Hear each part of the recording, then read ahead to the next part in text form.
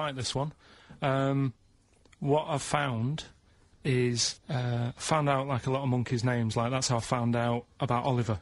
Yeah. What do you mean you found out a lot of monkeys' names? Well, there's a lot of monkeys out there, and you think they're just called Monkey and what have you, but they're all given names, right? So this one that I found about, bit of a weird name anyway. It's actually called Crap. Its name, right?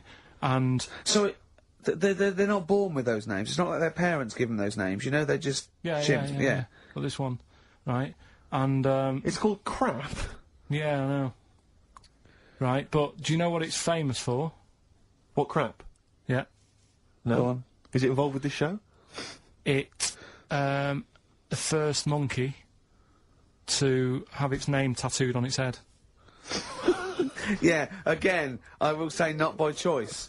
There is no way that a chimp would go down to Camden Lock and go, are you a registered tattooist? I am, yes. Yeah, it's the cleanest, yeah. Go, okay, Can I have a look through your book? Can I have a look through your book? I'm looking for something quite gothic, but, I'd like, you know, what's your name? Crap. Oh, I'm not sure I can do that, because you're not drunk, are you? I haven't had a drink. I haven't had a drink. I've had some Mbongo, and that's all. But no. What are you talking about? The first monkey to have its name tattooed on its head? What are you talking about, There's Karl? got to be more information. Don't tell me you're leaving it there. There's got to be more information. That was it, and then I read it thinking, well, that's weird, because that means there's loads of monkeys with tattoos on their head. If that's the first one. No, it could be still the only one. The first and only. Yeah, but would they report that? What do you mean, would they report it? This isn't the Washington Post you're reading. This is mentalists who do websites about themselves every day. What? There's got to be a third Why is that to news? that story. Why is that news? How did you come across that? Well, you First nut monkey with tattoo head, I mean, what are you talking about? But why did it have its name tattooed on its head? No, it didn't say that. I mean, yeah, I know, it's mad. But he didn't say why. Was that enough for you, though? Did you feel satisfied having read that? Did you not have other questions? I mean, there's no way that is in the Guinness Book of Records. There's no way that is cited in the Guinness Book of Records. I just read it as, like, what a weird name for a monkey. And then, ooh, you won't have that on your head.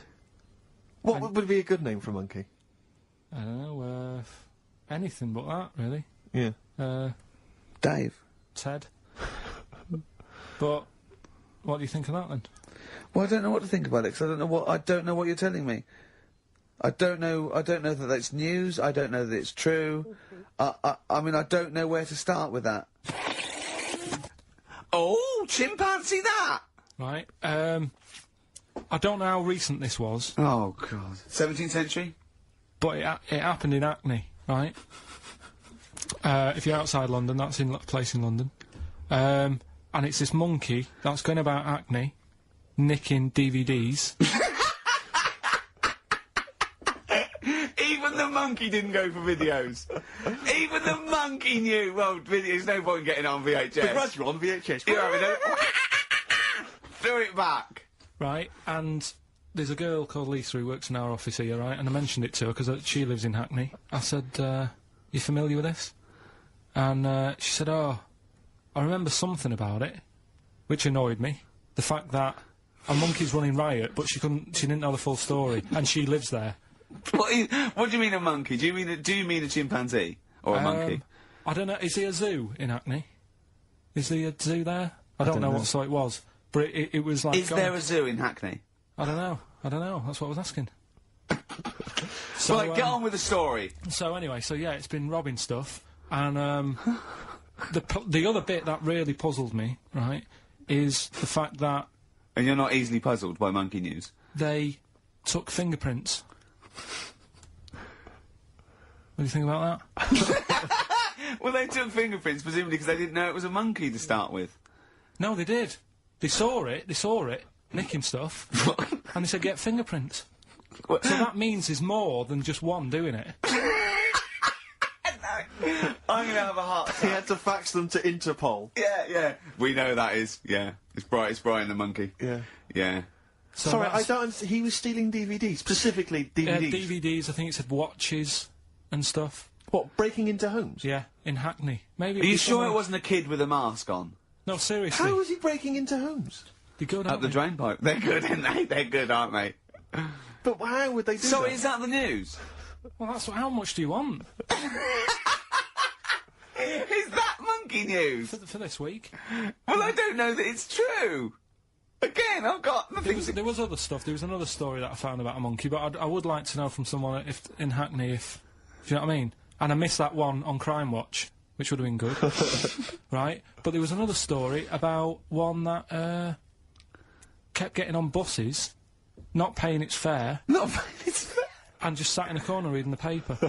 reading the paper, Carl. You're an idiot. But that wasn't in London. You're an idiot. That was in America. It wouldn't read the somewhere. paper. Why would it read the paper? Because it was its way of sort of going, oh, well, if I'm reading something, maybe the inspector... The inspector will notice my hairy hands. Oh, Carl, you're such a fool! Well... Pilkington. Carl, Carl, we've just had a Pilkington. news flash that an infinite number of monkeys... Excellent. Good. So, we'll sort of get some monkey experts on maybe next week to dissect it. Right. You ready? Yeah. Right. There's this monkey. Right? Oh, yeah. It's called Jack. Right. I got pally with this bloke who worked in a railway station. How? Pen pals? I don't know. I didn't say all that. I'm Internet, just probably. telling Internet. you. I'm Chat shortening it. rooms on the internet. So, anyway, he's helping him out all the time. It's this fella's job, right, to sort of make sure it's safe for the trains to come in, that sort of thing, right? But he's always working on his own, so he's got his mate Jack in with him, right, this little monkey. Yeah. And, you know, they're having a good time. They share lunch together and stuff like that. Anyway, it gets to a point when the fella whose job it is, right, starts getting old, and Jack, the monkey, starts getting more involved. Presumably this is a chimpanzee as opposed to a monkey, you mean? When you think say it's, monkey, it's generic term, you mean chimps usually, don't you? Yeah. Go on then. So, you know, he's clocking the fella doing his job, and he's thinking, I can do this, right, the monkey. I love it. Yeah. He's helping out, he's pulling down the levers and stuff, Yeah. so the train's sort of coming on the right lines. Sure, yeah. He's yeah. clocking it, he sticks his head out the little window, see the train's coming and that, I hope British Rand are listening. Yeah. right? In the end, Oh, yeah. the fella whose job it is, he lost a leg for some reason, couldn't work anymore, Lovely. gave Jack the job. Yes. Right. Okay. The railway company are happy with that. I'm sure they interviewed a number of people, but he was the best monkey for the job. And that's good, isn't it? Well, it's not true. Right, once again. Well, it's not true. Don't hand Steve a piece of paper that someone put on the internet who is probably a bigger mentalist than you. That's not proof. It's not true. At no point did a railway company give a chimpanzee the job of signalman. It was ages ago. What? Steve, when was it? It was Before- like before 18, trains, 19, probably. right? Well, it's in the 1880s. Yeah. According to this piece of paper, which is what you've based your monkey news on. Now, of course, I think ITN and a lot of the news channels, they tend to get lots of independent confirmation of their news before they give it out as fact. But you've got an email from someone, so let's assume that's real. It says, for this, Jack was officially put on the railway payroll, earning 2 cents per day and have half a bottle of beer on Saturday. That's what we pay you, isn't it, Carl? He doesn't even get the beer. Oh, dear, he's not allowed to drink, are you? Someone emailed in, actually, and said, Carl, some years ago, did you die? And they took your face and transplanted it onto that of a chimpanzee. It would make a lot of sense. I've never seen you. He always has t-shirts right done up and long sleeved. I bet he's hairy under there. Yeah. I bet you are hairy because you have to shave right up to your eyes. You're one of them, aren't you? And I can see the growth, and it comes out the top there. Are you really hairy underneath? Pretty hairy. Are you really? Well, what's up with that? You're a humanzee, aren't you? That's why you're fascinated with them, and why your IQ is sort of about 80. I think you might be. Oh, chimpanzee that, monkey news. Karl Pilkington. Brilliant. Let's do it. I haven't read that for a couple of weeks. Go on then. Alright, so, is that this little monkey? Oh, yeah. Who lives in Morocco. Right, I'll just warn you now, you're on thin ice from last time, okay? So, make sure, is this real? It's been Don't say emailed anything in. to think about it. As you're saying it, think to yourself, oh, is that true? Do monkeys do that? Do they think like that? So, go on then. So anyway, yeah, so there's this magician in Morocco, right? He's got a little monkey working with him, right? The way it used to work, magician used to do his thing on stage, do a little bit of magic, people loved it. Then the monkey came out, had a little cap walked around the crowd and stuff, got the money, had a good little team thing going on, right? Yeah. So anyway, the monkey's name was 86. Right. Because back then there was so many monkeys, it was like, oh, what names, do you know what I mean? What names do you use, what do you do? So they just named them, right? So this little monkey... What, he had 86 other monkeys? What? No, it's just that because a lot of monkeys were sort of working back then, helping magicians out, you know, doing bits and pieces, busking, what have you. Well, Rick, you know how there's so many... Why would there be a confusion with that? If he only had one monkey, where's the confusion? People would go, oh, I'm not going to go and see that, I want to see 86, he's the better monkey. Do you know what I mean? What does it matter? I don't know what you mean. Well, why do they need... where was the confusion? With people going to the circus and going, what monkey are you going to go see tonight? I don't know. It wasn't a billing, was it, with a monkey? But, Rick, it's just the same with humans. You know, there's so many humans now that we can't give them names anymore. Yeah, they all exactly. have to have numbers. Exactly, yeah. There's so many humans, you know, with 5 billion people. We can't give them names. It's impossible. But, you know, with a few monkeys anyway, number working... 122, go on. So, anyway, there he is. 86. 86. With his hat. With his hat, walking around getting the money. Yeah. Anyway, the magician sort of, you know, thinking about moving on. Because in Morocco, he'd sort of done all the tourist traps. Sure. So he had a word with the monkey, said, how about we... See? No, let him continue. Think. Let him continue. He didn't have a word with the monkey. Let him continue. So what do you think about going over to Spain? Yes. Sure. So, the monkey was in agreement? So he said, "Oh, go on then." Right. So they get in the car, and like the magician knew he'd have a bit of a problem on his hands because you're not meant to take monkeys out of the country. Yeah. Right. So he thought, right, what I'll do, I'll get a car. Right. Right. Stick the monkey in a boot. Right. Get on the boat and hopefully sort of, you know, stick it in some luggage and what have you. Yeah. We'll be over there, we'll be earning big money, everything's going to be great. So the monkey was like, brilliant. So they get in the car, they're on the way to the boat, and pull over at a petrol station. And just before filling it up, he opens up the boot and he goes, "You all right in there?" And it's like, yeah, it's sound. So he leaves the boot open so it can breathe and get a bit of fresh air whilst he's filling up. Goes in to pay the money. Yep.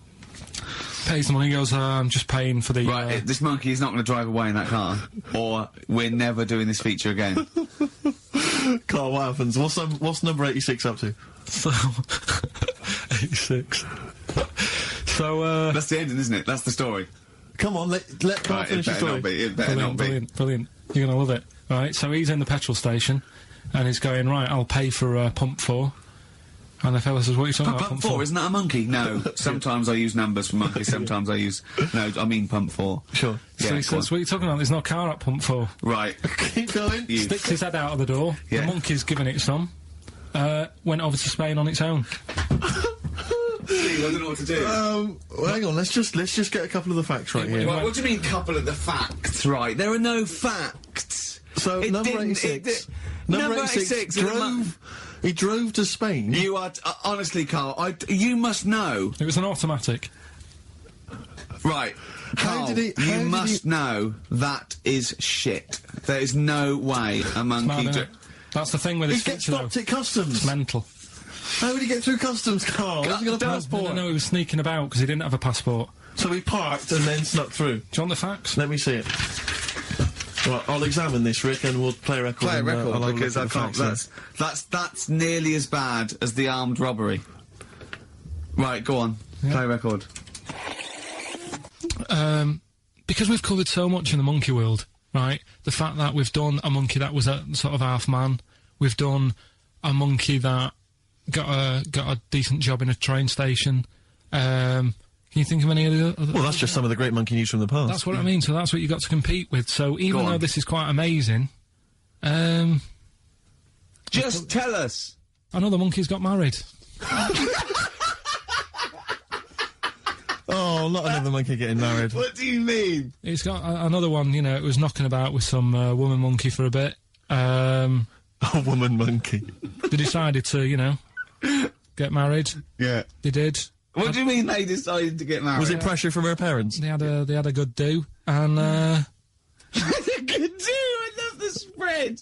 I love that. Peanut vol-au-vents. Yeah. Celebrated in a pub, and then they both went off to the cage at night. That's what I mean. Even though that is quite impressive, But because it's not true. Or it's a joke. It's nothing. It's not. on an Nova website, official sort of news website. 2 monkeys have married in Romania after a whirlwind romance. Well, that's After a whirlwind romance. God, yeah, a quick one hanging onto the rope. Yeah.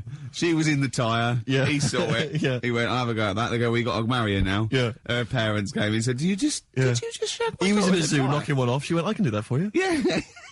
Yeah. Guests say the monkey bridegroom was scared by the number of people attending the wedding and refused to get out of his cage. So his bride was, Not bloody Hello Magazine again. No, it was no. I think it was like last minute nerves. Right, like right, you right, know, legit, yeah, I'm single second now. thoughts. It's like it's the big step. Yeah. But his bride enjoyed every minute of it. She was loving it. Yeah, she sure, looked lovely, by sure. the way. She looked lovely. Yeah. Did she? Oh, good. Reports she only appeared to have problems with her veil and dress. Do you see? This is. The guests I hope they didn't ruin it like Anthea Turner and maybe get sort of sponsorship PG tips or something. Totally, with strong plum brandy, so they got them drunk as well. So they carried on the celebrations at the pub, and the bride was taken to her new husband's cage at night. I apologise. Play a record. Come on now. Oh, chimpanzee that! Monkey news, earlier than usual. I'll have to save this link now. Monkey news. We've done a lot of stuff, right, on monkeys, and most of it has been Is bollocks. no, has been like happy stories. Oh, is this it's not. Is this going to be like our tune? Our monkey tune. Simon Bates, and welcome to our monkey tune. No, Go on. but do you know what I mean? We've done stuff about a monkey that robbed a bank. Yeah. Why is that happy? He had a great life after that. Right. What, and Marbella? Yeah. Right. We did the one who saved someone's handbag in a railway station. We've had a lovely marriage, couple of marriages. Couple of marriages. Couple of monkey marriages. Yeah. There was the one who got a job in a railway station. Yeah, the hairdresser. The one who set up a business in Spain. I don't even remember that one. that one either. But, I mean, I'm willing to believe that happened. Go on then, Karl. But anyway, yeah. So today's isn't that happy really. It's about some monkey. I think it was a chimp. Who's an ape? Go on. It tried to. I mean, the story sets off at a sort of a weird thing. Yeah. It's something about he went to Russia to do some business. What are you talking about, Karl? It jumped past that bit though. It didn't start there. What? Do you know what I mean? It didn't tell you what he was doing. It just said, "There's this monkey went to Russia To do some business. do some stuff, I don't know. bit of monkey business." And anyway, didn't work out. So, they were furious. We wanted a surgeon. You send us a monkey. Anyway, ended up being homeless. Oh. No, So joking. it's taken a turn for the worst. What? Couldn't even get into like a tree hostel or anything like that. That's the problem. And God. ended up homeless. Got in with some tramps. I don't know where to start. Come on.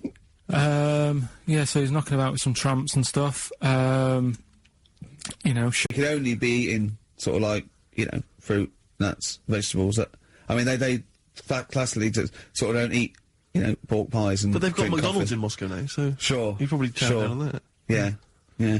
Anyway, there was a bust. What? I knew this was There was a bust in the flat that they were squatting in. All the other tramps sort of knew what was going on, legged it, left little chimp sat there, got arrested. But it was a real fella at first. They were like, get him, he's obviously just a scruffy bloke who hasn't had a shave and stuff. Yeah. Hasn't shaved his back for a while. Or his face. His head. Got him down the station, and the boss was like, what's going on here? We've got a monkey here. He was like, what? So you arrested the monkey? Well, so the arresting officers hadn't noticed all the way to the station that he kept slipping out of the handcuffs and was going for the entire journey. They didn't notice till they got there.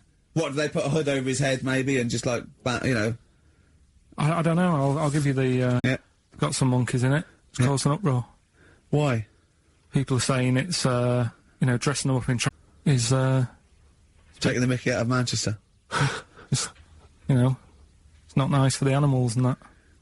So there's been loads of Will they complaints get a about free it. bike or something, do they, I imagine? I think they kept the tracksuit. Yeah. Where's the monkey news? It's been a bit quiet, hasn't it? I've been... What, in the keeping an last eye out. 3 months? Okay, there was something that I found last week about one that was in an old people's home. It escaped from some zoo, it was wandering about, it was enjoying itself, and then when it got to the night time, it was like, oh, what am I going to do? And the first place it came across was like this old people's home. Went in there, I think it was there for about a week and a half, without anyone realising. No, No, it didn't. Right then, so, there's this monkey, right? Right.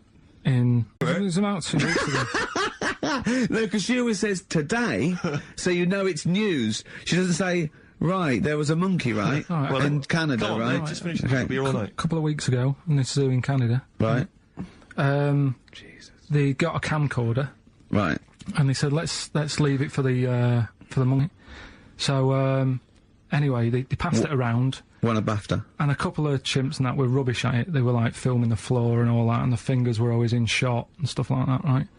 But anyway, there was this one chimp called Pascal, right, who, at night, like, when the zookeepers went home, he started filming, like, other monkeys on the go, like, whilst they were at it, right? And he was filming them and what have you. The Ron Jeremy of I the love zoo. it. You know it's going to end up on the web. So anyway, the zookeepers came in the next day, and it's like, let's see what shots he's got. Anyway, he's got all this, like, you know, all these monkeys at it and what have you. So the rest of it, right? But anyway, so they've got all these other tapes, because what happened was, they said he's quite good at this. Oh, And the animals, God! and the animals are happy having him around because he's not a human. He's just one of the gang. Do you know what I mean? So they started putting him in with other things like, you know, ostriches. Right. And Talking shit. there was so, and do you know they have a problem with pandas in Japan? Yeah. So they've sent him out there, filming a bit of. Where are you going? You honestly, you really... The waiter said, look, he's busy, you know, he's got meals to cook and what have you. He hasn't really got time. He said, only take a minute. He said, no, I prefer, you know... So just, this is a restaurant in LA that serves brilliant food. I'll pass your message on and what have you, right? So, So he sends for Monkey Pierre so White. it's a bit odd. Anyway. So they go out, right? They go out. Monkey stood on a chair, right? Cooking veg. Right. What do you mean you haven't read it through Well, properly? basically, right, it's about problems with chat rooms and that, right? A lot of people, it's like the new way of meeting people and that, innit, now, chat rooms. You get on there, you can have Right, a chat. if you say someone was having a meeting with someone, they Please wanted to don't meet. preempt it. Right, okay. Please don't preempt it. Right, there is not an animal in the world that Right, can it doesn't operate and matter. Do you want understand. to know the story? Have like a big boss who's looking over it and making sure nothing dodgy is going on. Right. Right, so certain keywords come up and Who's that, sort Dr. of thing. Zayas? Right. So anyway, they were looking over it, trying to look for dodgy stuff, but they kept coming over like really strange things. Like instead of saying, "Do you want to meet in a restaurant or bar?" Right, it'd be like, Do you want What? to meet in a tree? "What tree do you want to meet?" in?" Right, okay. Are you shooting off? the end, yeah. I'll see you later, Seriously, mate. that's gone. I'm just going to listen to the end of it anyway. You or News at 10, over to Karl Pilkington. Yeah, alright. Monkey's gone mad again. Go on. Right, we've done quite a lot of good stuff. The one that sort of picked up most of the fuss was probably Ollie the monkey. I love the fact that they're all monkeys. He's a chimpanzee. Right. It's an ape. Well, today, right, we're looking at one that's it's called Coco. Oh yeah, the sign language one. Well, what I've read about him is he speaks, right? Highly educated. Yeah. Photographer. Carl! Carl! Right? I love the fact that when he gets a gifted ape, he has to look up to him. He realises that he is superior. I love that. Oh. And he also likes going on computer chat rooms. I can't take this anymore, Steve. I'm gonna be sick. Oh, God. Which, right, that's pretty amazing. You know, if an infinite number of monkeys are in an infinite number of chat rooms, they'll eventually type, which is your favourite episode of Buffy the Vampire Slayer? Exactly, yeah. Karl Pilkington, you're an idiot. But the thing is, right, you're saying about the infinite thing again, about monkeys, if you put them in a room with a typewriter, they'll come up with Shakespeare. Yeah. I'd sort of agree with that, right, with monkeys who can't do other stuff, but this one I reckon's going to be busy taking pictures and stuff. Yeah, yeah. I think monkeys that are boring... Is there a boring monkey? Is there... Would you ever have a chimp and you'd go... Suzanne would go, I've got your birthday present. And you know, it's a chimp fella. He's about, you know... about a sort of like a middle-aged chimp. No, I'd love it. I'm talking Would on you ever behalf go, of the... I'll tell you what, Suzanne, that one's boring. No, but I bet the monkey would get bored, I mean. Do you know what I mean? The monkey would be bored. I'd be loving it. I'd love to have a little monkey, right? But what I'm saying is... You really would, wouldn't you? Yeah. If you buy him a camera, he'd be happy again, wouldn't he? Well... Yeah, but that's just it. You wouldn't get him It's like... If you can do other stuff, you don't want to do the boring stuff. Forget the typing, forget the monkey's typing. Talk about this monkey that's a photographer. No, what but we are in a way. I'm just saying that would be happier... Monkeys that have got nothing else to do, if they can't take pictures and that, and they can't go on chat rooms... They're happy to sit in a room typing away for infinity, yeah. Do you know what I mean? But he's got maybe a little exhibition to put on. Do you think... Do you know that most chimps and apes and monkeys still actually just live in trees? These are in laboratories and zoos and things. You know that's not the norm. These monkeys walking around sort of chatting and riding bikes. Yeah. You know, that's not natural. Exactly. No, I know, but it's... If you left a bike in the jungle and then came back a few years later, there wouldn't be monkeys riding around on it. And a book. If you left a bike with a book in the basket, right, and you went away for 10 years and you came back, there wouldn't be a whole new transport system and schools. No. They'd eat it. They'd throw it round and eat it. All right, then, so what you're saying is you can't... You see, what I think is, right, and don't take this the wrong way in that, right, Stephen Hawking, Yes. right, now he had a bad illness. Now, I wonder if he'd be... I wonder if he'd be as bright as he is if he didn't have that. Right. Because he's had time to sit down, he's like, well, what can I do? Yeah. They've gone and give him a book. And he read it. I like that. Give us another one. Yes. He's got a lot of time on his hands. Yes. Now, what I'm saying is, monkeys... Yeah, Right. This one here, Coco, which I think was a gorilla, Right. right? That wouldn't have been happy on a little keyboard, just doing that all Typing day, away. because it'd be going, well, I could be out taking pictures. Sure. Play a record! Yeah. Do you know what I mean? Play a record! Yeah. Done. You're an idiot! There it was. There's the catchphrase. Once more. He is! He's an idiot! Bit of monkey news that's been sent in. Right. Gareth in Catford. Right. Good work, Gary. Basically, it's about this monkey Oh, yeah. Oh, yeah. in the jungle. Yeah. It's got a gig at an hairdresser's. What are you talking about? What are you talking about? What are you talking about? It's got itself a nice little job going in an hairdresser's. As what?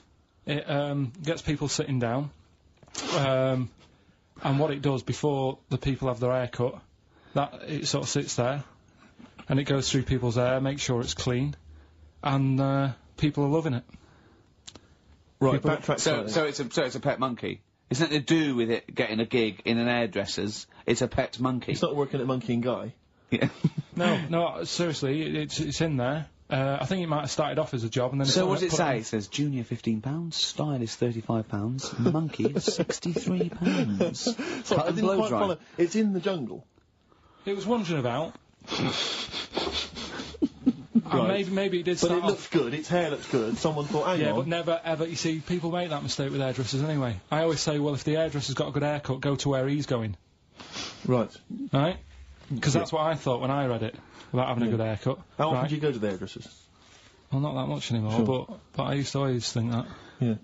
You used to go to a bloke who told me had his shack on a railway bridge that used to shake when a train went over. Yeah. Because it was £2. Yeah, but before that, I've never had that much luck with hairdressers. Before that was another place, and it was run by sort of, you know, these sort of wannabe gangster type people. Oh, yeah.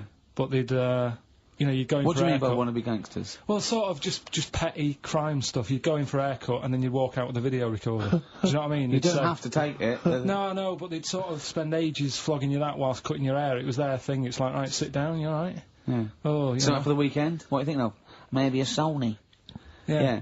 So that's when I stopped going there, because it was like, just what a haircut. I don't want to be hassled. by Which stuff. one said that you had the hair of a Chinaman? It's the fella who works in a railway station haircut. Well, he should saloon. know. I mean, he's been around a bit, clearly, if he runs a shack next to a railway station. So, Can we just go back to monkey news for a second? so anyway, that's all, yeah. I didn't quite follow why he's still his salon is in the jungle, or where is it? No, he was doing what he does in the jungle, right? Right. He's walking about, he wanders into the hairdressers. Yeah. Maybe they didn't have him on, like, as a job straight away, he was just there. He was and a people said, trainee, this is yeah. nice. He's sat there picking the knits and what have you. Carl, I don't know where to start. Then- it's just that it's the embellishment. You don't walk in. He walked from a jungle to an hairdresser's. I mean, you're an idiot. You really are an idiot. I'd love to see you try and get a job in an hairdresser if there was another monkey up for it. You'd never get a job. So he was good at that. People said this is relaxing. Apparently he had really nice hands, soothing, Yes. right, on people's heads. They said, let's put him on the payroll. So Let's put him on the payroll. What do you mean? Yeah, I'll give you that. Okay, this is the news item, is it? Customers are queuing up to have their hair done at a salon in the There you jungle go. by a monkey. Judy, a pig-tailed macaque, has a reputation as the best exterminator of head lice in Comcane. There you go. She is so good, some customers fall asleep under her gentle touch. Regular Amperon Chekema said, Judy's hands are so soft and gentle, I really feel I can relax. But you know that is doing what it does naturally. It's looking for like salt and stuff in the hair Yeah. and nits. It's not on the payroll. It doesn't complain about when it gets deducted at national insurance. It's not part of the union. Yeah. Do you know what I mean? But a good monkey news, you know, backed up with good tabloid journalism. With solid Yeah. evidence there. So, Now I think maybe we should start marking the monkey news, Rick. I don't know what you think, giving it marks out of 10 maybe. For both interest and validity. well, for interest, I'll give it 7. For Karl believing that there was something to this monkey, thinking it had a job and getting paid. That it was also doing kind of perms 2. and colouring. 2. Yeah. Ridiculous. Now what it is this monkey, right? Yeah. Don't know where it was. But there's a bit before the monkey anyway, right? Jeez. Is this, no, listen. Shoot me. Right? It's a bank. There's this bank, right? Busy bank. Normal day, everything's going normal, right? Busy bank, people going in, doing what they do, seeing about mortgages and stuff. Yeah. Everything's normal, everyone's happy, right? Yeah. So anyway, it's quite busy one day. Fella comes in with a gun and a balaclava on. Up to no good. Right, I'll tell you now, Karl. If this fella turns out to be any ape or monkey-related species, you're never doing this again. You're never... so just, if you want to finish it, it's at your own risk. But if this fella who robbed the bank turns out to be a chimpanzee, that's the end of monkey news. All right. Okay, let's hear the end. It's a lovely day in a lovely bank. Everyone's happy. Everything's normal. A man comes in the balaclava. Man comes in. Starts, it a man? Starts waving a gun around. Shut up, Rick. Let him finish the story. Starts waving a gun around. Yeah. Right? Up to no good. So everyone's thinking, oh, God, you know, wish he didn't come in here, it's not going to be a good day. all How the rest tall of is it. the man? Shut up. Let's hear it. Everything, you know, oh, God. And he's telling everyone to get down on the floor. Yep. In Everyone's what, in thinking- English? In English? Yeah. In Think English. so? Yeah. So everyone's panicking, everyone's getting on the floor thinking, this is it, this is, you know, it's all over. Yeah. Just when you think, you know, It couldn't it's all be bad any worse. news. Yeah. It's all bad news. Doors swing open. Little monkey wanders in. God, it's worse. Shut up, Rick. Little monkey wanders in, right? The robber's like, what's going on here? He's telling it to get down on the floor. I don't think it was taking any notice. No, right? it was just busy asking for coffee. It runs in. I don't know if it was going to withdraw or deposit or whatever. It wanders in, right? Goes up to the robber. Where did it come from? Shut up. Will you let him finish the story and then ask questions? That's okay. only fair. Okay. Wanders in. Runs up to the fella with the gun. Takes the gun and the bag of money off him. Everyone's like, yay, you know, we've been saved. Then the monkey starts backing out with the gun and the money. Shut up! see you later. Sit down and I'm not having this. And Here's the end of the story. it does a runner with the money and the gun. No one's seen it since. You are an idiot. I mean, you have said some stupid things in your time. What are you talking about? It's a story that happened. No! What are you talking about? What do you mean it backed out? It came in, was it as an accomplice? Was it an opportunist monkey robbery? What are you talking? Think, Karl! Think! I know it's mad. That's the idea of Monkey News. We're telling people how monkeys are pretty, you know, they're mental. They're up to no good. What do you think? They've never seen the monkey since. What, did he have a getaway car waiting? Did he swing his way to freedom? Where was this? There's no details. Don't talk rubbish. Well, Steve emailed it in. He's got it off the net, and the funny thing is, Can I the see funny it? Have thing you got is, the information there? yeah, the funny thing is, it wasn't just him who sent it. I had that a couple of times, so a few people obviously read the story and said, you know, that'll be good for Monkey News. It doesn't say anymore. It doesn't say if he went off to Spain. It doesn't say, you know, if he's on Crime Watch. Yeah. It doesn't say any of that. It's just saying that's what he did. That's the story. And that's what Monkey News is about. I've heard that they're making a movie version with Phil Collins. So I look forward to that and Julie Waters. So that's this week's Monkey News. If you got any, you know, Well, anything no, happening don't bother. in your 'Cause town. that's the end. No, that is the end. That's the end of Monkey News. No more Monkey News. Sorry, what was the monkey news? Quickly. No, we got to save Monkey News. We'll have to do that when we, Is it next on. quick? Is it quick? Going into the record. What, the Monkey News, is it quick? Yeah. I can tell it to you quick. Quick then. Right. Jingle. Oh, chimpanzee that. Go. Shambles. Hurry up! There's a monkey in India, right? On a railway station, waiting for the train. No, don't mess about, because I've got to get through it quick. There's monkeys sat there, and this robber nicks somebody's handbag or something, goes running off down the platform, the police are chasing him, monkey steps in, trips a fella up, pins him down, police come and arrest the fella. He tripped over the monkey. Okay, play a record. He didn't. He tripped over the monkey. The monkey was waiting for a train. He tripped over. Oh, chimpanzee that Monkey News, ya. Right, well, this Monkey News story, right, it's about, this fella, a couple of fellas in Texas, Yeah. sort of running a farm, Yeah. right? They definitely fellas. Well, how tall are they? Can we the fellas just let him tell Okay, us they what- aren't human beings. These two are human beings. Time's against us. They're Rick. running this farm and that, and anyway, so they're outside getting the cattle, and he turns round, right? Says that cow's. Couple of monkeys walking about, so he knows what's going on, right? So anyway, so it's in Texas. They don't know what to do with the monkeys. There isn't a zoo. It's fairly barren there, isn't it? You know what I mean? Not much going about. So the other fella who runs the farm with him said, "Look, we need a bit of an hand." Right? So, said, let's teach them some stuff, and the monkeys were happy with that, because they were lost anyway, right? So they had... They had nothing to do. They were bumming around. They were looking for work. They'd hired a motorhome. They'd gone out of their way. Maybe it's like the Hulk. They're like Bruce Banner wandering around going, oh, I need some work. You won't get angry, will you? So anyway, right, so they taught these monkeys how to ride a horse, right? So they've both got a... Sorry, you're sure Charlton Heston's not going to pop up? both You sure got- you weren't watching a video last night and thought it was a documentary? They've both got a horse each, right? They've been given, like, a little lasso and all that And a business. gun. Oh, Yeah. don't talk Right. shit, So, Karl. anyway, it's going well, and it carried on for about 2 years, this, right? It's like, you know, rounding up the cattle every night and all that. yeah. So, the two fellas are chatting, going, it's worked out well, hasn't it? Right, if there's a hostile takeover and they sort of like buy up 51% of the shares So or they something. said, for this to continue, the monkeys are getting old a bit now. We need a little woman monkey in here to sort of get some kids going for, like, the future farm people, Forward right? planning, yeah. So they get a little woman monkey They in. decided to only hire monkeys from now then. Why not? It's working. Why mess with something when it's not broke, right? So they get the little woman monkey in. They have kids and all that business, right? But the problem was, right, when they first got the woman monkey in, it was like, well, which one's going to have the woman, right? So they started sort of fighting a bit and what have you. Yeah. But because they'd seen the owners of the farm with, like, Don't guns tell and me the stuff, baby monkeys didn't want to go into the family business, went off to be a lawyer. they had a bit of a shoot-off. Shut up! They got two monkeys, right? And Don't stop! because they'd seen the owners with guns and what have you. No! No, that sounds So they had a bit of a shoot-off. Yeah. That's how they sorted it out. And who won? I think it was George.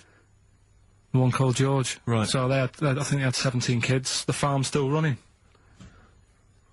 So that's like the last little monkey news there. Good little Rick, does happy it ending count to that one. if you were to rub your nipple against his lips while I held him down? Right, come off it now. Come on. No, I'm not doing Bruce Springsteen, Thunder Road, last track on Next FM's Ricky and Steve. You can check this all out on the webcam. I've got fingers. Get his arm out of the way, get the arm out of the way. This happened on Scum. Mary's dress away. It's the big one. It's what people tune in for. They probably tune in about 10 to these days. For Monkey News. With, Karl Pilkington. Can we hear the jingle? Only 4 to go. Oh, chimpanzee that Monkey News. Right, this one's about a, it's been emailed into me. Right. Haven't really had time to check it out this week. No, you're joking. Been busy. Ooh, been I hope busy. it's not stupid. Goes back to 1908, and the person's saying it's, you know, it's a good story and that, and they're surprised they haven't picked up on it yet, right? The Olympics, right? In 1908 in London. Apparently it was meant to happen in Italy, but it was cancelled. Don't know why, right? And it happened in London. Anyway, 400 metres. Right, it was meant to. There was a fella who was going to do the run, right, and the favourite to win it was this Bulgarian guy, right? It was like a newcomer. Okay, there's a few things it cannot be. One, he injures himself, so a monkey steps in and wins. 2, he does a drugs test. It turns out that he is a monkey. So if it's either of those, right, I'm going to go mad. So anyway, so the fella, right, this favourite, everyone's putting the money on him, thinking, yeah, he's going to do it. Going to. Is he hairy? Is this bloke hairy? So anyway, so the race happens, Yeah. and everybody's lined up, ready to run. And, you know, everyone's saying, yeah, he's going to win, he's going to win. And suddenly, bit of murmuring going on, people going, oh, what's going on here? Oh, he's eating a banana. And there's a fella in the lane next to him, Yeah. right, he's going up, who's that? He doesn't look familiar, Oh, Christ, Karl. Keep going. right? Doesn't look familiar, who's he? You know, Weird, what's weird, going on, isn't it? what's going on, what's Yeah. going on? Yeah, what is it? What is it? Or who is it? I mean, not what is it? So they go in. So they say, well, he might not be that any good. Do you know what I mean? He might not be good. He might. It's Just a bit short, and Doesn't matter, he's only 3'6", and he's hunched over on his knuckles. So, I didn't realise it was fancy dress. so, I anyway, don't think he's going to be any good. so the race Oh, starts. he's put his finger up his arse. That's weird for runners to do that before a race. It's weird, isn't it? Yeah. Race starts. Yeah. The fella that no one recognises wins it. People go, what's gone on here? Yeah, sure. Do you know what I mean? We had our money on the favourite. What's gone on? Who is this guy? Yeah. Anyway, he stood up there, right? He's looking well happy. Yeah. He's lifting the trophy and everything. Right. Right? Long arms. That trophy's higher than... So anyway, He's only 3 foot, but the trophy's 9 foot in the air with those long arms. It's I'm they- suspicious. Go on. They had the picture in the paper the next day, Sure. and everyone's going, yeah, he was fast and everything, but quite hairy for a runner. Oh, I'll tell you Come what, on, Karl. come on. Quite It's airy for a runner, because ridiculous. normally they shave themselves, don't they, to make them faster. And No. that. Going, how did he manage it? It's really airy and that. So anyway, he wins the stuff, he walks away with a cup. The people who are in charge of the running, or like the Olympic Committee, look further into it. Turns out it was a chimp. Right, keep talking. No, don't keep talking. Why Shut up. encourage him? Shut up. This is monkey news. If you can't handle the news... It's news from 1909, and I haven't heard about a chimp winning the Olympics. Be quiet. What happened there, then? 400 metres, right? Now the Don't thing is, talk shit. the annoying Please, thing was, Ricky. it took so long for the Olympic Committee, right, to find out that it was a monkey. It was going going manic. It went into loads of races. It was picking up loads of like. Oh, shut up! It Right? became a celebrity. It was doing endorsements on TV. Don't talk shit. It said he managed to win the Right. same race 4 years later in Athens because How did it get to Well, Athens? it's a joke. They're winding you up, Karl. weird. It's not weird. It's right. I do not believe it. Oh, chimpanzee that monkey news. Right, are you familiar with 100th monkey? Keep The what? talking. 100th monkey? 100th. Yeah, like as in like one more than 99. 100th. Yeah. The 100th monkey. Yeah, are you familiar with that? No. No. Uh, Anyway, thanks. That was Well, monkey we'll news. leave that Next then. week, Adam and Jet. What do you mean you're going to leave that? Well, I thought it was a popular phrase or something. What, 100th monkey? Yeah. What do you mean a popular phrase? What, why? What? Because you're going to do songs of phrase with it next week. We've said it once before, 100th monkey. No, it's just, it says the expression 100th monkey. Well, Right, do it it says where anyway, it what's the comes from. story? Well, it's from the 1950s, right? And the way they got it because they were following some monkeys about, right? And they started Who was? Who was? journalists Oh, yeah, why? Oh, yeah. just to see what they're up to. You know? Okay, so they're following some monkeys around, yeah. What was it? What, a documentary? Anyway, one of them Come on! Come on! washed some potatoes. Right, okay. Right, let's leave that. Right, let's leave. Wait a Let's minute, leave wait that a one. minute. Come on. A monkey washing potatoes? Can we leave that one? No, No! you cannot. It's the You've last got to do monkey it now. They're following a... What is it? Sort of like a family? Is it a family of monkeys or a... It was just one chimp and it was washing a potato and he thought, that's a bit odd, right? Yeah. And then yeah. it turns out that ended up teaching another monkey Yeah. how to wash a potato. No, they do it. They go down and wash them in the sea because they like the taste of salt. And The weird it's, thing is, though, they when it pass got on. when go it on. got to the 100th monkey, right? Even though it hadn't been taught how to wash a potato, Yeah. it automatically knew. It knew what to do. What do you know what mean? you're talking What do you about. mean? It was in them. It was in them that they knew that when they get a potato, they had to wash it. That isn't the monkey news. I'm just saying that's where the expression comes from. But you haven't even heard of that. So Well, there's a couple of things there that it could be another upshot, and an instinct is part of your genetics as anything else. Washing a potato. But you can't pass on acquired characteristics, so that's nonsense. If you mean that someone was taught they had a child and it knew it, there's no chemical memory as such. That's what's So weird that about wasn't it. even That's monkey what's news? weird. No, the monkey news. We've covered a lot of stuff. There was sad stuff, wasn't there? Yeah. There's some funny stuff in there. Yeah. Do monkey Playing news. robbers and that. Football team. A monkey football team? Yeah, in Costa Rica. Oh, yeah. Got all the team members there, right? Right. All the different things. Little goalkeeper. Apparently he's on transfers from some other club. But the bit that got me attention is, apparently he's a holder of PhD of physics. Do you want to have a look at that, What, Steve? the goalkeeper? Yeah, just the goalkeeper. The others haven't done that much. The others haven't done that much. Well, I believe that he's got better exam results than you, Karl, but I don't believe he's got a PhD in physics. Obviously. Do you know what the name of the team is? Coconuts. Oh! So if the Telegraph are listening, that is the sort of quality entertainment you get. Oh, chimpanzee that monkey news. Right. There's this monkey, right? Yeah. And it had been, do you know you hear about monkeys being badly treated and stuff like that? Yeah. So, anyway, it goes into this home. It's 14, this monkey. It's called, Matty, right?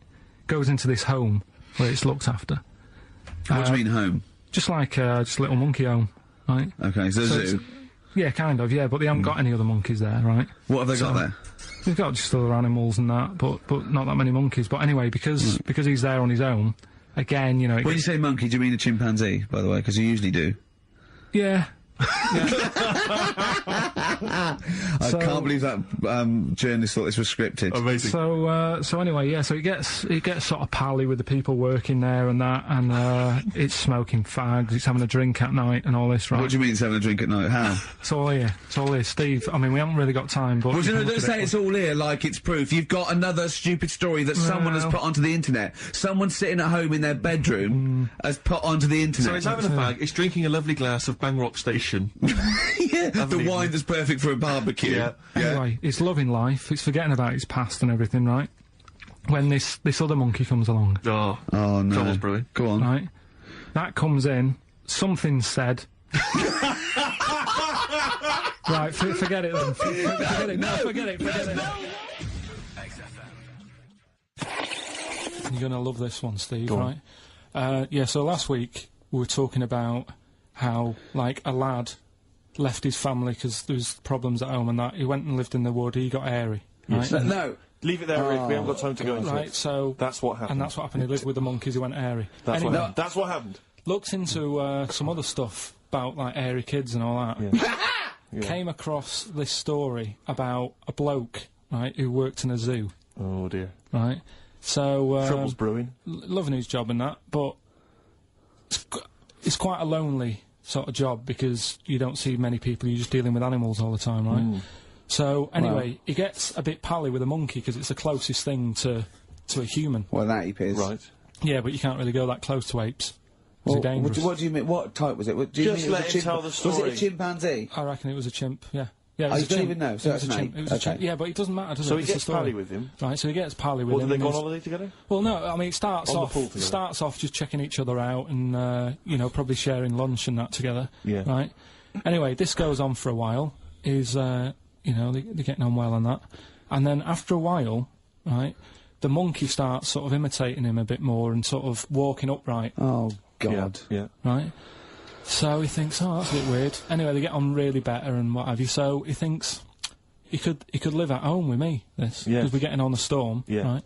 So he takes him home, and before Is you this the know it, beginning of Beneath the Planet of the Apes? I think it is.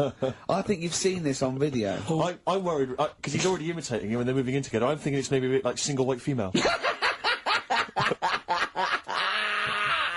Single white zookeeper. Oh, brilliant. right? So Go on. anyway, so it's moving in, and it's getting used to sort of the normal human life. It's having a cup of tea in the morning. Yeah. PG tips. As a it finishes the day off with Oh, dear. Finishes the day off with what? He with does, a he doesn't little have him brandy. move a piano at one point, He does he? finishes the day off with a little brandy. Yeah.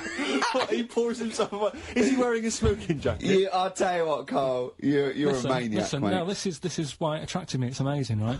So he's having his brandy and that, loving his life. Next thing you know, he sort of, I don't know if he loses it or he gets shaved, but the top half of his body is Becomes hairless, hairless. right? Apart from his head, right? So he's got a nice. so it's the little head. opposite of the kid. Well, Yeah. this is what well, I'm saying. that would happen.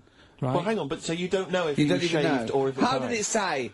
Then the hairless. What? I'll bring it in for you, the story, and then you All right, can well, see if okay, I've gone keep wrong. going, keep So going. anyway, so this is going on, and he's having a great life. Then the zookeeper starts getting a bit annoyed because he's having a better life than the zookeeper. The zookeeper's in the This zoo. is such So the rubbish. zookeeper's still got to do a day's work. The monkey's at home, he's partying, Well, he's it got gets his to a other point when he chipmates says round. there's no point you coming in to the zoo because the whole reason of you being there was because you're being kept there. Right. And he didn't want to bring the memories back, so he said, you stay at home. So You are you're talking such. Just let him finish. God, I don't know if I can sit here and listen to this drivel. Let me... I'm fascinated. it's It nearly sounds over anyway, amazing. right? It sounds extraordinary, Carl. So he's walking up right, he's having a tea in the morning, finishing the day off with brandy. Gets a bit out of hand, only tries it on with the zookeeper's wife.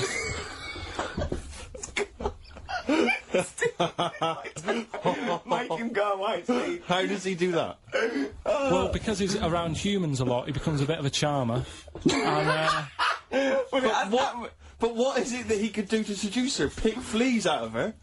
he didn't say. He's but built. He was built. Yeah, it's well done. what about Wait, what do you mean, what about it, Karl? It's obviously not true. It's obviously not true. that? This wasn't on the internet, this was in a book, so it's not a quick joke and just, put it on a website. This is in a book. I don't understand how the I monkey... love that he becomes a charmer. He's got better taste in brandy. Exactly. And he, that What is- was it that he was doing that seduced her? I don't know, maybe because he was at home more than the zookeeper was. But what would he be doing, I love Carl? the fact that- He's not going to be talking with her. They're not going to be playing like, Trivia Pursuit. Maybe she liked the silent type. He didn't go into that, he just said that's when the trouble started. Karl, play a record. Alright. Is that what Suzanne did when she brought you in?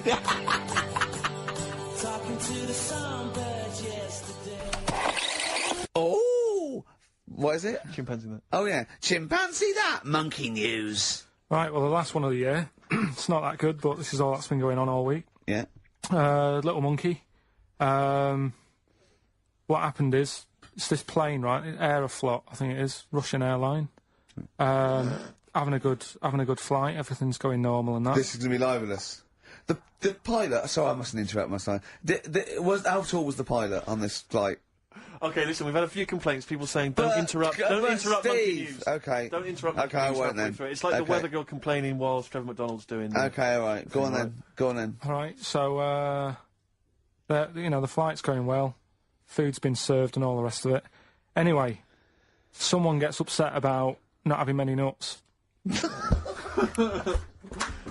Right, they've not got enough nuts. They hand the nuts out and that. One of the sort of passengers is going mental. Because What's he saying? He's just What going language mad. is he talking? Is he Russian or English? So anyway, there's a bit of a fight going on. Fight starts happening. People are going, "What's up with that little fella?" Right? The little hairy bloke. So they sort of drag him. What's wrong with Bob Hoskins? And why is he screaming? Why isn't he talking in his usual Cockney accent? Why is Bob Hoskins screaming and grabbing at nuts? So you've ruined it. Come on. Forget it. What have I ruined? Right, Rick, turn his microphone off. I can't interrupt you. Right. So anyway, there's a fight going on. Nuts are going everywhere, right? So, anyway, they manage to tie him down. They get him on the floor, tie his legs up and that, right? His little legs. Get him to... Come on. See you later. Have a good Christmas. No! Karl, how dare you! Finish the story. All that happened is they got back. It turned out that he shouldn't have been on the plane anyway. Why? His passport wasn't valid. Right. And you can't cause problems on planes and that. So he got put in a cell for a bit. Turned out it was a little monkey. All right? Quick question, how did he complain about the shortage of nuts? Yeah. He just was going mental. Right, he didn't actually call over a stewardess, he just... Well, how did he get on the plane in the first place? What ticket did he have? Have a good Christmas and that. But you yeah? know it's rubbish. You See must you know later. that's rubbish. All You the must best. know that's rubbish. All the best. You must know that's rubbish. Where was he going? Oh, chimpanzee, that monkey news. Right. Right, they were filming a documentary, right, this telly company. Yeah. Doing a documentary. Who? Which one? Don't know. No, what was the documentary about? About monkeys. Yeah. Where was it? Africa. Right, when was this? I haven't got a date. Okay. Recently, though, since the advent of television, obviously. Yeah. Actually, a bit of extra monkey news if you want it. Okay, always. Do you know the, Monkey news extra. Go on. do you know the Halfords ads? Halford's ads, I don't think so, no, what happens? Halfords, they've they sell nuts and bolts and stuff. Right, They were using monkeys in the ads. okay. Yeah. And what happened? Don't they sell bikes, Halfords? Well, mainly. Bicycles and motorbike stuff and that. Okay, so they're using monkeys in the advert. What happened? I can't handle it. What? I can't do this. Look at him. What? Look at him. I don't care what he's doing. Well, basically, right, they've, there was a load of hassle because they were using these monkeys in this Halfords advert. Yes. Right. And what happened? Get to the point. It turned out there wasn't a problem because they were mechanics in the first place. Well, they were monkey mechanics. Yeah. What are you talking about? Mental. What are you talking about? That's not a story. Right, anyway, listen, let's get back on They were to mechanics in the first place. Right, listen. Right, so they're making this documentary. Right? And they stumble across a little gang of... Come on, just... Get on with it, please. Little gang of monkeys. That's Yes. the first time I've ever laughed. I'll hear that. I know. Well, brilliant. What do you want, a cake? Come on. Can we play a song? Oh, I don't understand what is wrong with you, you freak. It's making me laugh. Just tell us the story. All right, then. All right. So anyway, right, so there's this documentary being made. They found a little gang of monkeys. Right, play a song. I don't know what's going on here. I apologise. It's just if you were looking forward to monkeys.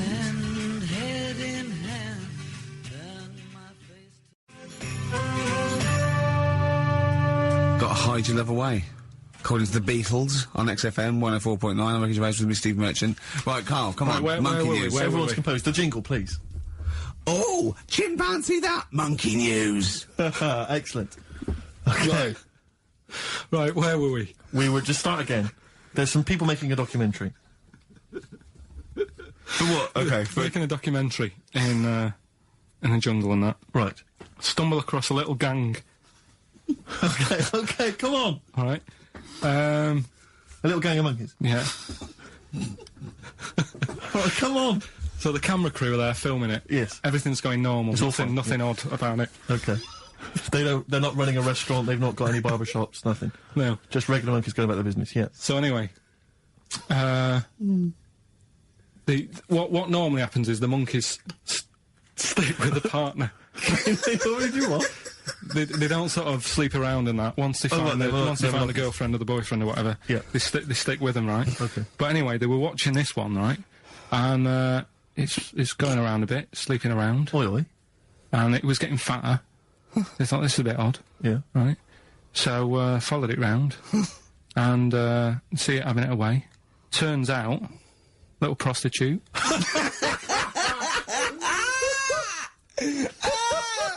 Oh, God! It's a little monkey prostitute. It was getting fatter because it was charging them bananas. What a load of old rubbish. It's charging them bananas! What was it, a boy or... It was a... Woman. Little woman monkey. That's the most extraordinary monkey news I've ever heard. Oh! That is genius! Has this documentary been televised? I don't think it's been on yet. No. And that's all the information you've got? Yeah. And is that's one banana for everything? Now, half a banana is for... Just oral. A poor job. Right. If you want full-blown monkey sex, it is 2.5 bananas. Sure.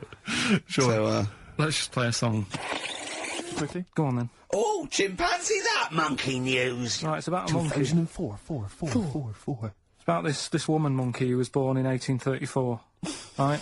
Half monkey, half woman. no. Not true. It happened, apparently it was Impossible. it was in the Daily Mail. Right? Okay. The Victorian ape woman was her name.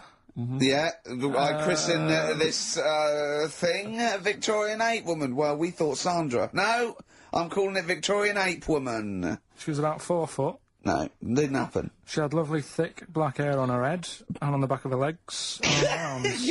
Yeah. Alright. So stockings. Let's have a look. And she didn't need a bustle because of a huge ape-like arse sticking out the back of her dress. She was good at reading and sewing.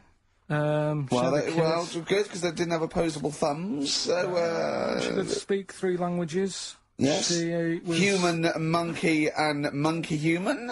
20 offers of marriage. Does that annoy you, Steve?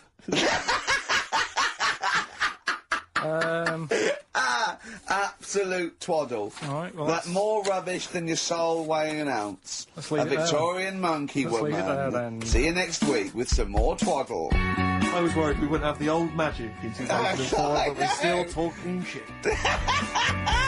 Merry New Year.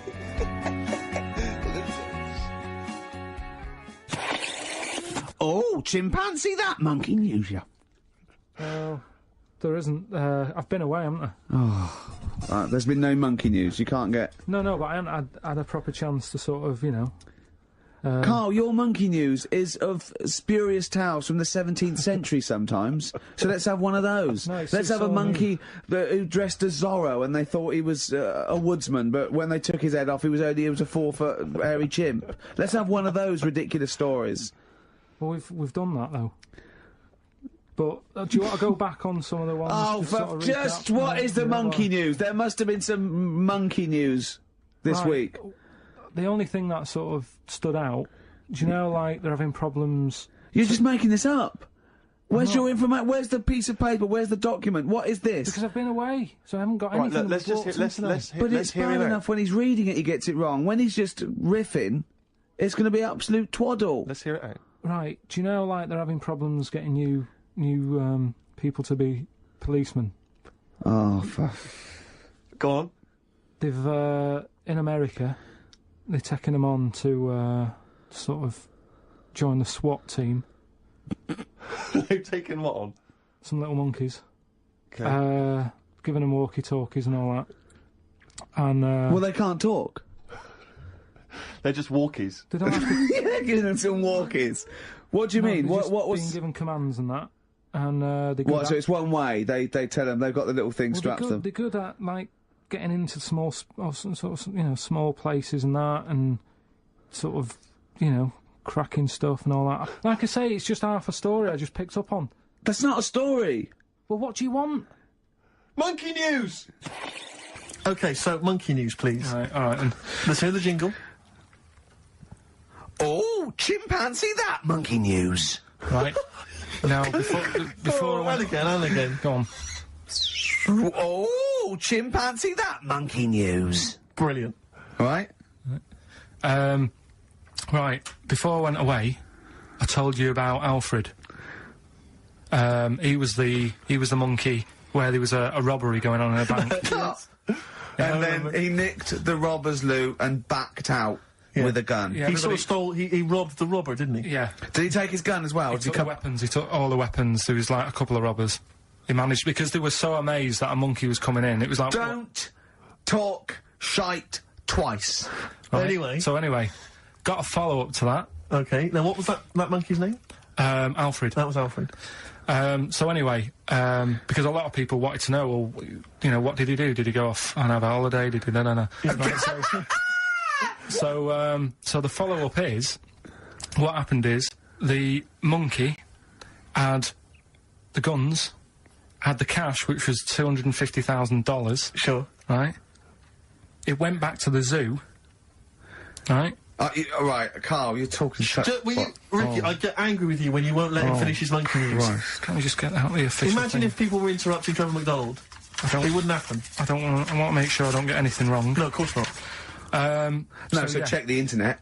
So, the monkey goes back to the zoo, right, where all the zookeepers come out and go, get him, he's got the guns. Yeah. He hands out a couple of guns to his mates. What? His monkey mates? His monkey mates, so they've all got a couple of guns each. Oh, Carl, Steve, I can't, mate. I cannot Just stand let it. me- Honestly, I want to scream. Please, I really get annoyed with you. They tried to do him a deal. They said, how about if... I'm going. Tell him that. I'm Right. not going. No, I can't. Step out for a moment. Okay, we'll just do it. Look, don't listen, step out and I'll paraphrase what I hear for you when you come back in. Step out. Now, please, I need to hear the end of this. listen out, This yeah. is monkey news. This is important stuff. Right. Right, Ricky now has left the room. He cannot bear to hear, which is surprising to me. Right, so anyway, so yeah, they've got the money, and they say to the zookeepers, how about, we give you some cash? Yes. And they go, Sorry, hang on. Sorry, the zookeeper said that to the monkeys. yeah. Right. No, the monkeys who have got the £250,000 Right. say to the zookeepers, we'll sort you some money out if you let us go. Sorry, Right. the monkeys say to the zookeepers, we'll give you some money. Yeah. You don't see any problem with that? Right, listen. Okay. It's nearly finished. Right, I'm listening out there. This is ridiculous. What do you mean the monkeys say? What do you mean the monkeys say to the zookeeper? They were probably holding the money out, like, kind of going, look, you know, we'll do your deal. Right, okay, come on. And what happened is, I think they were happy with that. I think they left, and that was that. They wanted to get out of the zoo because they didn't like it in there. There's the thing. Right, I don't... Just have a look. Right, Carl, think. Right, how did they get out in the first place, this one? Just let Steve have a... So why did he go... So he went and robbed... He thought... what, he knew there was going to be a robbery that day, did he? He might have been getting some money before they went to escape, and then that happened, and they had more money. They might have been withdrawing some stuff out. What do you mean? No. If he was planning on leaving the zoo, he's going to get his savings. What are you talking about? What have you read there, Steve?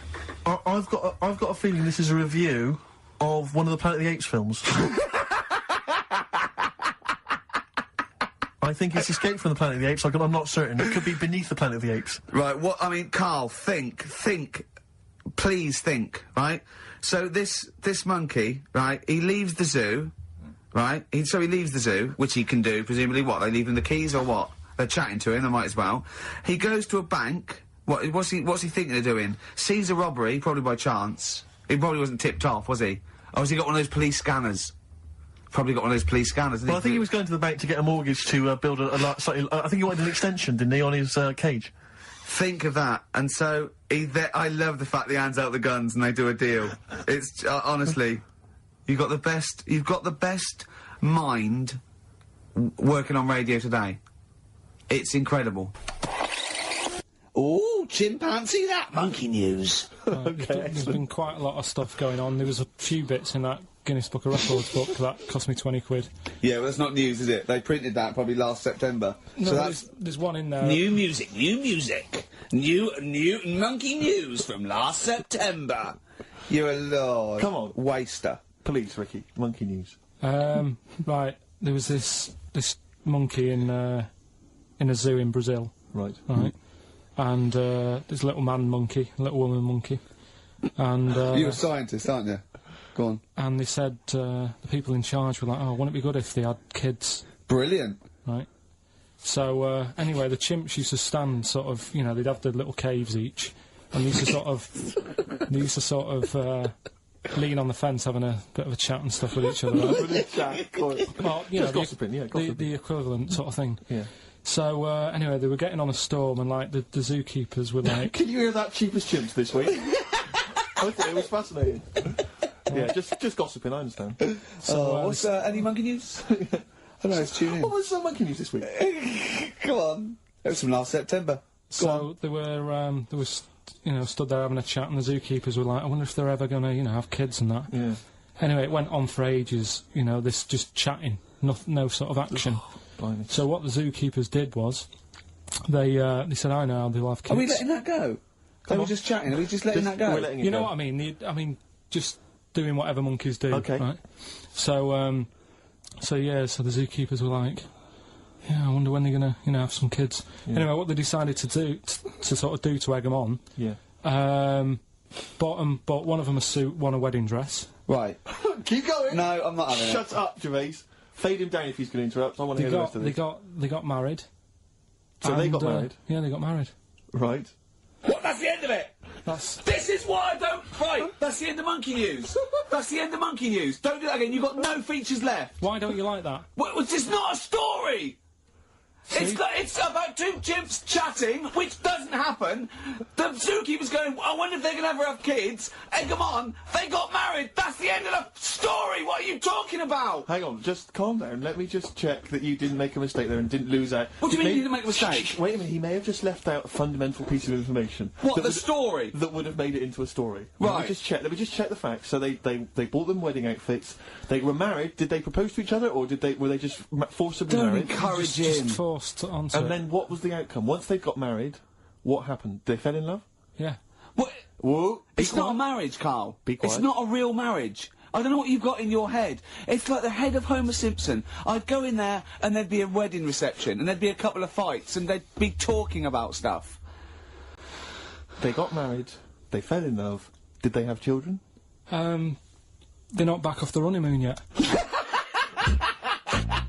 Play a record. You've got no features left. Have you got anything interesting about a monkey or an ape so we can do chimpanzee that? I know something that a lot of other people will know, but I'll Well, let's do it then.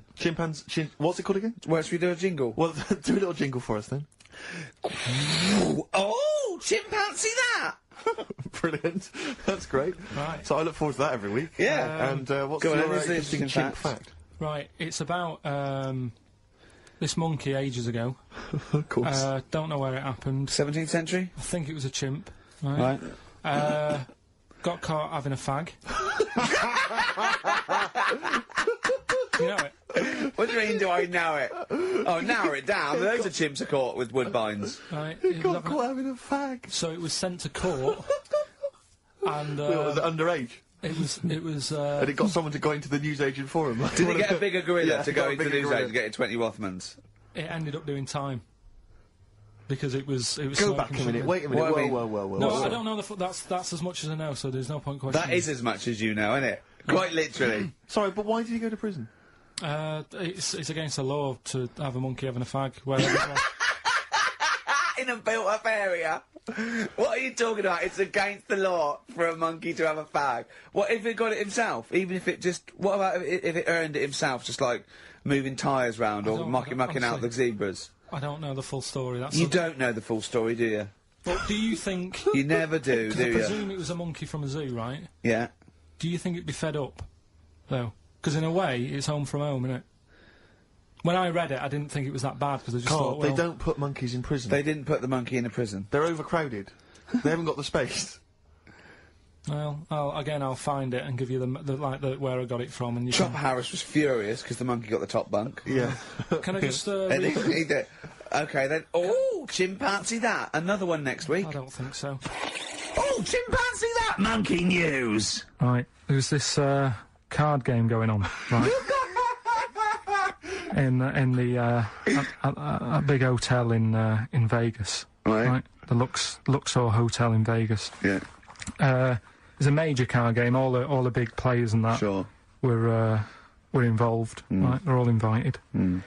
Anyway, so they all meet up in this dark room at the back of the. Oh, there we Dark go, room. dark room. But hairy fella. It was brilliant at poker. Like I say, it's a big game, and that everyone's been waiting for it. So it's played in the back room, not in the main entrance bit, right?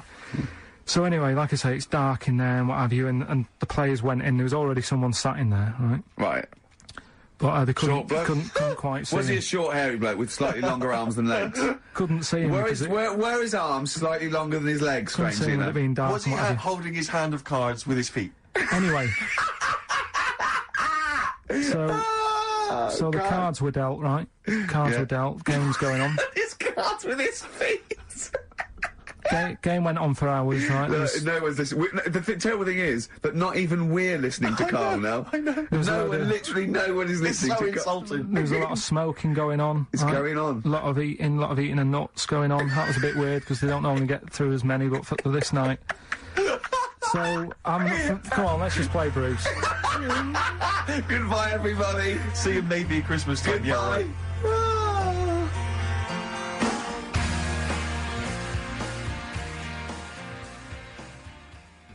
Oh, chimpanzee that monkey news. Okay, monkey-related news from Karl Pilkington.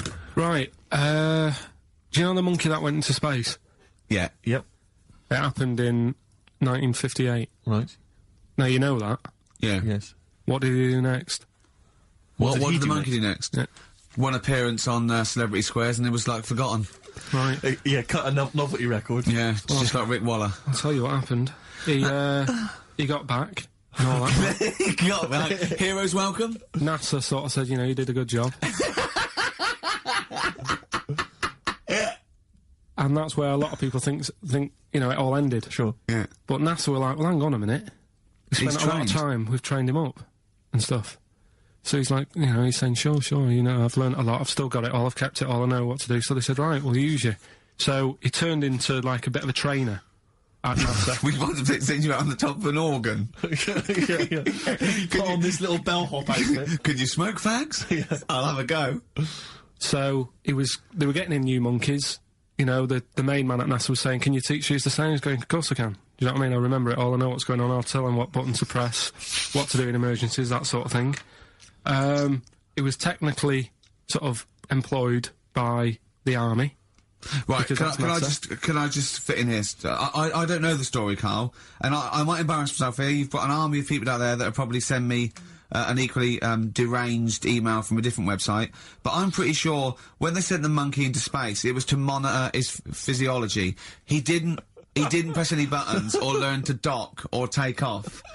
It was just the effects of weightlessness and space on basically a primate. I'm pretty sure he was tied in with electrodes to his head. So, Yeah.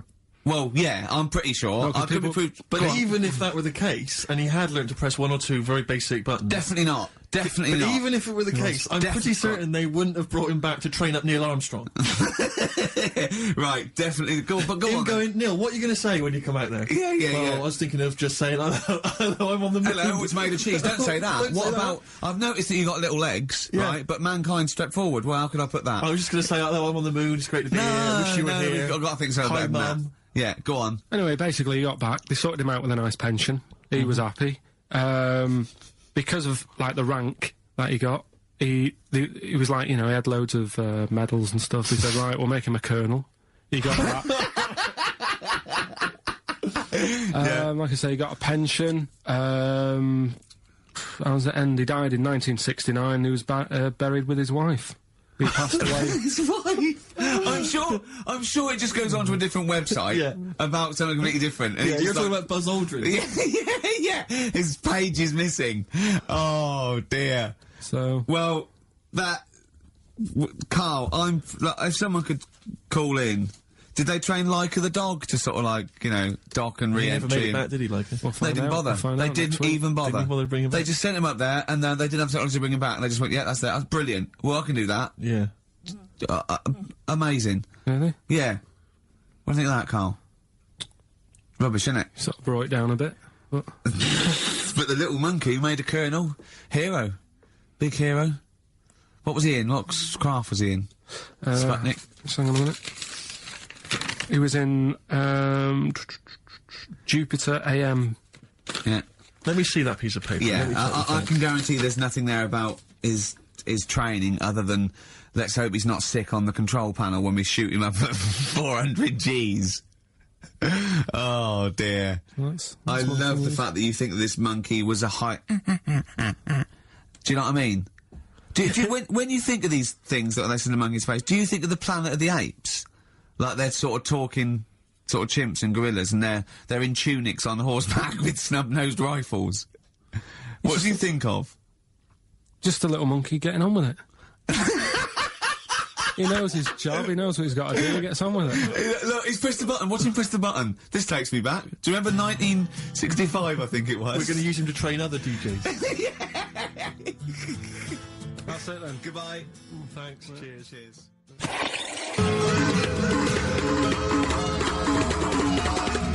Oh, chimpanzee, that monkey news! Excellent. So, Monkey News time on XFM. Karl Pilkington, the man in the hot seat. Karl, what have you got for us? Okay, monkey news this week. We've covered a lot of stuff. We have indeed. Now, do you know, like, there's places where you can go for, like, weekend rests and stuff, Sure. and you relax, you sit in a little spa, you might have a swim and Yep. stuff. Well, they've got a place done for monkeys, Of course they have. right? They can go there, they relax, forget about all the stuff they've got going on in their head. They can have a manicure, Right. got nice meals, It's not called a manicure, though. It's called a chimpacure. beauty them. treatments, Yeah. right? They look good and stuff. Yeah, well, look good, feel good, yeah. Now, you might think, well, that's pretty normal. Well, The bit I haven't told you about is it's actually run by a couple of chimps.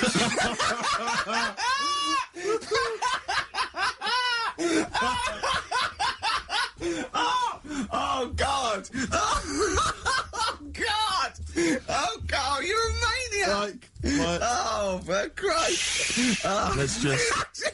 That's like coming to chimp! Let's just... Of course it's not! No, it is, because think about it, right? No, not think about it. What do you mean, yes, it is? Of course it's not run by a couple of chimps. What they do, get a loan? Right, if a chimp wants Yeah. to have a rest, Yeah.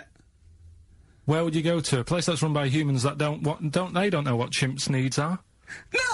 My point is this, how did they get it together? How did the two chimps, Mr. and Mrs. Chimp, went for a loan and said, I'll tell you what we need, a spa. I think it started off quite simple, right? Just you know, basic stuff.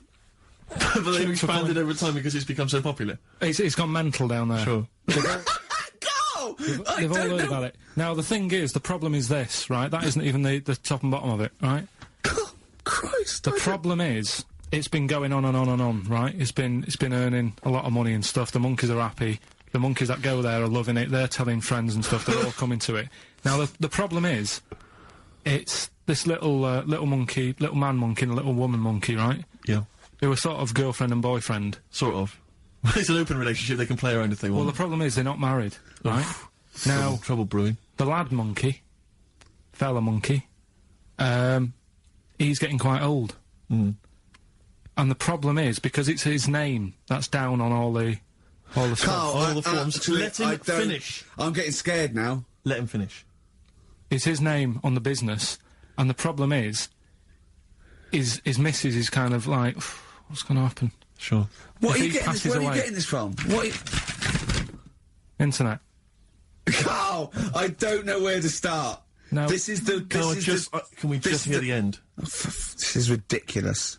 So the problem is, the Female girl- monkey is worried that the male monkey she's worried. is going What's to going to die. happen? What's going to and happen with the gonna business? What's going to happen? Of course. Right now, What do you mean the business? the health There isn't spa, a business. It's a joke. health Rick, spa. you're not listening. His name's on the form. The male monkey's name, it's in his name. Now the problem is, the woman monkey has got some kids, but because they're not blood relatives, it's not going to be handed down to them. And the What, courts, they're kids from a previous monkey marriage? yeah, Right. so that they're not going to get it. Let me just check this out. Yeah, otherwise you don't want to check the facts, otherwise Yeah. you could look like a twat spouting shit on the radio. Please check the facts for scientific. secured. they're just a bit worried because they're saying that the people in Ohio, which is where they've got the little health thing going on. So that makes it more believable that it's Ohio. I thought you meant it was Berkshire, in which case it would be rubbish. It looks like the local people are trying to get in there. They've seen the success of it. Sure. And they're They want a trying piece to of go the in and action. take it over and stuff. Yeah. So, Give me the piece of paper. Throw it away. Play a record. That's the worst one I've ever heard. And there's something wrong with you. Play the jingle. Okay. Oh, chimpanzee that monkey news. right. Come on. Come on. Should be ready, Karl. That's we've amazing, done- isn't it? It's Nicholas Witchell. The bomb. No, that's not the first. Come on! No, but it's always difficult, innit, to sort of find something that's good each week, right? Last week, we did the chimp. It is for us, yeah. We had the chimps who were running a health spa. Yeah. Right. We've covered the one who nicked a car to go on to Spain. Yep. To Wow. sort his future out. All shite. The hairdresser, I think we've done that one, the little monkey hairdresser. This week, we're looking at monkeys, that they're using... Do you know, like monkeys, they know how, like... I've lost the will to live, Steve. Oh, well, I don't want to do it. Right? Well, come on, come on. What are monkeys good at? What are monkeys good at? Yeah. Well, running small businesses, cutting people's hair, and driving cars. Yeah, they love Spain. Oh, and foiling bank robberies. Yeah, they're great. Well, something else they're good at, right, is like weighing up the situation.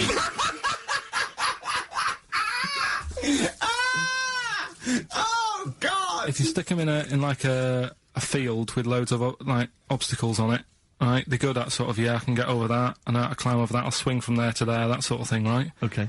So the people in charge of somewhere have thought, Somewhere! I've thought we can use that skill, right?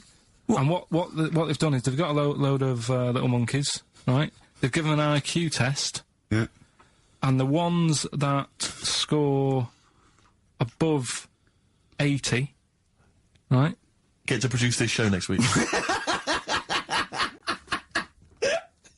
Join the army.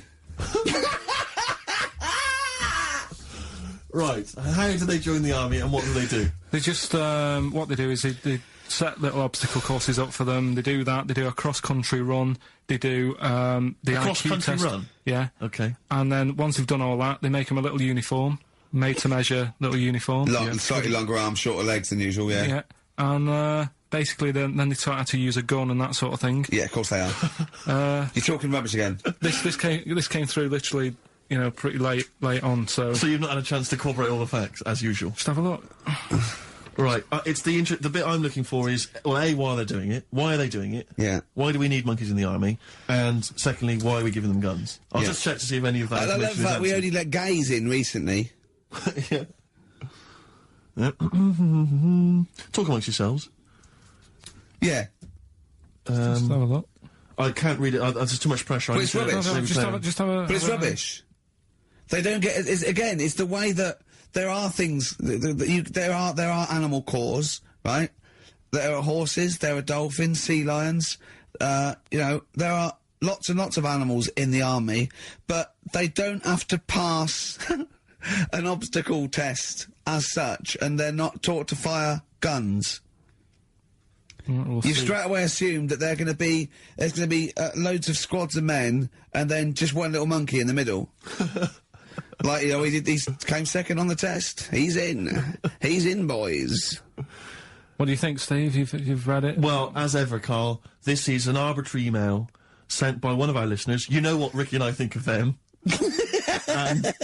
and so we're not really basing this on hard evidence. We're basing it on the ramblings of one of our listeners. Rubbish. Once again, lazy, rubbish, uncorroborated, nonsense. The stupid test that you got wrong. Rick, that sounds like monkey news to me.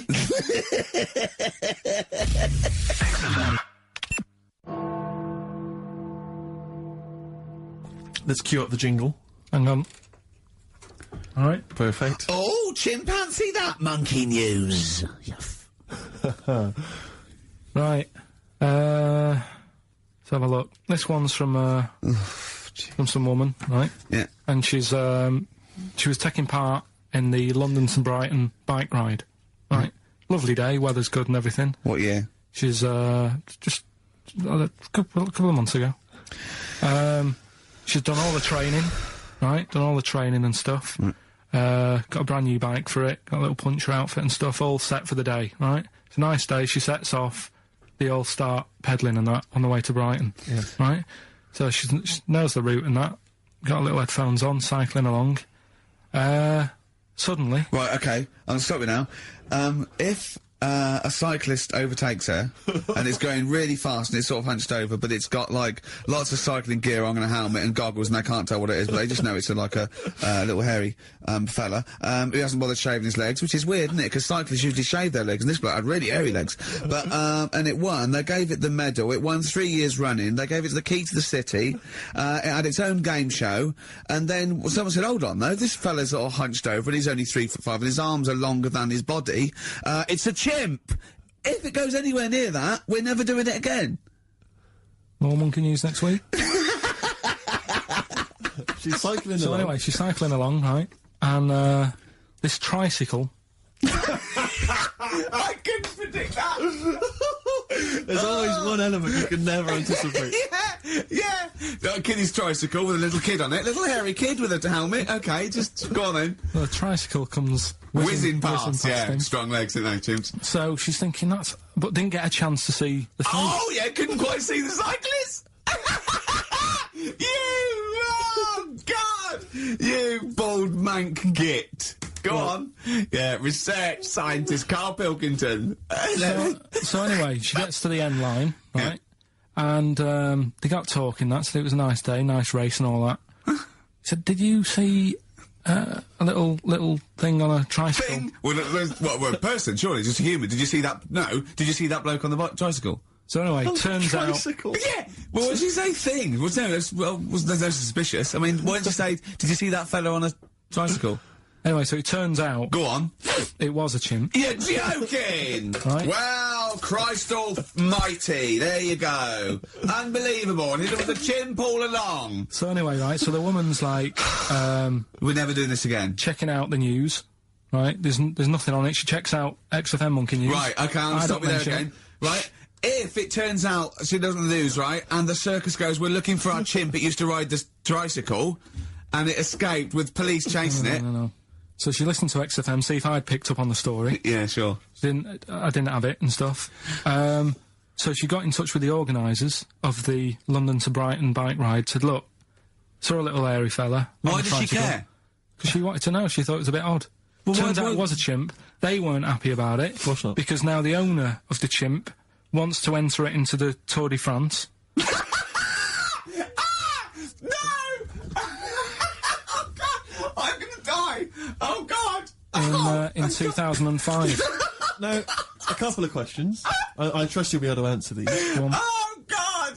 Steve, help me out. How did it get hold of the tricycle? I don't know. Okay. Okay, no, that's fine. That's not an important point. Look, that's important. How What's the did matter it- with you, Steve? He doesn't know that. How did it know to... well, firstly, how did it know which way to cycle? But more importantly, how did it know there was a major bike ride on that day? Just following the crowd, No, Steve. no. What's the matter with you? The owner of it had trained it and stuff. No, he hadn't. It had already done the run beforehand, before the big day. No, it hadn't. Like I say, it wants to do the Tour de France in 2005. No, it doesn't. But there's something about animal rights. If they don't let it enter, they can kick up a bit of a fuss. No! The animal rights is that it's cruel to make a chimp ride a bicycle. Not if it that wants it's to. prejudice that it'll go, is it because I is hairy? You idiot! Right? So... Wow, that is the worst. That is the worst one yet. Absolute twaddle. Absolute rubbish, Karl. Have you got a tricycle? Unbelievable. Oh, chimpanzee, that monkey news, you Right. Now, it was back in the 1980s. Right. So it is quite topical then. Okay. When did this happen then? 1980s? Yeah. Yeah. It's about a Colombian F1 sort of, Formula 1 driver.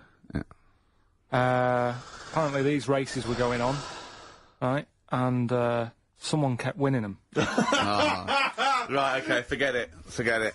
No, don't do it. It's because it's rubbish. Because it's rubbish.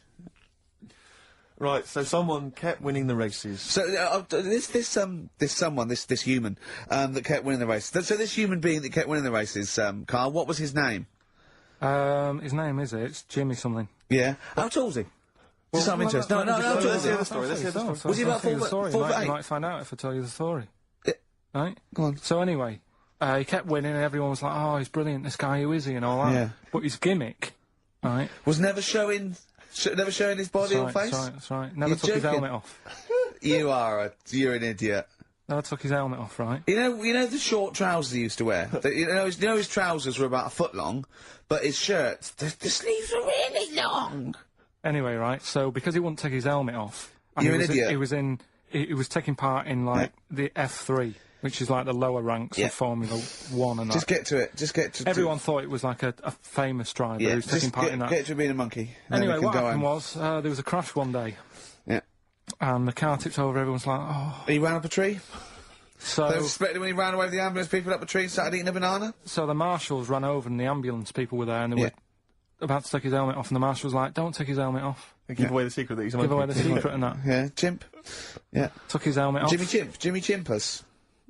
Little monkey under there. No, definitely not. Okay, let's play Ryan Adams. Did he survive? Let me Yeah. just a couple of questions. Did he survive? Yeah, he did, yeah. He was allowed to keep all the awards that he won. Sure. But he wasn't allowed to take part in any other races. Yeah, didn't happen. This is Ryan Adams. We'll see you next week. Yeah, let's do monkey news. Alright. Play the jingle. Oh, chimpanzee that monkey news. Right, there's this monkey, right? Oh, yeah. I think his name was number 6 or number 7 or something, right? In this lab, right? And anyway, it's in there with like the rabbits and little mice and stuff like that. And The rabbit smoking. the nurse, right? The nurse, not the nurse, the woman who works in the lab. What would you call her? A nurse? Depends. What depends what her job was. If she was a lab assistant, you call her a lab assistant. All right. I mean, they probably call her by her name. All right, lab assistant, right? Kirsty. So I she's think it's probably Kirsty. Right, Kirsty Morris. well, she's in there, right? Yeah. And she don't work with many people and that. She's mainly on her own with, just putting lipstick on rabbits and stuff like that, right? Chimp fancies her? So, Chimp fancy her. He's putting on lipstick, chimp fancies her 'cause she's got hairy legs. He gets pally, right, with this woman. Yeah. Because, it gets to a point when she sees him every day. The way he sort of tries to string out like it's a narrative love story. Did the chimp put its hand out and grabbed her, and then you thinking that he made a move on her? So, Right, come on, he's let him allowed tell the out, he's story. allowed out Oh, the it's not a cage. story, is it? He's allowed out the cage and what have you every day, so, he's wandering about, and as time goes on, he's watching what she's doing more and more, right? So, he notices, like, the code on the door, right? Right. Whatever, 247 or whatever, Yeah. and he goes, right, I've clocked that, I've got Yeah. that, I'll remember that, right? And then he goes, right, there's a lot of Definitely not. lipstick and that knocking about, a lot of makeup. Right, okay. No, there's no way. No, because So- Steve, you know what's going to happen. Let him finish. I know what's going to happen. So he's there. It's command you to ridiculous. let him And he's finish. going, well, if it's there, you know what I mean? So while she's messing about with the rabbit, he gets there, he's in front of the mirror, putting a little bit of lippy on. Right? You are a man! No! I Little can't! bit of- little It's bit- gone too far! little bit of- microphone. No, it's gone too far, Steve. Right, Your mic's off, Rick. He's finishing Right. the story. So- Turn mine off as well. It's gone too far. Turn him off. Just let him finish. Right, so the thing is, right, it's this monkey wandering about. It's got lipstick, it's got mascara on, it's looking pretty I good. didn't mention the mascara! It's looking alright, right? So it knows the code on the door, 247, right? So when she's sort of messing about with the rabbit, right, he goes, right, here's my chance. It's looking good, 247, out the door, through the reception man's there, he's like, alright, Kirsty, right? Don't talk shit! You know what it is now, don't you? Oh, chimpanzee that monkey news. Right. Now, whilst I was in Cornwall, I wasn't online. Right? I didn't have the internet, so it was like, oh, what am I going to do? And I didn't come back till yesterday. And I thought, is there loads going on that I don't know about in the monkey world and stuff? I was hoping to get some from the zoo that I was meant to be going to. Of course, that didn't happen. So I said to my dad, do you know anything about monkeys? Have you got any stories with monkeys? Brilliant. This is what Trevor McDonald does. Turned out, Quarter to 10, he goes, oh, got nothing. Dad, anything happened? You got anything politics? Anything politics, Dad? This isn't monkey news, I'm just giving you this free. Yeah. Oh, brilliant. Turned out one of his mates used to have a chimp. Right. What do you mean one of his mates used to have a chimp? Well, two of his mates. Mind you, Oh, one sorry, wasn't his yeah, mate, I one wasn't his mate. was thinking it sounds a bit far-fetched living in Manchester, like. But if there was two of them... He had a chimp, had to thump it in the head. For doing what? Answering back? Oh, God! Tried it on with his wife. Had to thump it in the head for trying it on with his wife! I love it. It's a proper fist fight in a pub in Manchester. Oh. I'd call him up, but he's one of them who, like, swears all the time. Right. Oh. I mean, it'd be good to get him on and just... Let's interview him. Can we not interview him pre-record? We can bleep out the swear, and I'd love to hear his do story. a lot of work, that. Yeah, well, we're not scared of work, are No, I we, mean, Steve? I'll You do it know. myself if you can't be bothered. Yeah, Oh, you know, so... have a word, I'll sort it out. Yeah, try and sort that out next you week. sort that out, yeah. Well, don't tell us the rest of the story then. Let's let him say it in his own No, words. but there was another one as well. Some When you fella- say you can get him on, but he swears a lot, you mean the monkey? I'm assuming he's more coherent than your dad's mate. But there's him, and there's some other fella he knows who had a funny name. I'll have to find out, because you'll love his name. But he was a drag artist. Yeah. And, I think he said my dad went round one day, I don't know why, right? Went around there, knocked on the door, chimp answered. Carl, I don't know what you're doing, mate. I don't know where this place you live, next door there's an horse in the front room. There's chimps Mad, running mate. round. Mad. Anyway, Chimpanzees! Is that it? Is that the end of the story? There's a chimp answering the door, and that's the end. You sure it wasn't the drag artist before he'd shaved? no, Sure, it wasn't your gran. Because I like the really airy ones that decide they can be female impersonators. Yeah, your gran. Anyway. Go on then. This is the monkey news. So you got that for free. What's this going to be like, Well, let's Steve? have more jingles. Okay. Oh, chimpanzee that. Monkey news extra. Okay. Right, another phrase. We've been talking about phrases today. Yeah, we have, Don't touch yeah. your granny when she's shaving. Yeah. Don't teach your granny to suck eggs. Yeah. Don't look a horse in the mouth. Yeah. Don't let the chimp answer the door if you're tucking your cock in. Familiar with the phrase monkey business? No, never heard that one before, Carl. That's brilliant. Right, well, it came about. This has been emailed in and I haven't really had a chance to look at it, so I'm just weighing it up now. Yeah, This is the biggest shambles on air, isn't it? Really? Oh, I'm ashamed of it. I mean, what was Dr. Fox? Dr. Fox must have been really polite. He must have been thinking, I don't know how to put this. He must have wanted to scream and go, you shouldn't be in the radio authority. My parents listen online. I can't look them in the eye. Right, I think I've weighed it up. Long time ago, right? Yeah. In the, olden days, yeah. in Go on. the Amazon jungle, Yeah. right? Yeah. Little family of monkeys in there, right? Having a good life, right? Didn't have any predators in there, right? So, they were loving it. Yeah. They had a load of food around them, they had loads of banana trees, right? No, I don't think so. No, they did. Sorry, yeah. Everything's going great, so they're happy in that. They go to bed, Okay. wake up in the morning, load of bananas gone. Ooh, hang on, interesting. Hold on, wait a minute. So, Either your dad's been around, or... This isn't the great Amazon banana robbery, is it?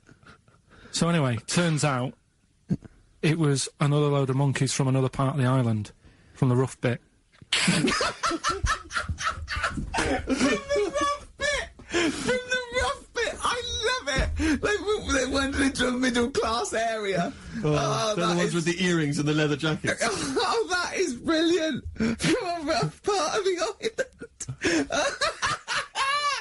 So the monkeys thought, well, there's no point getting into a fight with them because they're harder than we are. Yeah, Yeah. of course, and they carry chains. So, I love all this They conjecture. got flip knives and This tattoos. Yeah, go on. so basically, they said, let's do some business with the bananas.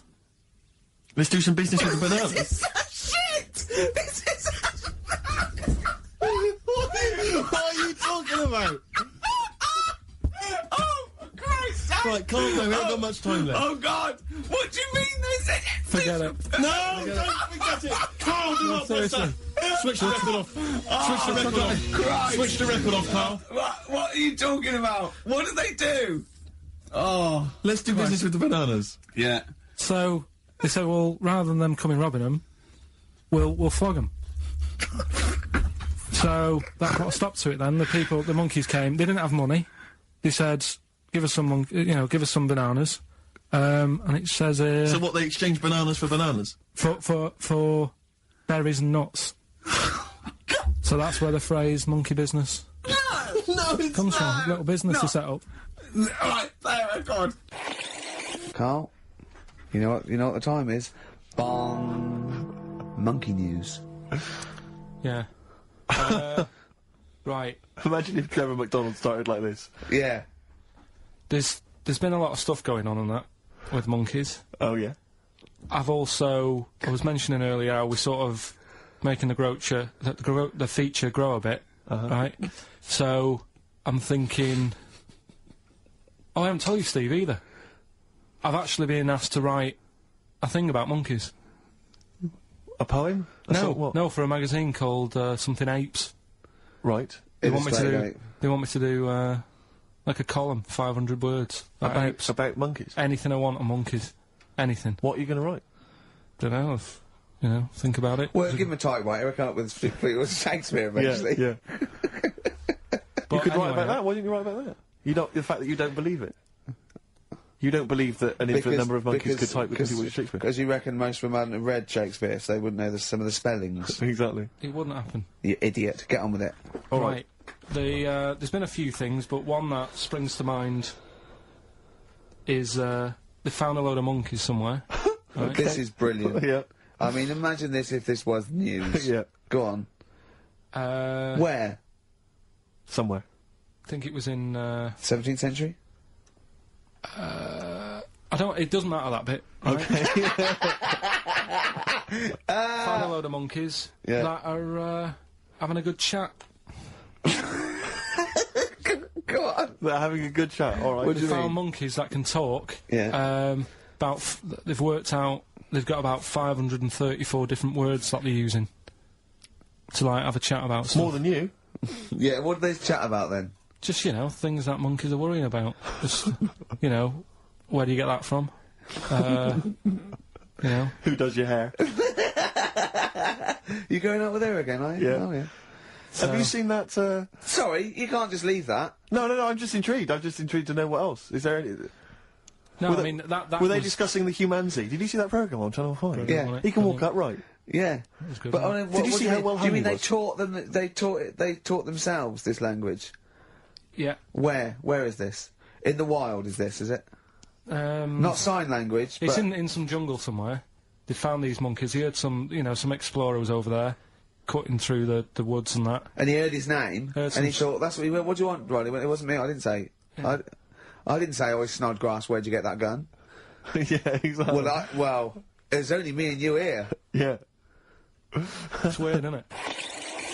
Oh, chimpanzee that monkey news. Right, we've got to be quick. Go on, But this is something that was sent in to me ages ago, and I don't know why I haven't done it yet, because it's brilliant.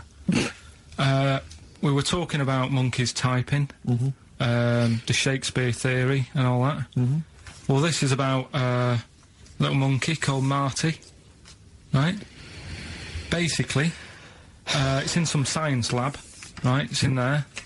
It was wandering about out of its cage, right? The lab fella was busy on the phone or something, right? And Typical. it's wandering about. It goes up to a PC that's in the corner, a little computer, types down, "My name is Marty," right? So the fella got off the phone, saw this on the screen with the monkey sat there, says to his mate, "Have you done this?" Right, hold on, Karl. Let him finish. Before you question, always let him finish. I don't know what to do. Time's against us. Come on. He said, "Have you done this?" He says, "Done what?" He said, "This on the screen here saying, 'My name's Marty,' right?" He goes, "What are you talking about?" As he's having an argument with his mate saying, "You're lying, you did it," monkey's sat there, typing, "This isn't a practical joke, my name is Marty." Right, and that's the end of the story? I'm not coming in next week. I think we need a week off. I actually think we need a week off. It's doing a web chat or something. You can go online and have a chat with it. The monkey's doing a web chat. I don't know. Has he got his own Carl, website yet? His favourite Buffy the Vampire Slayer Have a episode? look at that. Right. Do you believe that, Carl? It's all there. No, but do you believe it? Do you believe that monkey could type that and then say this is not a practical joke when he's still arguing? Weird, isn't it? Oh. What do you reckon, Steve? Yeah, well, it's obviously a wind-up. It's a joke. It's not even... You haven't even got some of the facts wrong. It's just a wind-up. Have you noticed the date? Is it April the 1st? It is April the 1st. You are joking. That it was sent. You're an idiot, Carl. It was sent on April the 1st, Carl. So you're saying the monkey knows it's April the 1st, but you And don't it's doing believe... a wind-up, yes. Yeah, I think the monkey has thought, I'll do it on April the 1st so that people think that it's a wind-up, but in actual fact I am a monkey that can type and read. Right, haven't got long. You better give the winner. We got monkey news coming up. We haven't really got any monkey news. What do you mean? What do you mean? There's nothing going on, seriously. What do you mean? The last few weeks I've But keep don't telling you. Right. This really annoys me when you say there's something going on because you call it monkey news, but it's not monkey news. You have stories, dubious Well, I've said stories. to you. But shut up a minute about it's always chimps, which annoys me. You call it monkey because they're apes, right? And it's often from the 18th century, so it's not news anyway. So don't tell me there's no monkey No, but news what I'm this saying week. is, if there's monkey news worth doing, I'll know about it. And there isn't anything, Right. so let's leave it. Right, okay, you are going to give me some monkey news, Well, or... Okay, right, I'm telling you, you are going to give me some monkey news, or we're not leaving. Right, well, my mum sent me some.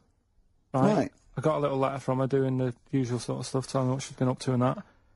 It was a little thing about somewhere in Lincolnshire or something. Right, To good. do a bit of monkey throwing. What do you mean? Because some fella got attacked by one once, and sort of to remember him, on this certain day they go, oh, it was today, wasn't it? And that fella got attacked by a little monkey and that. And the, something about chucking monkeys about. That's horrible. I don't know if they're real, I think it's just like to remember. Alright. But that's the only sort of stuff that's knocking about out there. But it's not, that's not I've got my monkey mum and news. dad on it, looking all the time for stuff. Yeah, there must be more monkey news than that. There isn't nothing I mean, there's bits and pieces. There was a bit about Donna Eyre, how when she has a kid, she's going to let a gorilla look after it for a week or something. But apart from that, it's dead out there. True. Well, I don't know what that means. She's, well, that's it. Well, it's not true. She's not going to let a gorilla look after a No, child. it is. Apparently, a fella works with them or something. And, This is rubbish! it's not rubbish. How can she let a gorilla look after a baby for a week? Well, forget it. So have you ever heard her speak? Oh, chimpanzee, that monkey news. Right, this happened in, Pittsburgh, right? There was a rock band, and, they've got this studio in Pittsburgh and what have you, and they're laying down tracks and stuff like that. And in the studio that they use, right, there's this monkey works there. Right, called, I love the way he throws that in. Like he throws that in, this monkey works there. no, it's just got a little gig there. He sort of, it carries the equipment in, guitars, stuff like that. It doesn't. He does. No, it doesn't. He just sort of cleans up after the band. No, he doesn't. Emptying the ashtrays. Doesn't that sort of happen. stuff. He Doesn't does. happen. That's the gig it's got. Anyway, right. Gets women out of the crowd that they want to go visit with. With one arm. Drag them back. So anyway, right. So the band's in the studio, right? And one of the band members brings some A&R fella to the studio to have a listen to the latest track. Right? Yeah. So they hit play, and they're all there going, "Yeah, brilliant. This is good." Oh no. Anyway. So the fella says, yeah, I like the track. I especially like the bass on it. Right? Right, this is bullshit. So This is rubbish. So And they hadn't laid down a bass track? so this is. Have you heard it? So No, Carl, weird please thing don't is, do this right, to so me. the A&R fella goes, and Yeah. it's like the band members have stood about, and they're going, "That's good that he liked it." And I'm saying, "Yeah, but what's he on about with the bass?" So they played it No, back. this is rubbish. This is absolute rubbish. Let's Where'd you just get hear this it, from? please, because we never get to the end. Let's hear it. This Let's is hear it. absolute nonsense. So they played it back. Yeah, right? and it's the chimp playing bass. Definitely not. So they were like, that's weird, we haven't got a bassist. Anyway, so they go, well, whatever, right? So We they haven't leave. got a bassist. So, They go, whatever, let's go home. Oh, forget it. Play the jingle.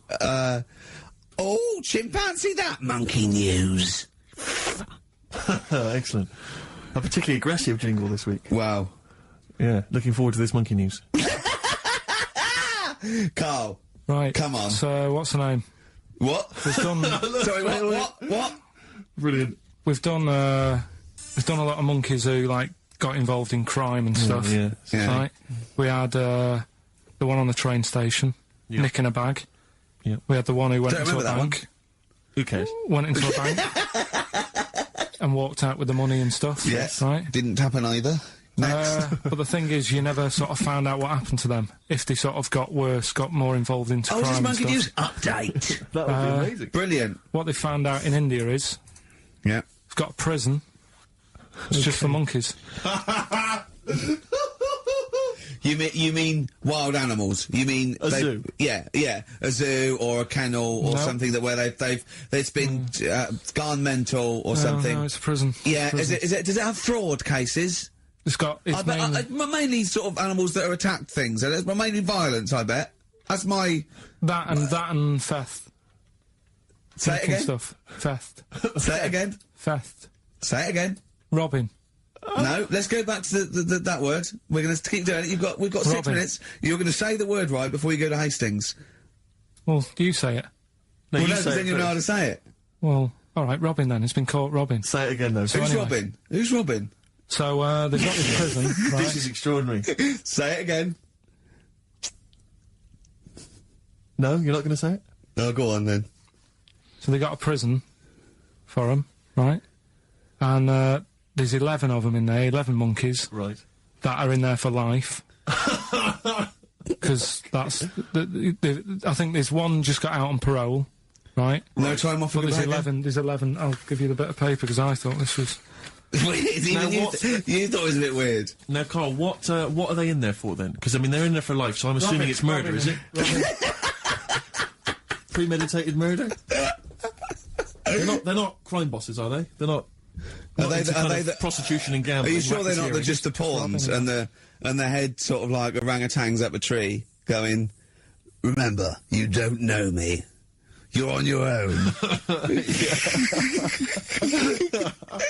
If I go down, you're all coming with me. You take some of your gorillas down there and sort him out. Oh, the great banana robbery. It's not. I wonder if they get them. Right, go on then. Okay, let me see. Now, I don't know what source this is, as ever. Is it just the back of a fag packet found in a toilet? Well, no, I mean, someone's clearly... If this is nonsense, then someone's clearly gone to a lot of effort, because it does open with the headline, Parole Unlikely for Inmates of Monkey Prison. Yeah. Officials say 11 inmates at India's only monkey jail. Officials? Now, what kind of people work at a monkey jail? Where do you work? It says officials say 11 inmates at India's only monkey jail are unlikely to ever be released. The prison in Patilia houses monkeys apprehended by game wardens in Punjab state for thieving and attacking people. The Daily Telegraph reports how the monkeys at the prison in Montebello snarl and glare at visitors from their heavily barred cages. 2 monkeys were released a year ago after exhibiting good behaviour for 18 months in the jail. They have remained out of trouble. Prison can work, that's good. So all 11 basically, monkeys- they were aggressive wild animals that were taken away from the public for their own good. And robbing and that. Wildlife officials believe part of the problem has been caused by thieves training monkeys to help them.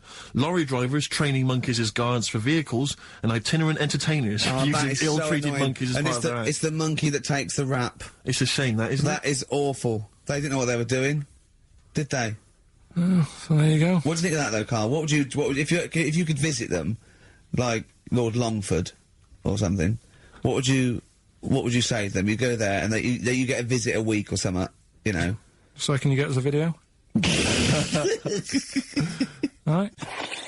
Have we got monkey news? Have we left monkey news behind? Monkey news, come on! What happened? You can't offend I'll monkeys. tell you what is annoying. What? Steve's told me about a film that is about a monkey going off with a woman. The Charlotte Rampling thing where she... It's a film called Max Mon Amour. Yeah, she has an affair with a monkey. Go on. Yeah. Oh, what happened? You wouldn't like it. We can't go into You it. wouldn't New like it. monkeys. You wouldn't like it. It's not like, it's weird and you wouldn't, Carl, it's not like a nature programme where he wears a bowler hat and can talk. Okay? The nature programmes that you seem to see. Yes, I'm trying to think. I haven't seen that one. No! Yeah. Come on, do monkey news. Well, monkey news this week. Play the jingle. Oh, chimpanzee that monkey news, you Right, it's about this monkey that was knocking about in the 1950s. Right. It was known in the sort of LA area, right? And apparently, again, I haven't really checked all this out. I've just picked up bits that look interesting. Yeah. Wore a golden mask and like a cape and a leopard skin belt and stuff, right? So people didn't know he was a monkey. Of course they didn't know, yeah. They thought it was this bloke who's going around and he was helping out crime situations and stuff. Right, you're an idiot. So, this disguise, that you see a 3'6" bloke with arms the length of his body. No, but that's the funny thing, right? They sort of thought, it's a bit odd, you know, he's stocky, yet extremely flexible. Yeah, and hairy, because he only wore a white mask and a belt. And a distinctive jawline and stuff. And then, Right. apparently, like, he used to sort of get to his... Nothing we say gets through, does it? You've decided you can picture this monkey going around solving crimes, and it's... telling you. Let him finish the story. Time's running out. So it sort of get to its crime by, like, swinging from the trees and Of course stuff. it would, right? yeah. Well, people just thought it's a normal fella. Of course. Then what happened was, This is the bit that's going to annoy me, isn't it? he helped some fellas out, like, you know, and for a reward, they were like, do you want some money? You know, you've helped save our lives during a crime and stuff. Do you want some money and that? And he just went straight for the shopping bags, got a couple of bananas and apples, right? And as he was bent down, looking into the bag, getting the bananas and apples, they pulled his mask off. Little monkey. So he wasn't allowed to work for the police anymore? It ended there. Sure. Weird, isn't it? Right, I'm 30 now.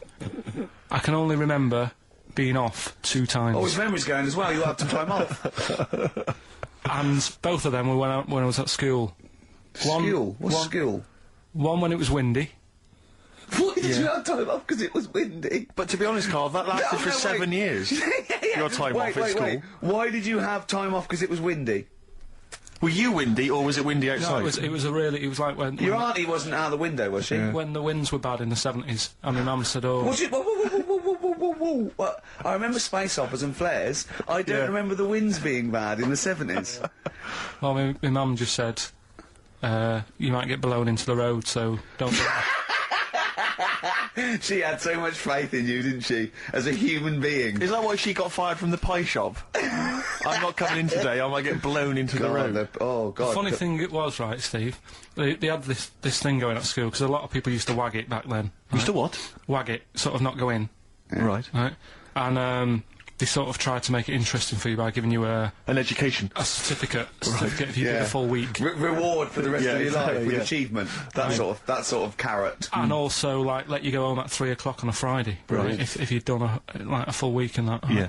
So it was lovely weather all week. Then it just sort of changed on a Friday, and I got up and it was all windy. It's My always mum windy said, for Friday and Sunday, isn't it? don't, you know, if you don't want, don't go in, because, you know, you might get blown into the road and that.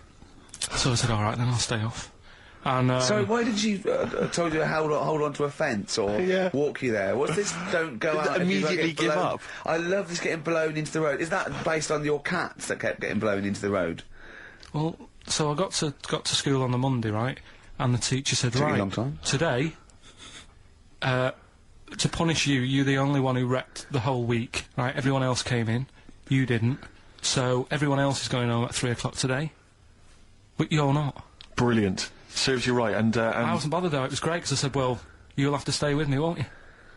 And it was great. So all I did for half an hour was doodle and stuff. It was great that afternoon. yeah. And that was ages ago. That was like when I was about 8.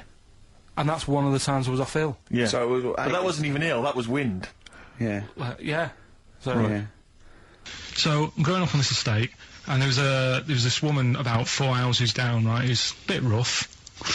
All right? Didn't fancy her. Oh, God, no.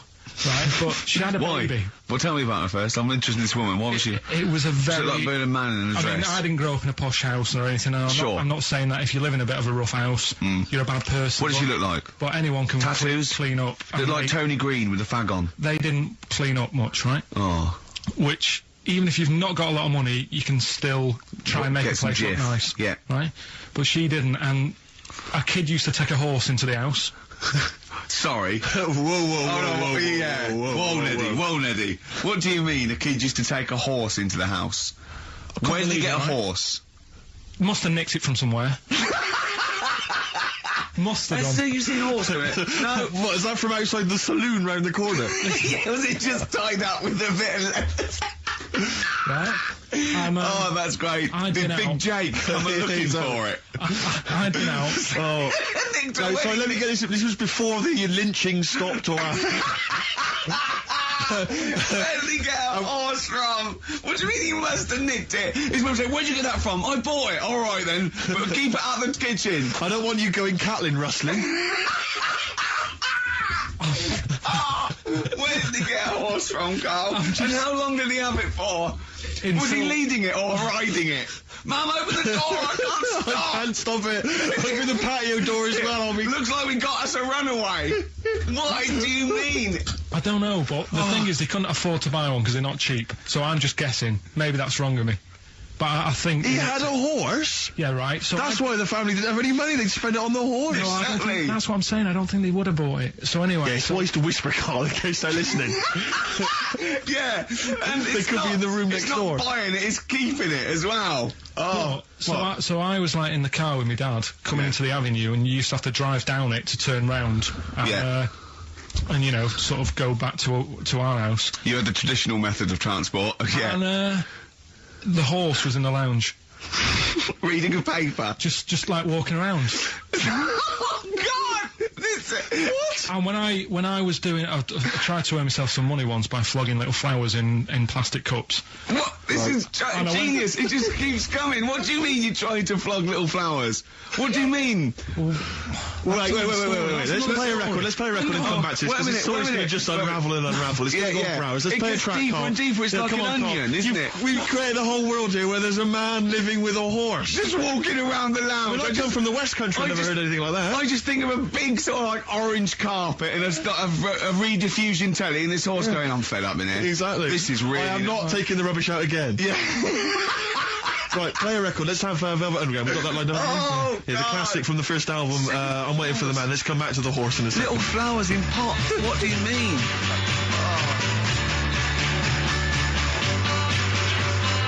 Underground and Nico, which apparently peaked at a disappointing 171 in the US charts. Think of that. And that's obviously Lou Reed, the Velvet Underground, and Waiting for the Man. Yeah, great track. So we were talking, we were doing White Van Man, and we got onto genetically modified babies, but and then somehow Karl started telling a story about someone with a horse, and then he got onto, he was trying to make money selling flowers. Just do the flowers briefly. Well, hang on, I just want to recap slightly. So there was a family, and who had the horse in the family?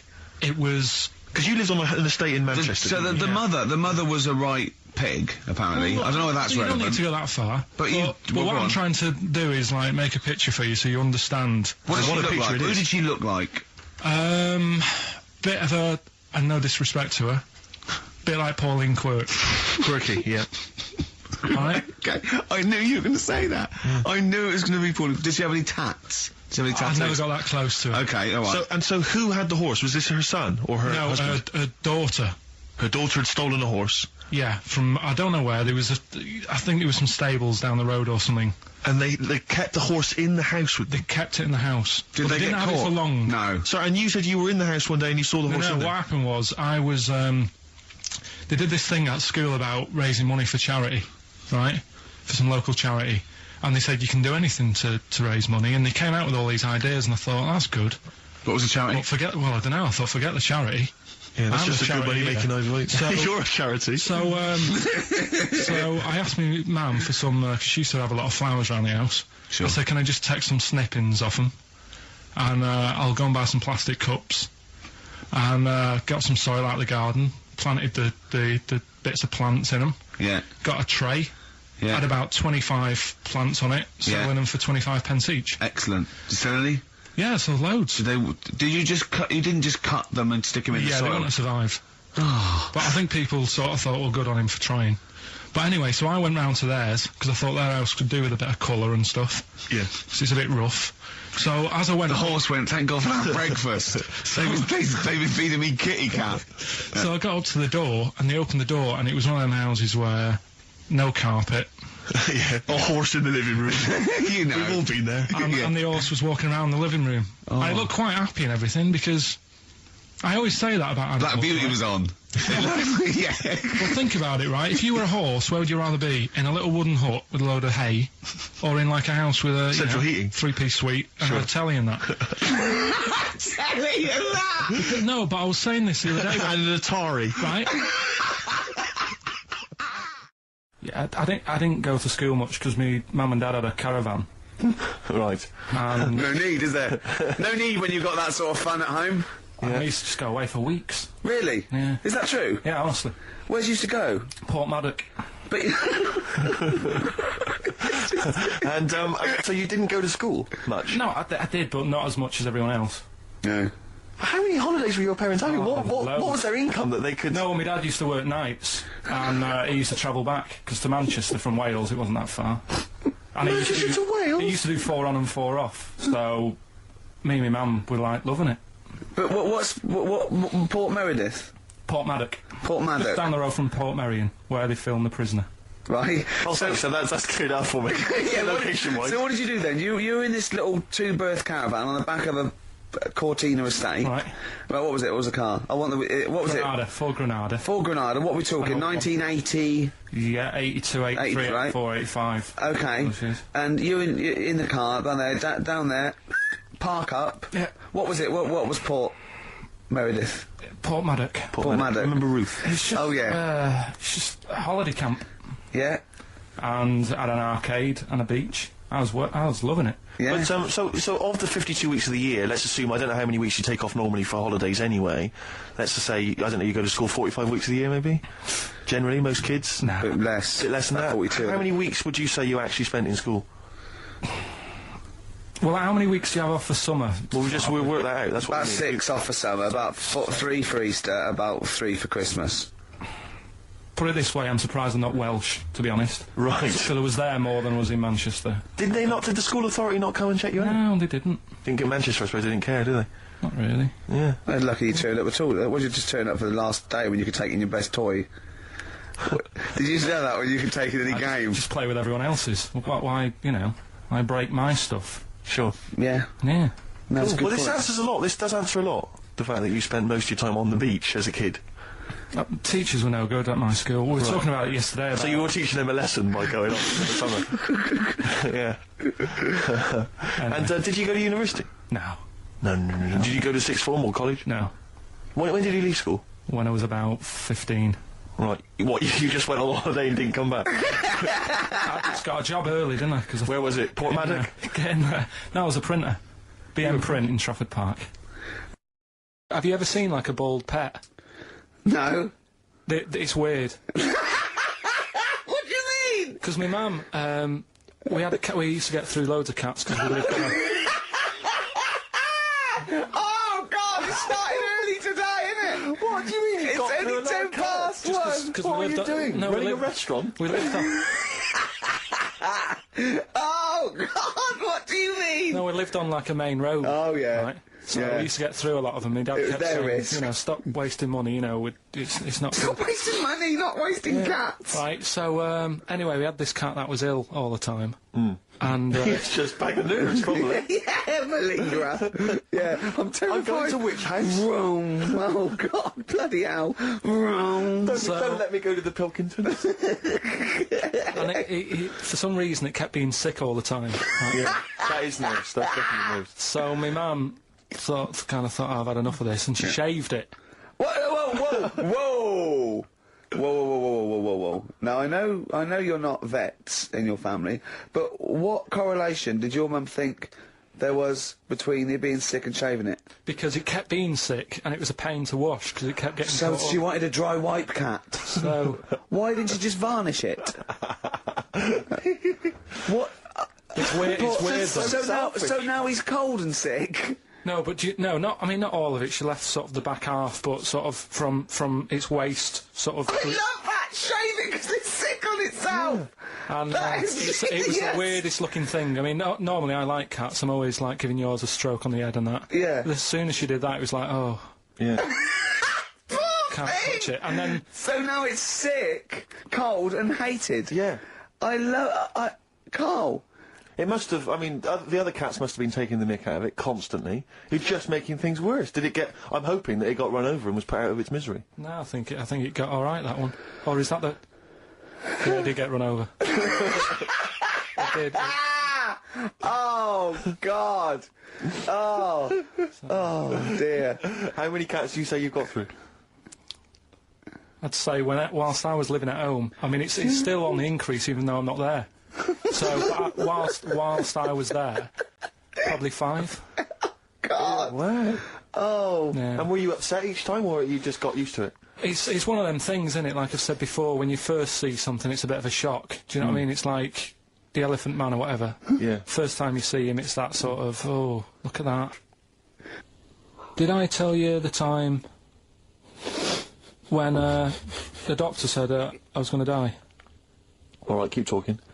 Right, ages ago, must have been about 15, right? And at lunchtime there was this.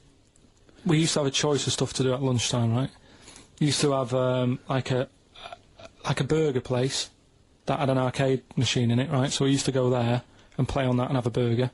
Or there was this baker's, right, that my mum worked at, and did great cakes and stuff, right? So she used to like bring some home and that, but she couldn't always bring them home every night because, you know, they cost money, and she used to get them for free. And they used to say they'd rather chuck them away than give them to the staff because there's a chance that the cream might be off.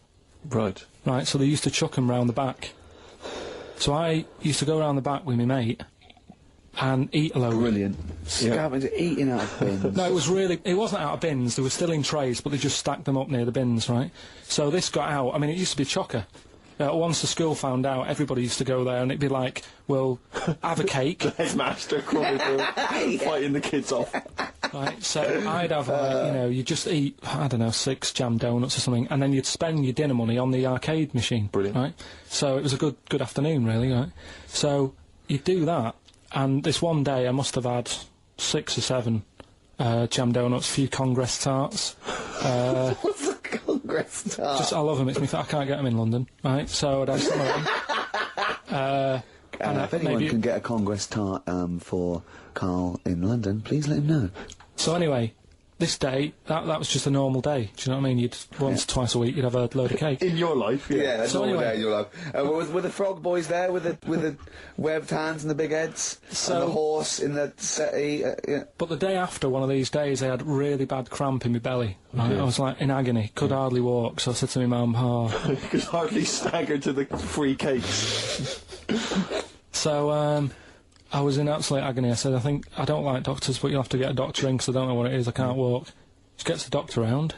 I won't say his name, but he said, well, doesn't look like he's got long left. Blimey. So I was a bit like, hang on a minute, I've only had a few cream donuts. Yeah, My mum was panicking. sure. He went, my dad came in from work. She said, oh, something's really bad with Karl, I think it's serious. You know, the doctor said he ain't got long left. So he said, what? He said that and just left? So she said, yeah. So I'll have to call him then. So he called him up, said, what's all this about? You know, Karl hasn't got long left, how long's he got? So he goes, oh, I was only messing. He's just had some bad cream. Can you believe that? Well, the thing is, I like the fact your mum didn't ask any questions. I know. She didn't But go she into doesn't- detail. I know, Well, I- can you I- explain more, Doctor? No, I got to shoe off. No, but she doesn't. She doesn't like talking. you know, I don't want to diss you or your family, but I imagine if I was there, I'd have known the doctor was joking. Yes. That's all I'm saying. I mean, I sound very arrogant there, but I imagine he went, what's he been doing? I had about 6 cream cones. Oh, right. Oh, wow. He hasn't got long to live then. I'll see you later. That's what I think the doctor did. Yeah.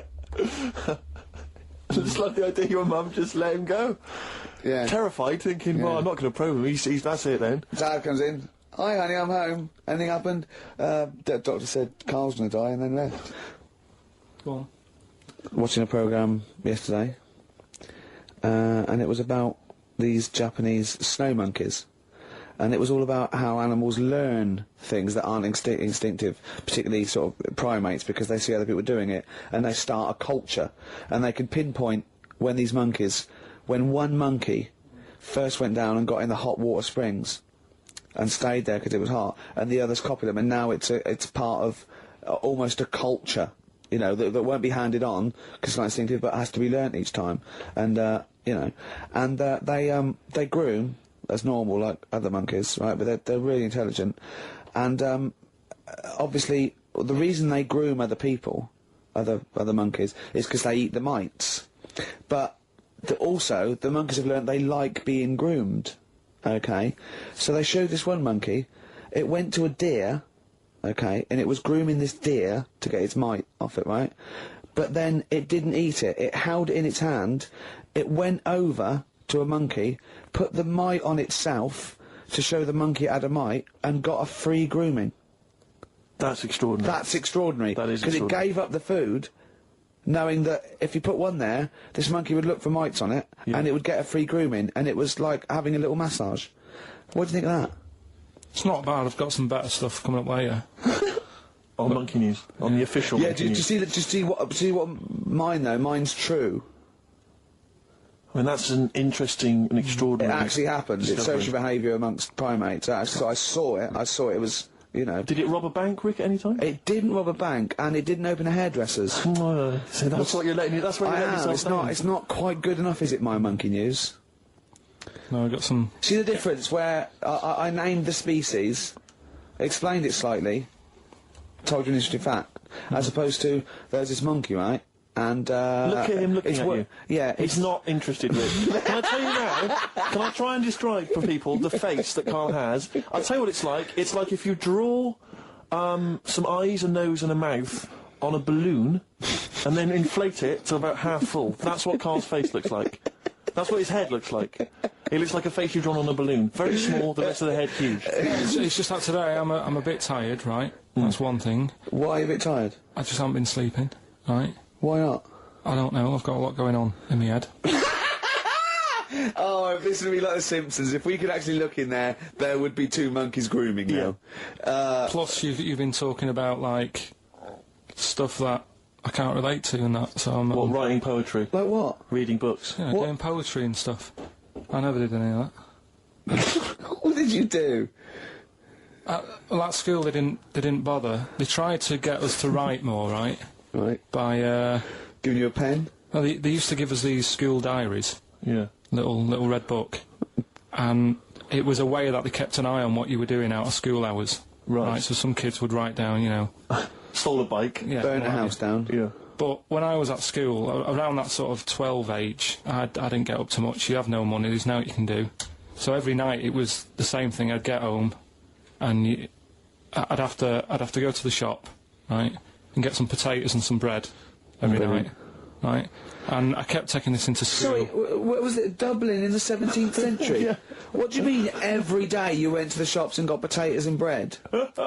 That's kind of what I had to get all the time. That's what we had. Why? What did you have? Chip sandwiches? Yeah. Right, so you went to the... you went there. So I kept With your hoop putting and that... stick. Yeah. I kept putting that in the diary, you know, every night saying, went to U-Phase. That was the name of the shop. Yeah. What is it called? U-Phase.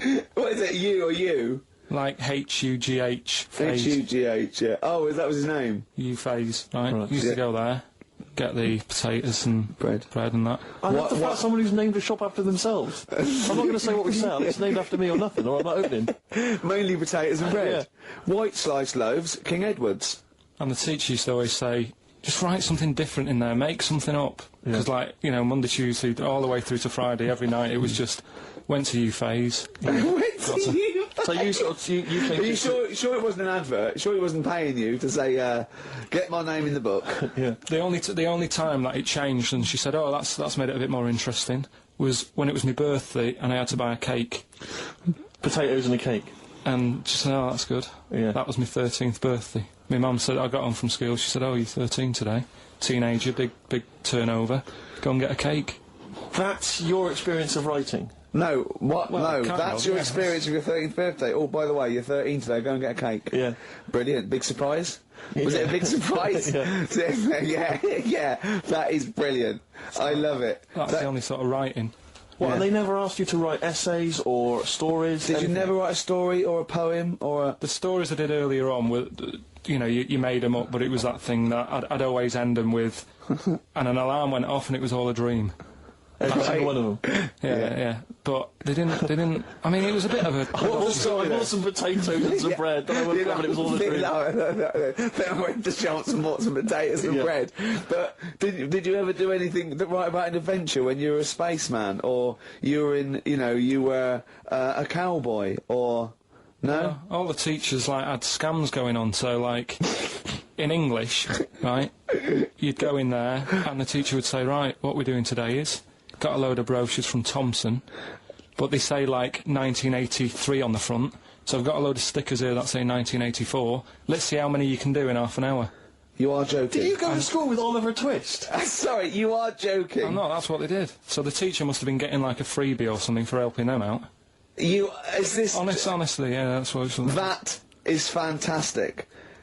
They were all at it. all They were all... Other than Mr. Fagan, you had... Yeah. And then when they saw Karate Kid, they had every kid washing their car going, wax on, wax off, hurry up. Yeah. I'm teaching you something. Wax on, wax off, paint the fence. So I'm just saying, you know, that's why I'm a bit quiet, because you're talking about stuff I can't relate to. And why didn't you sleep last night? I haven't slept well since I was about 12. Do you sleep well, Steve? Oh, wait, you can't let that go. I haven't slept well since I was 12. What do you mean? Do you know, like, a proper... I used to love going to bed as like a kid. Yeah. Whereas now it's like, oh, am I going to sleep tonight? And I sort of wake up about 4 times. Right. Whereas when you're a kid, I remember really loving, like, going to bed. There was one time where I actually laughed myself to sleep because I couldn't believe me luck. Is something wrong with him? What do you mean you laugh yourself? Have you ever had it when you're really tired and you get in bed and the pillows feel... Yeah, it's all cold, yeah. And it's like, I can't believe this. Yeah. And it happened twice. Once when I just went to bed and I was really looking forward to it, and also when I helped my dad out once, like, through the night. He worked at this paper company, right? And I helped him out, and I got in at about 4 in the morning with him. Got in bed, and I just was like, I was laughing my head off. I had to put the pillow over my head because I couldn't believe me luck. Like, I was like, oh, this is great. This. I'm going to sleep. I just have to say, life up north is so extraordinary. No, but you must be the easiest kid in the world to please. No wonder she knew she could just go get a cake. It's sort of like, what was he expecting her to say? He were expecting an extra hour in bed, but we got him cake as well. Go to bed without any supper. Brilliant. Brilliant, yeah. Your own bed. How long was it before you got your own... What did you used to do before? Just some straw in the corner? No, it's just that thing of when you're really tired and... And do you ever do this with Suzanne, though? Do you ever laugh yourself to sleep with her? No, that's what I mean. She can't sleep because you're chuckling away. I don't know what's up with me. I've got a lot going on. Karl was in Heat this week, and they mentioned that he does this thing on Sky. What is it? It was this thing with Richard Bacon, some programme about watching telly, and you just talk about what you're watching, and that. And he was annoyed because he said because his parents are out, and so he's not doing it. He's not going to turn up because they mentioned it in Heat. And so his parents might watch? Yeah. Why are you worried about that? I don't like them watching stuff, do I? I told you. It dates back to when I did Little Donkey at school. I don't want people watching me. What's that? Just renew us on Little Donkey? What happened? It was just, you know, I was there to play the drums and that, in We Three Kings. I was loving it, you know. I got a bit carried away. How old were you? About 13, yeah. Right? Really? Probably. Yeah. About 10 probably. You know? Yeah. 6. Jesus, where old were you? What school were you at? Okay, you were playing Little Donkey. Yeah. So, and, No, No, but it was one of them schools where everyone sort of was in the same one. Do you know what I mean? Oh, a Manchester school. Yeah, just the one classroom. Well, it's like... sweeping chimneys in the day and then 1 hour of learning. Yeah. What are you talking about? What school were you at? Was it infants, junior or secondary? They didn't really do that. It was one way... What do you mean? They still have to abide by the laws of the land in Manchester. No, but it was a lot more... Like you had infants, But Yeah. you also had, like, the older lot. There's kids there who, when you're in the younger year and that, you'd see kids and you go, is that... Talk English and use terms that people do when they're talking about schooling. I don't even want to talk about this. No, how old were you? What I'm guessing maybe 6 or 7 or 8. So you went from 13 to 6? Yeah, but like I say, it's hard to remember because... Imagine if you were giving evidence in a trial. Yeah. How old were you? I don't know. Yeah. I mean, I don't know. I can't really narrow it down other than 7 years either way. You know, theoretically, Yeah. he could get called up for jury service. Right, you're on... A lot of mates who I had didn't have enough money to go on holiday, and they just get a present for the summer holiday. I would just like... Of course, they got an education, so it swings Yeah, around but a bit. Karl, the thing is with Karl is, right, I want to give him gifts. Yeah. I want him to have the loveliest Christmas ever. I want him to go pony trekking. Do you know what I mean? I want to just... Scared of horses. So many things we don't know about Karl. Fell off one out of fate, and the woman didn't know what to do. She couldn't handle the horse. It was running off. I was hanging underneath, getting a kick in the head. No, Really? Now, hang on, what age were you? This could explain a lot. I was about 6. That makes a lot of sense. I think we've got to the bottom of it here. Oh no, got kicked in the head by a horse, lived in a caravan, and had to live in Wales half the time. Oh. Then no wonder this is your favourite time of the week. Do you look forward to this all week, these 2 hours? It's alright. My mate, right, he was religious. Uh-huh. And I'm not, really. But No, I mean, you believe in ghosts, though, and shadows pushing people off bikes. But go on. But it's the same time, I think I told you once before that I went to the church with this lad because Right. I swore and he said he was going to tell me dad. Yeah. I was effing and jeffing. So he said, if you come... Is that how they get people to church nowadays? I love that one kid that he hasn't got the idea of the protection game. There's nothing in it for him. Either you turn to religion or I tell your father. Right, so I went to church with him and that, and then the next week he said, I know that was rubbish and you didn't enjoy it. It's when I got kicked out for messing with a tennis ball in the pews, right? I don't think we've heard that, but I don't think we can possibly go into that now. Summed it up. Yeah. So, Well, no. No, come on, that's we'll it. come back to that. That's You had a okay. tennis That's the ball and story. some pubes. No, in the pews. In the pews, right. Yeah. But anyway, so I went there and I said, I don't think much of this church thing, it's a bit boring. Sorry, and so you went to church and you ended up in the Crusades? No, The it's Crusade- called, what's it's the called crusade? the Crusaders. What it is, it's meant to be the fun part of religion for kids. Uh-huh. Right. And my mate said, oh, you want to come along? It's, you know, you go on a Friday night Yeah. and do it on a Sunday as well.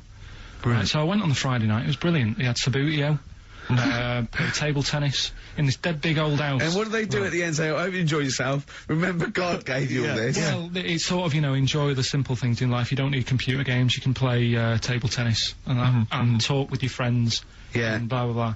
So, yeah, that's all right. I think you'd be happy in a young offenders institution. You get to clean the toilets there But as don't well. forget, Carl, I think God invented Nintendo too.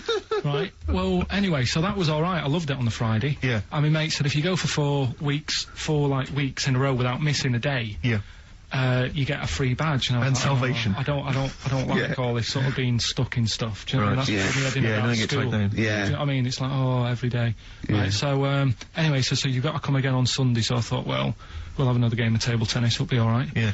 So anyway, I go on the Sunday. Who was this? Who was this servant of God? Right. I go on the Sunday, it's like a totally different club, there's no table tennis, That's how they trick you. no Sabutio. Yeah. They start handing out Bibles. Oh.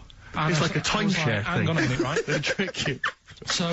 So I didn't go again on Sundays, I used to just go on the Friday. Just go on the Friday. Brilliant. Brilliant. I'm amazed no one else saw through that. Well, the thing is, there used to be loads there on the Friday, so I bet I there thought they won't even notice if that Yeah. I'm not, like, Yeah, do you sure. know what I mean? That I'm not showing up on a Sunday.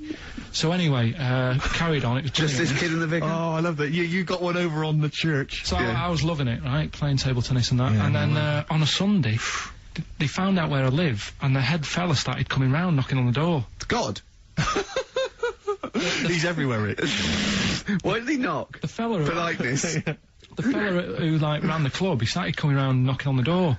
And I saw him coming up the path, and I said to my mum, "Oh, it's the fella from the Crusaders." She didn't even know what I was. No. in. She She was thought like, you were "What off are nicking talking hubcaps about?" and stealing cars. She didn't Yeah, have yeah. a clue what I was talking about. You've been going to You church. went to church? I don't You believe it. little That's bleeder. not how we brought you up. So I said, "Look, just tell him I'm not in. Tell him I'm not in." And she had to keep doing this, and they were coming round every Sunday to try and make me, like, go on a Sunday. It was really important that I went and that I was abusing the system and all this. Anyway, I didn't go. And then... Why didn't they just tell you on next time you turned up on a Friday? No, well, because there was so many people there on a Friday, you just get mixed in the crowd. Yeah. Right? It was jammed. It was well popular on a Friday. Yeah. Right? But anyway, on one of the Sundays, it was quiet for a bit, and they stopped coming round. So I thought, right, I can go out again, right, on a Sunday, because I used to avoid hanging around the house in case... What sort of reign of terror is this? Incredible. Right. So I thought, It's like the Spanish Inquisition. So I thought, great, they forgot about me. Yeah. Everything, I can carry on in sort of normal life now. Yeah. And I was playing out in the avenue. Fella comes round. And he goes, there you are. You know, you're always busy on a Sunday. You enjoy Fridays and that, don't you? I was like, yeah. He goes, well, come on, you've got to come with me. And I couldn't get out of it. No. You know what I mean? It's like, what could I say? Charlie says. Right? Yeah. So, anyway, he nearly killed me in a car crash. So that was the excuse I used next time. He had a Mini, right? And he was driving us there, and he hit the curb, nearly sort of turned over the Mini. Right? There was like 3 of us in the back. So I said... That record. So... Next time, or was it a joke? Next time he came round to pick us up, I said, look, really enjoyed it and that. I said, but ever since that journey, I really, you know, I don't want to get in the car with you again because it scared me a bit. And I said, all right then, I didn't have to go again. That's all right, isn't it? That's extraordinary. Yeah. He almost killed you in a car It's a crash. parable. Thank God no one was hurt. Yeah. I remember that... Your life moves in incredible ways. Yeah. Rather like God. Yeah. So, they're probably round there now, aren't they? Going, is he coming tomorrow? So, would you like to start on your, to Steve, because I've heard all these. Well, we won't do them all. Well, we'll start off with the Mr. Freeze. Tell Steve the story of Mr. Freeze. This is the first time he nearly died. This is the most serious of the lot, really. So, what it was, do you know, like, I don't know if your mum and dad did the same thing, but, like, they do the weekly shopping on like, a Friday. Yep. So when you got to Thursday, there wouldn't be much stuff left in the cupboard. It'd just be like, you know, your Jacob's crackers and stuff like that. So when they'd been to the supermarket and they came back, I was like, you know, what's that saying? Like a pig in... You know, I loved it. It was like loads of food coming in, loads of biscuits. What is that saying? He nearly said pig and shit. Right. Is that the saying? Yeah. Right. So yeah, all this food comes in. Thank God he didn't. Otherwise he'd have been in trouble. That's true enough. Because he's culpable for our actions, because he's the producer. So technically, that twat's in charge. Go on. Right, so anyway, so there's loads of food, and I'm like, oh yeah, look at this, and chocolate biscuits, and, you know, penguins and stuff. Bacon. And bacon. Just in case, you never know. So anyway, my mum and dad's putting the food away. Me and our kid are like, he's already grabbed something, gone back upstairs. It's like feral children. It's like a quest for fire. And then they run upstairs. What did he do, sit under the bed, gnawing at some sort of pig's trotter? So I saw, do you remember Mr. Freeze Pops? I do, yes. Well, they're kind of like popsicles, icicles. Yeah, but really long, like a foot long, right? Yeah. So I thought, I'll have one of them, so I grabbed it. Went for the nutritious stuff first. Absolutely. And like my mum and dad are putting this stuff away and what have you. And I rip it open and knock it back. Right, straight away, just right back like Swallow that. it, Right, yeah. But it went down the wrong way, right? So What's down your shirt? So I was like, oh God, I can't breathe. And my mum and dad didn't even know what I'd ate. Do you know what I mean? I ate it so quick. Yeah. And I'm sort of tapping my mum on the back, going, and she's going, oh God, you know, he's choking again, because I was always choking. If it was one thing, I don't know if I've got like a small throat, but I mean, even Ricky knows I can't drink that much, can I? Yeah. Do you know, or eat pebbles. I'm not a quick drinker. I'd always, I think I'm scared of like swallowing stuff. Yeah. And it was like bottle tops and mint imperials and stuff. I was always choking on stuff.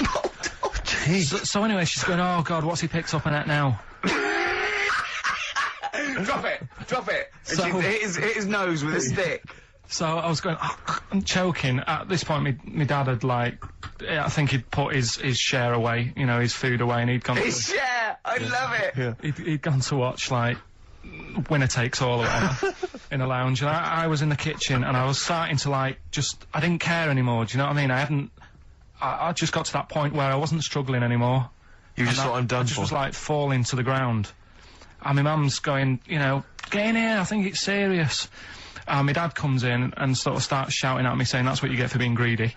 He didn't even know what I'd eaten. Well, it was the moment to teach you a lesson, certainly. So he's there like that, and my mum's going, oh, look at him, and my lips were going purple, and my eyes were rolling into the back of my head. You look like Marilyn Manson. And, so anyway, she grabbed me from behind and did that fireman thing. The Heimlich manoeuvre. Yeah.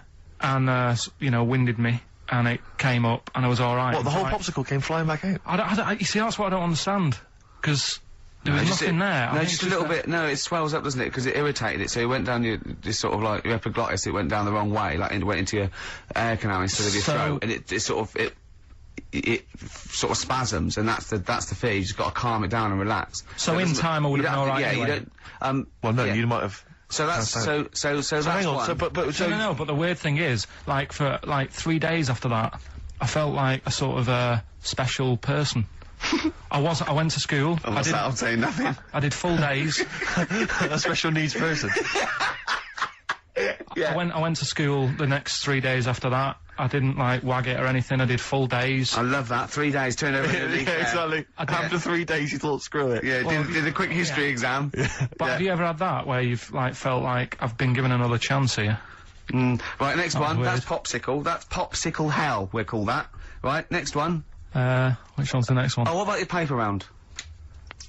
Right. Can I ask very quickly, did your life flash before your eyes like they say it did?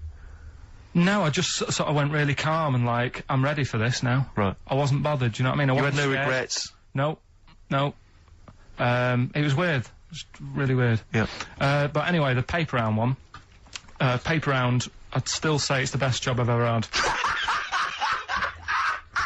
And he means it! No, I really enjoyed it. It's like, you know, you don't have to work with anyone else, right? So you make your own rules. Just think of that. You know, you sort of You're around. spreading information Well, yeah, to people, yeah, vital information. giving a service, Yeah. and no one else is around. You know, you can just do what you want and think about stuff whilst you're cycling around on your bike. It's really good. Yeah. So anyway, Imagine the stuff he's thinking about when he's riding around his I bike. can't. Oh, so getting in the head of a salamander. So anyway, I loved it, and even though I only got like 50p a day, right, no matter what the weather was like and stuff, I used to get up at 4:30 and go and do the round, and Why'd you get up at 4:30? because I wanted to watch the Pink Panther at 5:30, so I wanted to get me paper round done. I said, why didn't you watch the Pink Panther? And then do the paper. He went, oh, I can't sit there thinking I've got my paper round to do. He'll ruin it for him. Yeah, so is it a good job or not? So Go on. 4:30 I was up and about, and this morning it was like winter, really bad winter, bad snow, you know, freezing cold, really windy and all that. And my mum said to me before I went to bed, she said, don't be getting up tomorrow, I'll give you the 50p. I said, it's not about the 50p. So, you know, people want the papers and stuff.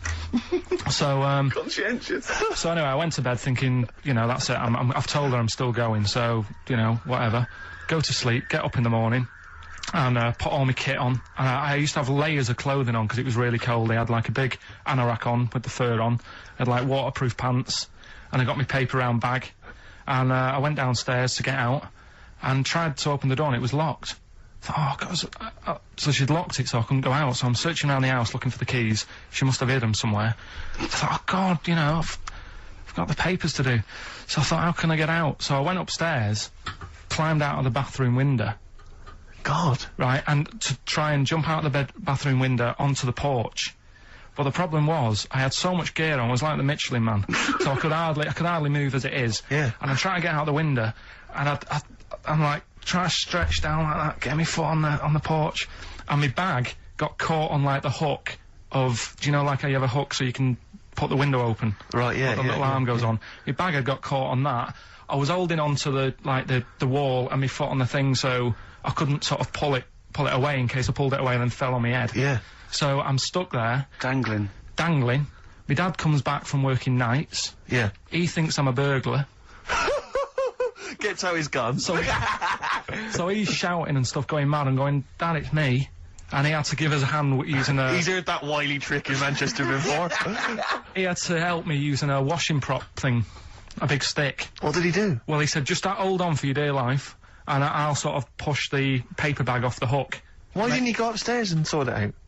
It was at that point where I was in the middle, there was nothing you could do, do you know what I mean? It's at that point where you've just got to make a decision. Yeah. And by the time you got upstairs, who knows what might have happened. Sure. Do you know what I mean? You've got to act there and then, not messing around. Yeah. So And you could hear downstairs, now here he is, the Pink Panther. Yeah. Dad! Hurry up! He a Panther? Ever so pink. Oh. so that was close to death, because I must have been about 30 foot in the air. Yeah. And I would have, you know, that would have been nasty if I fell to the concrete paving, so... Well, And, there's more to come. Should we play a record and come back to this? Because he's got more. Oh yeah, no, there must be one of them where you did fall on your head. This is the one I'm waiting for. There's got to be one. That would explain so much. Yeah. I nearly broke my back Jeez. once. My dad said I bet I can't kick me height, and I said I bet I can, and I don't remember this. You didn't tell me this one. I bet it can, what? I was in the garden summer's day, and it was that era when, like, doing kung fu and all that was really popular. Sure. And I was, like, messing about in the garden, punching the tree and stuff. And my dad said... What a kid he must have been. my dad said, I bet you can't kick your height. Kick your height? What, Yeah. you mean kick as high as yourself? Yeah, so I must have been, like, 5 foot or something then. And I said, of course I can. So I bet you can't. But instead of doing it on the grass, I did it on, like, the concrete bit. Kicked it, actually did it. I went, there you go. But didn't, like, get my foot down quick enough and land Oh, on you my back. paused to say, there, I've done it. Yeah. As opposed to putting your foot back on the ground. And landed on my back, and I'd still get back trouble now. Do you? Because they say that, don't they? So he's, to cut a long story short, he gave me about 4 or 5 near-death experiences, and he went, and the whole point of this, he went, so that's why I think I'm going to die of something horrible, like cancer. And I went, why? He went, right, you ready for this? Yeah. He said, well, I don't check my balls. Wait. He said, I don't like the feel. Karl, have you ever logged on to Friends Reunited? It was the site that everyone was talking about last year. No. Are you aware of the concept? I've heard about it, but there's no one from school who'd want to see Hook it up with. again, really. So basically, for those that don't know, you have to log on to his website, and then you can it helps you track down your old schoolmates if they've also logged on and stuff. And we sort of took the liberty, really, of looking on the Friends Reunited site and typing in your school and trying to track down any of your old mates. We didn't get in touch with any of them, don't worry. didn't do that, and We're we not don't going to want you surprise to. you with them now. No. But I was just interested to know, like, some of your thoughts on some of the names that I could run past you. I mean, these are people from your year. Just tell me if you recognise the names. Alison Birch? Think I remember her. What's your thoughts on her? Posh Don't- girl, Don't be probably- libellous. Don't be like, no. No. Posh probably did pretty well in history and that. Sarah Morris? God, yeah. Remember her? Go on. You're grinning. What's the thought? Go on. No, just, she was alright. She was a popular one. What does that mean? She was nice. Yeah. Okay. Okay, what about Darren Buckley? He was one of my best mates. Was he really? Yeah. Seriously? Yeah. What do you reckon he's doing now? Do you still keep in touch? When my mum and dad were still in Manchester and they had a butty shop, he used to go in because the bookies was next door. I know the way you paint a picture. used to, If you did this in your history exam, Karl, you will walk it. Go on. So your parents had a butty shop. There was a bookies next door. Yeah, and he liked having a bit of a gamble, so he used to, I think he works for some insurance company. Do you think that his fiancée Beth knows he's got a gambling problem? Or that his 2-year-old son Lewis? No! Yeah, they live in Cheadle Home. Hume. Cheadle Hume. He must be doing well. 'Cause it's He's still supporting the Blue Army and frequents the shrine on a fortnightly basis. funny thing with him is, right, when I used to stay over at his house, and his dad was a copper, and I remember his dad came down and said, right, I want to see you two. I was like, oh God, what's happened? And got us round the table. He said, do you know much about drugs? So we were like, what's all this about? So he goes, you know, they're not good for anyone, you know, the stupid thing to get into. And we're like, yeah, we know. And he went, you know, do you? We said, yeah. He said, what's this then? And he'd found something in his bedroom, and it was a Skittle. What the sweet? You know, little sweets with the S on it. And Oh, it was really? drugs. Yeah. So he said, well, yeah, it's a Skittle. Yeah, I know what it is. Oh, he was bluffing like that as a slang word. Yeah, he thought because he was a copper, he probably had to be down with all the terms and that. So we said, oh, it's a Skittle. And he said, yeah, I know what it is, but what's it doing in your bedroom? Oh. And it was like, no, it's a toffee. So, God, Darren, no. Yeah, I know, it's a toffee, it's a squib, it's a, yeah. Karl, more people from your past. Debbie Carr? Yeah, she was another nice one. What does that mean? Is that a euphemism? No, she was one of them that you'd sort of go, she's nice, but she'd never be your girlfriend. Do you know what I mean? She was, Not really. even though she was in the same year, she seemed a lot older. Right. And like, Wasn't a teacher, was it? there was 3 of them who all hung together, and they seemed to hang around like the older kids, the ones who looked like men. Do you know what I mean? They had, Yeah. What like, did you look like then? well, it's just that I had youthful sort of looks, whereas like the older ones had like beards and stuff. It's a gang of boys in the 5th form with beards. Were they smoking pipes? Come over here, me filly. Oi, Debbie Carl, come over here, you little beauty. But she was like, I love that. They were hanging around with beards. There's the big boys.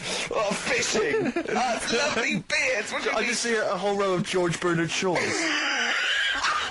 Brilliant. How do you do in history, boy? Think on E, you're an idiot. they were like, you know, I'd be there sort of playing punching people in the arm. Cause we used to play that Oh, at that's a school. great game. Oh, I love that. Punch people in the arm. Is that part of the Olympics now? it's, I think it was exhibition this year. Right. But it's going to go pro next It's going to be the Winter Olympics because you've got to do it in just a cap sleeve shirt Sure. in winter. Yeah. So you're playing that? She, but whilst I But was she didn't doing appreciate that. She used to go, ow! that, I always think whilst I was doing that, they were like the Charlie's Angels, and they'd be sorting out a mission somewhere because they were really like there was something about them that you thought, you know, yeah, they're special. They were private detectives. What do they work for a man they never see? Okay, well, here's a name I'm interested in because, well, let me just tell you the name first. Adam Clifton. Oh. Go on, what are your thoughts on Clifton? He was one of them kids. He was all right, but he had that thing when if you didn't have enough milk, he had like wrinkly hands and white bits in his nails. Oh, Because you didn't have enough milk. Yeah. So Yeah. therefore, you didn't like him because you didn't get enough milk. This is not to be confused with the 2 people with the big heads and the webbed feet, is it? Webbed hands. Well, this was I interesting. don't know, they weren't related. They must have been somewhere along the evolutionary sort of trail. Do you know what I mean? They must have come from the same sort of stock. But you wouldn't have liked him. He's just one of them people. He was all right, but Well, before you say any more, on Friends United, you can leave a little message which explains what you've been doing and what your life's like now. And most people leave maybe 2 paragraphs. Right. Adam, I've printed it off. He seems to have printed. I think there's about 6 pages here of stuff. He keeps updating it, and he just basically lists his memories about everyone. Okay, at the school and what he thinks of everyone. And he says, I often see Simon, he's doing all right for himself, self-employed illustrator, Mark Cooper, Karl Pilkington. Right. And your name comes up. Now, I don't know if you've told us this story. I think you may have done, but I can't remember the facts about it. It just says, Karl Pilkington, with his pet bird. Was it a magpie? I can't remember. He brought it to school to show everyone, and it flew away. Oh, God! Oh, no, they do that, don't they? You show them the What was the story then, You Karl? give them seeds and they just leave. What do you mean? This sounds like Kes. Well, that's it. I was a big fan of Kes, and it was the time our dog had just died, Yeah. so I didn't have any pets, and the cats were always getting run over, Yeah. and so we didn't want any more pets. Yeah. But there was a magpie that used to fly about on the estate, and I managed to sort of tame it. And in the end, With a it became- chair and a whip? What do you mean you became- tamed it? Well, just used to sort of hang around it and talk. But how to did you it. get hold of it? Did you catch it? Well, eventually, yeah, it used to just come to me, and the annoying thing was, it got to a point when I wish I hadn't bothered, because it used to pop me bike tyres. It used to sit on like, if I was talking to my mates and I was on my grifter. I love how you just throw things in. It's like an Alan Bennett play. It landed on my tyre, and it used to peck at the tyre and pop it, and then no. it used to then never go away, so it was always like around the house, and my dad said never bring it in. So he used to sit on the porch, and I used to go out, and it used to fly down and land on my head, and it really hurt. It used to like peck and stuff. He thought it was a tyre. So it wasn't so much tamed as a stalker. Oh, God. So you took it to school and it flew away? Yeah. So did you take it in proudly going, look at my magpie? Oh. Yeah. Oh, no. But I think it got a bit confused in the area that it was in, because I used to just keep it sort of around our estate, but Sure. the school was a bit of a distance away. How did you get it So, there? carrying it on my finger. Did you walk? Yeah. Wow. So it was happy there, and then it got... But it used to be one of those things that people would stop me in the street and sort of go, oh, what's that? And I don't suppose Maggie, called it Maggie. you didn't get Charlie's Angels to go and find out what happened to it? Investigate? Were they impressed? No, not really. A few more names that you may recall from Friends Reunited. Go on.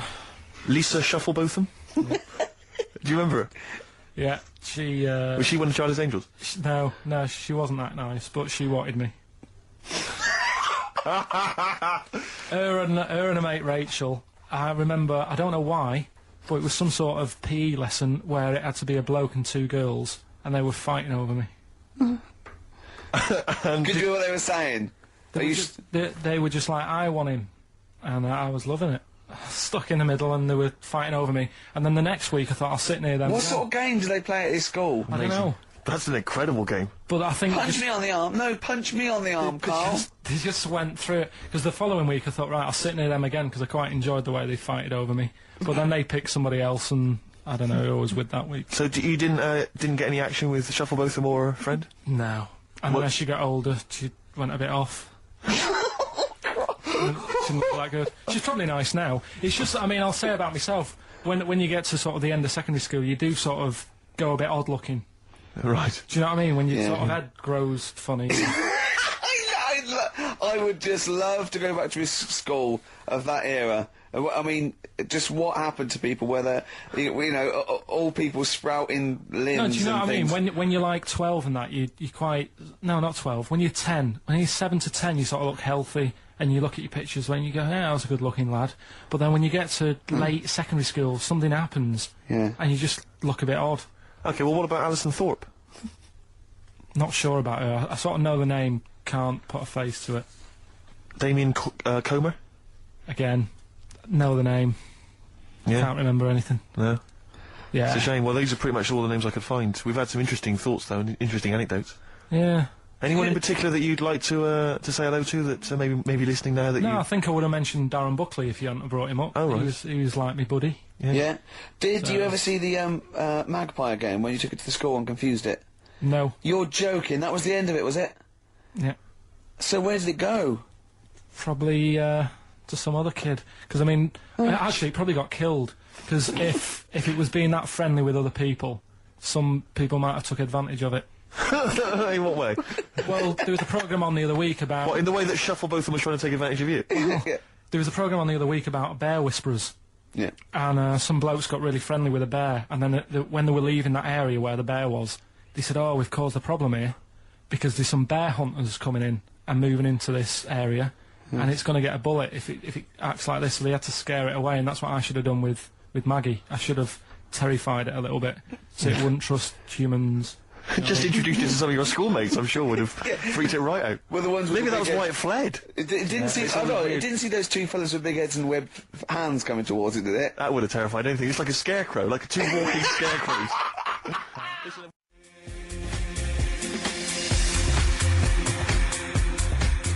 Express 2 featuring David Byrne, Lazy, XFM 104.9, 1:45. I'm Ricky Gervais. Steve's got the sun.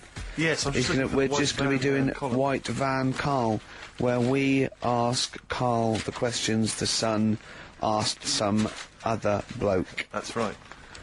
Because we think Karl's got more to say than anyone on anything. Karl only tells the truth, by the way. Just remember that, listeners. Off you go. Yes, well, today's White Van Man in the Sun is John Slade. He owns his own door maintenance company. His answers are very informative, I have to say. But, Karl, what do you make of the Channel 4 producer, aged 30, who duped a school into believing he was a teenager for a documentary? Are you familiar with this story? No, go on. Well, basically a 30-year-old guy kind of fooled the school into thinking he was a pupil for a secret documentary. The school's outraged. Do you think that that's, for you, should anything go when it comes Well, to making TV? I think I've said to you before, there's loads of kids at my school. I remember being in the first year, and kids who... What year do schools go up to? I was in the first year. What is it? 11. 5? Oh, sorry, first year of infants and juniors. No, secondary school. 11. Right. Year 11. Kids No. have beards and No, stuff. not year 11. They're 11 when they first go to secondary school. Right, well, I'm 11. The kids at the older Well, end. there's the Well, it fifth depends. form, and then you there's can the leave sixth when form. you can Right. leave when you're 16, I think, can't you now? Right, well, kids who were 16 Yeah. looked old. They did have beards. I remember going there and thinking some of them were teachers. I think he's answered that. Next one. What's the next one? Tattoos and everything. I think they had kids in the earlier years, even. What do you make of the fact that Mariah Carey's £38 million payoff has cost EMI staff their jobs, and we're talking 1,800 EMI staff who have lost their jobs. What do you think of that? Yeah, I mean, is that silly money, Mariah Carey, on 38 million? she doesn't need that much. She doesn't need that much. She has to dress nice, though. It's not her fault. I'd say it's bad business. Okay. Because EMI, did you say? Yes. Right. They've got rid of them staff. Yeah. Mariah Carey's left. Who's going to do the work? Do you think Mariah should come back and do some temping? Well, they should have got a loan and paid her. Okay. Do you know what I mean? Vicious circle, that. Right. Have you done a business degree or anything? Have you? Commerce. You did commerce. Where did you do that? What did you do that? At school, I'd learned how to fill out a cheque, pay a bill, and I think I had a trip round Kellogg's. Did you get an O level or GCSE? We know you didn't. You know, I did. But was there a commerce exam, or was it just a division of Can't maths? remember. What did you do? Fill out a Was it cheque. a subset of It maths? was an option. It was like, if you want to do it, you can. What do was it? Fill out a cheque. Fill out Pay a cheque, bill. Pay a bill. Have a visit round and nip round Kellogg's. Kellogg's, and I saw my sister's boyfriend there at the time. He sorted me out with some variety packs. Really? What was in them? You know, Rice Krispies and Good stuff. Cocoa Pops. Space Dust or whatever it is. Space Nuts. So, sorry, that wasn't Ken Dodd, no. No. That was someone else, wasn't it? That was an aunt. Yeah. That wasn't Special K. What do you make of fears that dumped Britney Spears? She's been dumped by her boyfriend. There's worries that she may be cracking up, Karl. You concerned? What are the signs?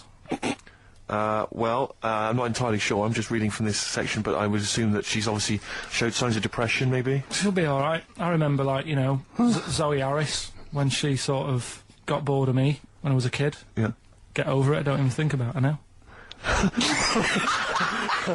What, and how long did it take you, to get over Zoe? Zoe Harris. How long did it take To be you? honest, right, it was like one of my first girlfriends, and she was a pain. I remember I went out with her because she wouldn't stop hassling me, right? Yeah. I remember I love that. Oh, go on I then. never talked to her, and then the bit that really got me, I thought I half liked her, and then I remember, right, we were at a school party, sort of infant school, Infant school? right? Are you sure it wasn't junior school? Well, it's on the cusp, Yeah. right, when you're about to leave infants and go to the next one. Yeah. And she was crying because You were saying, I don't think we should move in together. She was crying. She was crying. Oh, was she? Had you She stolen must her milk? She must have been nearly 6. Why didn't she grow up? no, she was crying because somebody had stood on a dress and put a bit of an hole in it. And I said, oh, for God's sake. I can't stand it. Oh, So God. you, I just think him. so you gave her a slap. I just think of him, like 6, like with clogs and a flat cap, going slightly bald, going, for Christ's sake, woman, come on. Oh, Light him a pipe. I finished it because all the mates were saying, come on, Karl, she's upset. And I was like, oh, whatever. So again. hold on, no, wait a minute, what do you mean all the mates were saying, like, come on, Karl? They were 6, weren't they? Yeah, but they were saying, come on, she's crying. Help her out. And, Well, and you it's- did nothing? I don't know. She got injured. Got a hole in her skirt. Yeah, but she was upset and you were her boyfriend. Well, So what did you do? Tell me the story. Where were didn't you? work out. You were at some kind of school do. There was a hole in her That's why dress. it didn't work out, he said.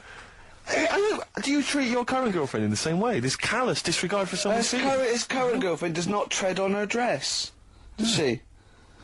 Oh, she didn't. So, do as it, far did as she? you're concerned, what was her name? Sarah? Zoe. Zoe Harris. You just felt like, well, you know, she's going to make a whinge about, you know, a silly little hole. Screw her. Yeah. You're all heart, Karl. What would you have done? I'd have gone over there and given her a lovely kiss. No, you wouldn't. Yes, I would. We were playing Dead Arm. If you had hair, what would it be like? What do you mean? Well, you obviously had hair then, back then. What was the style? It was like, sort of, I had quite sort of, fine, sort of straight hair. Yeah. Right. Hairdresser once said to me, you've got hair of a Chinaman. He was a wise man, wasn't he? What do you think that meant then? Oh. He just said, you've got the same hair as a Chinese man has. Very straight, quite fine. Why is he telling you? I just imagine this pal going, the Arsenal did well, didn't it, sir? Shall I do something like that? You have the hair of a Chinaman. I'm sorry, nothing. You're not the spy. No, I'm not. Thank you. Good night. Oh, You're not like one. yeah, lovely. You have the feet of a fish. I'm sorry, nothing. It's not you. Okay, next. You have the hair of a Chinaman. It was one of those barbers. It was a cheap one, just on a railway bridge. I don't believe that. Go on. On a railway bridge. That's why it was cheap. It was very low rent, so he could charge. That wasn't the 50p. barber, that was a man with some scissors. Yeah. Did you go, have to move you there, sir? Wow. Okay, back in the chair, sir. I imagine them on one of those things you always see in old films where you've got You have to press down up and down, yeah, like a seesaw. Yeah. It wasn't as good as that. It was just a normal chair, little wooden hut, and he did have to stop when a train came past because it used to. Well, because he had to change the signal. Just making a few extra bucks. Yeah, exactly. Yeah. Oh, I love that. That's Manchester for you. Oh, God. I always it remember wasn't him. Bernard Cribbins, was it? I always remember him saying, "Do you want your hair washing?" And I said, "Is it free? You know, does it come with it?" And he said, "Yeah." So I said, "Oh, go on then." He said, "Hang on now, I'll just have to wash these mugs up." He had like a sink full of mugs. Oh, So I'll just God. take these out and then I can wash your head. Oh, no. And that's why. Why did you go to this man? It was cheap. It was How like much was it? about £2. And when was this? God.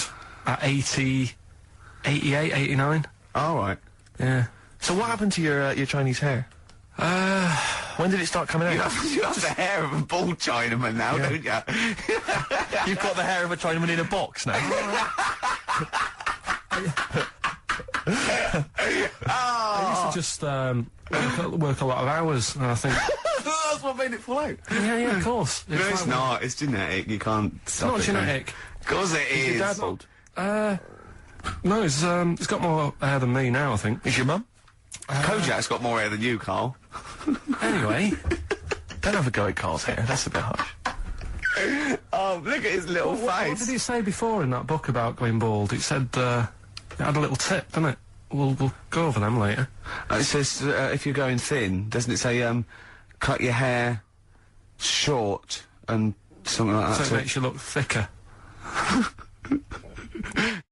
I've never been into getting presents and that. I had the problem at that Christmas one, that time with the Victoria Plum. Yeah, we'd hate that. We'd hate to bring that back. We've done that. Because you talked about the book, because it's kind of to do with your dad, isn't it? He's a very bad gift buyer, was that the problem? Well, yeah, my dad just wouldn't bother. It was my mum who sort of made an effort, and she sort of worked out half of what I wanted, then she left it to my dad to get it off someone, see if he could get one cheap or whatever. I love the fact that usually people talk about, like, drinking heavily Yeah. or violent abuse, right? Yeah. But here's what he's been left with and scarred with from parents is bad gift buying. Yeah, and That's the not so Victoria bad, is Plum it? incident. In the greater scheme of things in the world, Yeah, but- that's not a bad thing to have, is it? There was this, this is what it's like about getting presents and stuff, right? With my mum and dad. Go on. My mate, Colin, right? Colin Makin? No, Colin Bailey. Oh, right? He had a little Sinclair Spectrum, right? Yeah. Computer, Yeah. which was like the thing to Oh, have at that yeah, time, yeah, right? yeah. Used to always go round to his house. The deal was... Not the one you had to play through the window because you weren't allowed to. No, that's another lad. Oh, right? yeah. This is a different lad, and the deal was, he came to our house, and my mum gave him a pie, and then I'd go round to his, and I'd stay there for a few hours playing, you know, Hungry Horace and stuff like that on it. Right? Now, my mum and dad knew that I really wanted one of these computers, right? So I waited about a year. Came round to Christmas Day. I thought, I reckon might have one. Turned out they bought me the wrong one. They bought me a ZX81 instead of a Spectrum, right? And Christmas Day, I'm there trying to load the games up. It's not working. I'm thinking, what's wrong, right? And the thing with me when I was a kid, I used to get quite sort of agitated. This quite easy, is the moment. right? I found out that it needed a RAM pack to make it work, right? Looking in the thing and it's saying, and make sure you put your RAM pack in the back. And I was like, oh, where's the RAM pack? And my dad's going, I don't know, I've got you the main bit. That's it. So, I was that wound up, I just was sick, right? Just sick. Oh, I didn't feel sick or anything, I just was like, oh god. Went to the sink, just sick. Because I was that on edge about it. I said, come on, we've got to get one. And my dad's like, Tandy's shut, we're not gonna get anything today. Ruined again, Christmas Day. That was after the year when my train set got blown up by our kid. The following year, no RAM pack. And now you ask me why don't I get good presents? He's scarred. He just I'm threw gonna up. die. Honestly, I'm gonna die. It's just clean sick. Yeah. There's no ram pack. Did you get to the bottom of it? Why wasn't there a ram pack? You have to buy them separate. Oh, It's one of them okay. cons. What do you mean I can't play Frogger? Oh no. So, wasn't there another incident when you threw up? Spontaneously threw up? Oh. Through sheer anxiety? I do get it. It's not so much now because I've relaxed a bit, but as a kid I used to be quite on edge all the time with certain things. Do you think that's what happened to your The cat wind. that kept being sick? That it didn't get the food it wanted, and it just threw up. Do you remember that? Yeah, yeah. God, so they shaved it.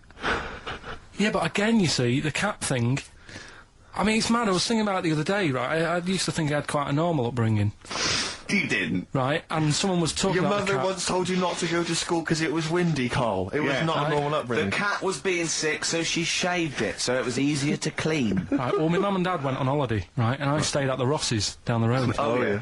Only a kid, must have been about 5 or something, right? And I was always running around in the house. I had a lot of energy as a kid. What the Rosses did, they had this cat that was dead violent, the most violent sort of angry cat I have ever witnessed. A tiger. It was honestly, Steve, if it was bigger, it would have been, because it was just always having a go at you. Yeah. If you went to pat it on the head, it went to bite you and stuff. And what they used to do with it, to stop me running around, I'd sort of be running around, and then I'd get a bit tired, and they'd say, have a lie down on the settee. So I'd lie down on the settee and I'd nod off. And what they used to do, I'd wake up, and they'd have put the cat on my belly. Right? So I'd be scared to move, because it's like it's going to get me. But it would keep you there. It kept me there, and it used to sort of slaver on me, and they'd sort of, you know, go out or whatever, and I'd be lying there.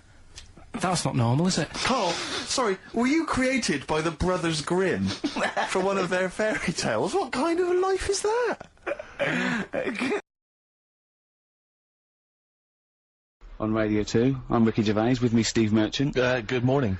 and our producer Karl Pilkington, but more about Karl later. We want to introduce the world to Karl, don't we? It's extraordinary to think that there's people that have not experienced Carl. A whole new audience is going to discover I think him. of me and Stephen as like Anthony Hopkins in The Elephant Man. Yeah. Just taking Karl round the country, the world.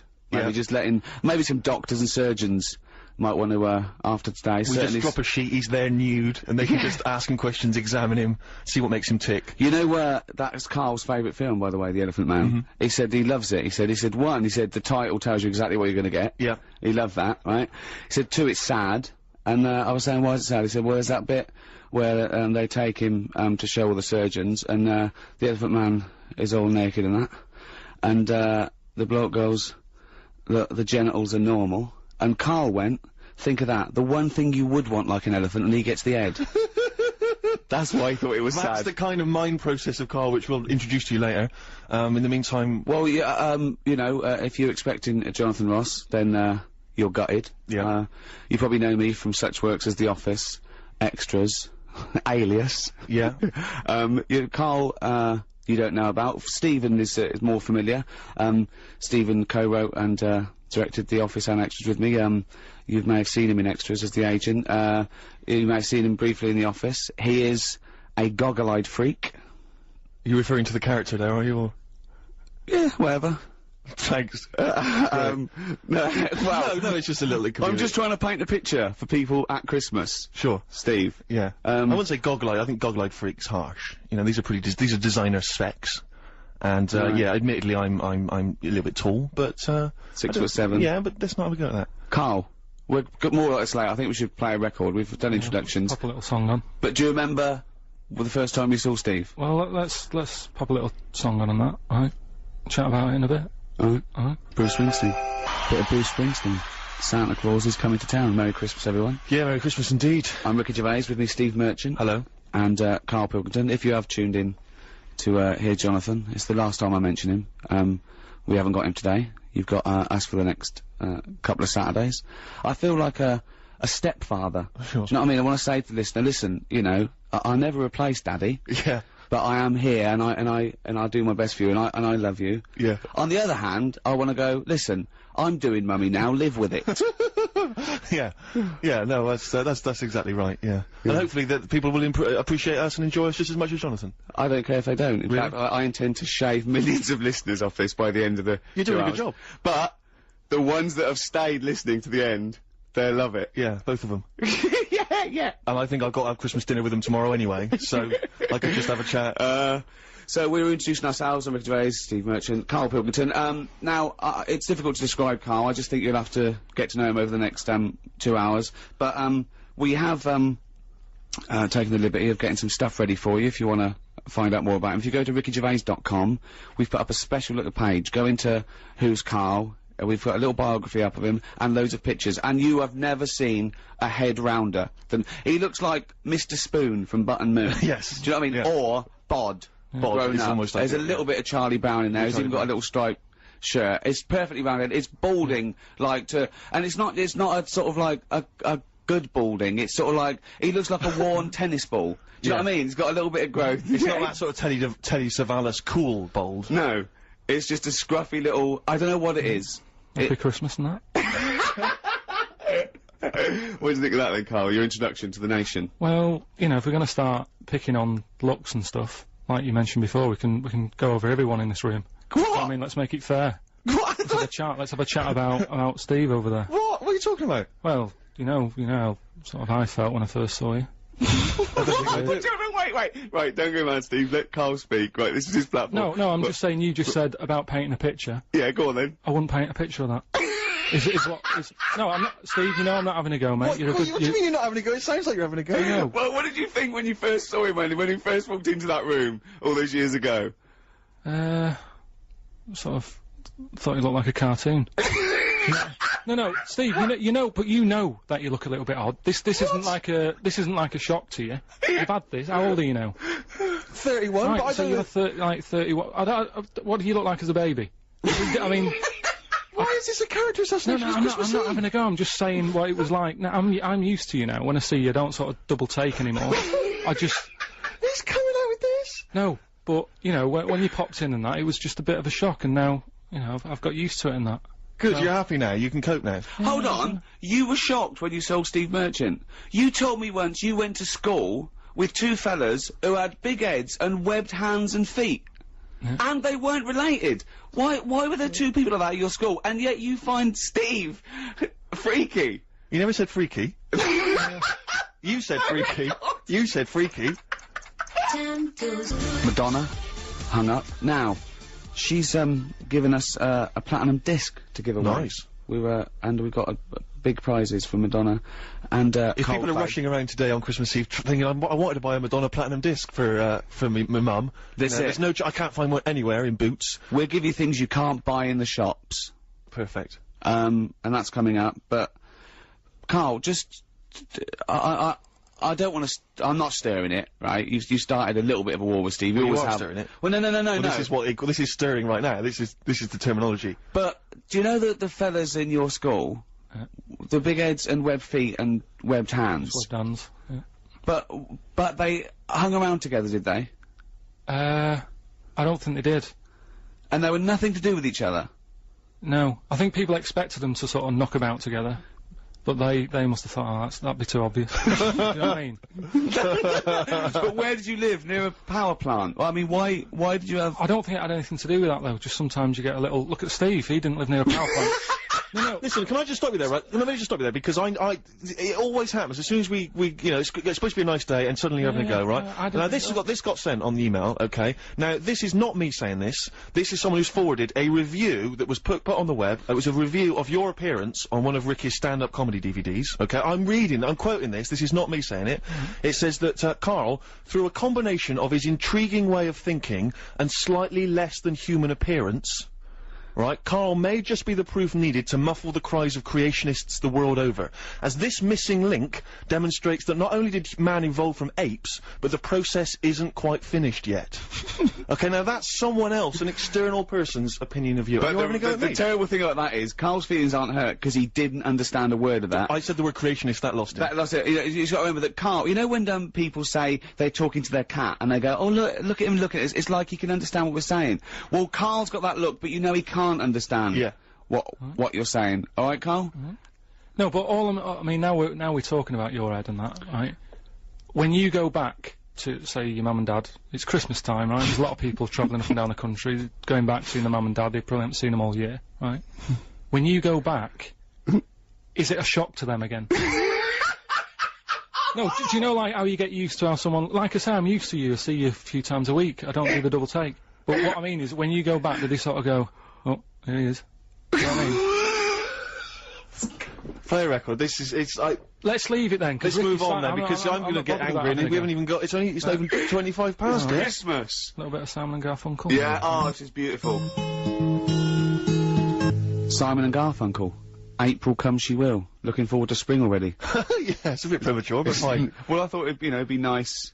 You know, it's like, if it's a bit Let's cold. get Christmas over first, all right? Christmas over. I love that. My mum used to go, oh, that's not over for another year. Yeah, like Used it to was a look chore. forward to it all year. You know, buy things out of the catalogue, pay for it for the next 12 months, and they go, oh, that's not over now. Like, you know, 5 o'clock Christmas Day, that was it. When is Christmas over? I would say Christmas is over once you've seen the Vicar of Dibley Christmas special.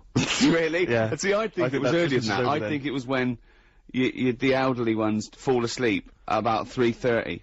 Then wake up because the kid's playing with something noisy. Yeah. A game that goes something like that. Yeah. That's when Christmas is over. You know what you're getting this year then. Exactly. I do. All right. I was shopping with Karl. Don't give anything away that I bought, right? Because you know. But I've got to tell you something. We went into this one shop. I didn't get anything from it, so I can talk about this. For looking for a present for my girlfriend Jane, and it was a beautiful shop in St James's. They're all beautiful around there, and it was this shop of sort of iconoclastic sort of antiquities, and it was things that this guy. You had to ring a bell for the bloke to come down. Karl was just so confused about that. He's used to someone standing there going, "Can I help you? Yeah. What size do you want?" Right, and he came down, and he loved his stuff. He absolutely loved his stuff. And what sort of stuff was it? It was sort of stuff that he'd got from sort of like Tats. churches. It wasn't It was tat. old It stuff, was Steve. carvings. It was from the 16th and 17th century Old. of saints, right? And I said, this is beautiful. And I was talking to him. I said, what's this news going on? That so-and-so. I was going, oh, that's wonderful. Look at that. Right? And I overheard Karl trying to make conversation. He said to this guy who's so proud of this stuff, and it's you know, at 16th century, 17th century, he went, what's the newest thing you've got in here? Brilliant. And the bloke went, we've got a statue, I think, from the 60s of then, and he went, alright. He went, when was the last time you got something in? Bloke went, we get something in every day. And afterwards I said, why were you asking those questions? He was going, it always confused me with antiques. What happens when they sell that out? They're not making any more. I just thought it was a sort of good business to get into, that's all. Do you know what I mean? Why? There'll always be antiques, Well, Karl. you said it yourself. The place wasn't buzzing, was it? He had to pop down. He couldn't even be bothered sort of sat in the shop waiting for a customer because probably days go by and nothing's happening. Doesn't it? For you to ring the bell to wake him up to say, oh, I'll come and look at this old stuff. Forget it. You know what I mean? So you've got all your Christmas shopping then, Karl. You're bang up to date. You don't. Yeah, I've sorted, you know, most stuff out. But here's one for you, right? Here's a little question. Go on. Right, I've finished a job, right, where I've been working somewhere for like about 10 years. You can say it. No. XFM, I've been working where there. we met. Yeah, it was a good little place to work Yeah. and everything, but I've had enough. You know Yeah. what I mean, after 10 years. and that. You're moving on. We've You've gone all up got in to the move world. on, haven't you? You've got to, you know, try We're new on things radio out now. too. Yeah, no, it's good. Right. So you're moving on, yeah. Right? And, so they gave me a present, right? They sort of said to me, what do you want? Yeah. You've done 10 years. Tell us what gift you want and we'll sort you out. Yeah. Right? So I said, oh, brilliant, yeah. So, I knew Suzanne, my girlfriend, wanted a camera, No. right? So, okay. they got me a camera, they wrapped it up, and they, you know, like me leaving day, they said, open it, and I go, no, I don't want to open it, no, what's going on? So, well, I'm gonna give it to Suzanne for Christmas. No. That's Now, why that's a is, disgrace. but why is it though? You can't, because it's... It doesn't matter, because I could have had a gift for myself, and I didn't, I You decided. can't... No. That's second hand. It's not second hand, it It is hasn't been used, I second-hand. haven't even opened it. But surely the point about buying a gift for your girlfriend is that you've gone in the shop and done it. There's a sentimental Not about that, attachment. it's not about that, it's It is, about, though. It is. No, it is about that. No, not. it is about... it's of course about, it is. it's about them getting what they So want. if you're walking down the street and you saw a camera and it was brand new and you went, oh yeah, Suzanne, Happy Christmas. So are you going to tell her it was a gift? Well, no, she's at work today, so she doesn't need to know. So you're any of not this even is going to happening. tell her? No So point. you've got deceit as well as meanness. Doesn't matter, does it? She's got what she That's wanted. She's disgraceful. happy. Okay, I want to get the people on the text. Do you think that Karl's in the right? 882921, 882921. Should Karl be giving a gift to his girlfriend, which he's passing off she's getting as it anyway. his own present? Hold on, wait a minute, right? It doesn't matter what the... You cannot. The thing is, it would be okay if you were giving it to a mate or something, but I'd still tell them. I'd even say, look, I didn't pay for this, but I know you wanted a camera. But you're not going to tell her, so she's going to think you spent 700 quid or something on it. 250. It's not even a £700 free camera. She'll never think that I spent 700 quid on her. That is brilliant. Well, it's an improvement on last year. Do you remember what you got last year? I'd rather he told us. Come on. What did you get? What did you get? Your partner, your life partner, Your last lover. year, your last year for Christmas. How long have you been with her first? 11 years. 11 years. What did you get her last year for Christmas? Some condoms. I mean, that's Bang unbelievable. up 2 packets. Yeah, no, you bought her a big bumper packet of condoms from Boots or something, and you got 1 packet free. Yeah. And they've all been used.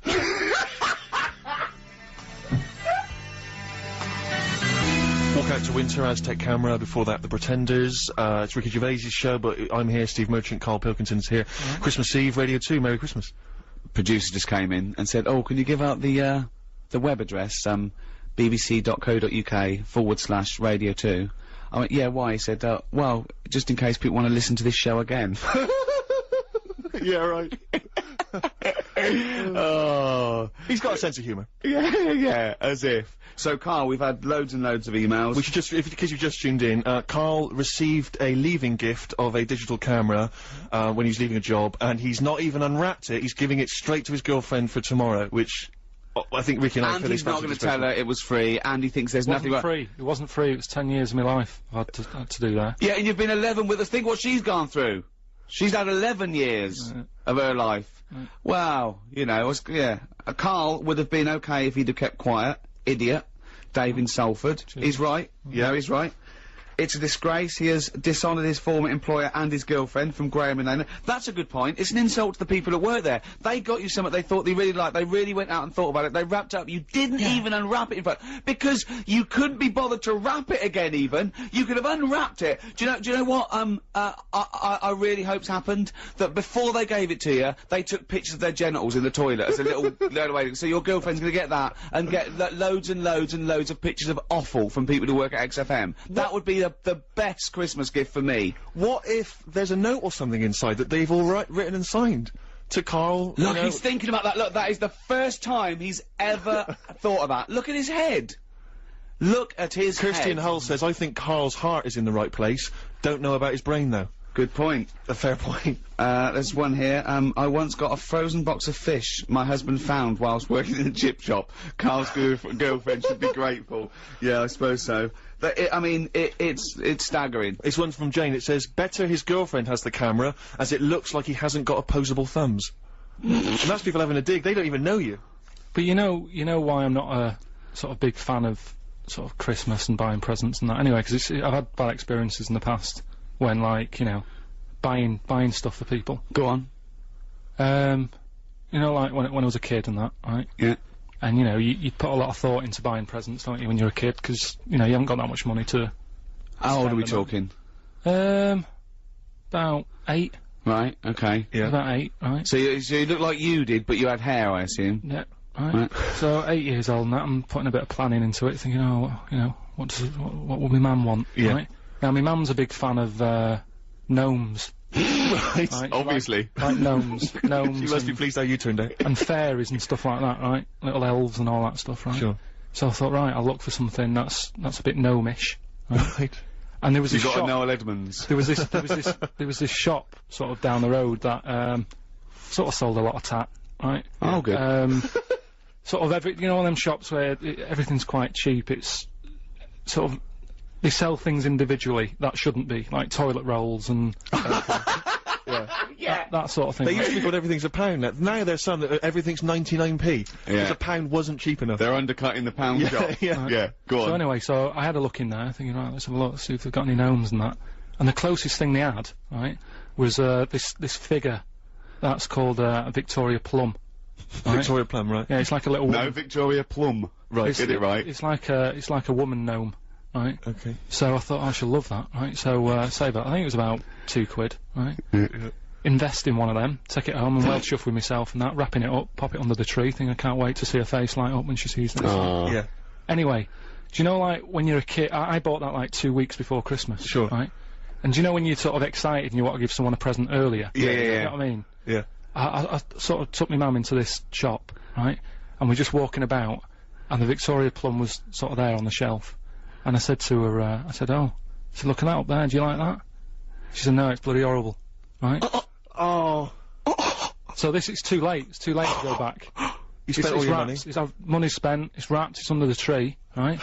I'm thinking, oh, I can't believe it. So I said, no, that, made sure she was looking at the right thing. I said, no, that little gnome woman, yeah, it's horrible. Oh no. Yeah, right? Oh, God! Christmas Day comes, right? I open my stuff, right? She's about to open hers. Sad. This is like Dickens. She opened.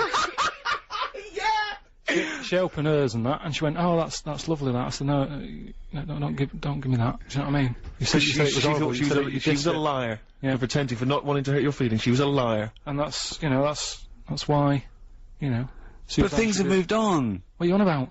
Yeah, but you don't forget, do you?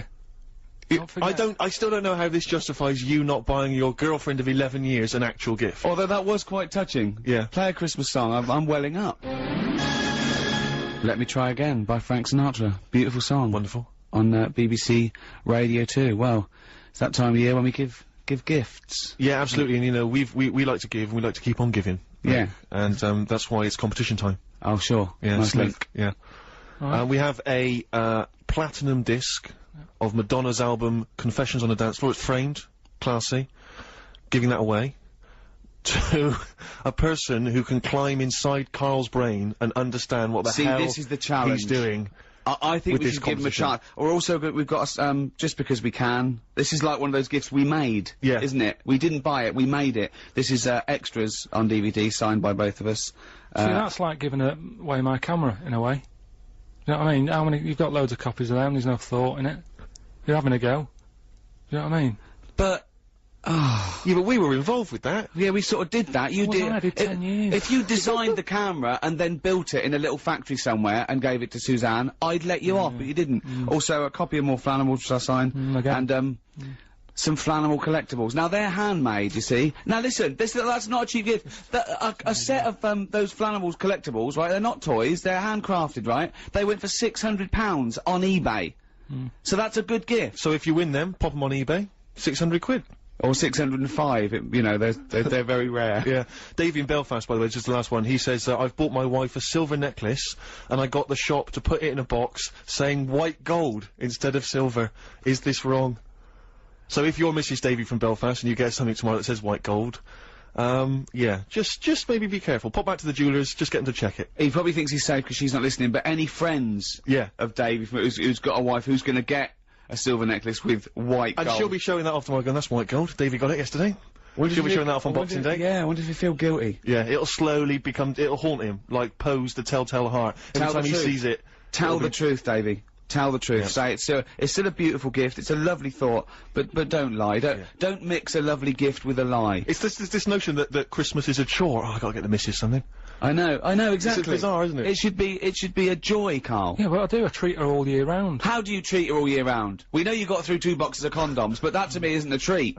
Waking up next to you every day. Well, listen, are we doing this quiz? Right, now? Rockbusters. And we should explain what Rockbusters is. Don't be fooled. It has no association with the popular TV show Blockbusters. Although he's just ripped off. He's ripped off the name, but I don't want Yeah. to say the quiz is anything like it. That quiz actually had a format. I don't know what this is. I know. We should give it, basically, Karl, I'm just thinking about it. You describe, what, you explain it, It's, sort Karl, of I like, can't it's, even do it it's justice. like a cryptic. No, it's not cryptic. Because a cryptic clue actually makes sense, every part of it. You might as well call this "What band am I thinking of?" Yeah. Right, Go on, well, then, well, let's what explain I do is let's sum it up in an easy way, right? I give Yeah. you some initials of an artist or a band, right? That they play on Radio 2. If you listen to Radio 2 a lot, right, you'll know the sort of songs we play. Big, good songs, right? And what I do, I give you like a little description, like a cryptic clue, Right. about that band, right? Yeah. So say like if I said, if I gave you the initials WH, right? Sure. Yeah. This And is a I classic said- one, isn't it? This is a classic Rockbusters clue, right? WH are the initials of the artist of the band, right? And then, like, you say, right, I was in Texas, right, having a wander about. I was over there on holiday. Yeah. This is the Think of clue, this, by how the way. long a clue is this? Imagine this on for the TV. gold run. Yeah. All right, but so I was in Texas and that, and it had been raining. I fell over, right? Landed sort of landed on me leg, right? Yeah. So that's the clue, and then I say WH, Right. And the answer would that be... would be like wet knee in Houston, right? Wet knee Houston. There's no artist called Whitney Houston. Whitney Houston. No, don't try and make wet sound like wit. No, but I'm just saying that's well. It No, worked, didn't it? People got it. People Who's got it Whitney right. Houston? Who's Whitney Houston? All right, forget that one. Here's another one, right? This is what you're dealing with, people. This is extraordinary. This is what you're dealing with. No, right. Here's another one then, bit easier, right? Right. The initials. Well, no, don't make it easier. Make it work. Right. Okay, come on. The initials ND, Yeah. right? And the clue would be something like, oh, someone's stolen me garden tool, right? Someone's stolen me garden tool. So you think about it, right? What's a garden tool? Oh, what's going on? Someone's stolen it. Nicked rake, right? Nicked rake. Nick rake. Nick Drake, you mean? Yeah. Nicked rake. That nearly works. Yeah. So that's the sort of thing we're going to be doing. I don't know if you want to. Well, let's play a record and then we'll come back with the actual clues and you can win yourself this platinum disc. It's It's good. It's exhausting. Nick Drake, isn't it? Isn't Radio 2 brilliant? It is. It's good. I'm loving it here. Yeah, it's just nice to be off a Tin Pot station.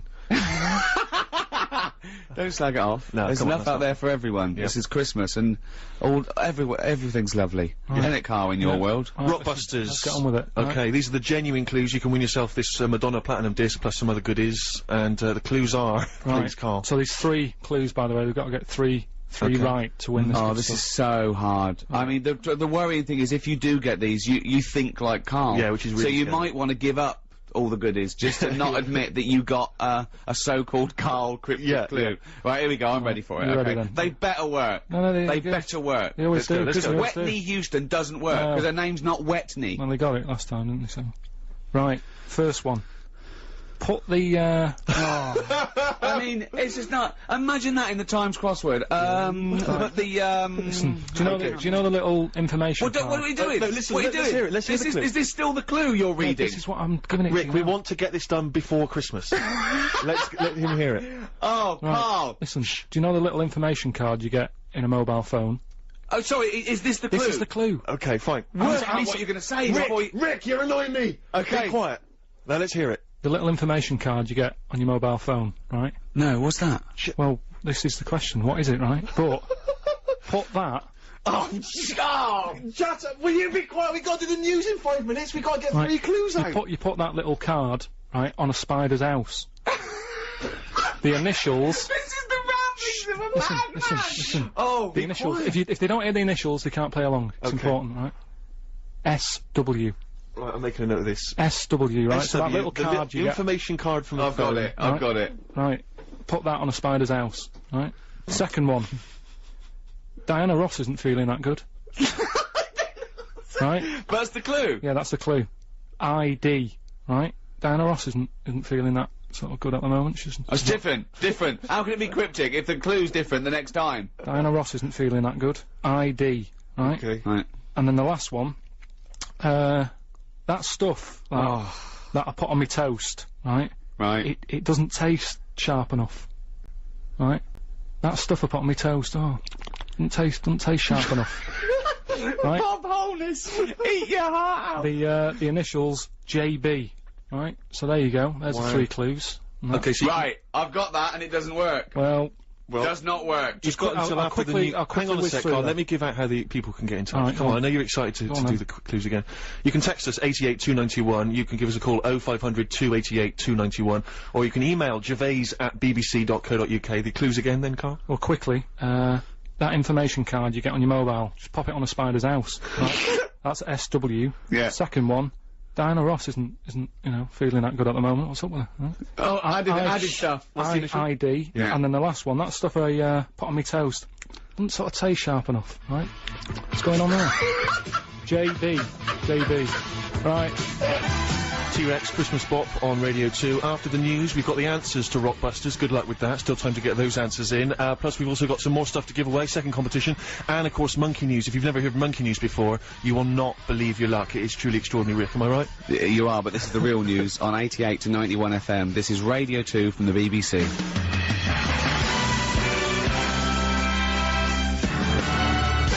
Talk by Coldplay. We've got some Coldplay stuff to give away in the second hour.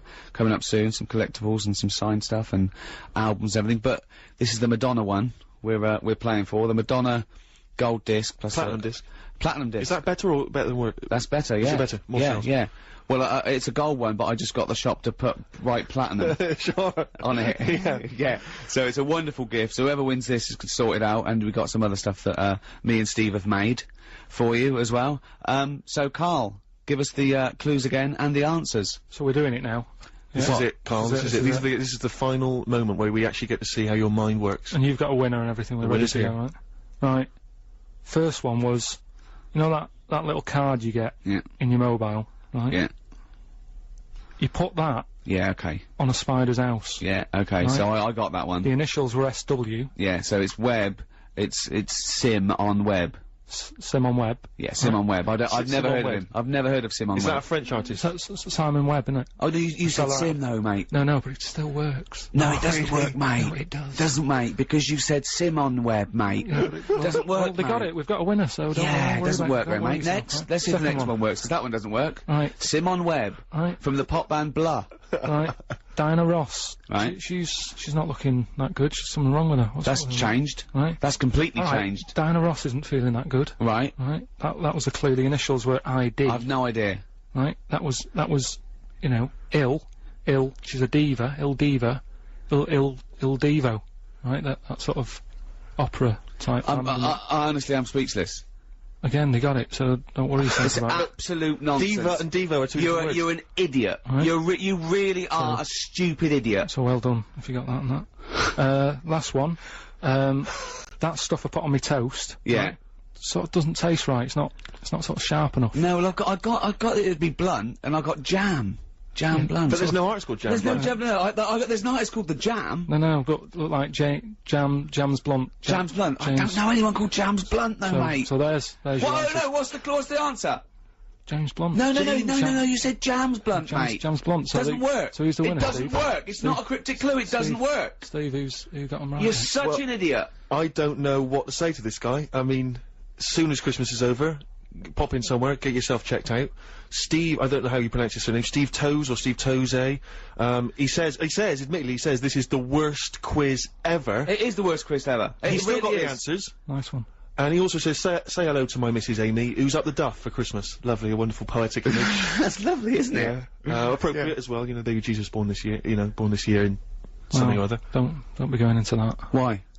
Well, it's you know, BBC and everything. You've got you know, there's a lot of people out there, different religions and that. Let's not talk about little baby Jesus and that. Why not? But you can talk Just about best Jesus. just leave it. Well, we've just been saying Christmas all the time. What are you talking about? What have you been reading? I'm just saying. This is like last year when I was at the Christmas dinner table with my parents, and my sister is religious, I'm not, and we were arguing about Jesus, the meaning of Jesus, and my mum said, "Will you stop arguing about Jesus? It's not the time." I was thinking, well, this has got to be the time. I mean, there's no other time than his birthday. No, I agree with you. It's, 1 and 2. I think the time to talk about Jesus is Christmas and Easter. Easter. That's pretty much the big two. No, isn't no, it? it's popular at this time of the year, but I'm just saying it's best. You know, there's other people out there. Do you know what I mean? We're going out to. But we're talking to everyone. It's just we just happen to be here at the Festival of Christmas. Right, yeah. Well, happy Christmas to everyone. That. Play a record. Seth Lakeman and Fight for Favour, one of my favourite songs of the year. Isn't that beautiful? Very nice, yeah, I've not heard it before. On Radio 2. Ricky Gervais, Steve Merchant, Karl Pilkington, Christmas Eve. You know that already, I don't know why I'm We're giving gifts. We're giving the gift of song. Yeah. And chat. The gift of chat, the gift of Rockbusters. The gift of gobbledygook. The gift of Karl. Yeah. To the nation. You cannot buy that. You can't bottle it. I'd like to see him bottled. That'd be ideal. Like a little frog. Pickled in a jar. Yeah, exactly, yeah. He will be one day. He will be in Ripley's. Yes. One day. Yeah, And they say he used to walk round amongst us. Exactly. It's quite normal. But let's not forget why we give gifts. Well, yeah, just to cheer people up and that. Yeah. No, it's because the wise men gave Oh, okay. gifts to the baby Jesus. Yeah. Yeah. So, that's why. What would you have got the baby Jesus? I'd have probably got him tokens. And let him decide, because it's very, you know what I mean, you don't want to get anything, you know, and then he doesn't like it, he wants to take it back. Well, I'll tell you, in a recent poll Waterstones did, the favourite gift for children was Flanimals. Still available. That's so outrageous. That's so disgraceful. It's Christmas Eve. What would you have got him then? Probably extras on DVD. I don't make any money from Flanimals. Yeah. I like the fact that one of the wise men turned up with gold, and the other two, frankincense and myrrh, which, as I understand it, is what it's like incense or something, incense or perfume. I don't know. I believe that's what it is. I just love the idea that one of them turned up. They've all got together. They've gone, okay, now guys, we're not going to spend more than 50 quid each this year. All right, Definitely not. Definitely not. So what have you all got before we go in and see him? What have you all got? I spent a bit more than 50. What are you talking about, man? We just say we weren't spending. We were just going to whip round something cheap, like a token. No, I got him some gold. Can't believe it. What? Well, I'm trying to make an impression. He's the son of God. I didn't know. But we only got I got frankincense. And what did the other fella get? He got myrrh. And I don't even know what that is, and I'm a wise man. Surely one of them must have been furious. Is myrrh still popular? Gold's still very popular. Oh, I hope so, because this is what my grand's getting this year. Really? Yeah, lovely. Well, that's why we give gifts. Do you know, like, how he got them gifts? Right? Yeah. Little baby Jesus. Yeah. Were they for Christmas or his birthday? I don't know.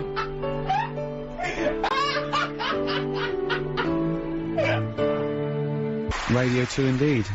You heard the Pogues, Fairy Tale of New York. One of the best Christmas songs ever. I think the best Christmas song ever, and one of the best songs ever. Absolutely. No, there's no question. It's brilliant. Do you like that, Karl? It's alright, yeah.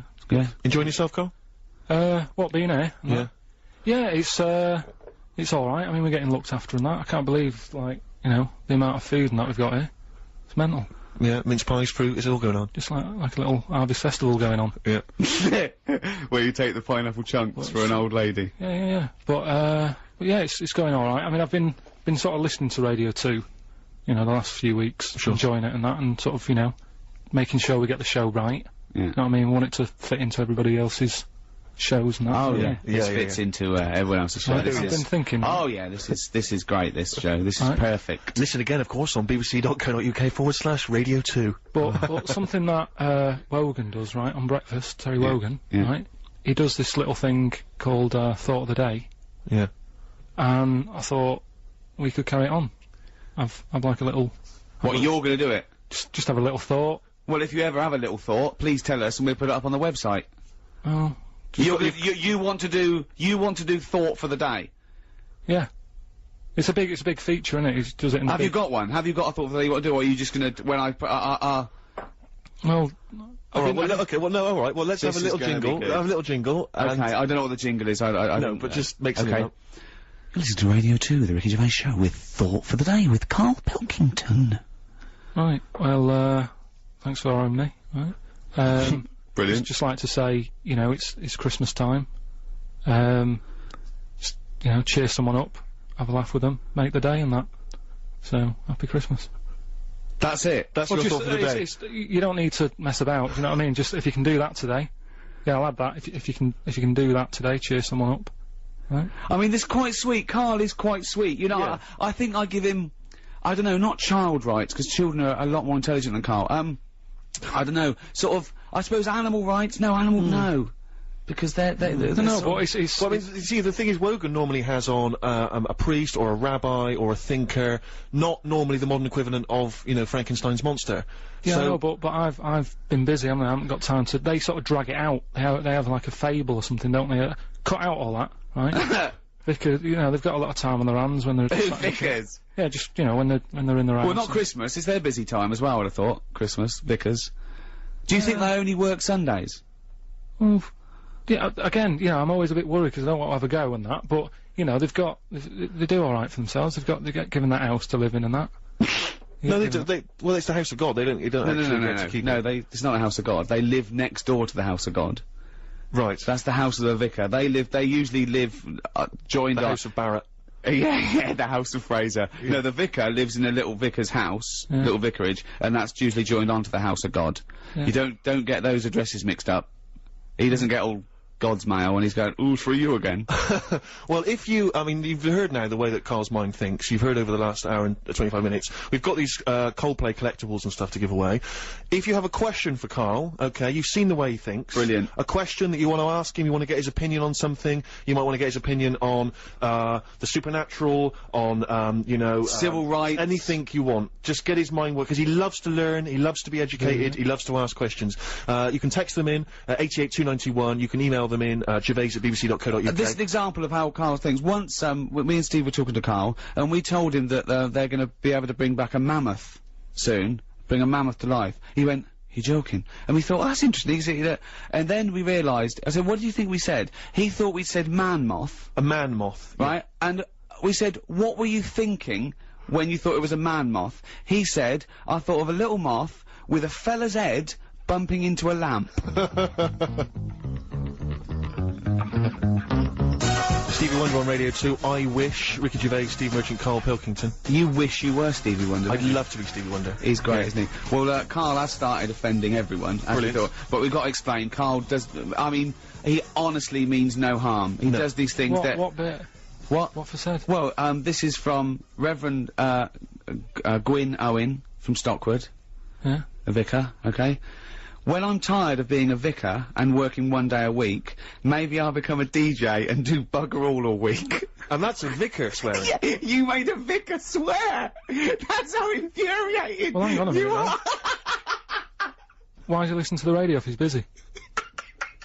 He's done you, Reverend. Oh dear! No, Anyway, if you have a thank question for Karl, we're going to give away these Coldplay collectibles. If you have a question that you think will really pique his interest, really make his mind work, then you can get in touch with us, and the best question will win those Coldplay collectibles and a few other odds and ends we got knocking around. Gifts. Yeah. But did I ever tell you about giving. the gift? I think my father's favourite gift he ever received one Christmas. It was and I was so jealous of it because I was a kid and I thought this is How old this is were you? How old were amazing. you? Probably about 10. Right. And I thought this was dynamite. I was so jealous. It was a reversible jacket. What happened to them? Well, I know. I mean, they were all the rage for about 25 minutes, and it was but what was great about it is it seems to me with a reversible jacket, what you want is say checks on one side and just say plain blue on the other, so it completely looks like a completely different jacket. Yeah. Whereas this one, obviously a little bit cheaper, Mum not splashing out a huge amount. It was it had a beige body and white arms. Yeah. Turned it inside out, beige arms, white body. It looked almost identical. And I could never quite understand when he was ever going to utilise that. When people would think, you know, do you know what I mean? When he'd walk to a party, they'd say, Well, I you think it was having two jackets in one that was the buzz, not there. So he'd go into a party, and I go, all right, Ron, new jacket. He goes, yeah.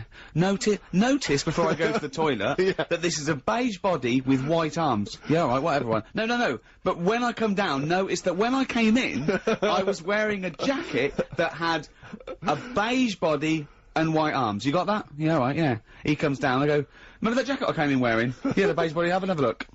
Have another look.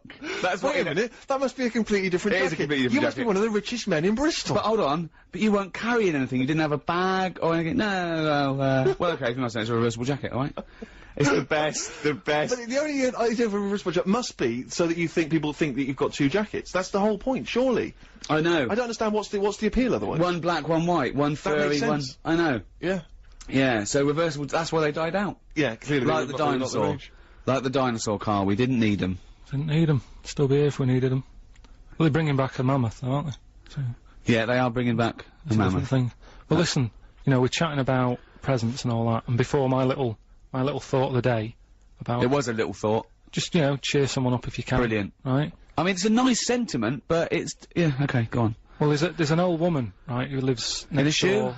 Who lives next door to my mum and dad, right? And this is what I mean about, you know, the old people, they might not have that many people cheering them up this time of year. So, you know, if you can, get them a little gift and that, because what happened was, this old woman living next door to my mum and dad... How old are you? This was only about 2 years ago. Okay. Right? And, you know, I think her son's left home, doesn't keep in touch, you know. Doesn't even phone her, I don't think, and that, right? Quite sad. And, I thought I'll give her a bit of my time, have a chat with her, try and cheer her up and stuff. And, I said, alright, how's it going? She said, yeah, not bad, I need a new, you know, dishwasher. Right? I was going, yeah, and she was saying, but I don't get a chance to get out these days, you know, I can't get about like I did. And all that, I'm going, yeah, it's bad that. Anyway, I go to, like, one of those big superstores where they sell all electrical stuff and that, right? I'm in there. I think, oh, I'll get her a little catalogue so she can have a look, right? Got back, gave her that. I said, there you go, whilst I was in the superstore, get you a little catalogue so you can have a look at dishwashers and that. She's over the moon. She still goes on about it. It was years ago. What, that you got her a catalogue? I got her a catalogue. She's I always thought you saying said you were still going got to a buy catalogue. her a dishwasher. No, just a catalogue and that. Oh, but your life is sort of like just bittersweet tragedy. That's what I'm saying. It's like something from Shameless. I know, but it is though, because you've got in the street and there's people knocking around with big heads and webbed hands and webbed feet. I mean, that must have been. Well, she's pretty weird. Anyway, this old woman, because she was. And that's telling me- coming from you. No. Well, after I got her the catalogue and that, she opened up a bit and she was saying how, you know, she's a bit odd anyway, because she woke up one morning with blood sort of falling on her head from a dead rabbit hanging over her. So I mean, she's a nice. What are you talking What about? are you talking about? No, that's what she went on to. She sort of opened up a bit and said, What "Oh." street? What street were you born in? Where is this place? Is it Elm Street that you live on? She just said a man was a witch or something, so it was like, Oh, God. like normal. Like you said, like it's normal. It's just a bit odd, isn't it? But you know, I mean, but talking about like where I live and all that, right? One story that I've told you before, and everyone's always like, that didn't happen, right? Just a couple of houses sort of down from where I lived, there was this family who had a horse in their house. They what? They had like a horse in their house. I'd been out with my dad, right? And I drove back into the, my dad was driving, he went back into the avenue, sort of went down to the bottom to turn round, to get back to our house. Just of via looked the in, OK Corral. Just sort of did a little glance and I saw this horse being led in.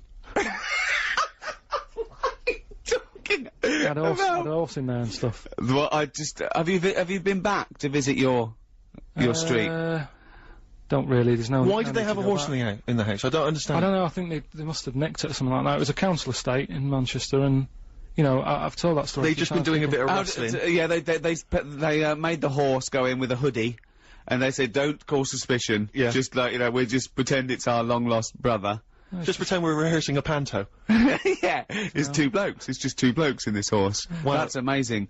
The little old lady who gave her a catalogue. That's very sweet. You see that? brilliant. And it's just a little thought. That's your thought for the day, isn't it? That's what I'm Just saying. cheer someone up. So nip down to Argus. There's free ones stacked up. Go and hand them out to the elderly. They love it. The Jayhawks on Radio 2, Bad Time, is it? I think it's called Bad Time. So we were so distracted by all the questions that come in for These are Karl. great. Thank you so much for emailing and texting. They're brilliant.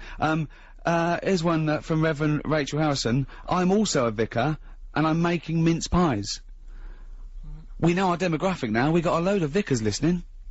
Yeah, well, you know, they're good at spreading the word and that, aren't they? You know, tell people about the show and stuff. And also mincemeat, clearly. So, yeah, all vicars listening, spread the word. Tell them about Karl. And have a great time tomorrow. It's your special day. Although doesn't Karl sort of... Does Karl go against creationism or for it? I don't know. What do you mean? Would he have evolved or did something make it? All I'll say to would God have bothered to... Is that in God's image? I mean, that's surely the most blasphemous thing you could say. Bod made him in his image. See, I He's sort made in the image of Bod. is he the one who sort of decided... Who? Are you talking about God or Bod? God and that. Okay. Is he the one who decided that, you know, we should move out of the water and walk on land? Did he decide that, or once he made the little egg, did he sort of go run free? I don't know where we are. I don't know what part of the... Could I just say, if there are any vicars out there, could Karl come and do a sermon one day? I mean, we do a big donation to your roof, but can Karl just talk to 5 minutes to a really sort of like an upper middle class educated parish somewhere, and Karl just comes and talks for 10 minutes. The only time that a congregation anywhere has heckled the person doing it. Get off! Yeah, then they chase him to the castle carrying pickaxe Flaming handles. torches. Yeah. So we've got some questions for Karl. These are amazing questions. Okay. And just right. give your immediate response to them, Karl. Not too much thinking time. Yeah, Okay. right. What would happen if insects were bigger than us? Who's that from? Vicky of Milton Keynes, maybe. I don't. It ran out, so I don't think there is a place called Milto. It's from Vicky. Karl? What would happen if insects were bigger than us? She's going into the possible winner file there. Would David Attenborough still like his job? Do you know what I mean? Would he start worrying? Because Why I've would he got worry? that point, just because, you know, insects and that, he's always messing about with them, but would he be that keen to, like, 8 foot? Is what I mean. If they look like me. Sure. Brilliant. Okay. Look, this is a nice one. This is from Jason. Can Karl do something to prove you are on live and not recorded?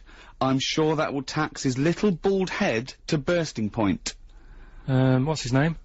Jason. How can you prove that we're live on air? Come on, how could you prove that we're live on air? Happy Christmas Eve, Jason. No, we could have recorded this a week ago. Yeah, but then it wouldn't be Christmas Eve. No, but... Happy Christmas Eve, isn't it? No, but we'd have recorded Karl, it and think! Alright, it's nearly 11:45. Yeah, but we could have started with the clock knowing that we were going to record it as live. We could have done this last Wednesday. Alright, it's Radio 2, it's a nice day out there, sun's out. Well, that's a guess. And do you think... Oh, it is sunny. Yeah, it is sunny, But, yeah. generally it's been but sunny. hold on, wait a minute. We're in London. Someone listening in Manchester, it might be raining. It probably is raining. Look, he can't work out how to make sure it's live. Look at him looking up in the sky. Look at him. His head is going to burst. There's a little bit of blood coming from his ear. How can we prove we're live? My mum's budgie died last night. But Don't laugh about it. Don't laugh. only your mum that can confirm Yeah, no one knows whether your budgie died or not. Was he pictured holding a copy of today's paper? What are you talking about, Karl? I can't prove anything then. You're so right. Next question. Oh, that's amazing. Oh God, Karl. Where would you go if you had a time machine? That's Bob from Manchester. Where would I go? I can go to any time. Yeah. And now once I get there. Oh. Yeah. No, but I'm just saying, what am I doing? Am I staying in the little box and just looking out of a window? Or am I... Let's assume you can wander Okay, around we'll do into both. First of all, you're wandering round. I'm just one... And I've typed in the year. Oh. And to be honest, I'm not that good at history, so I don't know what happened when. So I'd be better off just sort of letting someone else have a go and asking them when they get back, just sort of... Karl, where would you go? What do you fancy? Just think. Would you like to see dinosaurs? Would you like to see the Roman Empire? Would you like to see the 1960s? Would you like to go back and see your nan as a kid? Shouldn't really mess with time though, should you? No, you're not. It's Okay. not actually going to happen. No one's actually invented one yet. What period of history are you interested in?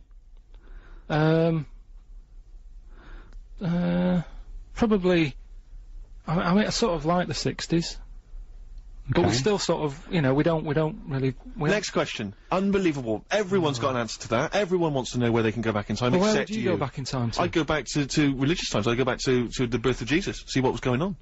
Really? Yeah. See how the frankincense and myrrh went down. There was this thing started I saw it in the paper about 15 years ago. A guy put an advert in a local paper, I think it was in Sheffield, saying, I've been reincarnated. I was a cow at the birth of Jesus. Is anyone else out there that was reincarnated? It was the birth of Jesus. Fella got in touch, said I was a cow too, and they started a society called Cattle for Christ. Just the two of them. I don't know where they held their annual general meetings. I wonder think if of that's still going. I don't know. But imagine if you were at the birth of Christ and they're going, oh, do you remember it? He goes, yeah, but I couldn't quite see. There was just a bit of wood in it. I didn't really see that. I remember the men, they were arguing over spending. All I could see was your backside. I know, yeah. So, think of that, Karl. Okay, final question. Right, okay. Karl, if you could, travel back in time to ancient Rome and take one modern invention with you to set yourself up as a god king, what would it be? What would you take back? That's from Amy. Sorry, Arvy in London. Going back to Roman times. Yeah, so what would you take back to make sure that you were king? Would it be a weapon? Would it be, you know... Yeah, a weapon. It's pretty violent times, wasn't it? Yeah, I'll have a weapon if that's... Well, what though? Gun. Have a gun, take that. And what would you do with it once you were there? Well, I'd probably... I mean, I don't like killing animals and that, but they used to use tigers a lot, so shoot one of them in the head. No, because... There's no explanation why. No Just do it. explanation Just for do it. it. Just do it. I love him. Okay, look, we've got to give this. I think the can Karl do something to prove you're alive? Yeah, you completely foxed him. There was nothing he could think of in his tiny little brain to prove that this is live. So, I think little Jason wins the Coldplay collectibles and, some other stuff. So, well done. He still can't prove it. He still can't prove it. Play a tune, then we'll have some, You could have monkey just said, news. you could have just picked up today's paper and read the headline. Think! Monkey news after this.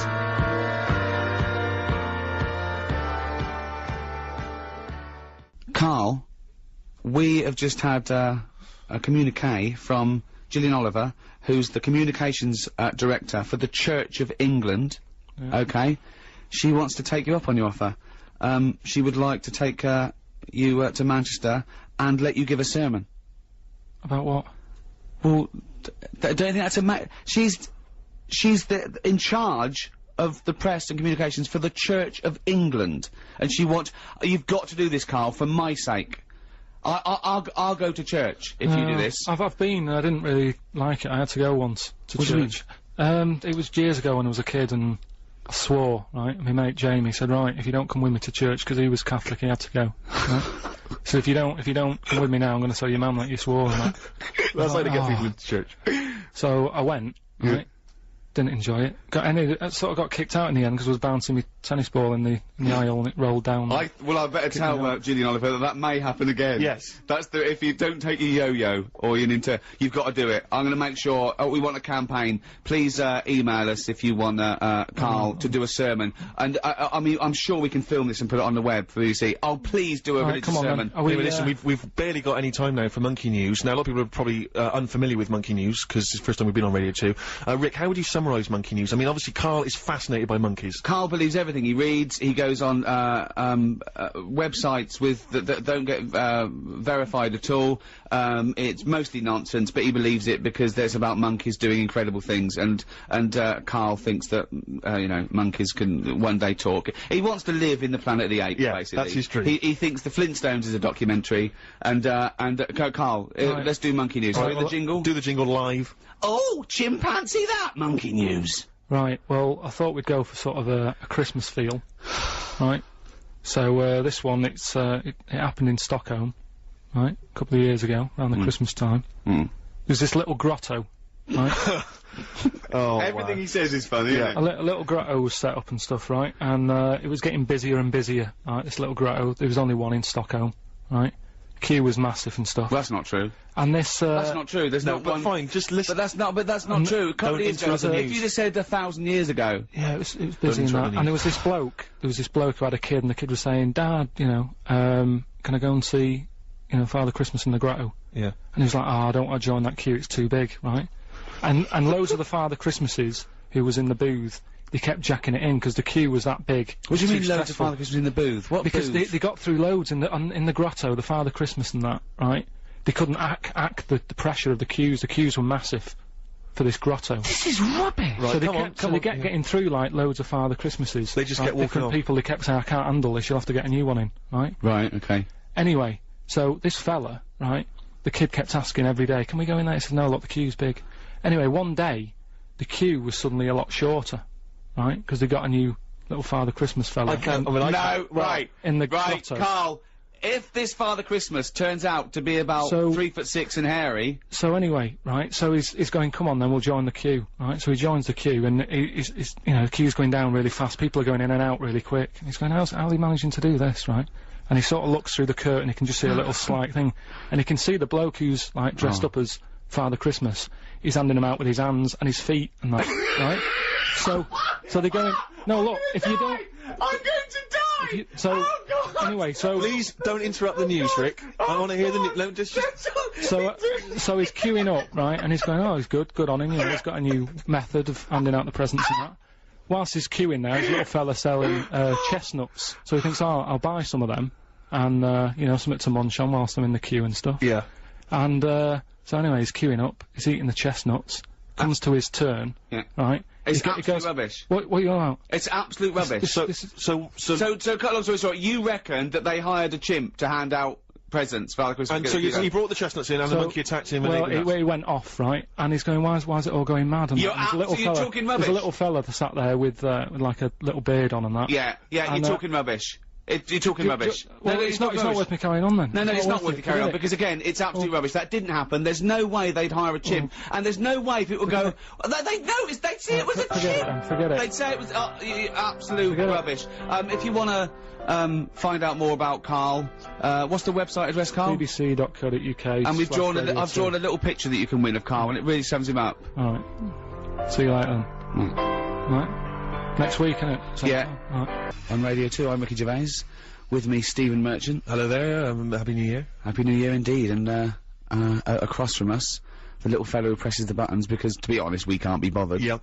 Karl Pilkington. How would you describe Karl Pilkington for people who didn't hear the show last week? For the show, Karl is, and he won't want me saying this, because he won't fully understand it, one of the most stupid men I've ever met. Yes, that's absolutely right. He has a perfectly round head. Yeah. I mean, unbelievable. You can see pictures of him. Go to rickygervais.com. We've put up some photographs, just snapshots, and honestly, his head looks like an egg. It's not an issue though, is it? What? We're on the radio. Doesn't matter. It's just trying to, paint a picture for people though, Karl. It's important. In fact, I have painted a picture. You can go to the BBC website and you can, I think you can win that if someone hasn't already. But can you download it as wallpaper for your computer? You can. So if you want to see a cartoon representation of Karl, then there it is. It's an original signed by me. I mean, it's not Damien Hirst. No, sure. But I mean, I think it's pretty accurate, Steve. I mean, people who can't see it, but you can see a real photo or the. But that's Karl Pilkington, one of the most stupid men alive. You know, some people still think that he's an invention. I know. He think that we invented him and we give him lines and stuff, as if we could do that. What? And we shaved his head as well, and made him live in Manchester for 20 years. It's people who've not experienced Karl before. Hopefully, there'll be plenty of Karl later in the show. Well, actually, we've got Karl doing a sermon. Brilliant. For, the Church of England. It's been requested, by the Church of England, which is unbelievable. Yeah. And, I actually went and bought him a little Bible, right? He didn't have a Bible. He said the Bible's too heavy, it's got no pictures. So I bought him a children's Bible, which is embarrassing asking for that in Waterstones. Yeah. For a start.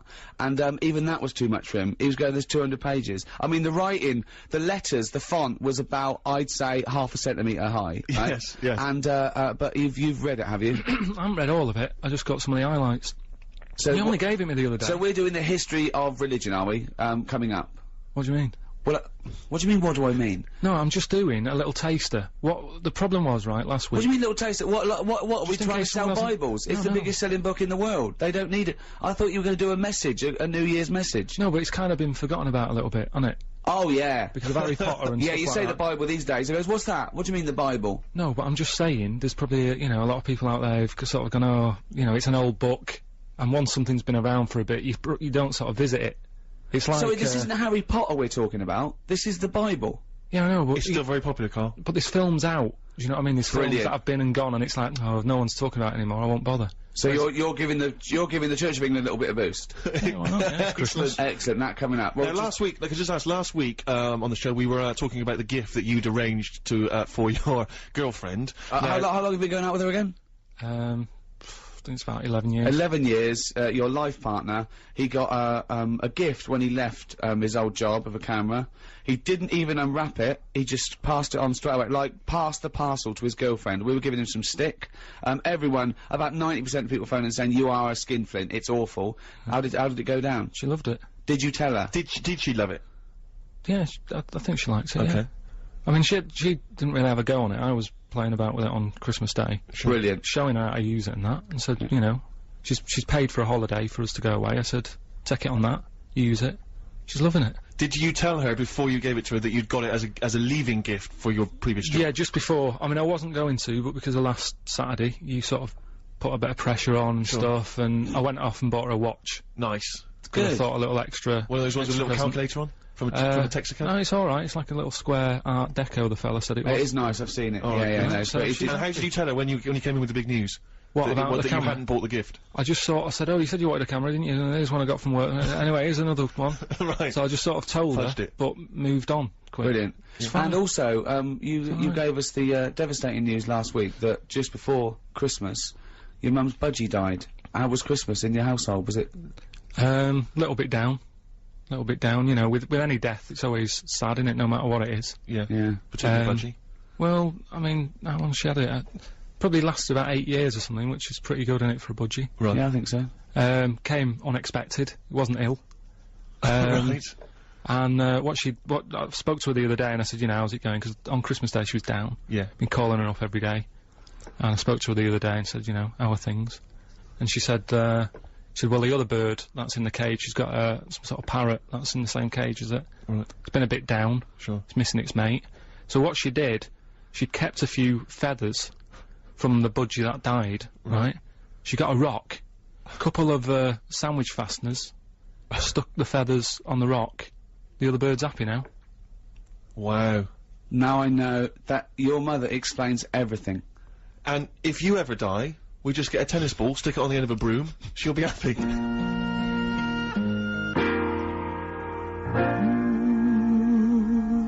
Handbags and Glad Rags by Rod Stewart. That would make a good theme tune. Brilliant. Wouldn't And it? then it would work really well, perhaps on a DVD. presumably that would still be available in the shops. Great for any, you know, New Year's vouchers you've got. You're listening to Ricky Gervais on Radio 2 with Steve Merchant and Karl Pilkington. So good Christmases, yeah, all round. Definitely for me. I had a great time, yeah. Carl? It's alright. How does it rate with, what did Suzanne get you? She got me, you see, you were having a go at me about giving her, a camera, right? Which Which know, was I given can to use. you, which was second hand. It doesn't matter, Essentially it doesn't- second hand. It doesn't really matter that bit. But it's a present that both of us could use, right? And you were making me feel bad about that. That's why I got her a watch, Yeah. right? Which in a way I can use because I can say what time is it. Right? But It's Chico time, isn't it? but the thing is, right? She got me a No. she got me a little printer. Oh, yeah, Brilliant. that's good, yeah. Well, What, you mean a little fella who works in a print shop? just a little printer to go with a computer and that. But for me, again, that's a present that we can all be using. You are so ungrateful. It's not that. It's just that when it's good when you're a kid, isn't it? When Christmas is all about like your presents. What did you want when you were a kid? What's your best present you ever had? There's a few things. I mean, one that I always remember one Christmas, right? It was the year when computers first came out, Right. And there was one called the Sinclair Spectrum that I wanted, right? What year are we talking? 80? Must be 80, 83, 84, Right, yeah. And, anyway, I think my mum and dad's got me one. It's under the tree in a big box. I'm thinking, yeah, that's about right. Yeah. About the size of a computer. Brilliant. Anyway, Christmas Day comes, I couldn't sleep and all that, excited like you are as a kid. Yeah. Get up, open it. It's not the one I wanted, right? Really? It's not the Spectrum, it was a ZX81, Okay. right? So I thought, well, I've best not show that I'm disappointed in that. Even as a kid you have sort of, that thing of You've saying- lost that. Now you say, oh, it's not what I wanted, Suzanne, but go on. yeah, but so I sort of, pretended I liked it and that. I thought, oh, just play some games on it, I'll just get on with it, right? Anyway, I try and load Sure, up- even as Yeah, a kid he had the weight of the world. I know. His parents have saved up for it. Look at his frown lines. Look, he's frowned since he was about 4. Yeah. Look at those lines. Right. So, yeah, but this is why. You'll understand in a minute when I tell you the end of this story. Go on. So, I load up a computer game, which used to take about 10 minutes. Was right, it on cassette? a cassette. Oh, yeah. Yeah, it sounds like a fax machine, doesn't it? Yeah. Right? Anyway, it wouldn't load. I was thinking, what's up with this? Is it broke? Right? And I kept trying it, and my dad sort of... my mum used to get up early to open the presents with me. My dad got up at about midday, he couldn't be bothered. Right? Anyway, he comes down, I'm still... telling. This I is know, the picture he paints is I so know, it's heartbreaking. like Alan Bennett or something. Yeah. Or Dickens. Yeah, or some one of those kind of 60s back, like Kathy Come Home, sort of, really in sync dramas. So anyway, so I'm there, right, frown growing and that. Yeah. Try to read this book, thinking, why isn't it working? So my dad has a look, and he goes, oh, you're missing a bit. I said, what? He goes, you need a RAM pack, right? Which is a bit that you put in the back of it that gives it extra memory. Yeah. So I'm like, what do you need one of mean? I'm like, what do you mean? It's Christmas Day, right? And we're talking about the days when, like, Tandy wasn't open. It wasn't open for days. Yeah. Do you know what I mean? It's like now, by lunchtime Christmas Day, everything's open again. Yeah, sure, right? yeah. Then you had to wait about 2 weeks. Everyone like had a big holiday and everything. Yeah. So I'm like, oh God, I actually started to be sick, right, with frustration. Oh no! What? How old were you? How old were you? Do you know what? How old were you? Well, like I say, I don't know. It must have been about 8 or something.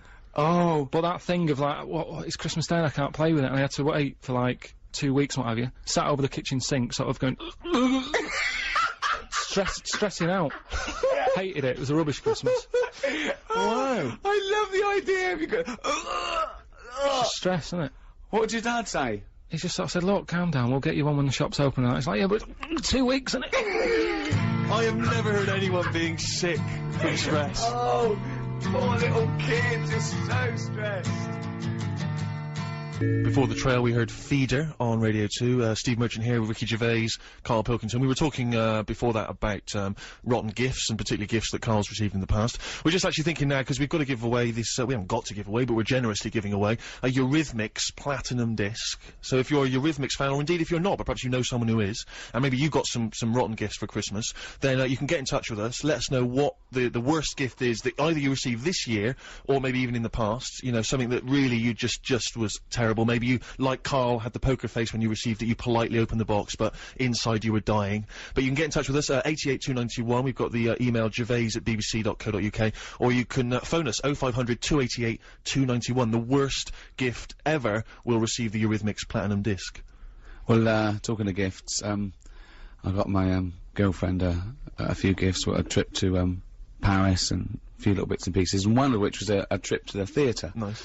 Thing we'd walked past before and we'd wanted to look really great. The Woman in Black, which is on at the Fortune Theatre in Covent Garden. I bought a 4 ticket so, you know, we could, she could take some people. She chose to take, Karl and Suzanne. Well, of course, now, I think it's a scary play, isn't it? It's a spooky It's a play. scary thing. So It's you about thought instantly ghosts. Karl's the man? Absolutely. And it was wasn't it great, wasn't it? And the theatre was so lovely, and the production is so lush, and it's genuinely really it's been going for 17 years. They really honed it, and and it was great watching Karl.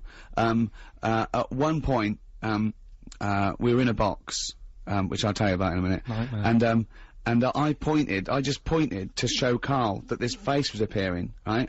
But as I was pointing, he didn't see me pointing, my finger came into his peripheral vision, and he went, "Oh!" And I laughed for about 5 minutes, because he just saw a finger come in. I wasn't even trying to wind him up in that, 'cause that was such a bonus for me, and I nearly died. But the reason we were in a box, I went there and I said, "Oh, can I get a box?" And they said, "Oh, the boxes are a little bit small and cramped." I went, "Okay." So okay, we'll give you some really good seats. So we got some nice seats downstairs. And do people go to the theatre these days to clear their throat? Yeah. And their nose? Yeah. Because I was surrounded by people going, which I find absolutely disgusting. That even annoyed me doing it, and I apologise to people at home listening. And coughing and eating sweets, chatting about things, right? And I was getting a bad neck. You know what I'm like? Yeah. Anything. I just wanted it to be silent, right? So, in the interval, I said, I went up to the manager, I said, "Oh, can we wear the box?" And they went, "Oh, yeah, fine, yeah." It was free, they didn't sell it. So we went up there, and they let us go in one. The first one, we had to go past some people in the interval, treading past them, sorry. I'm a celebrity, I get a box. yeah, that's exactly, yeah. So they probably think, oh, they've given it to him for a special treatment. I was gonna buy it, it's no extra money, but they just didn't sell it, because it was, you know. Another reason to hate you. Yeah, exactly, yeah. But we went in there was only 3 chairs. So I went, this was the other box has got 4 chairs. Karl went, "I'm not going out there again." Right, so we said, "I'll sit on the floor." Imagine him sitting on the floor. Were you sat on the floor with your little head peeking over the edge of the box? No, this is it. So I went, "Oh, let's go." We went out, he was so embarrassed. Of course, everyone's going, "Oh, look." Walking past people again, went in the box. Everyone's looking at the box now. Yeah. Right? And Karl was horrified. Karl was trying to hide, but it was To be honest, I mean, the idea of a box is you get a better view, but I didn't, because I was like, I have to sit right at the back. Yeah. I might as well have been, like, near the fire exit. I just was like, I don't want to be sitting No, there that's doing not the other- idea of boxes to get a better view. I think it's from days where it was how you were meant to be seen. The boxes face each other, right? And you're meant to see who's in the other box. It was very a socialite type thing. The boxes are probably the worst view in the theatre. That's why some theatres don't actually sell them. But I'll tell you what, I'd rather have to lean forward and see something than be surrounded by people chewing But and it sniffing. wasn't that bad though, Steve. That's the thing. You know what he's like. Oh, well, I mean, yeah. anything that's meant to be like a nice, relaxing night out, whether it's going for a nice, quiet meal, suddenly turns into this like nightmare. Well, I won't of go an to public evening. places with Ricky, because there's always something that'll annoy him, and then he won't take it out on them, he'll take it out on you. Yeah. We gotta leave, it's too smoky, it's too noisy, it's not noisy enough. There's music, there's not music, it's an absolute nightmare. Well, people annoy me, that's all. Stressful. So I mean, just the other day, right, I went out for something to eat. Nice, quiet, you know, Italian place. I walk in, there's about 6 people in there, having a nice, quiet meal, you know, quiet. I thought, that's good, he's not gonna complain about the noise and that. Sit down, I have some arrabbiata, which is nice and that. Alright. Anyway, he starts sort of normal chat, saying how he'd like to put my head in a vice. Sorry, you'd like to put your head in a vice? In a vice, yeah. Not just really. Sort of normal, sort of. Yeah? Yeah, and I was just thinking that it would be lovely to put him in one, you know those vice that are sort of attached to workbenches? Yeah. Just so, not to, just put it in there so he's caught there, and then I can sort of do paint his head or something, or feel it squeezing. And I just imagined sort of squeezing it too tight, didn't I? So he's saying all this, right? Which I'm getting the sort of picture enough without sounds, right? But then he thinks, well, why not add sounds? It's quiet in here, right? Start sort of going, so your head's in the vice, tighten it, and you're sort of going, right? So he's sat in a chair, quiet restaurant, doing that. It's like the scene out of When Harry Met Sally, right? All these, like, tourists and that sat there sort of going, oh, Ricky Gervais over there. And then suddenly, like, from a look of, like, oh, that's good, it's Ricky Gervais, to what the hell is going on? But I just imagine this little head, because what he did, I just imagine him in a tighten, I go, Is there any other radio show that's ever been on Radio 2 that has had this discussion? Well, no. Does Johnny Walker, OBE, ever say, I'd love to put Terry Wogan's head in a vice and see what happens? Oh, dear. Eurythmics, Here Comes the Rain Again on Radio 2. We've got a Eurythmics Platinum disc to give away, and we'll get to that shortly. Keep your worst Christmas gifts ever coming in. You're talking about, Rick, about the nightmarish people you find now in any kind of, theatre and the cinemas, because I love the cinemas, and I'm a big movie buff. And for me, I feel that when I go into the cinema, it should be the red carpet treatment. I go all the time, I'm a big cinema fan. I shouldn't have to sit with, for want of a better word, the scum of the world. Do you know what I mean? By scum you mean anyone who isn't you. Anyone who isn't me. But sometimes, you end up going to the cinema, on a Friday or Saturday evening because you want to be, you don't want to be a sad loner who goes on the Wednesday afternoon. So sometimes you're forced to sort of see these people. And I went to cinema once to see, remember that film Crouching Tiger, Hidden Dragon? Yeah. And I sat there, I thought, this is great. I was a nice big seat, it was fine. And this woman comes trundling in. She was huge. I mean, properly mammoth, like the marshmallow monster at the end of Ghostbusters. Do you know what I mean? Kind of waddling in like that, with this tiny little flake of a husband. And she had everything. She had nachos, hot dogs, big soft drink cartons. You know what I mean? It's like, those people who, they've gone out to eat, and they pop into the cinema, and if a film happens to be showing there, they'll go and watch that. Brilliant. They've gone for a picnic. They've come to, they've there's come a film to raise. Yeah. And, so they've arbitrarily chosen this film, so she's in there, the trailer's come on, and it's not only is she greedy, but you can tell she's stupid. This trailer comes on for AI, remember that film, Spielberg film, AI? Yeah.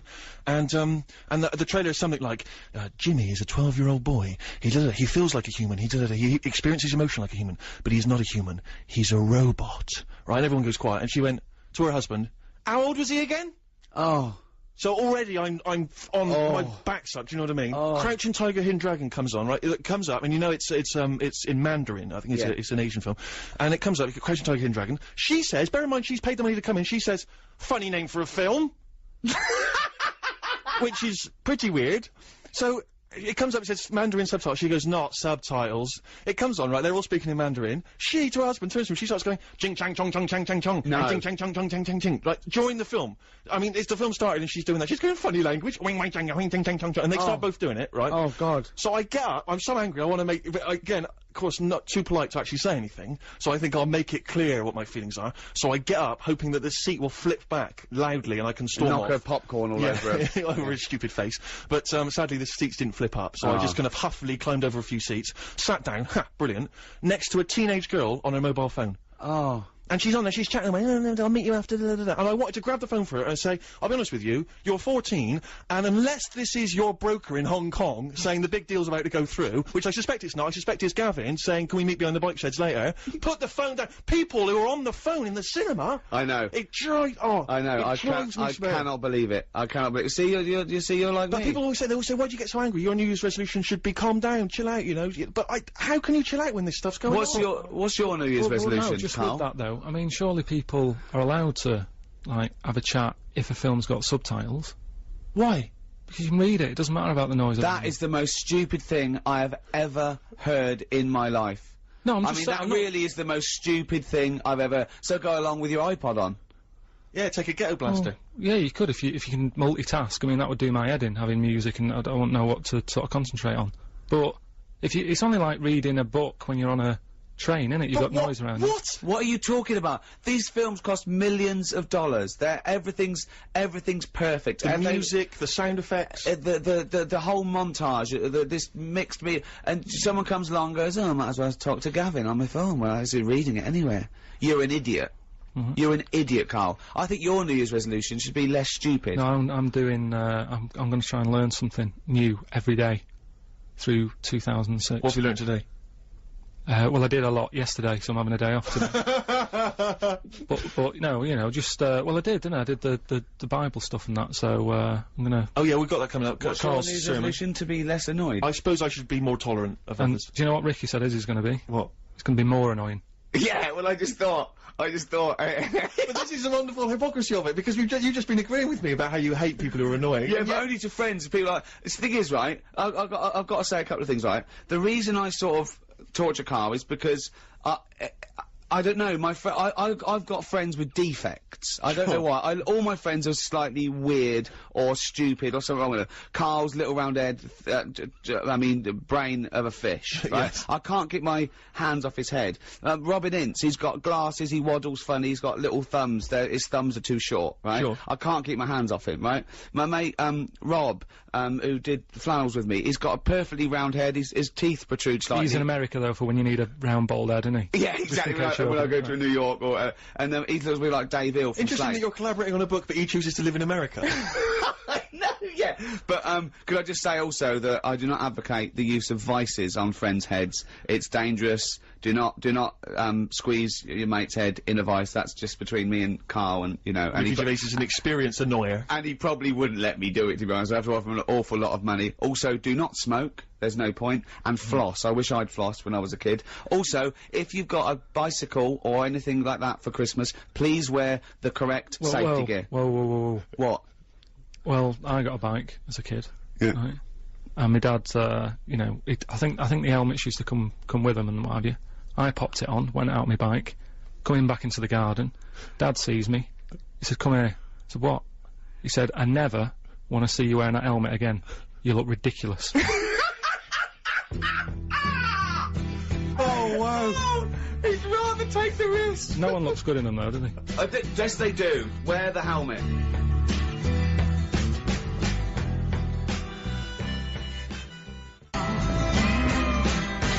Neil Young and Heart of Gold on BBC Radio 2 with me, Ricky Gervais, Steve Merchant. Hello. And Karl Pilkington. Right.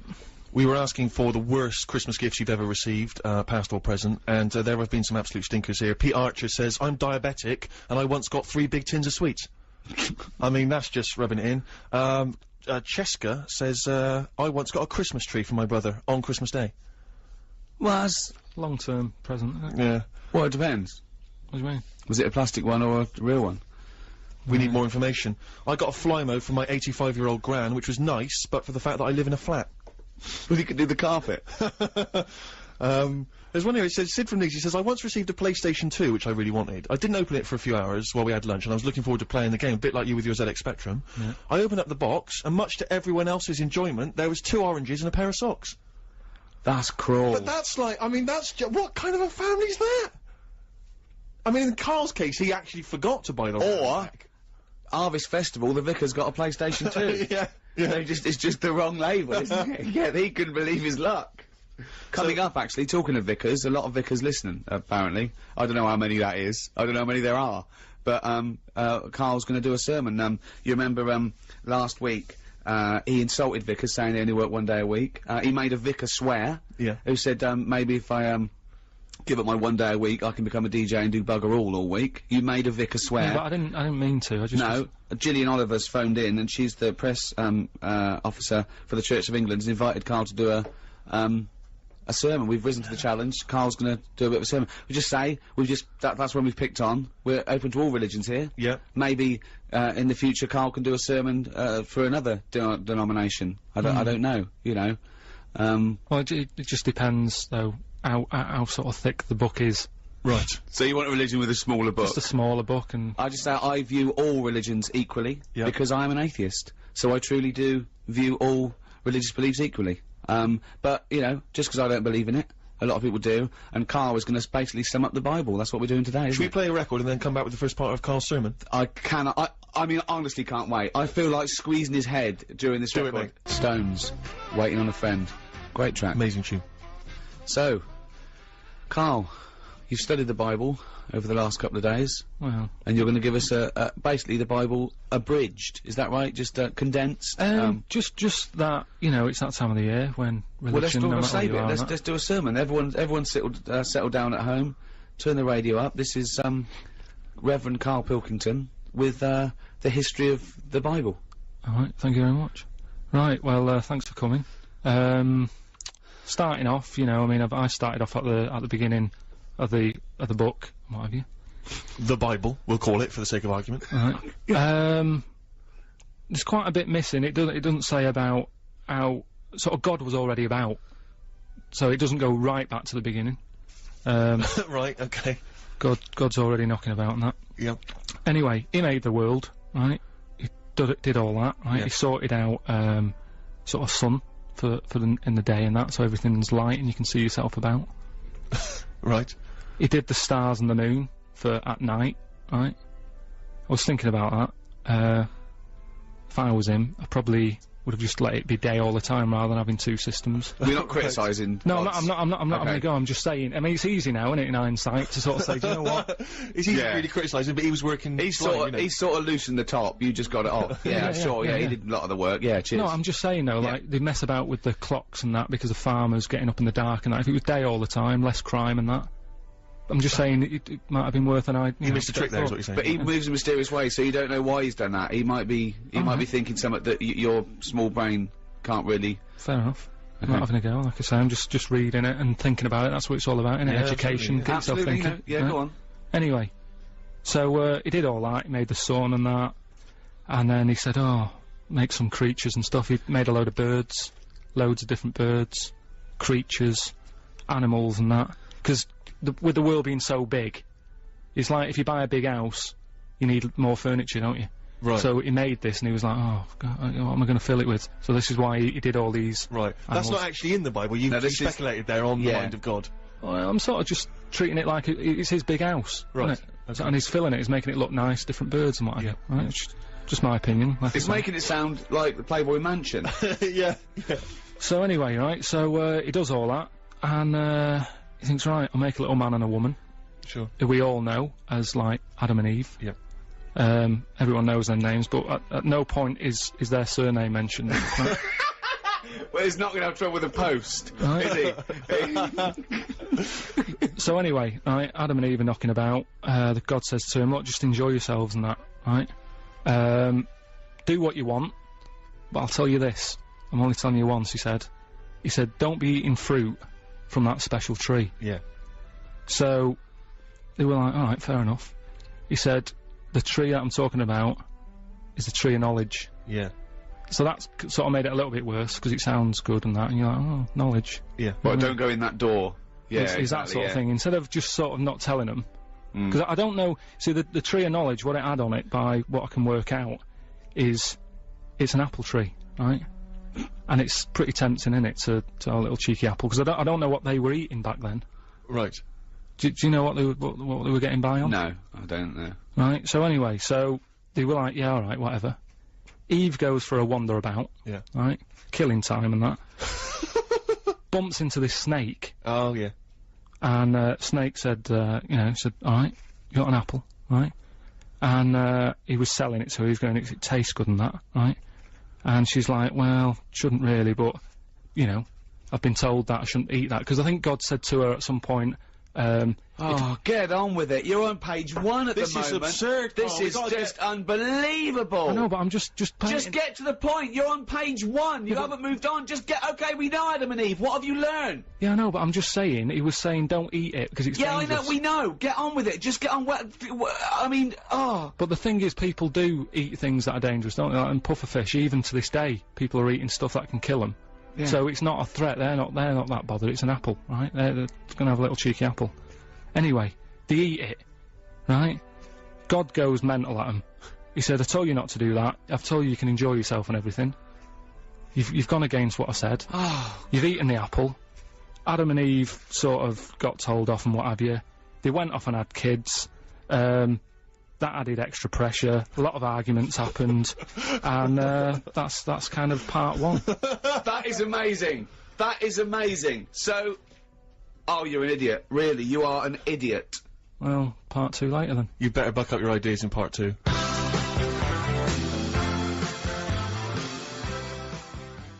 On 88 to 91 FM, this is Radio 2 from the BBC.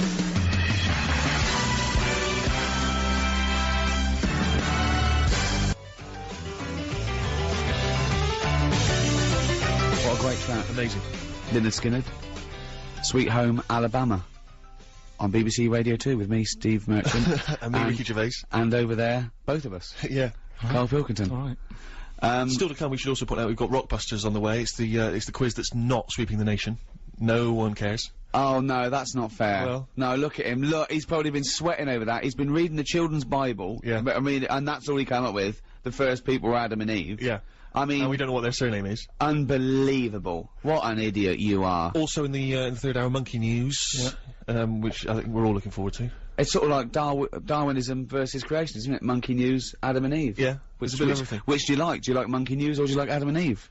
Also, it's probably worth kind of digesting some of the year's big events, Rick. So maybe we should just cast our eyes back on some of the big I news think stories of the people year. are waiting to see our three opinions on the review of the year. Yeah. I should just give away this Eurythmics platinum disc that we offered up in the first hour. And we were asking for the worst Christmas gifts you've ever received. And I want to give it to this guy because well, it's not like, you know, I'm sure it's fine, but it's just something about it which really amused me. It's from Toby in London. He says, when I was younger, I got a book about crude oil. I'd never expressed an interest in oil, and certainly not crude oil. But what I love is the parents, is thinking of that gift. They were shopping, they were going, what oil is it that Toby likes? Yeah. I don't even, does he like It's oil? olive oil, probably, I don't know. No, he thinks olive oil's sissy. What's that one he loves the spouting out the ground one? Crude oil? Get him the book on crude oil, Mary. Unbelievable. So, Toby in London, you get the Eurythmics Platinum disc. Well done to you. Also in this hour, we've got some Kylie collectibles to give away. So we'll probably do Rockbusters, and the lucky winner of that gets those. But I was just looking through the papers, of course, and it's the New Year's honours list today, and I imagine you're very excited about that, Karl. New Year's honours and all that. Yeah, you're familiar with that, when people get knighthoods and OBEs? I've heard about it. Sir Tom Jones, you got to call him Sir Tom now. You pleased with that? Do you think Tom Jones deserved it? Well, they sort of chuck him out to anyone now, don't they? So if he wants one, let him have one. Well, it's just, I mean, the way I saw it was, like, you know, the Queen used to give them out to people who, you know, did like big things like killing dragons and all that. Yeah, that was a while ago, but yeah. Now it's, you know, from dragon killers to sort of Joe Pasquale. Yeah, I see what you mean, yeah. You went in the jungle with Ant and Dec. Is an OBE. Some people actually send, famously, some rock stars and big names. They sometimes give their awards back, or they refuse to accept the knighthood. If it was offered to you, Rick, would you accept it? Your OBE or your? See, I don't know, because one, I know it's sort of like not a cool thing, and I don't know if you should align yourself with that sort of thing or whatever, and whether you're a monarchist or not, which I'm sort of indifferent really. But I would feel rude. Yes, I know what you mean. Well, it's you know, after we won the Golden Globes, an interviewer said, do you think you'll get a knighthood? And I went, oh, I don't want a knighthood. And they said, why not? I said, you can't do anything with it. I said, in olden days, you could ride a white horse along and have a big sword. Nowadays, you can just put it on your headed notepaper. Yeah, yeah. And I said something like, I'd rather have a name like Don Gervais. And the headline was, Ricky wants to join the mafia. Which I think is a bit harsh. I've been invited to the palace a couple of times. I think about... Whoa, hang on, what do you mean? I've been invited to the palace about 3 times. Why? Can I just point out for people who don't know who I am, I collaborate with Ricky on everything except his stand-up comedy, which I suspect was not the reason you were getting invited to the palace. No. It's a little bit bawdy, a little bit blue. It's my work on Flanimals. Yeah, for your children. Please get him along. I love the mung unga. I love that mung unga. So I should just point out that I've co-written both The Office and Extras, and yet I've never had an invite from the palace. Yeah, but I think the Queen knows who's the main one, who's the driving force. You know. Anyway, right. So I get this thing through. The first time I thought, I can't go. Why couldn't you go? Well, I don't know. The second time I came through, and I said to Jane, it was like 6 o'clock, right? And I said, oh, should we go? And it was very exciting, but I felt a bit funny just going along to the palace, right? And I said, sorry, who was it? Could just be you and Jane and Prince Philip and the Queen? Was it that? Well, no, there was about, I don't know, I think it was about 8. There's about 8 people, right? So you need some extra eminent people for Pictionary. Me, the usual. Me, Salman Rushdie. Yeah. David Bowie. Yeah. Right. Sure. Oh, yeah, you're aligning yourself in the company of geniuses, I noticed there. No, I'll tell you something about Salman Rushdie later. And I said to Jan, I said, we go for an hour. She went, it's not the sort of place you can turn up for an hour with some leaf brown milk. It's not your boss's barbecue at the weekend. Pop in. I've got some other people to see. I'm seeing Tony Blair later. Anyway, cheers, Liz. But anyway, the thing that came through was, I will be attending, stroke not be attending, right?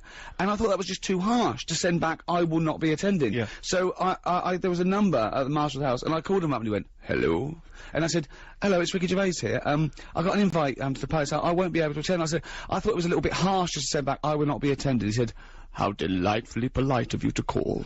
Was it Roger Moore on I don't know, but I went, that's no, he said, oh, there's no trouble. Thank you so much for calling. I bet no one calls him. Yeah. I bet he doesn't get a look in. And it was really, I'm so glad I called and didn't just send back, I will not be attending. But listen, keep inviting me, because, I mean, if it's right for my diary, I'd love to come along and have a mooch around. Yeah, just see what's going on up there. Yeah, so, Salman Rushdie, right? This is the nice story. So, I've met him a few times now.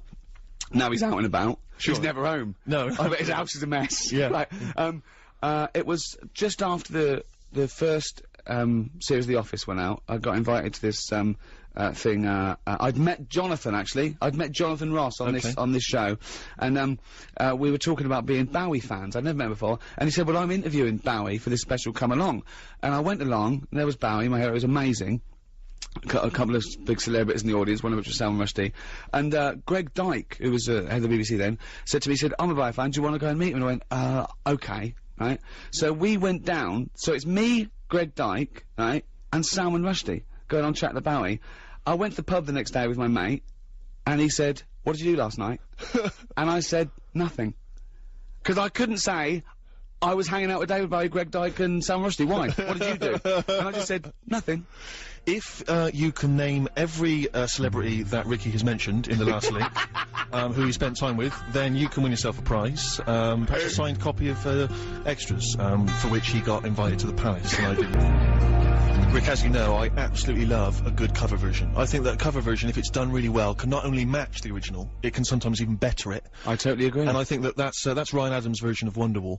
And I think, you know, much as I love Wonderwall, it almost reinvests it with a new beauty and a new majesty that perhaps we'd forgotten about because the other song is so well played. Taking it away from Noel. Oh, not at all.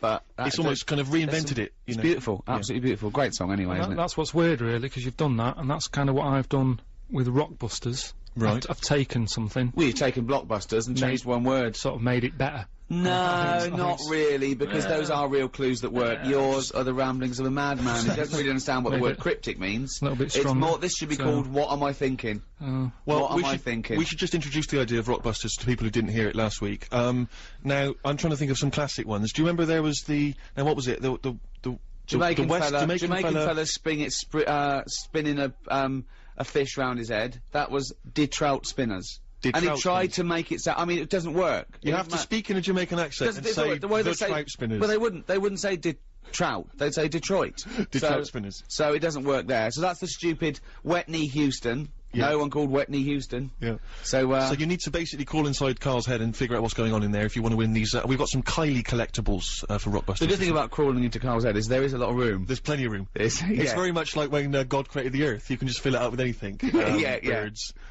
So, your Rockbusters clues this week then, Karl. Alright, so as always, you know, we did it last week. What can you win, though? The Kylie collectibles, just brilliant. mentioned Excellent. Should we throw in some stuff of ours? Just to if you've got any tag we get it for free, extras, flanimals, etc. Got some of the junk lying around the office? Yeah. Right. So then, 3 clues. You text in with the answers, you win the stuff, right? First clue. The initials of the band or the artist are FF. FF, okay. FF. And the sort of cryptic... I know it already. And the well, don't ruin it. And the cryptic clue, I've got snails, croissants, and baguettes in my palm. Right? What's going on there? No, I don't know it. Right, there's the clue. Say that again. I've got snails, croissants, and baguettes in my palm. Oh, that's weird. FF. Right, FF. What's the band or the artist? The clue changes ever so slightly every time. I know. Right, the next one. Me gran is taking a penalty. She better get the ball in the back of the net. NM. Artist or a band. NM. That's an old artist, by the way. Give it to us again. NM. Me granny's taking a penalty. I've got it. She better get it in the back of the net. It's a good one. Okay. It's a good one. All right. That might be his best ever. Wow. There you go, right? And the last one, this is a tough one, but, you know how it works. Wow. When he says tough, he means doesn't work. Yes. Does not work. Repeat, this does not work. Go on. The initial of the band, it's an 80s band, I think I've got to help them out. A is the initial, right? And the clue is, and where people go to relieve themselves after looking at elephants and that, what am I? Right? So, letters A, the cryptic clue, and where people go to relieve themselves after looking at elephants and that, what am I? And the initial? A. 882921. That works. You can give us a call 0500 288 I'm getting worried now, because I'm getting all these. That's really scary. Gervais at bbc.co.uk if you've got an answer for, or you need all three of those to win those Kylie collectibles. It's alright, isn't it? Yeah, well done. Play a little cheeky song. Yeah. Razorlight. Golden Touch. On Radio 2. I'm Ricky Gervais, with me Steve Merchant and Karl Pilkington. We were going to have a quick assessment of the year's events, because it's been a tumultuous year in many ways, Rick. You know, some steps forward. I'm sure you'll agree with the ban on fox hunting. Absolutely. Yeah. I really can't believe it took to 2005. And then people moaning, we can't go and hunt fox. Oh, why not? You can't go and have a fox ripped to pieces. Oh, what do you want to do instead? I never understood it, because it was people getting up in arms, and it's a sport for them. It's a game, so it's like you can't play Yahtzee anymore. You've got to play Guess Who. Well, all right. And all this rubbish about, oh, well, you know, it's what foxes do. Oh, is it? Oh, but why do you like it? You wouldn't want a robot fox, because you want to see blood. My brother-in-law was doing this job, he's a driver, and he went to this sort of really posh school, and he was talking to someone there, they're into fox hunting and stuff, and he said, I don't agree with, just chatting to us, I don't agree with fox hunting. They went, oh, why, are you a vegetarian? He went, no, I eat meat. They went, you eat meat, but you don't agree with hunting? He went, why, do you eat fox? Yeah. Fair I point. mean, it's such a ridiculous argument. Are you pleased with that ban, Karl? What, sort of, I don't think, you know, we should sort of, any animal, should we? I totally agree, And yeah. sort of, you know, respect their place and that. I mean, I went on holiday once, right? Went into the sea, right? Was only up to my knees, right? Got stung by a jellyfish, right? Sure. And what I mean is, like, you know, the sea, that's someone else's territory, innit? Right. And I could have had a moan. But you I thought, was fair like, well, enough. I shouldn't be here. Whereas if you went home and you were watching telly and a jellyfish came at you, So what's going on? you would, wouldn't you? You would say what's going on, wouldn't Yeah. you? You definitely would. If a jellyfish came out from behind your telly and clamped onto your face, you'd go, Suzanne, what's going on? What's a jellyfish doing? I don't go into the sea. But it's like when they, that bloke that climbed into a polar bear cage and got eaten, and there was a thing about have the polar bear put down. No, don't have the polar bear put down. You took him from the ice caps, popped him in a zoo, right? That's his house now. He didn't want to be there. Yeah, right? yeah. And then someone climbed in. I love it when a matador gets gored to death. I love it, because the bull didn't want to fight. Happy New Year. But also this year, of course, we've had the gay civil marriages, or the civil ceremonies. I'm not entirely sure yet what this is. Do we loosely call it gay marriage, just for the sake of ease? No, well, it's just it's officially a civil marriage, isn't it? They're not saying it's a marriage as such, because I don't know if the church acknowledge it or not. I'm not sure. Mate. We got enough vicars listening. They can let us know. Let us know. Yeah. But I don't know if you read it. I read it in the paper the other day. But the church is going to look nice, isn't it? The flowers are going to look brilliant, really good. aren't they? But I don't know if you read the other day that I was pleased to read that John Inman, Mr. Humphreys from Are You Being Served, has just been involved in his civil ceremony with his long-term partner. Whoa. John Inman's gay.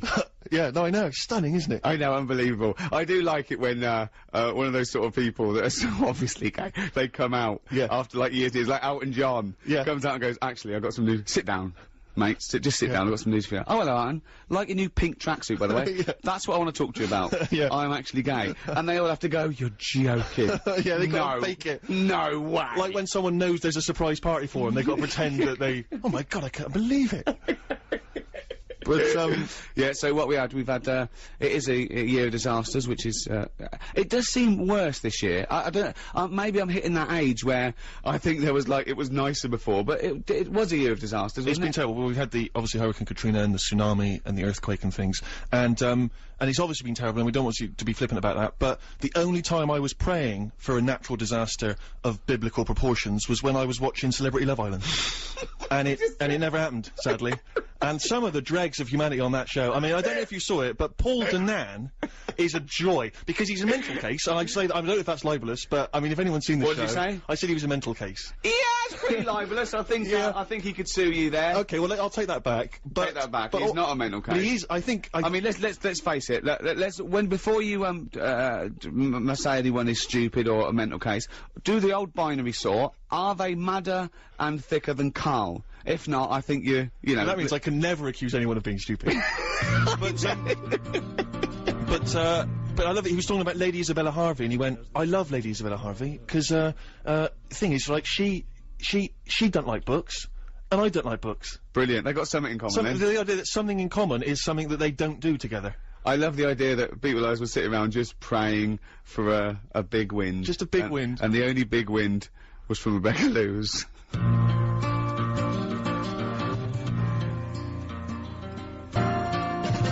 In the Ghetto by Elvis. That's one of the 10 songs that Karl likes. Yes. I mean, I've never met anyone who is, I don't know, so underwhelmed by music and the plethora of No, I tunes. do like it. But it was said about when I first got my iPod, which I absolutely love, okay, and I was downloading, I said, it's got 10,000 songs, he went, what does he need that many for?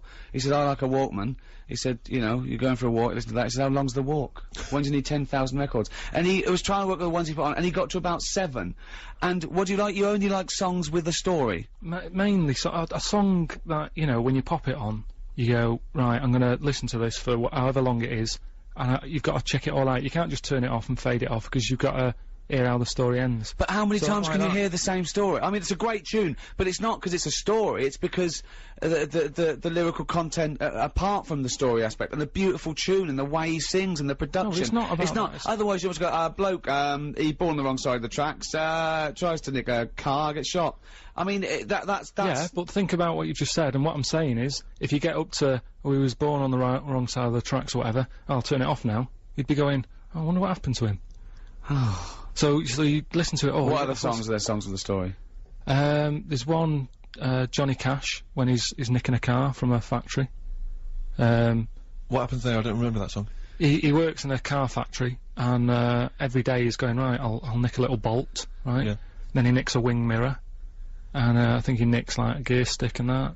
So if you've got 7 songs that you like, I mean, it must be, what's your favourite song But of all how time? could you do that? Because you haven't heard how that ended now, you see. I've just told you there what he was doing. Because you've probably got it wrong. I haven't. I know what happens at the I end. assume everything you say is Alright. probably wrong. There you go, then. You'll never know. And that will annoy you now. So, other songs I like. Rod Stewart, Killing a Georgie. Oh yeah, that's your favourite song, isn't it? That's good. Because it's, yeah. What's the story there?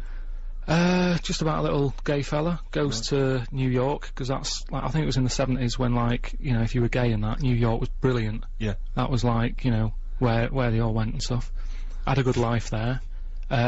His dad didn't, I think his dad kicked him out or something. No, I'm sure you're thinking of, Small Town Boy by Bronski Beat. I'm sure you're getting all these mixed up just because it's another little gay fella, as you call him. Anyway, he goes to New York. He goes to New York. He's having a wedding, so. Yeah, having a good time in the 70s. Oh, you're right. His dad said, how can a son of mine not be straight? I take it all back. I'm sorry. Yeah, you're right. Yeah. And he goes to New York and that.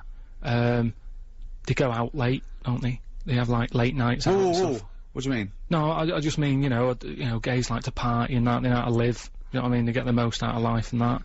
Partying late. He was on his way home. I'm sorry, that's such a general Everyone goes out late and parties. What do you mean they like to go out late? No, it's just if you go in Soho in London, right, at like 5 in the morning, you think it was like rush hour. It's But mental. you assume Partying. anyone who takes a bit of pride in their appearance is gay. Well, I mean, no, you can look after yourself and that without being a little gay fella, but I'm just saying that's what that song's about. And Can I just say, anyone's offended by this, he means no harm, he doesn't know, he knows not what he says, really, everything from Karl is totally genuine, he's not having a go, you live and let live, don't you? He's a bit like Mork from Mork and Mindy.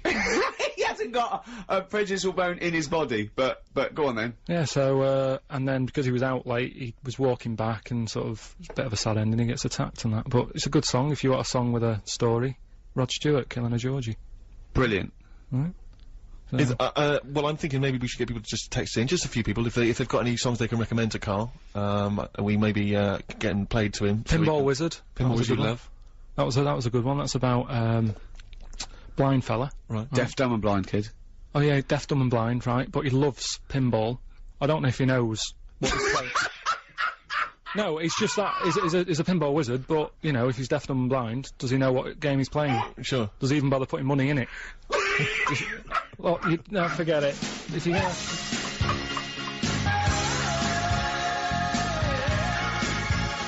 Hungry Heart from the Boss on Radio 2, Steve Merchant, Karl Pilkington, and of course Ricky Gervais. We don't mean the Boss on Radio 2, we don't mean Leslie Douglas. No, That was Bruce Springsteen. I don't think anyone was having that confusion. Oh, sorry, okay. Just you. Just in case, Yeah. okay.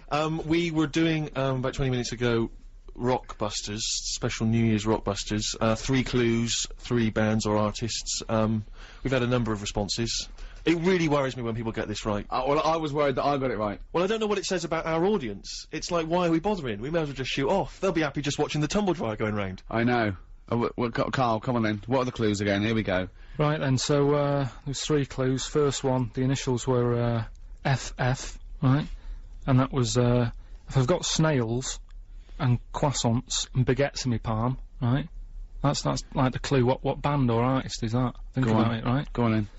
The initials were FF, that's, Franz Ferdinand, right? So like, Whoa! like Franz Ferdinand, it's kind Franz of Ferdinand. France, because it's like, oh, that's what they France, eat yeah. over there. Should be snails. French, really. There's no, you can't say France in food, your hand, can you? so France. French food in hand. French food I've in hand. never heard of a band called French Food in Hand. Well, a lot of people got it as I well as know, on the but text, French so- Food in Hand. What are they? What label are they on?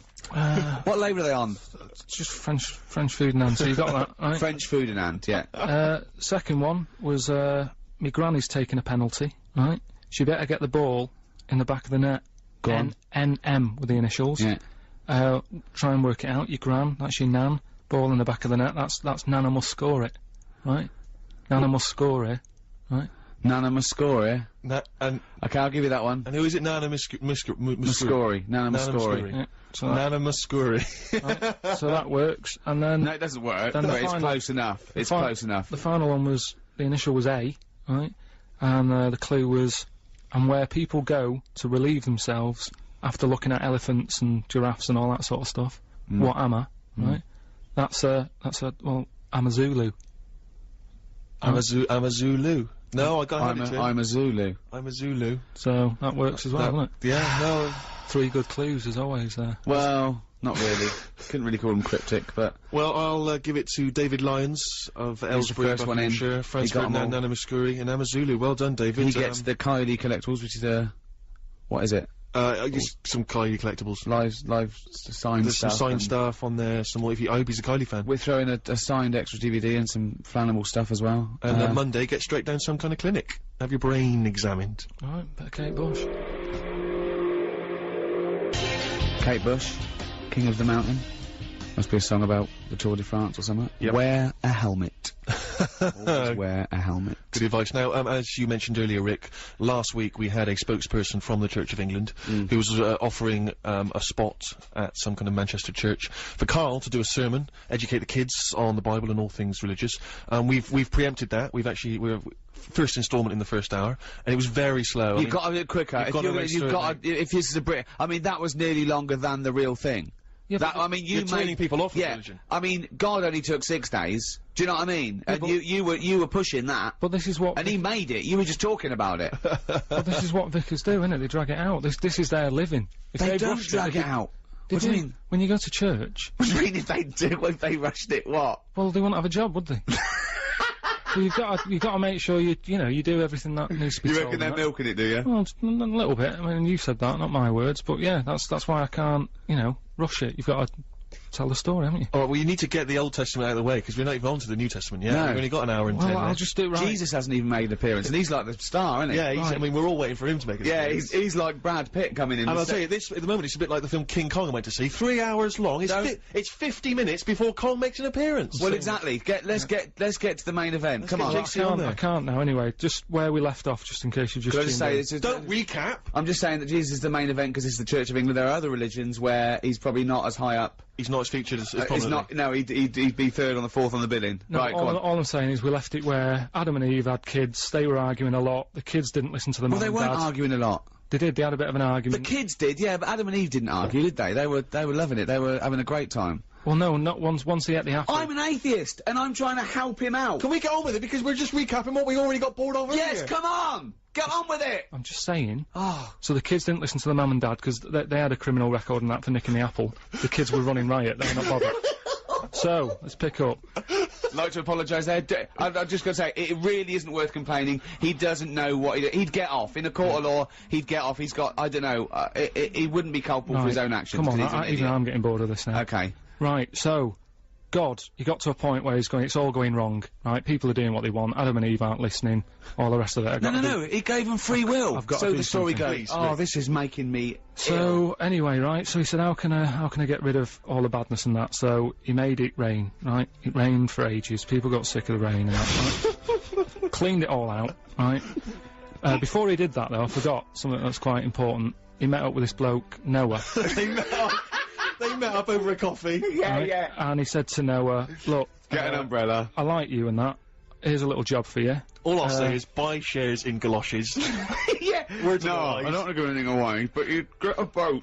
Yeah. And get a big boat. He said, what I want you to do, right, make this boat up. He said, and when you've done that, go about, right, and get 2 of everything. Right? So, Man it was and like, female. that's a big job, isn't it? Right? Man and female. Yeah. Yeah. Would you know, because do you know I always say I always put myself in the situation of the person's job and that? Yeah. I was thinking I can sort of sort out a man elephant, man woman and that. I wouldn't know how to do it with a spider.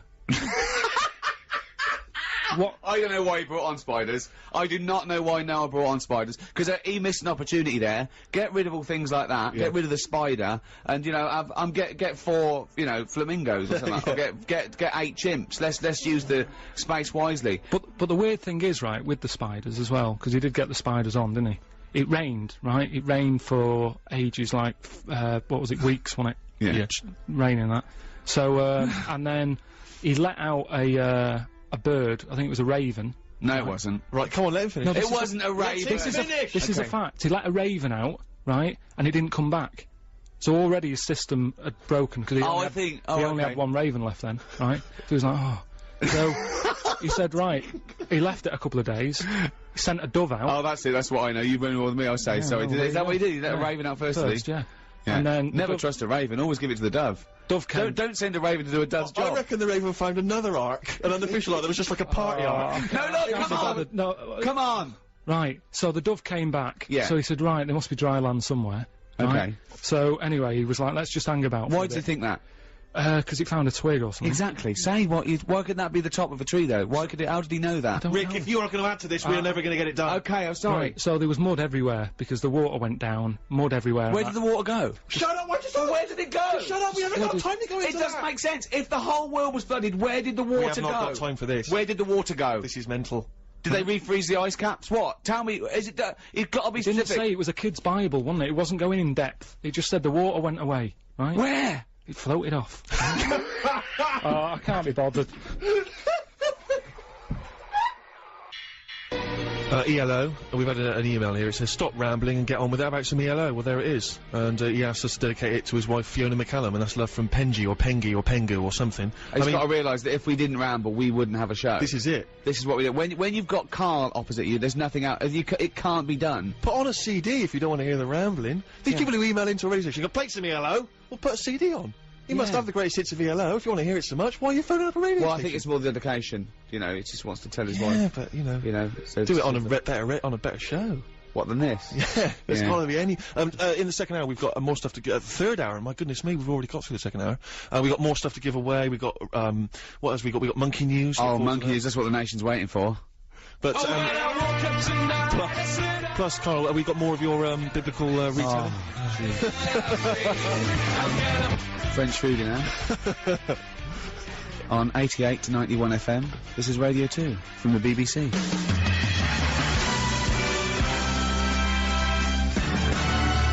Californication by Red Hot Chili Peppers. Now we've got some Red Hot Chili Peppers stuff to give away as well. We've got a Red Hot Chili Peppers Platinum disc. Brilliant. Only platinum on this show. Yeah. None of your gold, muck. Absolutely. We need some kind of quiz question, because we want to make sure that only a Red Hot Chili Peppers fan gets this merchandise off. Okay, what about something like, famously they were, photographed with a sock over their what? Anyone can get that. That's too easy, isn't Yeah. it? Notice that I was all coy. I didn't want to say that. Why didn't I just say? Oh no, because I was asking the question. Yeah. Wouldn't I? Yeah. What would people phone in? Do you think they'd have to say? Oh, that's no good. It was there. We know what it was. It was over there. What would I say on Radio 2? John Thomas? John Thomas over there. They think that's probably a member of the band. Yeah. What do you say when you go to the doctor with your trouble? Look, okay, I know what we're talking about. We're talking about a man's parts downstairs. That's what they popped us Well, if up I went on. to the doctor, I'd be honest. I'd just say, excuse me, doctor, I've got a problem with my penis. Wouldn't that make you laugh, saying that? Even to a doctor, even though it's an official term, wouldn't you be... Well... It's funny, isn't it, going to saying... Because you never use that term, No, do it's you? because it's formal, I suppose. It's like you're trying to sort of like put on airs and graces because Yeah. you're in the company of a doctor. What would you say? What, if I had a problem? Yeah. I had to go to the doctor. With your... I probably wouldn't go. What do you mean? I'd show it to Suzanne and say, is that normal?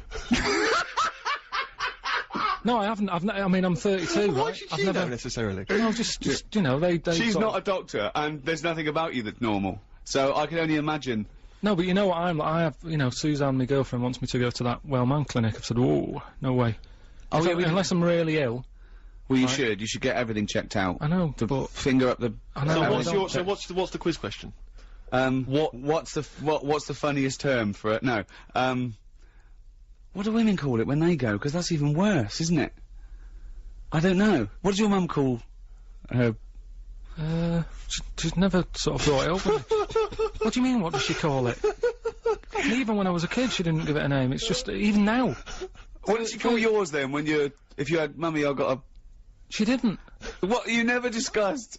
Why- If you had a why- pain? No, just get on with it and that. What do you say for if you want to go to the toilet when you Just go, little? I'll just say, oh, I'm just nipping to the toilet. No, when you were 3, you didn't say, alright, mum, I'm just nipping to the toilet, get me fags ready when I come out, I'm dying for it.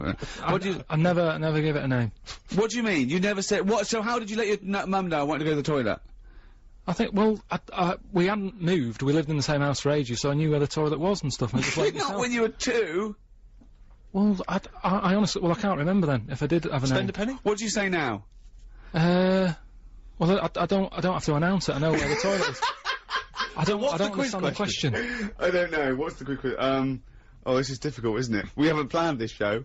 We'll play a record. We'll Someone's think of a quiz accusing question. this show of being pre-recorded. Someone said, oh, is this pre-recorded? If we pre-recorded it, we'd have edited out the bad bits, wouldn't Why would we have had that conversation? It's like, oh, it's 10 past 12. Let's do headlines. I remember Karl trying to prove it was live last week, and he was saying things like, it's Christmas Eve. Well, weirdly, actually, there's a couple of mentions of you. I always like to check where you're mentioned in the papers, Rick. Right. The Daily Mirror mentions you in their surveillance section. I don't know if you noticed this. This is where they kind of, people, like, for instance, Kiefer Sutherland was spotted having a pint of Guinness in Dublin. Yeah. So that's interesting, apparently. And it says here, Ricky Gervais and others were seen at Jon Stewart's show at Prince Edward Theatre Soho. Wasn't that like 2.5 weeks ago, 3 weeks And ago? I was on stage. That's why I was spotted. I was working. But that I went on basically stage with him. Spotted at Reading Comprehensive in 1973, Ricky Gervais. We've just had the news. Also, my favourite one is Spotted. They have it in the heat and stuff. And my favourite was Spotted on the set of his new movie, Johnny Depp. I mean, he's pretty much going to be there. That doesn't count, surely. It's the same as train spotting. Oh, I saw the 2:30 from Crew. Where was it? Crew. Yeah. What time was it? 2:30. There's a surprise. Well, I was also looking through The Sun, and you can, again, if you want to prove that we're live, you can check this out in today's copy of The Sun. Flipping through, and there's a picture of you, Rick, and it says at the top, comics, they're as funny as cancer.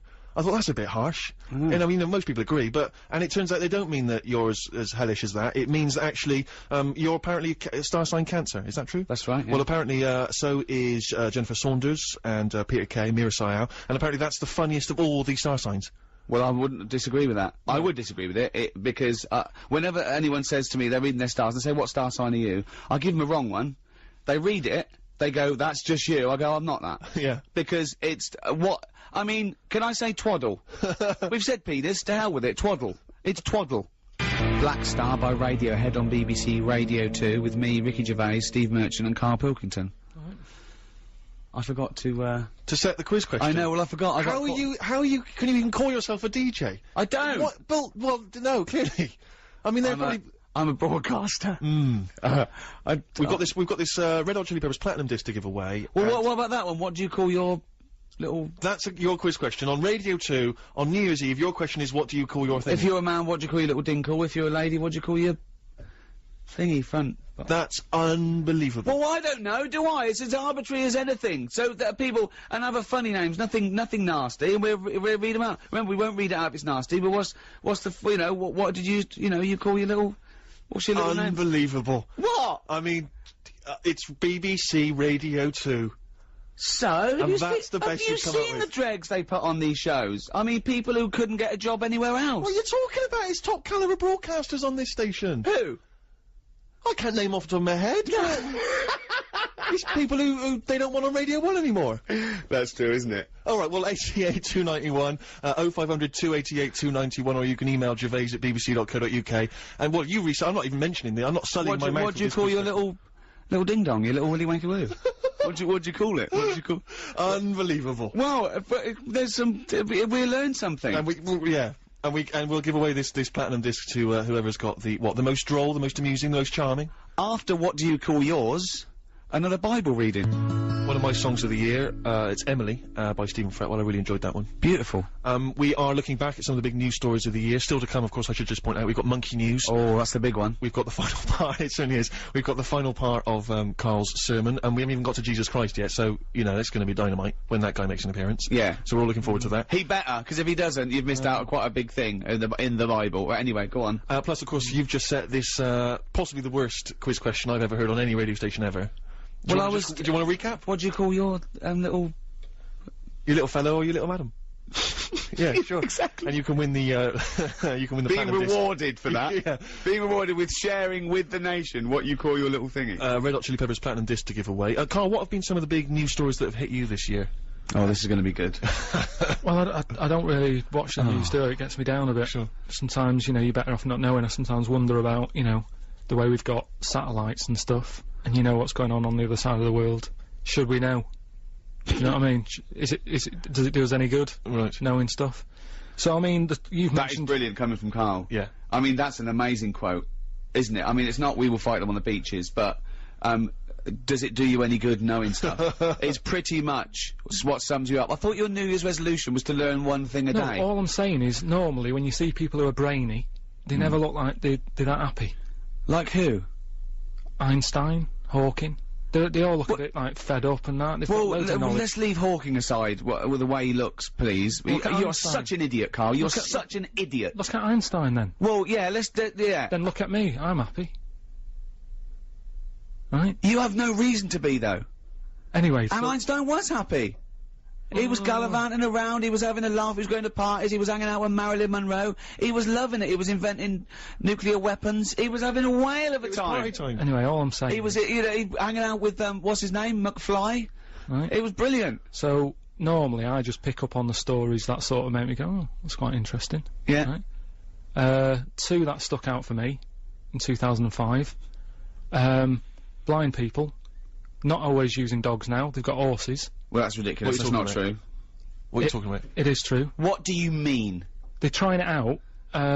People, you know, they've got guide dogs and that. Yes. They're sort of saying, why stop there? They're giving Well, do you know why? You can't get a horse in a library. Exactly. What? Because dogs can go into Tesco's with you, and go round to visit your auntie, and sit at your feet. What do you do with a horse?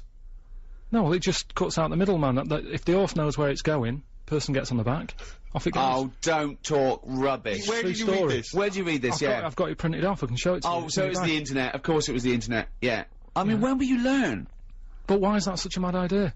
Because you haven't got the whole idea. I bet it is something. I bet there's a grain of truth to it, right? But there's no way that they're going to be used like guide dogs. I mean, just think. I'll look at the news story during the next song and we'll get to the What bottom else? of it. What else? Well, there must be another news story that's got that. Yeah, it's another one. Go on. Chickens and that. Go on. A fella had a problem with a chicken, wasn't laying enough eggs and that. He got an axe, put it next to its little house that he was living in, panicked it a bit, laid loads of eggs. I don't know, how is that a major news story? No, it's not major, but it's interesting, isn't it? What? Well, Frightening a chicken into laying an egg? Yeah.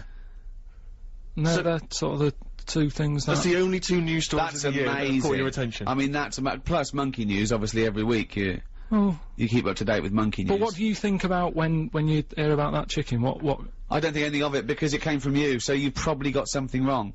Or it was a little fluff piece in a tabloid that just someone, they had a slow news day that day. You know, there Now, was. Rick, am I right in saying that Karl himself made the news this year? Because wasn't it right that a friend of your girlfriend's had read about him? Apparently, you were slagging off Cornwall somewhere. Yeah, my girlfriend used to live in Cornwall, and you were the front sort of story on something like the Western something or other edition, slagging off Cornwall. What are you on about? What have you been up to? What have you said? What have you said about Cornwall? I haven't said anything. I like Cornwall. Yeah, but you must have said something, or they wouldn't have They mentioned Karl Pilkington. You've been slagging off, apparently. I love Cornwall. I love going there. What have you ever said anything about it negative? What was that thing? Oh, didn't you slag someone off in Mevagissey? You went into a pub in Mevagissey. Yeah, and he was airy. That's that one fella. There was a sort of. I went in there, and they're really friendly and everything in Cornwall. Yeah. If you're listening, Don't creep. No, but I like it. If I wanted to retire and that early, that's where I'd go and live. I wouldn't now. But I went there, right, in this little place called Mevagissey, and went into a pub, and the woman behind the bar was all friendly and going. It was around Christmas time, and she said, "Oh, what we normally do is like have a fancy dress and stuff." She said, "Yeah, I'll show you some pictures, right?" And she was going through, and there was a picture of someone there, and I said, "God, what's he come as? Look at him, he's well airy." And she said, "Oh, he just works behind the bar, he wasn't dressed as anything." And he came out round the corner, airy fella. But there's no way that made the paper. Have you said anything else negative about it? When was the last time you were in Cornwall? It was... We took someone for a wedding present, we took someone on holiday there for a week. There was a fella on the beach who, he worked in one of them huts, you know how they sell deck chairs and stuff. Oh, yeah. And I think that's a pretty nice job, especially in the summer, innit? The sun's out, you sat there, all you've got to do is talk to people, say, "What do you want? 2 deck chairs? There you go, no problem, see you later." But this fella, right, I went in there, got the chairs, took them back, he was being really moody. He said, "Oh, so you got a lot of sand on them." I said, "Well, there's loads of it out there." It's not a surprise that it's stuck on, and he had a bit of a moan at me. And I don't know if I've ever mentioned that, sort of. Well, maybe openly. he recognised you. But that isn't a diss, that's one person, isn't it? If you're from Cornwall and you've got any reason to But there's dislike not many Karl, people live in Cornwall, it's a very small community. I mean, no wonder they don't want to be part of us, with people like you slagging them off. I love Cornwall, got nothing So do I, against I it. think Cornwall's beautiful. You're an idiot. Don't, anyone in Cornwall, do not judge the rest of the nation by Karl Pilkington. It's not fair. I sometimes wonder imagine if he's the one that archaeologists dig up in a million years' time. Yeah. And find some of his notes, and they measure the head and everything, and then some of the ramblings that he did. Do you know or what if I mean? an alien comes down, it would just be him that they'd bump into. That would be just our luck, wouldn't I it? tell you what, though, talking of, like, education and that, I know I'm sort of not the brightest bloke knocking about and that, right? But I treat myself the other day to a new, mobile, right? And, you know, going through it, getting used to how to send text and all that. And do you know the predictive text? Yeah. So if you send a text, you type it in, and that sort of guesses what you're going to write out, right? And it's new, so it doesn't really know me yet, right? And I was sending a text to someone to say something like, "I ain't got a clue," or something, right? Wrote ain't, right? A-I-N-T. Looked up at the screen to make sure that he'd written it right. That had written up biotechnology. What? That had predicted that I was going to use the word biotechnology. I am never going to use that word. Ever. What? I ain't got a clue. No, ain't. A-I-N-T. Yeah. I wrote that, just A-I-N-T, on the phone. Looked up. I love the fact that you've got a cleverer phone than you. People have been wondering whether the show is live or if it's pre-recorded. Well, if it weren't live, then how could Grace email in telling us how much she hates the show? Brilliant. She says, she says, "Dear Ricky, I think you are a prat." She's got my attention already. She opens with that, comes in straight away. That's her opening gambit. But she doesn't just leave it there, she qualifies it. She says, "All you do is slag people off on your show and think it's funny." I disagree. We've slagged off Karl. Yeah. But he's pretty much the only one. But Karl, all I've said is you are stupid, and, I mean, by your own admission, you must know you're stupid, don't you? You know, I'll get by on that, but yeah. Yeah, but, I mean, it's a fair comment, isn't it? And the other people we slagged off are people who like to see foxes ripped to pieces, so which I stand by. Yeah. Okay, what else? I'm sick of listening to you be rude about the world and certain people. Rude about the world? Are we being rude about the world? Well, anyway, I have to turn off the radio. I'm surprised anyone listens to you. Please try growing up. Oh, she missed her dedication. Oh, that's a shame. What annoys me with Grace is that, Nothing annoys me about Grace. Careful, what are you doing? all I say is I think she's... opinion. No, I'm saying she's... And I'm saying, Rick, she should have criticised us for the obvious problems. We're incompetent. We're not very good at all. Entertaining. We drone on too much. Yeah, but we don't slag off the world. We love the world. We love the world and Karl. In fact, the thing is about the world and Karl is that he's the same shape as the world, and that's why I like him, because that's all you need there, a little round... I can't help but think the pot calling the kettle black there, Rick. What? My body's round. My head is sort of fat and square. So how dare you? Just quickly before we move on to the final bit of the sermon, we just thinking back to some of the other highlights of the year. One of mine, Rick, I'm sure one of yours, Live 8. Live 8 was great Magnificent. fun. Not only was it a great day, but obviously you know, it made its message very much clear and open to the world. Did you enjoy Live 8, Karl? Yeah, it was all right. It's, you know, quite a good thing. I mean, has it sorted the problems out, or? Well, it's more about raising awareness, isn't it, and bringing that to the world's attention. I'm aware of it, so yeah, it's sort of done the job on that. But I read something about Unbelievable. do you know? But you know, because Live 8 was all about money and stuff, wasn't it? Giving money. And No, it wasn't really. Well, It was about awareness, but it was about the G8 Dropping the debt. cancelling the debt to I think the 20th poorest nations or something, which I think. yeah. Well, then I was reading up on that, and there was something about, do you know, Bill Gates, Yeah. who did the computer stuff, didn't he? Yeah. I think he's the wealthiest, Microsoft. Yeah. wealthiest man in the world. Or Absolutely, I think the first 100 billionaire. Wow. something, was he? That is a lot of money, because they worked out, they put to him that, with his labour, what his labour's worth, he would have to drop over $6,000 to be bothered to pick it up. Wow. And they asked him, and he said, well, of course I'd pick it up, you know, because it doesn't work like that. But yes, he's that rich. But he could just pay someone to do it as well, couldn't he? Okay, get on with it, Karl. Again, you've missed the point. Again, you've missed the point. But all I'm saying. Sorry, right, Gracie, in wherever you are, Karl's an idiot, and I stand by it. Bill And Gates. don't rip foxes to pieces. He's got that much money, right? He's saying that he could give everyone in the world, right, £6. Everybody, right? And just what I was thinking and what I were to say to you, see what you think, right? Do you think it's fair that everybody gets £6? Right, why? What's your point? What do you mean? You mean the poor should get more? Well, no, not really. What I mean is, say, like, if you live in Africa, right? Yeah. You can get a lot more for, say, £1 there than you can in London.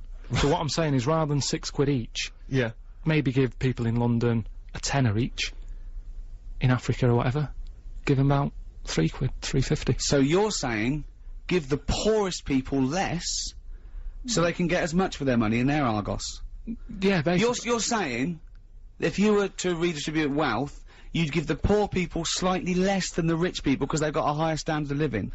Gracie, once again, can I come back to you on this? Do you know now why I call him idiot? Oh, you know what I like about Gracie? She told the truth and she put her name. It's Grace, actually. She put her name down. Some people, I mean, just say you're a prat and they believe They it. just shout at you across the street. Oh, fat man, you're not funny. Yeah, but you know, I mean, I rest my case. Karl, you're an idiot. Alright.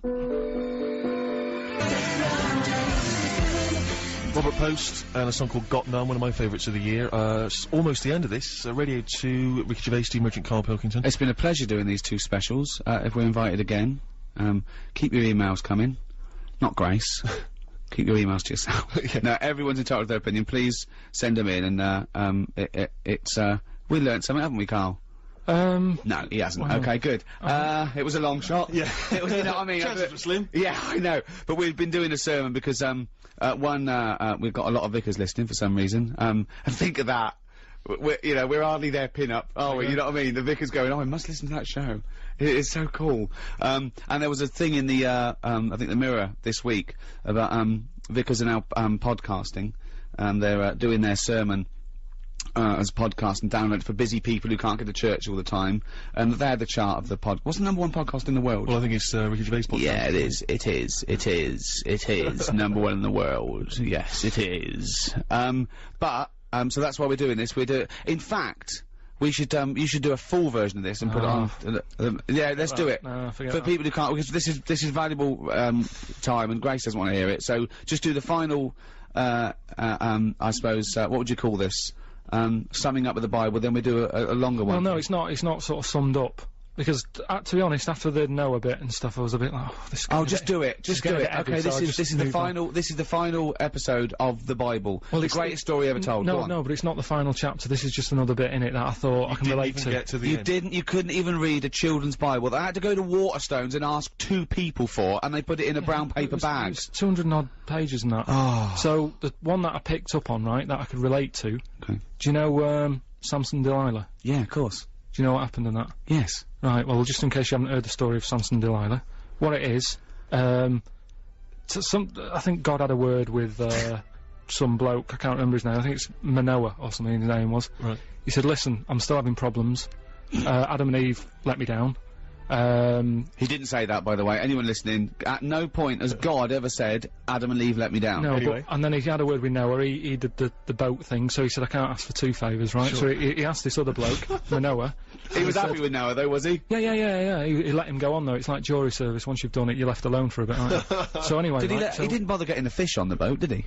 I don't know. They were happy, weren't they? Surely. But anyway, he had a Although, word- was it salt water everywhere? Why didn't the freshwater fish die out? Rick, I'm just going to stop you there because you've still got to get monkey news in before 1 o'clock. So he please. had a word Okay. with this fella, and he said, look, what I'm going to do, you're going to have a kid soon.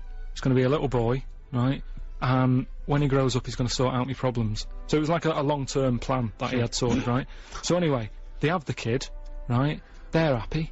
They've got a little baby boy. They go, right, what we'll do to show our respect to God, we'll never cut his hair, right? Because he'll like that, right? We're still in the Old Testament, aren't we? I don't think Jesus is going to make an appearance. frankly. So they called him Samson, Yeah. right? And he grew up, right? Never cut his hair. Yeah. His hair made him strong, right? He was going about, he was helping people out, he was stopping wars and that because he was so strong. His hair made him strong and that, apparently. Yeah. Anyway, nobody knew that. Nobody knew it was his hair that did the job. So this is right so far, isn't it? I don't know the ins and outs. So anyway, what happened is, women are loving him all of a sudden. He's got nice long hair and that, he looks the part, he's stopping problems. Women are going, he's a good fella, isn't he, this Samson bloke? I Like love him." Stringfellow. Anyway, That's the power of pulling, is in Stringfellow's hair. Yeah. That's why he never cuts it. Exactly. Whatever the decade, Peter Stringfellow never cuts his hair, because that's where the power lies. anyway, he didn't realise he had this power until one day, he got up, right, did his hair and that, went out, a lion jumped out, Oh. he killed it with his hands, with his bare hands. Why? Right? So again, Noah was a bit annoyed, because that's one of the ones that he saved. But anyway, right, so he goes, I can't believe this power I've got, right? I'm gonna, like, sort out the world's Didn't the problems. lion have long hair, though, as well? Well, no, well, just what? No, but you're always picking on the to be honest though, that's as far as I got anyway. So That's it. That's it. So if you were interested by those, you can buy the Bible in all good bookshops and read the rest. Is that what you're saying? Or any religious book. Yes, we you don't can remember we the don't Torah, the discriminate. Quran. Somewhere Only We Know by Keane on BBC Radio 2. Right, it's that time again. It's what the nation's been waiting for. Yeah. Oh, chimpanzee that monkey news. right, this is something that I do know about. All right, if monkeys have been up to anything in the world, this is what I'm on. Do you know what I mean? This is Yeah, what you're on top I'm of on this. top of this. This one, it's pretty recent. Monkey was knocking about New York. Oh, right? He got locked up for like nicking stuff and all the rest of it, right? Anyway, that's the I past. don't know where I'd say pointless. Well, hang on, Steve, does that But you look know like what I a mean? If proper- that's the opening gambit, if I don't come in there, when do I come in? Do you know what I mean? listen. If I don't pick him up on that, when do I come in? Steve, I can show you the original. Nicking stuff. Anyway, so he worked on a plan to escape, Oh, shut up. right? And he'd worked it all out. He saw the bloke with the keys and that. How sort do of we like- know this? How do we get know there. this? This isn't even the main bit of the story. I wouldn't even worry about it. Because Rick, please. No, because he's embellished and it's. So anyway, I've said this before, I'm going to say it now. You do not interrupt the news. It's the news. So anyway, right, so the monkey gets out, he's roaming about free, word gets out that he's escaped and that, right?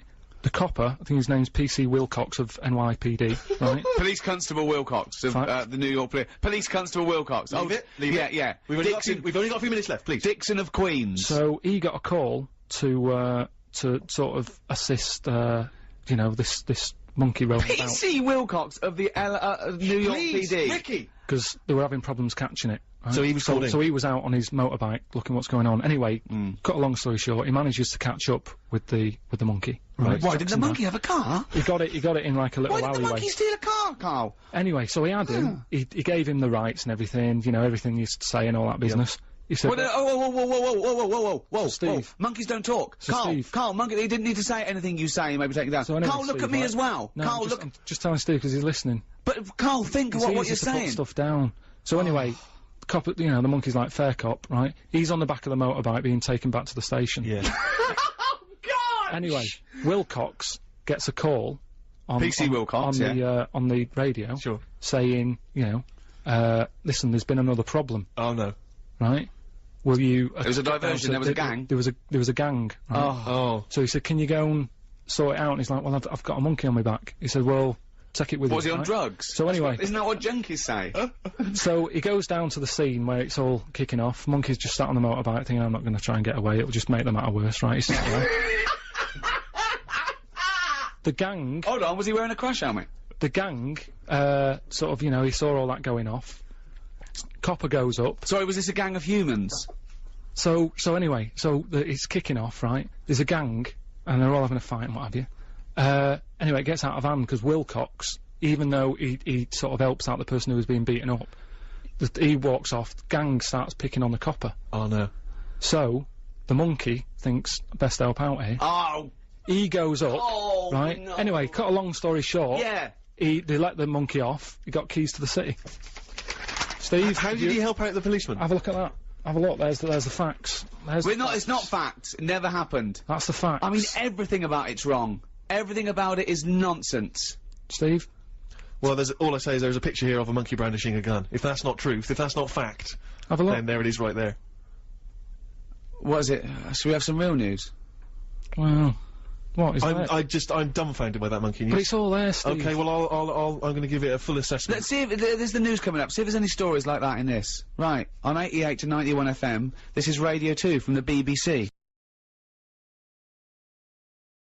Rick, in case there are people who've bought this and they've not really heard Karl before, remember we were talking a while back about the questionnaire that is often featured at the end of the TV programme Inside the Actor's Studio. Oh, yeah. Where the host, James Lipton, always asks the same questions to every guest. And it's just supposed to sort of, you know, get their creative, you know, juices flowing, their mind working. We did ask Karl some of them, we never completed the questionnaire. Oh, let's I thought carry I'd on with fire that a few then. more at him. And that'll also introduce people to the way his mind works a little bit. Okay. Question 6. What sound or noise do you love, Karl?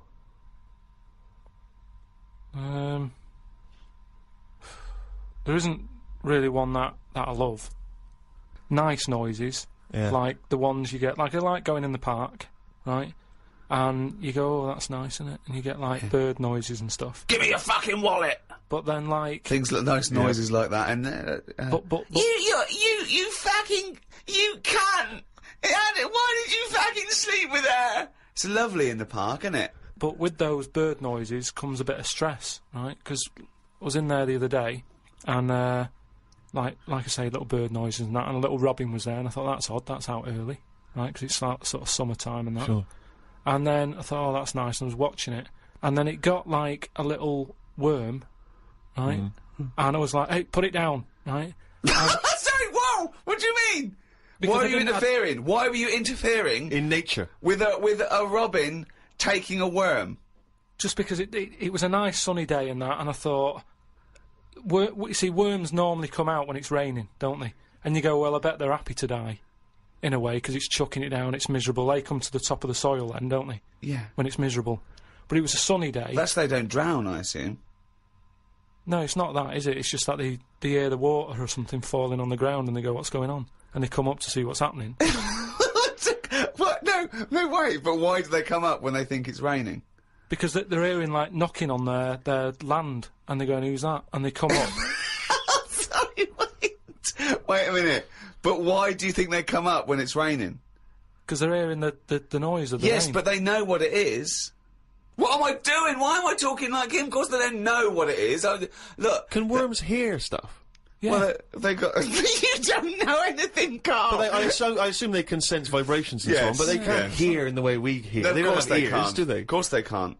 Well, whatever, right? So all I'm saying is that. But came what was up- this thing about these worms? I hear the tapping and go, oh, what's that? Right, tell us. Okay, so start. You're a worm, okay? It starts raining. Tell me your thought process. Well, you just kind of you're down there. You can't see anything. It's dark anyway. Yeah. So And you haven't hear got about eyes. this, don't you? You hear about blind people have got really good ears, and it's No. the same with a worm. No, they do. It's an extra sense. They No, say. it's not. That's nonsense. That's nonsense. They start getting used to relying on them more, but it doesn't. So you don't turn into bionic woman because you lose your eyes. No, but you do because you use them more. If you use something a lot, you get better at it. So their ears are good. So all I'm saying is, so this rain's coming down. I don't know who to believe here, Rick. The rain's coming down on the land. The worm goes, "What's going on?" The worm goes, what's going on? He wiggles up to the top. So what does he do? So it goes up and it sort of sees it's raining, and then it goes back down again, doesn't it? But that's what I'm saying about. What do you mean? What is this world where he goes, oh, it's just rain again? Oh, so that's the 400th time I've been caught out this year. It's rain. I'll remember next time. I won't come up. What do you think a worm is capable of in terms of cognitive thought? What do you mean? Well, a worm can basically tell certain chemicals and certain light patterns. That's all it is, really. Yeah, and It's not thinking. It's not choosing its favourite food. But you don't know that. It's the same way you're saying to me, I don't know what a worm's thinking. You don't know what it's thinking. I know it's not thinking. You don't know that, though, is what I'm saying. You don't know what things are thinking. Everything thinks. No, it doesn't. No, it doesn't. No, the thinking. There's something in this room that's not. All right. What about this one then? What about flowers? Do you think they've got A mind. a feeling? Because here's something that Again, they use phototropism. They go towards the sun. They close and All right, open. well, here's- Can you they stop grow. using long words, Rick, like sun? Listen. Do you know I've been to my mum and dad's? Right. I was talking to my mum about stuff. All right. And she was saying how this flower solved a crime. What happened was there was a murder right, in an office. So they said it's obvious that someone who works in the office did this murder because that person's only a sort of a typist. He has, they've done nothing wrong. So they said that's narrowed it down, right? So this flower man came in and he said, I can sort this out for you. So they said, what do you mean? He said, well, during the murder, the plant was knocked off the cabinet, Yeah. Right.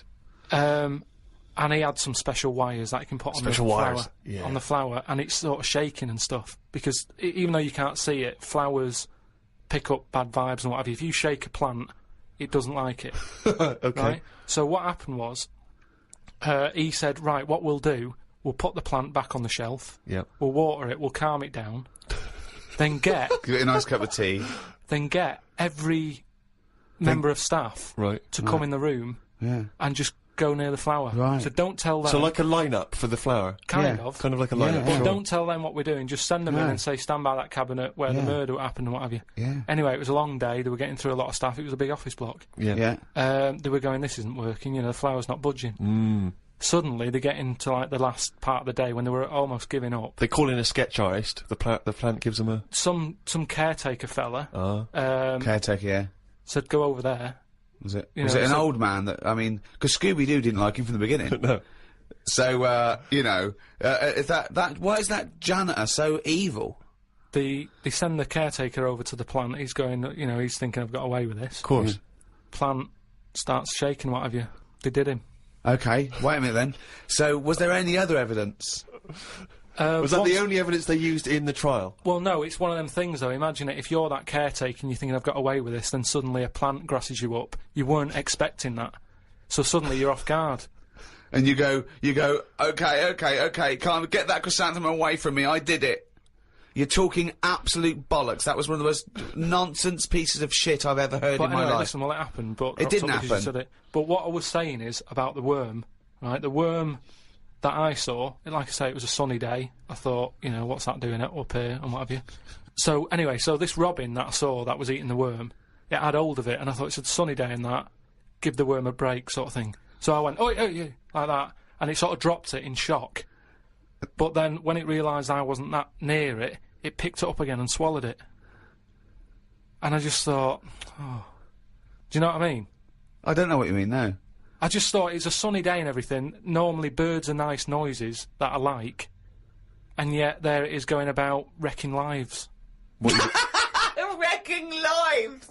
It was a No, worm! but it just swallowed it really quickly in that, and I thought, that's life, innit? That's what life is like. 1 minute it's there, then it's not. I just thought, there's the worm. It came out, it was happy, didn't know what was going on, and it had an extra chance. The robin dropped it, and then it got it again and ate it, and I just made me a bit fed up. Well, do you know why, don't you? You couldn't outwit a robin. You put it off, but then it won. But That's the terrible thing, isn't it? The worm was going, oh, God, Karl Pilkington. So that's who's been sent to save me, is it, God? You've sent Karl Pilkington. Oh, I'm dead. That's it. Okay, eat me. But all I'm saying is our bird noises are normally quite relaxing, but not for the worm. Unbelievable. That was one question. Question 7. What sound or noise do you hate? As me or as a worm? I don't know what you mean. What do you mean? Why would be asking a worm? I've never heard an actor say that to James Lipton. When he says, what noise do you hate? What, as me or a worm? No, but Wow. all I'm saying is, because of my last question, that's what I was saying. A bird noise is relaxing to me. Right. Well, it's not anymore, because I think of all the deaths and stuff that go around that. So now you hate the sound of birds? I'm just saying it's changed my view on it. It's So it's like anything, isn't it? Every noise can mean a disaster somewhere. Can it? Why? Why? Think of some other noises you like. Okay, what's a lovely noise? No, hang on. Why would the sound of laughter, people laughing, why would that suddenly cause? Why would that also signify disaster? Asylums. Yeah, that's depressing, isn't it? They're always laughing in asylums. But it's a scary laugh, isn't it? What? It's like, oh. If you wake up in the night by the sound of, like, a baby laughing. Baby laughing! No, if I had a baby, right, and Suzanne was out, she'd worked nights or something. Yeah! And I'd nodded off, I'd put the baby to sleep. Yeah. And then it's 3 in the morning and I'm woken up by the sound of a baby laughing, that would terrify me. How is this that? I just think the baby's sitting up in a chair like Chucky, going, Well, no, I think the baby's reading his diary. Thinking, oh Christ, this is my father. I just hope I'm adopted. oh, God, a baby laughing! Oh, God! Come on. No, I'm not getting off this subject, right. So what other sounds, right? What other sounds, right, more you like, well, come on, there must be sounds you like. No, the sounds he hates are even more fascinating. This terrifying, haunting baby laugh. I don't think you can pick any sound and say, I like that. I imagine we don't like, the sound of a tiger. Evolutionary speaking, that's probably not a good sound to hear. But there are obviously some calming noises because, you know, when your mother sings you a nursery rhyme or something when you're a kid, you Your know, mother's it's very voice. calming. Of course, your mother's voice. That's probably pre-programmed for you to like it. Yeah. So there's a time and a place.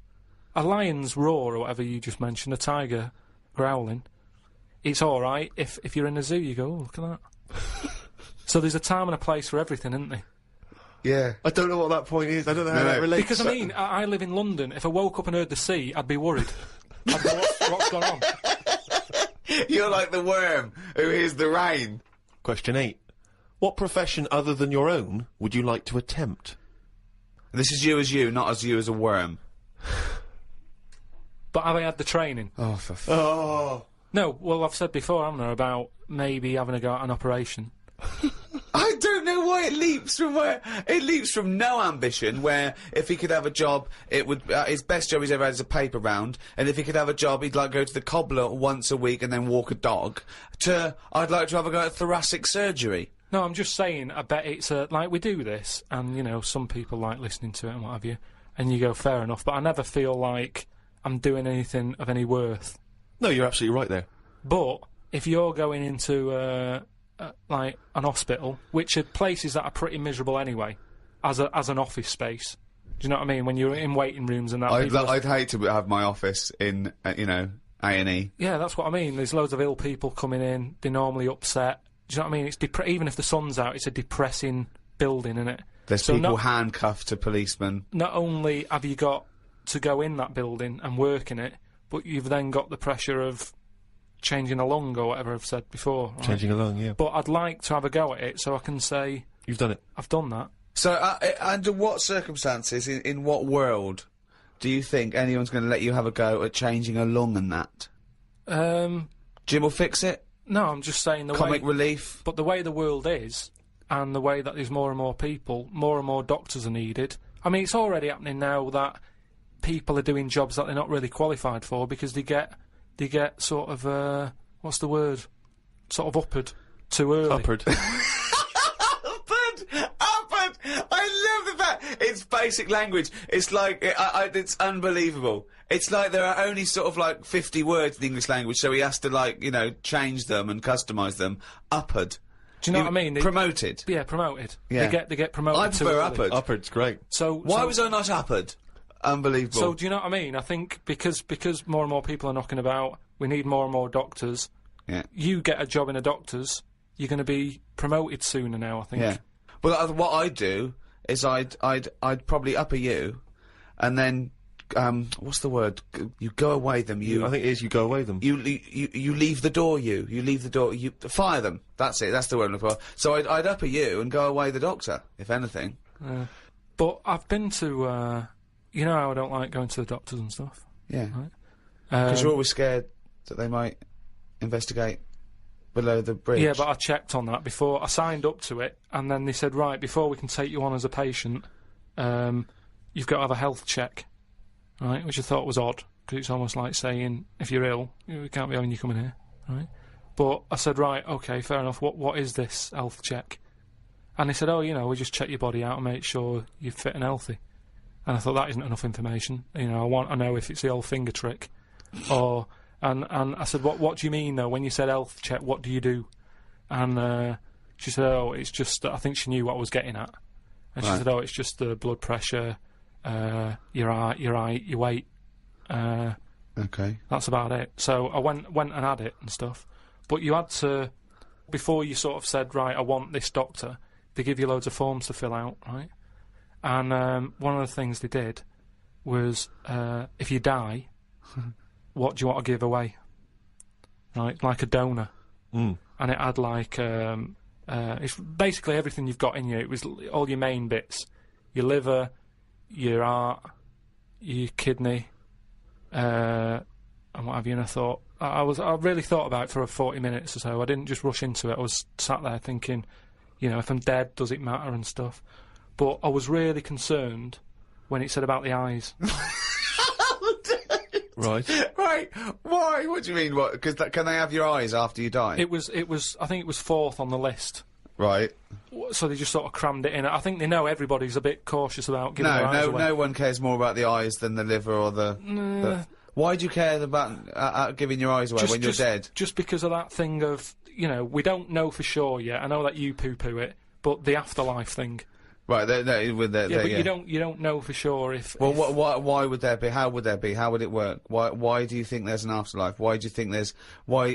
because we're here already. It blows my mind that we're wandering about this planet anyway. Do you know what I mean? The fact that we're here just by... Gravity blows your mind, Karl. No, but do you know what I mean? The fact of your mum and dad have it away and then you just pop out and it's like, how's that happened?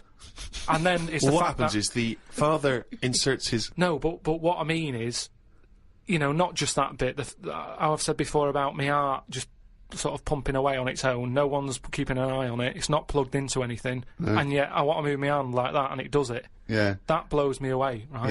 Yeah. I mean, you're still worried about whether you control your brain or the brain controls you. So what I'm saying is, how do you know what goes on after life? Because, do you know what I mean? So why in an afterlife would you want your eyes more than your liver and your kidneys and your lungs and your heart?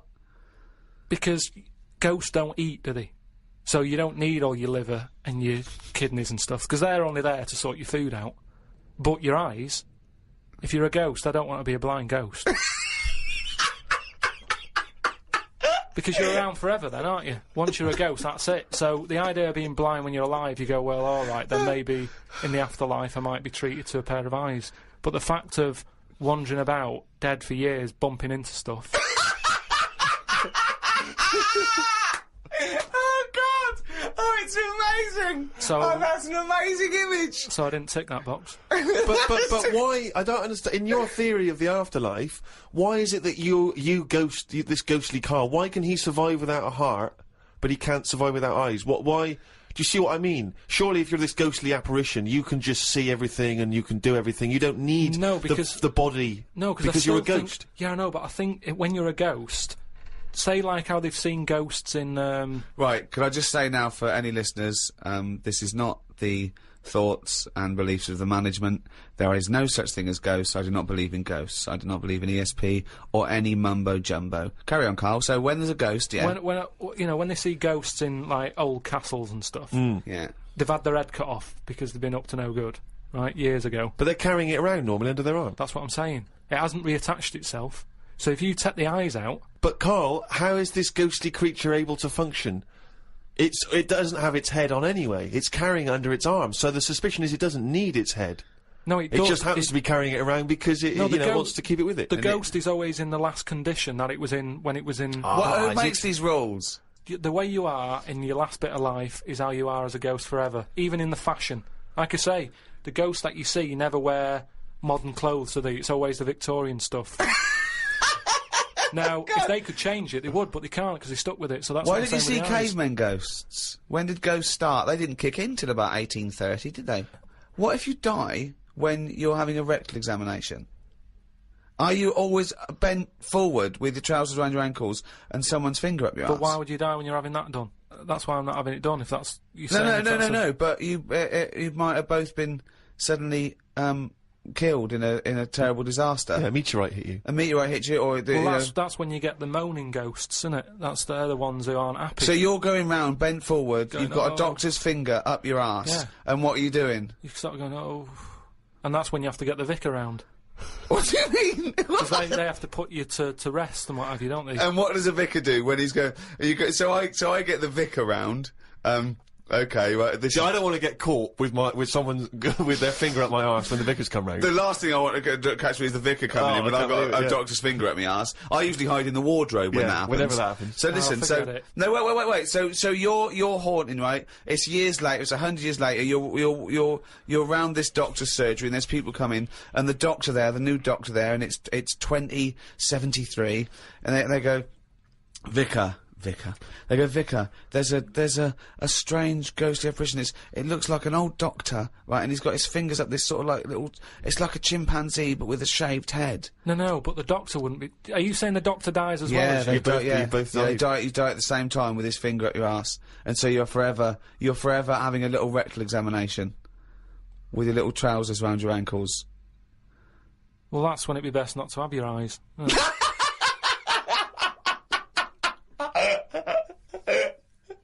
Here's another one. This is extraudinary. No, but listen to this. Listen to this. This is a good one. and I'd this like will to see convince you us, this one. Yeah, this way, okay. answer this. This will be proof. Go on. I watched a programme the other week about dead people. Of course you did. Right? And it was people who had been found in their house, they haven't got any family. They died, sat in their armchair. Nobody's knocking on the door, ringing them and checking if they're all right. Right? So they die, and they rot away in a chair. No. People, the next door neighbour called up whoever you call up for dead people and go, there's a dead body next door, it's stinking, can you come and get rid of it? Right? They go in and... I forget what service that is. I don't know where you find that in the Yellow Pages. It's a good business though, isn't it? Hello, corpse removal. Stinky dead people. So they go in, there's flies everywhere. Of course there is, yeah. The doors and the windows are shut. Where are them flies from? What do you mean? Do you know that thing, reincarnation? Yeah. I think there it is. There's an example of it, how there was no flies in there. A body rots away. Out of the body comes flies, so you live on. Or, out of the body comes flies from the maggots that were in the body. Oh, okay, maggot then. So we've gone on, we've lived on. What do you mean? I'm just the saying fly now, it isn't lives a on. reincarnation of the maggot. The maggot is the larval stage of the fly. No, but forget all the maggot fly. Right. Think about going from man to a fly. What are you talking about? I'm saying the windows and the doors on this house was shut Yeah. tight. Now, no your no question flies is- has got in. They hadn't got in. They and had got in. They hadn't. They'd already there. We're surrounded by them. We've probably got fly eggs on us now. Well, all I'm saying is, it's weird that them flies were in there when they weren't in there. I don't think this fella would have had loads of fly eggs on him. But I just think it's a bit odd. Why? What do you mean? I just think there was loads of them. You didn't see it. But it only takes one fly to lay loads of eggs. Yeah, but... So you think it's wiser to ignore Ricky's answer and go with your ghostly supernatural reincarnation one? You think that's the wise, sensible way to go? I just think it's a bit odd how every time someone's got fly eggs on them. So that, to you, is less of a chance of happening than when you die, some of you turns into flies. Fly parts. Well, that happened when my dad chucked a turkey away in a bin. And it was only in there for about a day. I went to go and put, like, a crisp packet in the bin at the end of the garden and what have you. Picked the lid off, full of flies. Yeah. Now, the bin lid. Yeah. It's like a constant fight with his own brain. Was fairly sealed and what have you. Yeah. Again, it's the turkey living on. No, it's not. We're it's all the fact the that same. while it was out on the table... It hadn't been out on the table. We didn't eat it in the end because it had feathers on it. My mum said, I'm not doing that. Yeah, but what do you mean it had feathers on it? My dad got it off a mate and said, yeah, I've got this for Christmas, but it was still virtually alive. And my mum said, oh, I'll just get one from the supermarket. So we put it in the bin. Yeah. So all I'm saying is... I'm telling you, the eggs were already on it, mate. It's just an idea about it. It's a theory. Everyone's allowed one. But it's bollocks. Back to the Inside the Actors studio questions. Question 9. What profession, Karl, would you not like to do? You see, in a way, some bad jobs are good jobs in a way.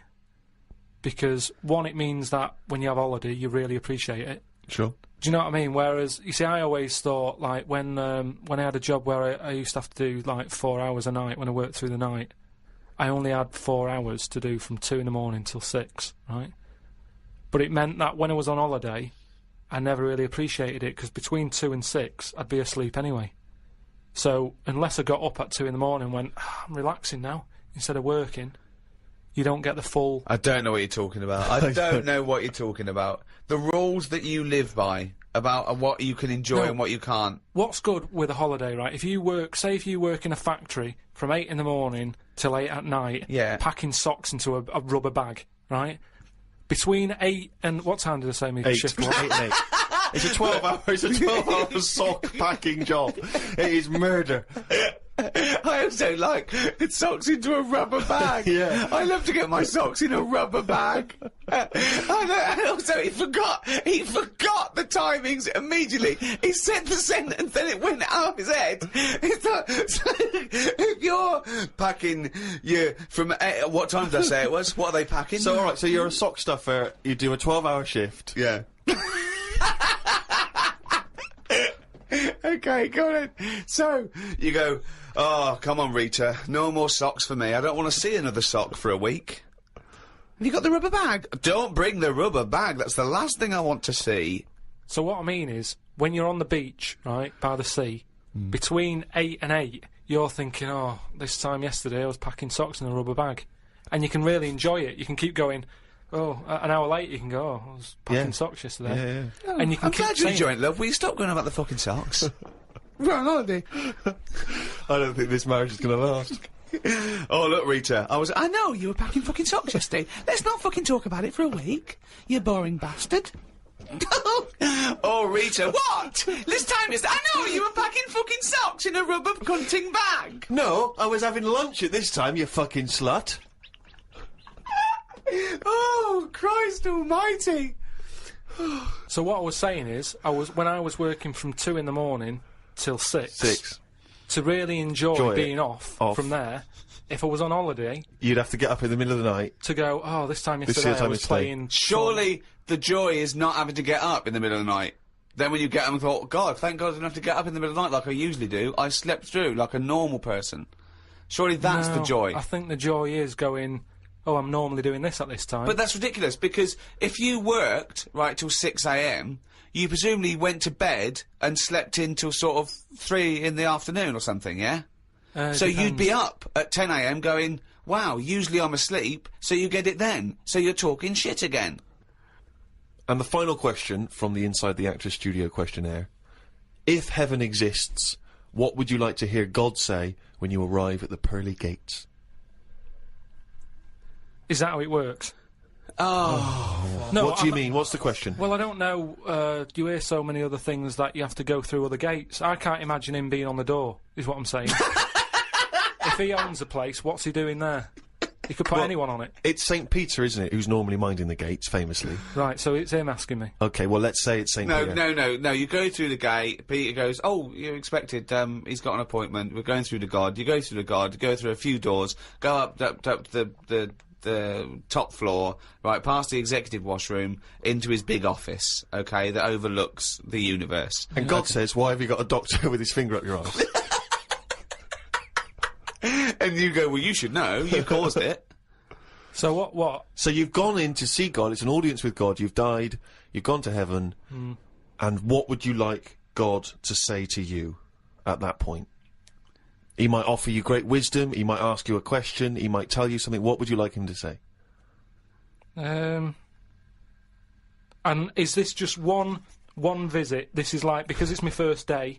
Yeah, it's I your get a first chat day, with yeah. him. You get a chat with him, yeah. But after that, I don't. Well, you I've never might seen bump again. into him at the odd, the Christmas party. the AGM. But I'm not going Yeah. to be myself, am I? I'm going to be in shock a little bit, because it's like, I mean, I'm not comfortable on the first day of holiday, because you're in different surroundings, the hotel, you've got to get used to where everything is. Yeah. So he's not going to get the best out of me, Well, to be no, honest. but you have eternal bliss. Yeah, don't you, in heaven? he's It's got a happy. long time to get to know you, and he knows everything anyway, so don't worry about it. So what does he see me then? What would you want God to say to you? So you walk in there, you're happy with it because you understand now you're dead and, well, it's a whole new world and everything's alright, you feel great. Like, what am I saying? Well, anyway- I'm going along with this dribble. Yes. What would you like God to say to you? All right. Probably just say, you've done well and that in your life. You never did anybody any harm. So, welcome to heaven. Any problems, give us a shout. You know, here's a little layout of like a little map. It's kind of like. I love this. This is a great answer. And my favourite one is you never did anyone any harm. That's great. That's a brilliant thing for God to say. Yeah. So hang on, he's giving you a little map. So he's got a little map of the Little area. map, It's and he'll big. sort of say, this is where you go for this is where you go for that. I'd probably ask him about the ghost situation. I'd say, am I now a ghost then? Or is this just like another planet that I've come onto? Right. I don't know if he'd answer that. I don't know if he'd be sort of a bit, a little bit... Bit cagey. Yeah, a little bit like, well, I don't want to panic you and stuff. I'd say, right, is it right that I can see past family and that? Because, to be honest, I'd probably prefer to stay away. He doesn't even want to. No, but because the thing is, if that's you've done amazing. I've done all that in this life, so it's about moving on to another life and meeting different people, isn't it? Yeah. Otherwise, what's the point? It's just Yeah. like the same all over again, but everywhere's white. So who's the worst person? You go to heaven and it's all great, and God goes, oh look, and here's so and so, and you go, oh, I don't know, what's he doing here? Yeah. But why would he be introducing me to that one? No, I'm saying who's the worst person you'd like to see? And Who they do go, you just not want to encounter in heaven? What if he said, right, Karl, you're in heaven, but we've got to teach you a lesson. You're a bit cruel to freaks. Here's Pillow Man. Here's the three-legged juggler. Here's the Elephant Man. They got a few questions. Yeah, Elephant that'd be alright. That'd be Elephant fair Man enough. goes, why did you talk about me like that? I'd say I never had a go at you. Why did you talk about me eating buns? But then I'd get a bit annoyed with God. I'd turn Elephant Man onto God. I'd say, well, hang on a minute. At least when he put his head down on that pillar and he did himself in, he did that because he was sick of life. You've brought him up here. He's still got the head. Why didn't you give him a better head whilst he was up here in his next life? Well, he could say the same to you. Heaven's beginning to sound like one of the worst drink stews ever. It's awful. Everyone's sort of making kind of snipey comments, and you're having to make conversation with people you don't really want to talk to. Yeah, it is God, I'm not sure God's the best host. I mean, I don't know if it is like Do you this. think God would like this podcast? Well, I suppose it just kills half an hour, doesn't it? Well, yeah, but time's not a problem for him, is it? Yeah, it is, because he lives for ages, so he needs loads of filler. I bet he's, you know, doing stuff that he's just like, I'm not really into this, but it's something to do, innit? Sudoku and stuff.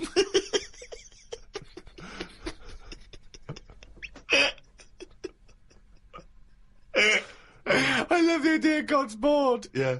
Is there a lot to keep him going? Oh, God. Playing solitaire on the computer. I know, yeah. But I think there'll be just as many problems up there as there is here, because at least people are leaving here, whereas up there, that's the thing that I'd be worried about the most, actually, that it's really crowded. Because it's years and years of dead people, isn't it? London does me head in. Up there, it's going to be well busier than that.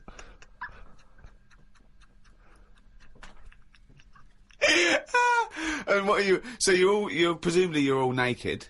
Why has that happened? Well, because he didn't want Adam and Eve to put clothes on, did he? He was annoyed at the snake and everything, and Eve. So you're all back to nature. You're all naked. So you're all walking around naked, right?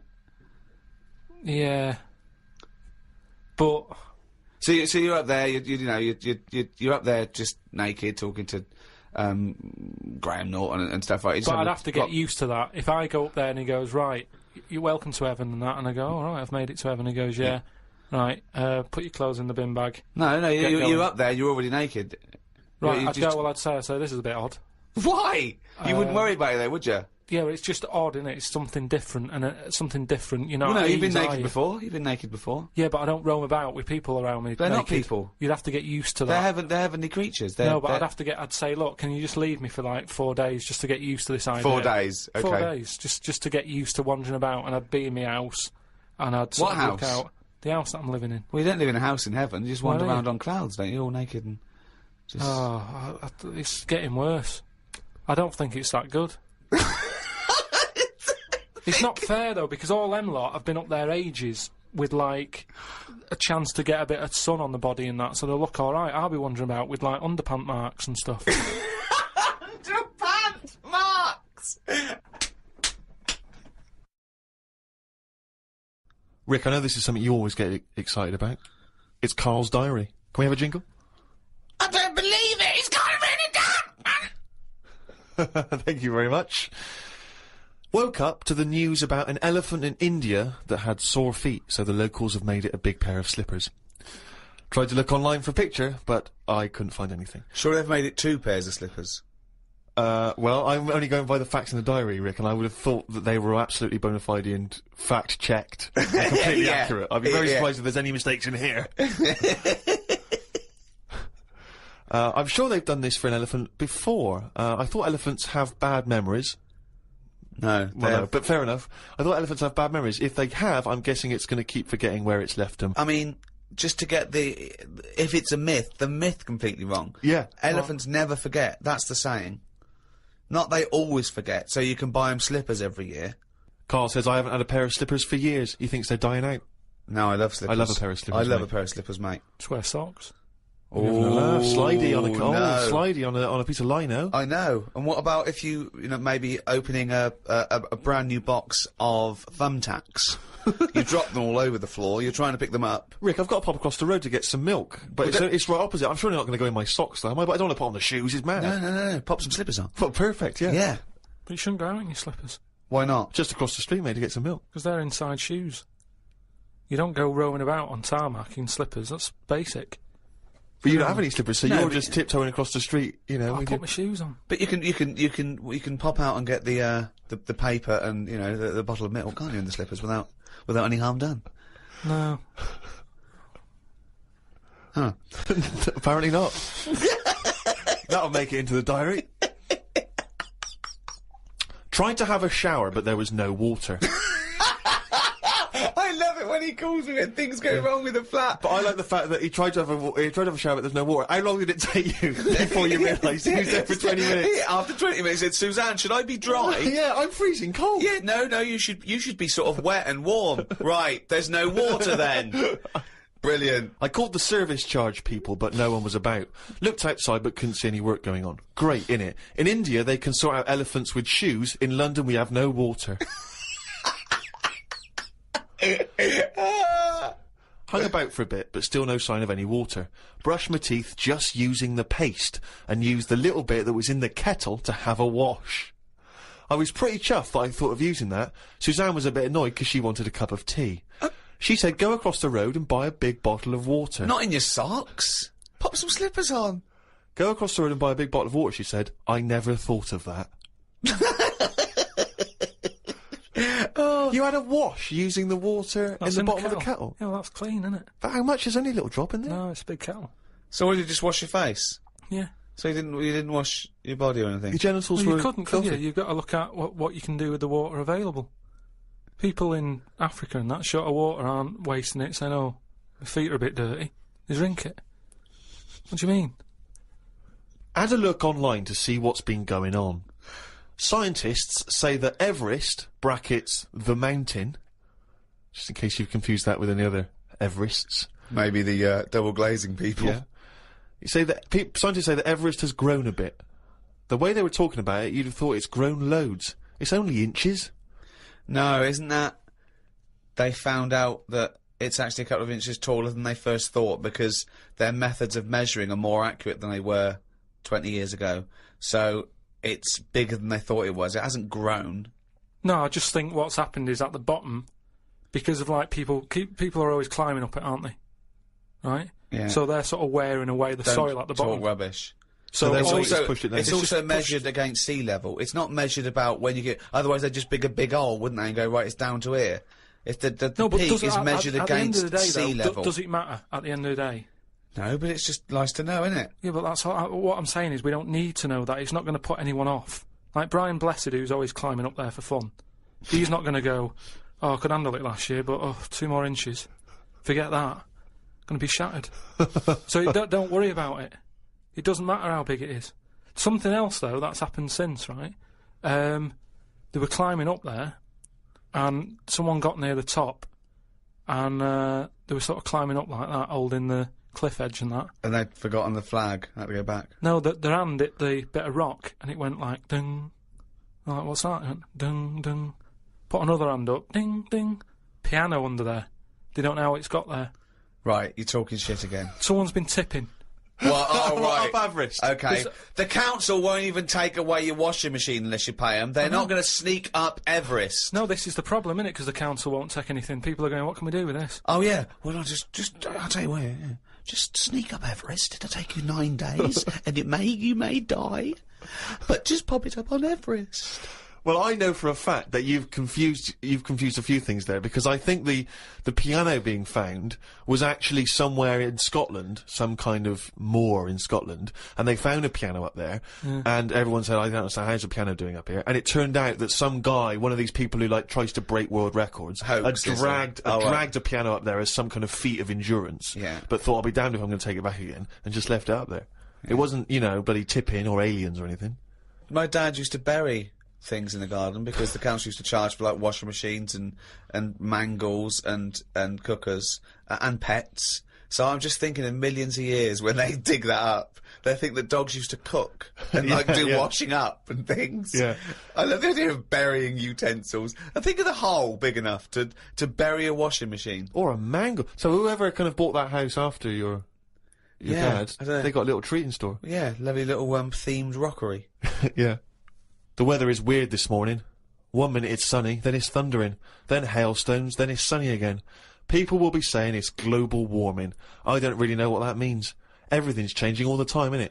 I wonder if years ago, when we first came out of the sea and we walked on land upright, did people blame the weather for that?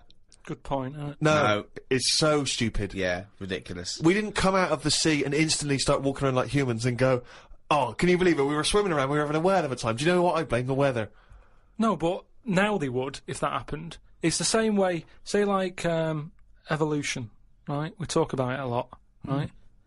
Now, years ago, I don't know how it happened, but some whale had legs, right?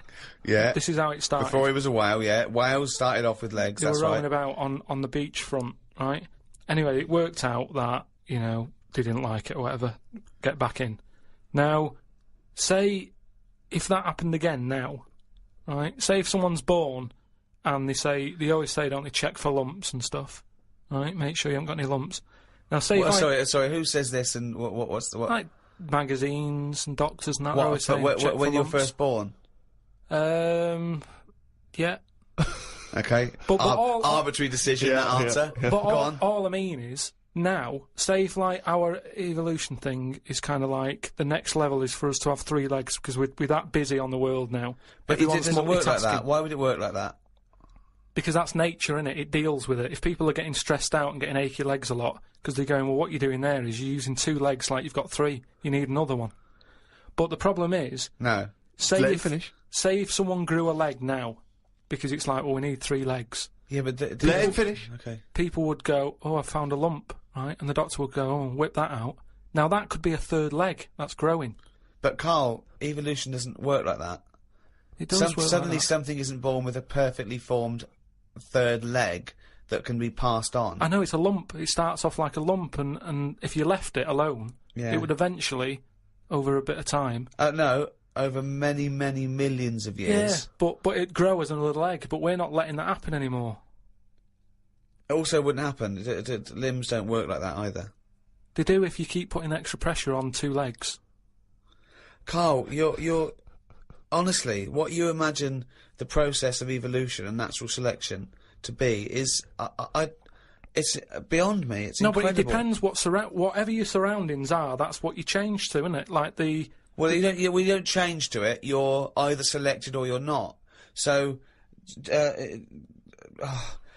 what happens is there's a genetic throw-up. So something's born, a llama's born with a slightly longer neck.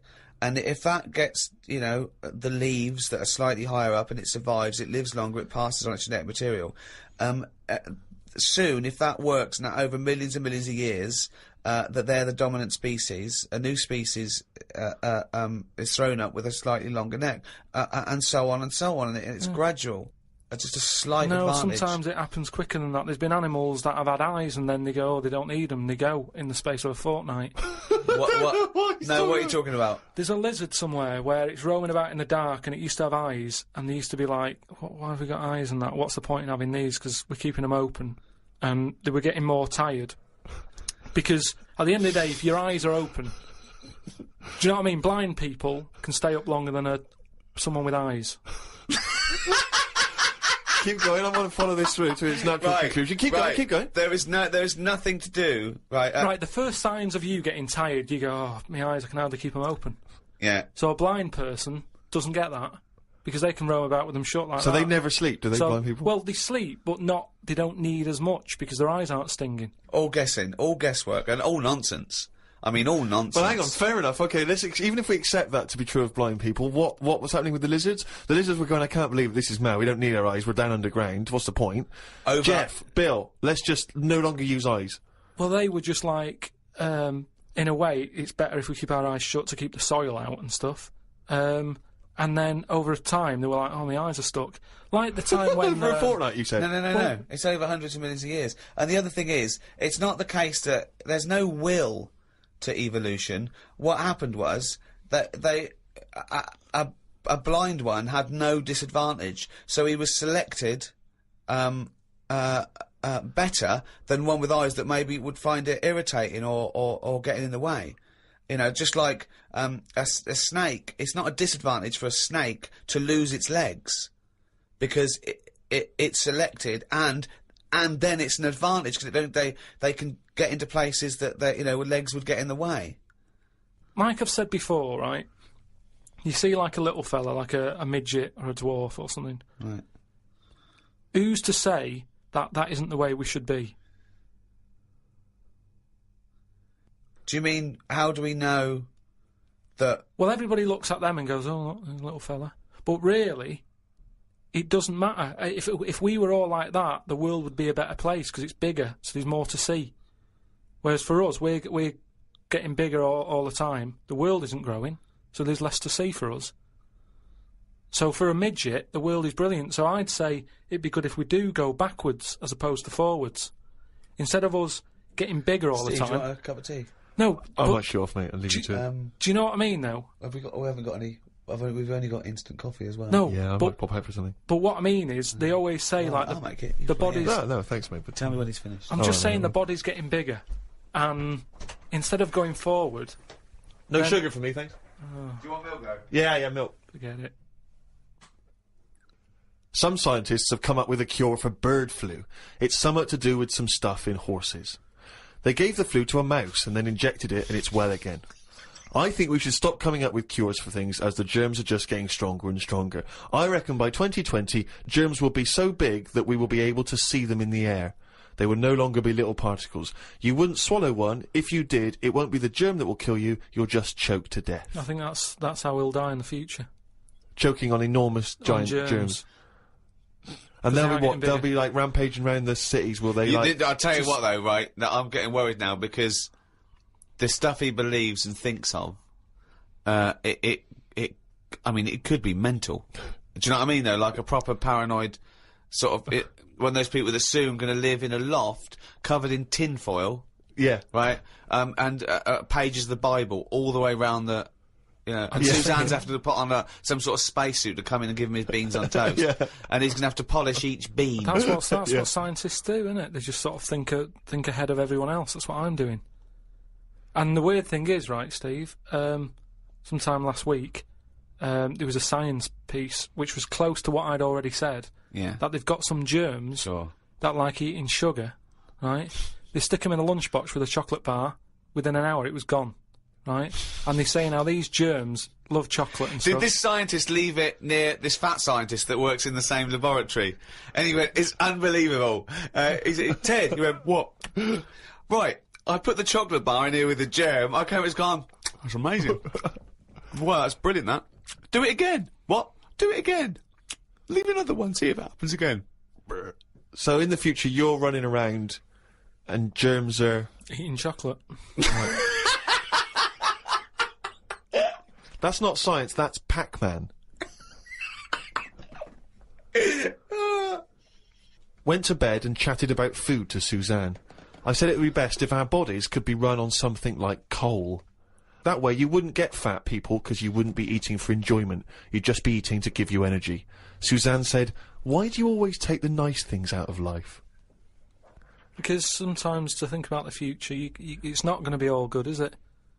Look at the way we have to do things now that we sort of go, oh, I'm sick of this. But they do it for your own good. But you try and change the laws of the universe. Based on arbitrary whims. No, but we're always eating stuff. That's one of the things we do now, isn't it? As soon as we find a new creature like that frog that's been hidden away for like millions of years, you get someone who go, I wonder if we can eat that. Do you know what I mean? It's everything that's walking on the world, they sort of see what powers it's got. What powers it's got? No, like if it can jump far, is it poisonous? Can you get anything out of it to save people? And then can we eat it? They're the three things that they do with a new frog.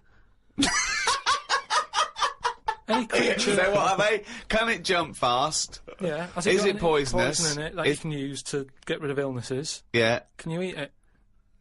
That's the more first and three more- questions anyone asks, do It they? seems to be the way, because you look at menus and that, how they're getting bigger and bigger now, and that's only because we're finding more and more species of stuff.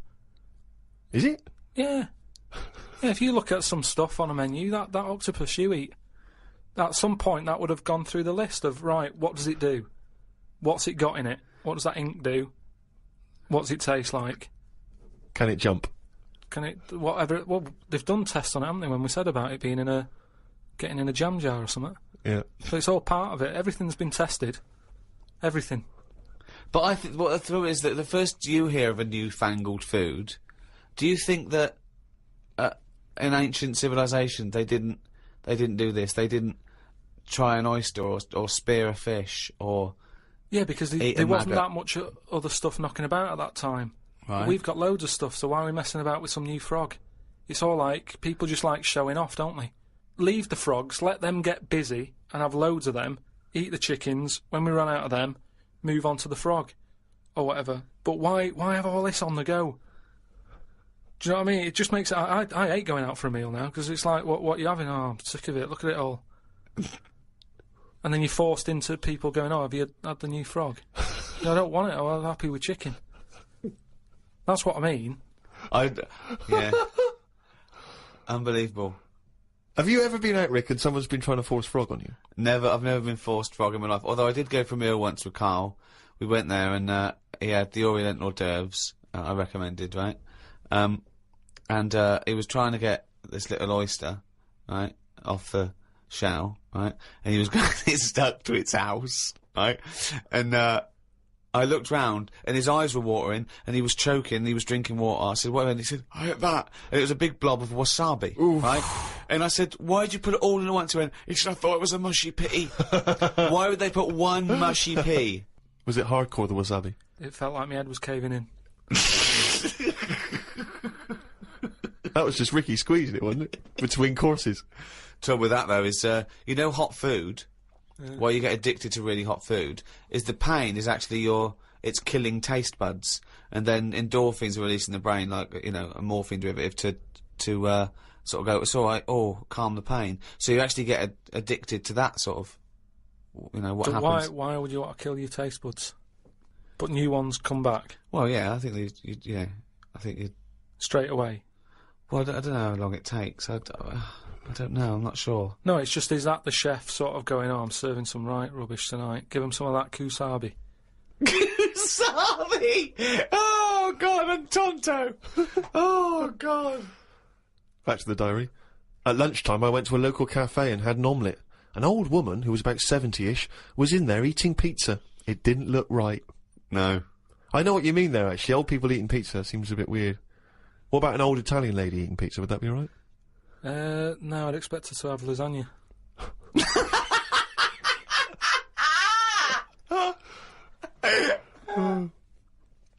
Told Suzanne that I had read that we will have spoken to aliens by the year 2025. Ricky once told me that if a lion could speak English, it still couldn't have a good chat with us because its life is different to ours. If that's true, we've got no chance with an alien. I'd be worried it could read my mind. I had that problem once years ago when I worked in a studio making cassettes. Some mind-reading woman was having some cassettes made. She waited while I did them. She had a small dog. I knew she was trying to read my mind, so I just thought about the dog. I thought that would confuse her, because she wouldn't understand why I was thinking about her dog. There's so many elements in this. There's a woman who can read. She used to... Read that again. Read that again. Okay, we're going to have an instant replay now. Any psychologist listening, or psychiatrists, or just, well, anyone really, listen to this, what Karl's put in his diary. Okay, Steve, away you go. I'd be worried that an alien could read my mind. I had that problem once years ago, when I worked in a studio making cassettes. Some mind-reading woman was having some cassettes made. She waited while I did them. She had a small dog. I knew she was trying to read my mind, so I just thought about the dog. I thought that would confuse her, because she wouldn't understand why I was thinking about her dog. That's amazing. So, firstly, how did you know she was a mind-reading woman? Everybody who came in having cassettes done, you'd find out about what the job is. So, you know, if it's a band or whatever, it might be a police station needing blank cassettes to interview people. Yeah. And she had them to sort of use during a thing where they do mind reading and stuff, so you get a recording of it. Yep. And she was just there and she was staring at me like that, just looking over. And a dog was sort of looking worried, and they pick up vibes, don't they? No. They do. And why was it looking worried? What do you mean pick up vibes? Depends what you mean by pick up vibes. Dogs pick up loads of vibes and stuff. I read the other day how they can tell if someone's got cancer and well, that. they can. Yeah, it's one. There's a science behind that. They can smell different. At a cellular level. Yeah, so it's the same because it's like thing. 70 times. But no, they can't go. The dog wouldn't even know you're an idiot. The dog. The dog was sort of looking weird and stuff. It and knew. She was looking at me. But were they looking? I'm not being funny. Were they looking at the roundness of your head? Do you think? No, they were just looking at me, and I was sort of panicking a bit. And the more that I was thinking she's reading my mind, I was thinking she knows that I know that she's reading my mind. So I just stopped thinking about her reading my mind. Thought about the dog. What were you thinking about the dog? Just running about on a beach. He remembers what he was thinking. No, just so she thought, oh, hang on a minute, it's not his mind, it's the dog's mind I'm picking up. Oh, so you thought she'd go, oh no, I'm getting it all tangled up. I've got a cross line here. But why were you worried that she was reading your mind? Because you weren't thinking of anything unsavory. Hold on, don't. Oh, please. No, I'm just trying to get in his mind. It doesn't work, Carl. No one can read your mind. No, but wait. What I mean is, even if let's assume that you thought she could read your mind. Why did you think that there was anything wrong with finding out what you were thinking? Because she'd have known that you knew that she could read minds. So if she read your mind and all you were thinking was she can read my mind, she'd think, what? Of course, if she mind. really could read your mind, she's going, there's Karl there trying to make me think that it's the dog. I know he's thinking of the dog. No, but when you sort of try and think of normal things, you think of mental things, don't you? So I was like... Oh, hold on, let's let that go on. No, I just mean, like, you're going, oh, God, I best not watch what I'm thinking then. What were you thinking? Tell me some of the mental things. things there was loads of things that was in there. Like, there was an old woman who used to annoy me in there who used to give me socks all the time. And Socks? Socks. She used to always make loads of socks and she'd be bringing them in.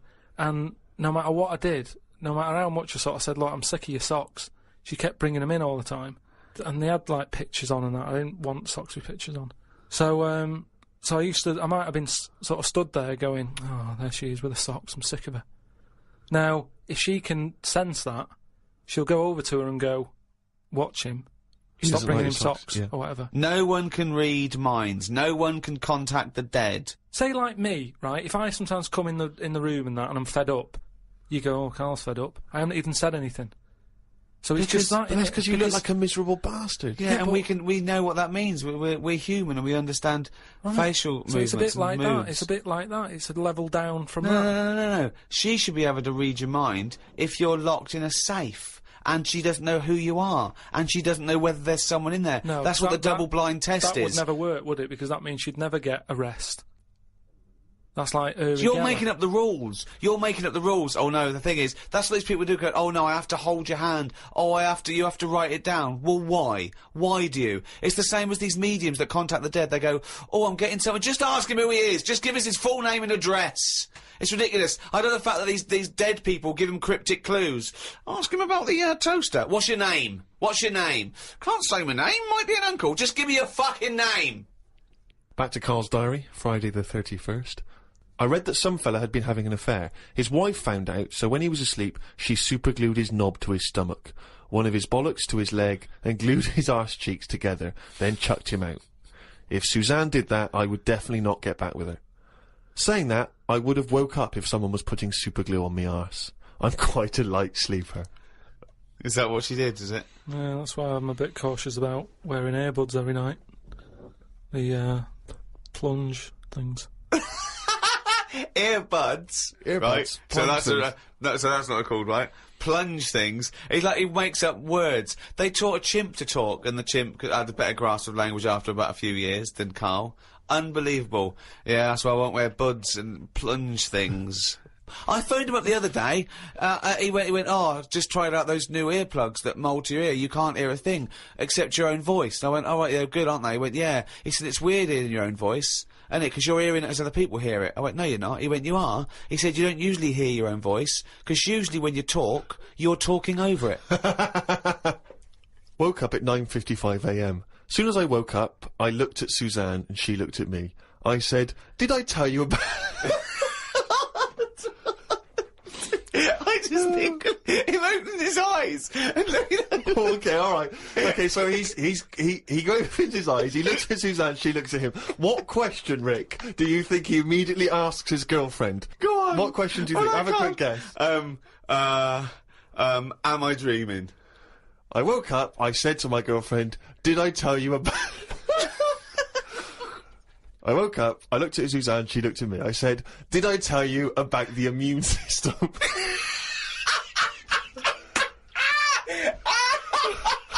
Did I tell you about the immune system? Suzanne started laughing. I said, it's amazing. She said, not now.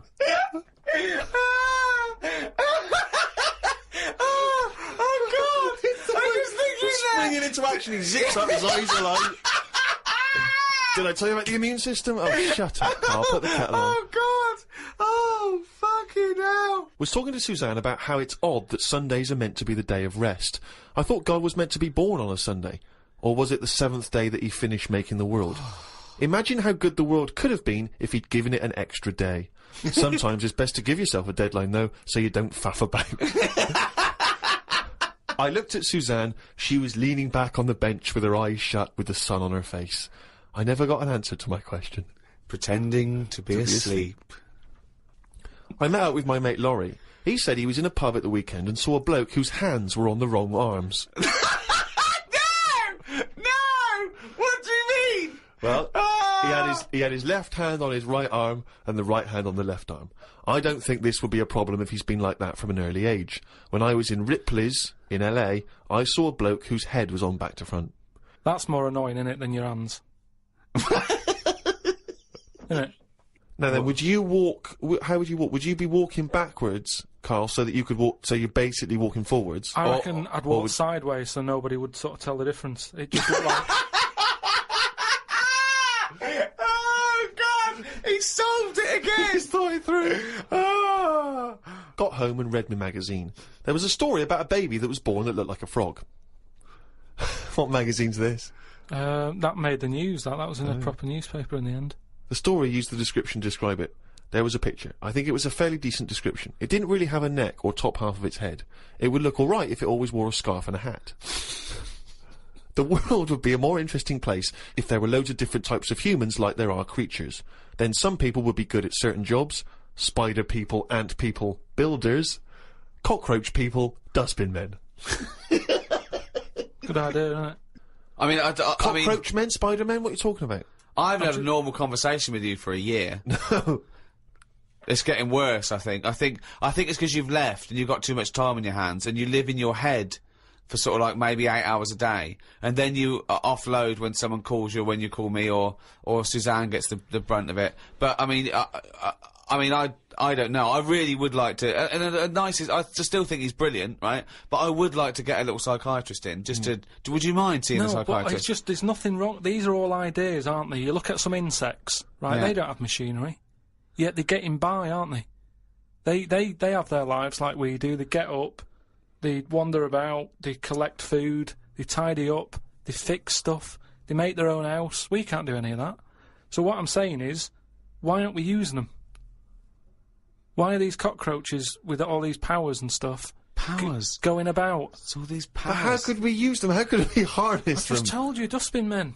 Or whatever that No, was. you said that if they were also men, if they were cockroach men, we could use them. You've left a big bit out, but when that 1-inch cockroach becomes a 6-foot bloke wearing a jacket. It's just that we always use insects for like a bit of fun. You see flea circuses and all that, which is all very well, but I don't think it's getting the most out of them. Cockroaches can live without a head. I know. Could they still sort out the rubbish if they've got no heads? They could, couldn't they? Except if they were, because you know you want to use them as builders and dustmen, they couldn't whistle at pretty girls, could they? No, but they wouldn't be doing that job. They're just doing the bins. Okay. It's ants that are doing the building. Okay, I'm sorry. And are they getting up early? Are they They disturbing don't you? sleep, do they? But then they get you up even earlier. You hate it when the builders get you up at 7, then go to breakfast. Yeah, but it wouldn't go on as long, would it? Because the ants would be working hard. So it'd probably be one day of madness, but then it'd be finished. As opposed to builders just stood about whistling, doing nothing, going on for months. And is this ant 6 foot? No. About 3. 3 foot. So how many of them are there? About 30 of them. And what do they look like? Are they just a giant ant with a... Add that on. Just get on with it. I mean, it'd be weird for a bit, but with anything, you get used to seeing But things, Karl, don't you? again, this isn't an idea. It isn't a theory. You can't put this into practice because it doesn't exist. I know, I'm just saying. It's though, like, I mean, you wishing for ant builders is the same as you wishing that you didn't have to do any building and your house was just perfect, or you could just wish for it. What's the difference? Why go through this elaborate? But what I'm saying Weird, is isn't that it? your wish is you're not taking shortcuts. You see, it's the same people who goes, "Oh, I wish I could go back in time and put £1,000 on the Grand National." What you mean is you wish you had £1 million. So don't worry about the time travel bit and put in a. You wish you were rich. Yeah. It's like so you wish you didn't have to have builders round. That's what you're wishing for. So this elaborate thing of getting a 3-foot ant with a hard hat. Today I got an innovations catalogue. I thought I'd keep it because I like the stuff they sell in it. Brackets, one big slipper. What's that? One big slipper. just if you don't go out much. But you don't like slippers. No, I know, but I think they're a good idea because they're just there to keep your feet warm. But why one big? Why not two smaller ones? So you can walk around? Yeah, one big slipper's just making it painful. It's more and sort of awkward. roomy, isn't it? Why It's do you think comfy. that's a good invention? One big slipper. How is that better than two smaller slippers? Because the problem is with slippers, right? You've already said how you nip across the road in them, right? So you muck them up and you have to buy some more. There's no way you'll be nipping to the shops in that one big one. That will always stay where it should be, by the sofa next to the telly. And you go, right, I'm in for the night now, where's my slipper? But couldn't I just put my feet inside a cushion cover or something? What? If you want, but it's only cheap, why not get one? You're right. They're only cheap. Why not get one? But then, Karl, why not get one big glove? If you're not going out, right, just get one big glove. You don't have to do anything, just one big glove. Pop your hands in one big glove. I'm not going out. Gloves, you have to go out and touch stuff. Just one big glove. Why? Well, yeah, why bother putting trousers on? You've got to put legs in both. Why not just wear a skirt? Yeah. Well, pop a skirt on, yeah. Just put on a lady's skirt or a lady's dress. It's one piece, isn't it, then? Yeah. Just pop around in a One in a big lady's monocle, don't wear glasses, wear one big monocle. Yeah. I mean, it's stupid having two gloves. Two gloves, two slippers is mental. Anyway, I had a good sleep last night. So much so that I woke up before my legs did. I don't know what that means! This has happened before when I was younger. We used to have a phone in the bathroom so that if anyone called and we were on the toilet, you'd still be able to be available. My bedroom was next to the bathroom and the phone rang one morning. My mum and dad were at work and my brother and sister were out somewhere and the phone woke me up. So I jumped out of bed to answer it, but the bottom half of my body was still asleep and I fell to the floor. It's horrible. Has that ever happened to you? Well, hang on. I had to crawl for a bit and reached for the phone. It was a fella selling some bread to my dad for the shop. By the end of the call, my legs were working again. It's a weird sensation. What shop? My mum and dad used to have a butty shop. So Did they? But the thing is, just on the floor, top half, I had to sort of crawl, carrying my weight, and my legs were just like they weren't there. It's really, really weird. You mean you woke up with two dead legs, two pins and needles, knee legs? Are you feel sure them, you weren't wearing just one big slipper?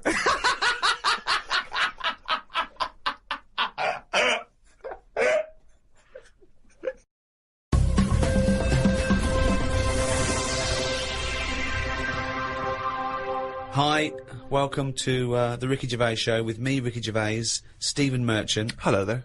and the shaven monkey with a head like a fucking orange, that is Karl Pilkington. Right. Well, this is a special edition, a giveaway podcast, that people who came to see my show Fame in London got put on their seat, gratis. Thanks for coming. Well, unless you didn't even come and still got this free. Unless someone went and said, I don't want it, it was rubbish, and gave it to you, you're listening to it for free. Or you've sort of downloaded it illegally. It was free anyway. Oh, forget it. We've been away for a while. Now we're back together. The old team. The old team back together in a little room in central London. Karl, looking back on the year, what's happened? I remember last year the most memorable thing that happened was you saw a grub eating a biscuit. So That was a highlight. I made it into his diary. yeah. So what's the big thing of this year? What's the big thing so far of 2007 that, if I say 2007, you'll go, oh yeah, that was the year that. You know, in 10 years' In time. years to come, you'd Yeah, say. I'll go, remember 2007? You go, of course I do. It was the year that. I haven't really been following what's going on because of other like personal. Well, yeah. issues. What's the big? Okay, what's the Just big thing? my boiler's playing up still. Sick of it. Your what? My boiler. Your boiler. The boiler that heats the water up and stuff. Which it doesn't. You know what I'd do in that situation? I'd instantly get a repairman out to sort it out. Done that twice. It was 80 quid for him just to say, it looks like you need a new one. Why did you get a new one then? Call out. Because then you wondered, are you meant to believe him or is he out to sort of. Well, try he's and the get more money? expert. Yeah, but is he? It's Well, I like you're dunno. meant to get a second opinion, aren't you? Like, So that was the first time then. So what was the second time? Who came out the second time? same fella. And what did he say? I What thought did you he were going to call get a second I opinion. know, Yeah, but and I also- called up the company and they just sent him again because it. Well, I call a think- different What was, company. what was, No, what was no. his second opinion? 80 quid? I undercharged you. It's 150. No, because they must look in the book and sort of go, oh, you know, Harry went round there or whatever, and they must think, well, he went there last time, so he knows the situation, Yeah.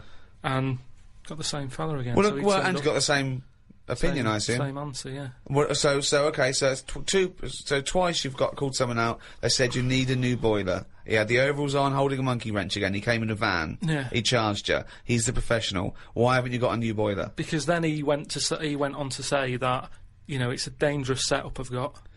It shouldn't be set up the way it is. It's dangerous. Something about gas leaking out of it. He said, you don't sleep close to this, do you? And it's like, well, the bedroom's there. It's not a big flat. You've seen it, Steve. Yeah. Everything's en suite, isn't it? So he went on to say Everything's en suite. So anyway, he's just sort of said, look, you know, he doesn't want to touch it. He said, you need to get someone in who can sort this out for you, but... What, and it took him 2 visits, 160 quid to figure that out? Yeah, this is what they do, isn't it? Yeah. So what's his advice? He just said, you know, there are people out there who will touch it if you pay the right money. Well, okay, so you're going to get an expert in who does this thing and sorts it out, so... Well, no, I called up my dad. Oh, yeah. Oh, yeah. He always knows someone who can sort stuff out. And he said, oh, one of your cousins is a boiler man. And, yeah, they're coming round, but I've never met them. And it turns out that person, because like the whole family, you know, I'm not into sort of keeping in touch with people. Sure. I haven't spoke to my brother for, like, I don't know, 12 years, and sister about 15 years and that. So... the idea of this cousin, who I mean, he might as well not have said he's my cousin, because I'm not going to know him anyway. I mean, that last fella, Harry, might as well have been related. So they're going to turn up, and now it turns out that because they haven't seen the rest of the family, they're going to, like, use this as a reunion. Oh. What, so they're all going to come round whilst... They're all coming round. Whilst he fixes the boiler? Yeah. And I hate it. I hate family things anyway. So they're going to come round and just look at you? Well... yeah, apart from the one who's fixing it, he'll be fixing it, and the others will just be sat around, sort of going, so, how have you been? It's like, well, where do you start? I haven't seen... seriously, I mean, they are strangers. When they buzz, I could be letting anyone in.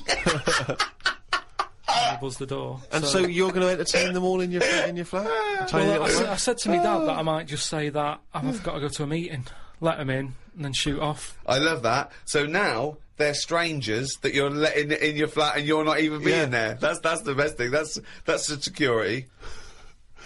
Now, Karl says he remember this year for his boiler being a bit of a pain. But now everyone knows over the past sort of like few years, my big pet project hasn't been my own career. It's been get Karl famous. Yeah. I want people to recognise him in the street, come up to him and say, "You bald-headed mank twat." Make his luck. Well, let me tell you now, Rick. I've been out and about, and a lot of people have said to me, they've come up to me and said, "Has Karl Pilkington got a head like a fucking orange?" Well, and I've had to instantly confirm the answer to be yes. Well, I'm in America quite a bit, and it doesn't matter when I'm talking to David Bowie, The Simpsons, all these people on 24, all these people who have got these amazing careers and lives say, is Karl Pilkington really like that? I say yes. He's not 2 short planks. He's 3 or 4 fucking short fucking planks. Thick but short but thick fucking planks. lumps of thickness. But he's had a call. He had a call recently from a film company asking him if he's got any ideas for movies. Now, how desperate, in what dire straits must the British film industry be that they're going, well, they're turning to cover, yeah, we need Karl Pilkington. We have hit rock bottom. And he went along for an interview. So what? And you went in and you... I went along and had a meeting in a cafe, and they just said, right, you know, got any ideas? And sort of said, you know, what are you thinking? What sort of thing are you after? Are you after action, thriller, whatever? Because you can provide any of that. I love that he's playing it cool, like you've come to the right person. My time's precious, what do you need? Yeah, I'm Karl Pilkington, they call me the movie doctor, what do you need, Papa? So, thought of this idea sort of on the spot. Good. That whiz by him. No, but sometimes that's how good ideas come up, don't they? Just random. So a lot of yours have come up, yeah. No, but if you just talk, I find that your mouth comes out with stuff. Right, there's another quote. Right. There's another quote. If you talk, your mouth comes out with that to me stands along with what were those things in Gremlins called? Does your brain rule you, or do you rule your brain? No, but what I mean, if you sit there and try and use your brain to do it, right, it doesn't work the same. Just keep talking. Just keep your mouth talking, and eventually it will come out with something pretty good. That is exactly what Plato said. So anyway. Aristotle, he said, sit down, I've got an idea for you. Aristotle said, play it hard. What you go, right, just keep talking, and eventually your brain will come out with stuff. So what I thought, I just started off by saying, like, actors' names and that who I thought should be in it, because then that's giving more, it's building. Right, Okay, so who who did you say? Who did you say? So I said, right, I'm seeing, Clive Warren, Who the fuck's Clive Warren? Who's Clive Warren? the one who was in Closer. Clive Owen. Clive Owen. Right, alright. Did they look at you like you're a fucking idiot? Well, So they all started trying to figure out, who's this Clive Warren we've not heard about? He must be amazing. He's always Clive Warren, get me Clive Warren on the phone. Who's got Get Clive me Warren? Clive Warren. and I said, Rebecca De Mornay, right? What? Oh, where did that come She from? hasn't been in a film for 15 years, has she? Clive Warren and Rebecca De Mornay. I love this. They thought he was a genius. They thought he was an absolute nugget. Like, we've never thought of putting Clive Warren with Rebecca De Mornay. But hang on a minute, you could have any film star. This is your fantasy casting, and you choose a bloke that doesn't exist and a woman who hasn't been on TV or in a film for 10 years. Oh, God. Why didn't you choose Someone who existed. J-Lo or someone who's a big star? Oh, God. Clive De Mornay. Clive Warren. Oh, God. Oh, So God. anyway, so they were going, yeah, and what happens is, they're going out, and together and that. Yeah, Clive Warren and Rebecca Yeah. De Mornay. I said, it's one of them where it starts off, and the people, you know, you're seeing into their lives from, Yeah. like, the morning. Yeah. So it's like a nice sunny day, Yeah. radio's on, you know, they're going about the day, they're having the breakfast, they're saying, oh, what we're doing tonight, they're planning a big do that night and stuff. And you're thinking, oh, they've got a nice life. She's like, love you and all that, yeah.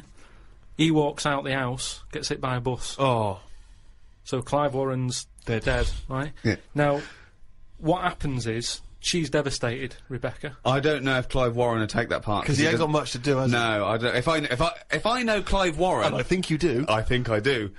He's going to say, "No, hold on though. There's more, isn't there? I've Have you jumped the gun there, Rick? go on, mate. What? Carry on. So he's hit by a bus, so he's So dead. he's hit by a bus and that. The titles come up. Oh, It's got okay. you, right? She's Starring devastated. She's Clive Warren. fed up. She's devastated and that. Doctor says Clive's dead. And that, who's playing the Doctor? Jack Nicholson House. Sort of. What's that fella who was in Independence Day? Will Smythe. No, the old black fella. Morgan Freeman. Yeah. Yeah. Get him in. Morgan He's the Freeman, doctor. Yeah. He says, your husband's dead. Right. She's like, oh, God. What happens then is, he says, but listen, what we can do now, we can take the brain out, Right. Right.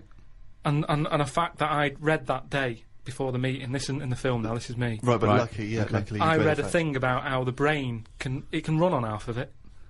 Yeah. You've actually got a full brain, Yeah. you can Some run it of on us half. We can run it on half. Right. Yeah. So, this was in my mind still, so I thought I'll get that in. Well, half your mind, yeah. So I said, what happens is Morgan Freeman says, been working on this. You can run your life on half a brain. Right. She's sort of a bit like, what you tell me this for now? My husband's just died like 20 minutes ago. Yeah. And he goes, yeah, but if we're going to do this, we've got to act quick. She's like, do what? He said, I'll tell you. He says, we can, whilst his brain's not fully dead, because it stays awake for a bit when you've Oh, been he's killed. not dead then. Fine. No, but Wait he till he is. comes alive. What do you mean? He is, but they found out that Right. it stays awake a little bit. No. So- No, he's gone. No, You're no. hit by a bus. Yeah, no, he's dead. If the brain's dead, you are dead. Clive Warren's dead. And if the brain's not dead, you're not dead. No, but it's like people in a coma. They're dead, aren't they? But No, the brain no, isn't No, dead. they're in a coma. No, they're in not a dead. coma. No, they come out of comas, don't All right, then he's in a coma. He's been hit by the bus, but the chances are he's not going to come out of that coma, but his brain is still awake. they? Right, okay. So change that. That's easily done. Hold on though. I like this fact that he's in a coma, so they're going, look, he's definitely going to die in this coma. Take the brain out now. Pop the brain out. But why is that such a weird thing when that's what they do now? That's what they do now. What is? That's what they do. What? They do that. What? A brain transplant? No, but when, like, how I've signed that donor card. Yeah. Like, if anything happens to me. No. they've There's got the no what? such thing as a brain donor. Oh, we've explained to you before. Yeah, but they're working on it. They've said something about Einstein. They messed about with his brain for ages, trying to work out if it was full of stuff. That's what they're doing. They're working on that. There's loads of things that doctors are doing that we don't know about. I've seen some weird stuff on the internet. Yeah, I know you have. Yeah. I saw a programme on Channel 5 where a monkey brain was still alive and it was stuck on a stick. And they You were poked watching it. the Magic Roundabout. They poked it and it reacted. Right. So it's still alive. It's being kept alive, and it's only a matter of time. What's the brain linked up to? As long as you can link it up to the eyes, and somehow so it can tell the arms and legs what to do, you're laughing. I love that. Imagine a team full of doctors going, well, we're going to try and do a brain sort of Karl. Right, okay, I'm going to be quick because I've got to get back. My cousin's fixing my boiler. As long as you can link this up to the eyes and tell the arms and legs what to do, we're laughing. Cheers, Karl. See you later. Then what happens is, they say, do you want half of his brain in your head? She says, definitely not. I'm having you struck off. She starts screaming. She calls the police. He gets Yeah, arrested. but you'd have said that years ago when people can have, like, someone else's arm put on their body and stuff. Yeah, but he's only in a coma. Yeah. No, but he's not going to come out of that coma. Right. So it's like this or nothing. It's like, look, you know, what we're going to do here? We can either turn the switch off, or we can put his head in your head. But why would you... So what he does, so what they do then, they're going to take half his brain. Half of his brain, take out half of hers, pop it in place. Why would she do that? Because she loves him. But hold on, well, no, wait. What would she then be? Because this is what I'm trying to tell you. Okay, sorry. What happens is, he explains all this, so I mean, this would probably cover about 20 minutes in the film, but I'm just rushing it. I just rushing switched it up off, now. but yeah. No, you wouldn't. This bit would have you. So what? Well, I'd have actually left when I wouldn't have even gone in to see a film starring Clive Warren and Rebecca De Mornay, unless it was 1985. So the thing is, she's the same as you. She says the same thing. She goes, "Why would I do that, Doctor?" And he goes, "Well, what will happen is, he's gone, but you'll have his thoughts. So in the morning when you say, oh, I don't know what to have, will I have cornflakes? His bit of the brain will sort of say, Have a Weetabix. Have shredded wheat or whatever." And she's like, "Oh yeah, good idea." Sorry, so the point of this film is that the dead man can remind her what breakfast cereal she likes. Yeah. So the thought... What do you mean, yes? So that's it, is it? No, that's not the only Wait, thing. wait a minute, this is only Act 1. That's just the first bit. Everything's going well. She has it done. So who is she? Is she herself? She's Rebecca De Mornay. Yeah. But now With and again, with him chipping in with a bit of voiceover. So the idea is it's all going well at the beginning, and she's... So she can't decide what dress to wear. She's had half of her brain taken out and put in a bin, okay? And Clive Warren's half has been put in there. So now she's walking round, okay? So she's like she's schizophrenic. It's okay though, because the bit they put in of Clive Warren's brain is actually him in a coma. So there's nothing happening anyway, don't worry about it. All she's got is half a brain. No, like I say, the brain is alive, so it's all going well when she leaves hospital. Yeah. And she gets a first taste of it, and it's a bit weird to get hold of, because she's sort of... I think when she signs herself out, he's sort of fighting, writing his name and stuff, so there's a few sort of technical things that she has to get used to. And does Clive's brain know that he's now inside her brain? Does that matter? Well, I would say it matters, because... Otherwise... Yes, it does matter, Karl. What's he thinking? What's the point of this? Why has she gone along with this? Because she really loves him.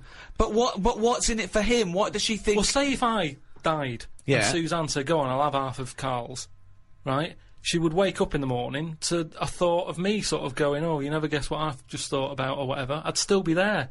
But she wouldn't ever do that. Isn't it? The rest of the rest of your body is sort of waste, isn't it? But the rest of your body's sort of waste. No, it is kind of. When someone dies, it's not that person anymore, is it? They're still there physically. Yeah. But you can't have a chat with them. So if you could have someone's brain in your head when they're dead, you'd have it, wouldn't you? What are you talking about? Why would I have someone's brain in my head when they're dead? Well, I've got a perfectly good brain. Yeah. So, but like I said, you're running on half. So who's running on half? So you're telling me you wouldn't have it done then? Of course I fucking wouldn't. I can also categorically state I wouldn't either. Yeah, but you're saying that now, but once you're in that position that someone who, you know, you love and that dies, if the doctor said, "Do you want it?" No! I'd go, no! It's madness! I don't think you It's madness! Alright, let me just ask this as a question, even if we accept this as a possibility. If Clive Warren doesn't know that he's in Rebecca's brain, their love and the conversations they used to have and what would the connection between them is going to be absent, because she's going to be talking to him and he's just going to be going, I don't know, shredded wheat. It's all thought. You don't have to talk. So they're not talking to one another? Well, they are, but not out loud. She's not walking down the corridor going, "What do you think, Clive?" And, Right. And he's saying shredded wheat. It's happening. Right. But how is this dramatically so they're shown sort on of- screen? Do we hear those? So now voices? that they've Yeah, got you hear up- the voices. You hear the voices. You hear the voices. So tell me anyway, tell me a typical bit of dialogue. Well, we've done the breakfast scene. Yeah, that was okay, dynamite. Yeah. That's fucking Oscar winning. Yeah, can we do lunch? There may be, like, at the funeral, because even though the brain's still alive, they still have the funeral, and you can have, like, a funny bit where they stood around the grave, and, like, there's some relation there who he doesn't like, and she can start laughing, and the family are looking at her going, "Why is she laughing?" Yeah. And she's sort of laughing, and he's saying something a bit rude, going, "Look at her head." Do you know what I mean? Yeah. Looks like a Stuff on the fucking family. Yeah. Little cameo for you. Yeah. And so you have all that, and people are sort of liking the film, thinking, "Oh, it's quite funny, this." Yeah. And then you hit them hard. The 8 people that have gone to see it. Yeah. Rebecca De Mornay and her family. Yeah. Clive Warren's 3 mates. All right, Clive, I didn't know you were a film star. Nor did I. I was working in a garage yesterday. Yeah, I was fixing boilers. Anyway, this is where you get them. It's the most ludicrous idea for film I've ever heard. All right, but- it's the maddest. Honestly, it really is the ramblings of a mental case. I have to say though, I am hooked now. I want to know what's going to happen next in the story. Oh, Christ. Remember, I was making all this up. It's not based on a true story then.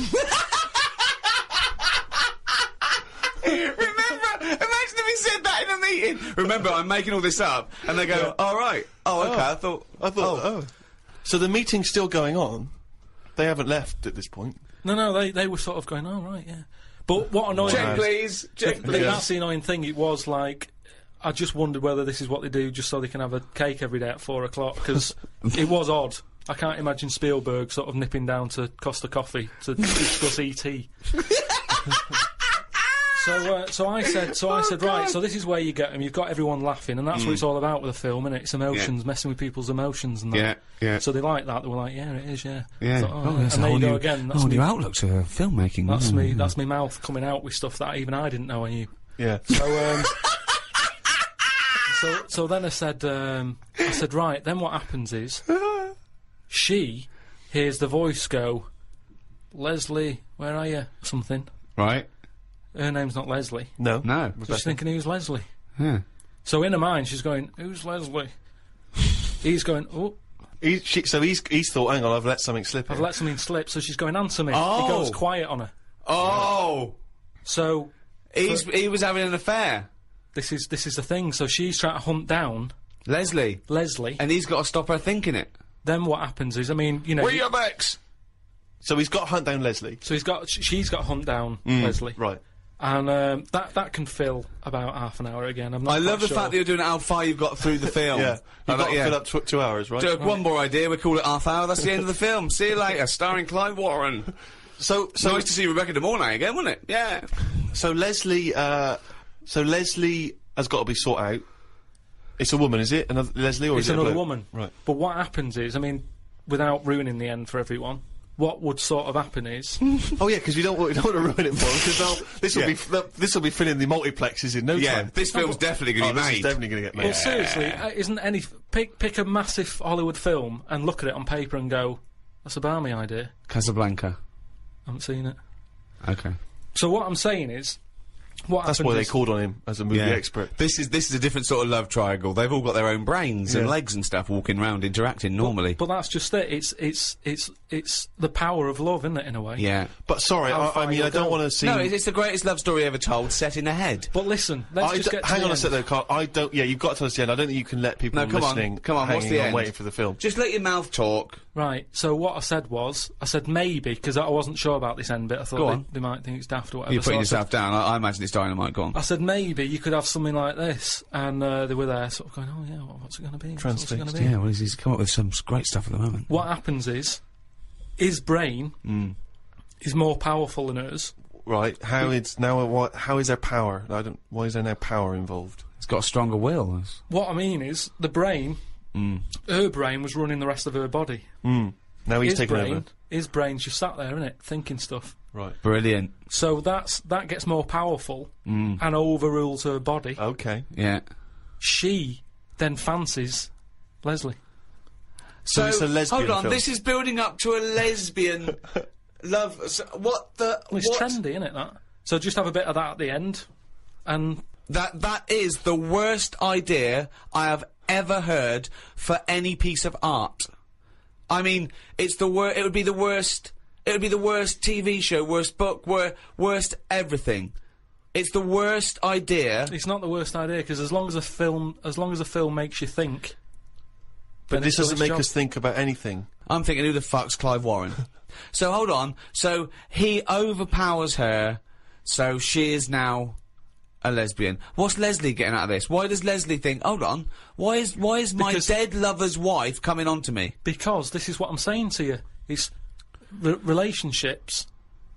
It's the love of two brains. Right, okay. Again, can anyone out there, can we make that into it? That's a quote. The relationships is a love of two brains. Well, now, he's got something there. He's got something there. But my point is this. Why is Leslie suddenly turned lesbian? Because she loves the brain. But does she know this is Clive Warren? Well, maybe now and again, Rebecca or Clive says something. Rebecca will say something now and again, like, "Oh, I like me minge.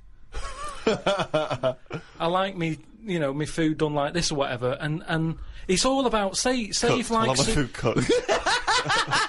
Oh my, wait a minute, Clive Warren on this food cooked. Yeah, I'm in two minds about this bacon. Yeah, what I'm going to turn into a lesbian. People shredded wheat. People like what they like, and it's the same way, like I've said to you before, with someone who's been going out with a woman, and then is found out that she's got a twin sister, and they divorce that first twin and go out with the other twin. It's all the same. You're after the same thing, aren't you? Yes, but that... When a cat dies, you buy another one. It's the same thing. You want that same... Yeah, but you don't necessarily switch your sexual orientation. In the case of your twin scenario, they both look the same. Yeah. Has there ever been one where, it's a twin boy and girl? Go, well, I was going out with her, but, I mean, he looks a bit like her. Yeah. I loved boobs, now I like cock. Well... This is your problem. You don't know anything. And this theory about if your mouth talks enough, the brain will kick in soon. Rick, you may be interested to know that Karl Pilkington, basically thanks to the efforts of your good self in making him into a household name, has got a book deal.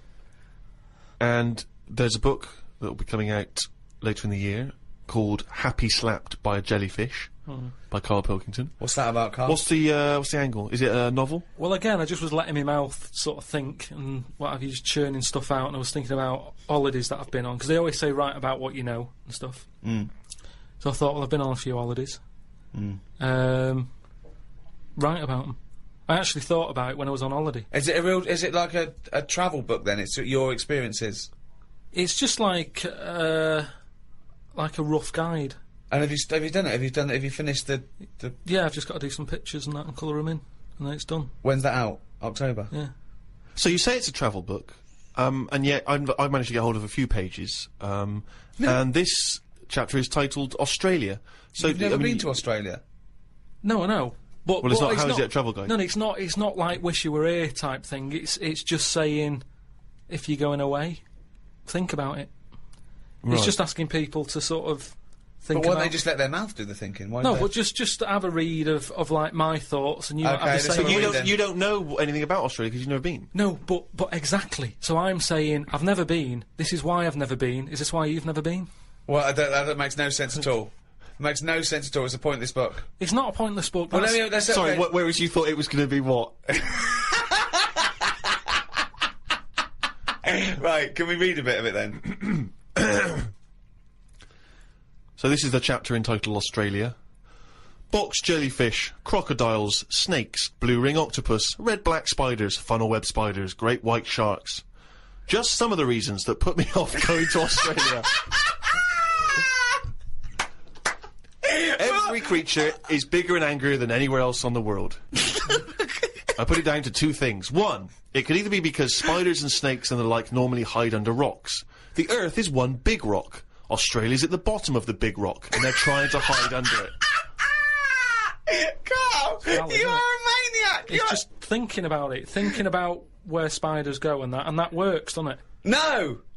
Why doesn't that work like a rock? Because there's no real upside down and bottom of the Earth, is it? It's all relative to what? It's relative to what? A map that you saw? Well, it's a coincidence, isn't it? No, right, okay, read on. I've heard that a lot of people go camping in Australia, which I think's mental. If I was to fly all that way, I'd want a decent bed. Plus, I wouldn't be camping in a place where there are killer spiders wandering around. I agree. I've only been camping a few times, and each time I was glad when it was over. The last time was last year in Lyme Regis. Yeah. When did you go camping in Lyme Regis? Last year. It's alright, Lyme Regis. But it was all a bit of a nightmare, because I was going with my mate, and he said he knew someone who knew someone who had a bit of land in the garden. We had a bit of land in the garden. What's the point, though, innit? You know, what's the point of camping in someone's garden where there's a sort of like a spa down the road and like a pub? No, because you're by the sea, aren't you? It's getting away from it all, seeing the world. It's not if you're in someone's front garden. No, back. Oh, sorry. Well, there's even less to see except 3 fences. No, but it's private, isn't it? So the thing is, he said, oh, it's a great garden, the owners are away, and there's a toilet, an outside toilet that they have Getting for, like, away when they from have it, innit? parties Yeah. and stuff. So we get there, and this lad who knew about this bit of land, Someone's back garden. well, yeah, said, oh, you can't use it, they haven't gone on holiday. So now you're stuck in the middle of quite a big civilised conurbation called Lyme Regis. How are you going to survive? Well, we ended up just sort of keeping on the beach. But, Did you pitch your tent on the beach? put the tent on the beach, we found a bit of, see, we found somewhere where there was a load of rubbish, so we thought, nice. That's the place to go, No, yeah. lovely. No, a well, municipal tip. What was it? Was it chemical waste or just like, you know... no, just Coke just cans syringes and stuff. and, Oh, lovely. But listen, though, baby you've got to diapers, think sure. about that. Rusty, what's rusty? If there's rubbish there, it means it was a good place to camp, Why? Why? because other people have camped there. Right. So that's how you've got to look at it. It's a way. That's like a little tip of. I would love this to be a real guide. So you could have slept first in a thing- public lavatory. Yeah, yeah. This one's nice. What? It's covered in shit. Means other people have had a shit here. Welcome to our 5-star hotel. You'll notice vomit over all the fucking walls. So that means people have had a good time here. They got right pissed up and threw their lungs up. So that's where we put down the tent. We put down the tent there, and then what was annoying is he puts down the tent. we what's her name? We It was already up. It carried it all the way carried it all from the way London. there. They went, let's pack it down. Yeah. the weird thing was, soon as we set up, some other people turned up. Oh, that's all the rubbish tip. Holiday makers, they that was probably in the guidebook. They started setting up their tents. I'm like, oh. No, there's some nappies over there. Yeah. Nearer the nappies. And they offered us some sausages. All right. My mate said, "Oh, ignore them. That's like code for swingers." What? Oh! What? So there were some people cooking some sausages, Yeah. saying, "Would you like the sausages? We've made too much." And you It's said, just "No, that that's thing. code Don't for talk swinging." to strangers. It's like we want to get away from it all. Yeah. We don't want someone. You know, it starts off with sausages, doesn't it? And then before you know it, But what do these people look like? they were about 45. Who are they? There, A man and a woman. a man and a woman. So what was in it for the bloke? Some people like that, don't they? No, I I mean, don't know. you say, right, I want the bald one, love. If it's like wife swapping, should one of you be a wife? No, but I don't know all the rules and that. But He's just got a real thing for fucking oranges. and we didn't want any sausages anyway, so we just sort of I said, don't believe sausages is a It's a code for code for swingers. I don't, because eventually, how many times they give someone sausages and they go, "Well, get your pants off," and they go, "Well, we just have some sausages." They go, "Oh, this isn't working, this code. But we why need a would they better be, code." Why would we be being offered sausages? Because they're nice people and they're making sausages. Makes you wonder. Let's not trust these people. Let's move our tent nearer to the corpse. So yeah, that was the camping. I think I'd quite like to meet some proper Aborigines. It amazes me the way that these people still live like cavemen did years ago. They waste nothing. They have a use for everything. I saw some pictures in the paper about some tribe somewhere who chucked their spears at a helicopter that tried to land close to them. If the tribe got annoyed with you, they would let you know that they were annoyed by shaking their knob at you. That's what they do. Oh God!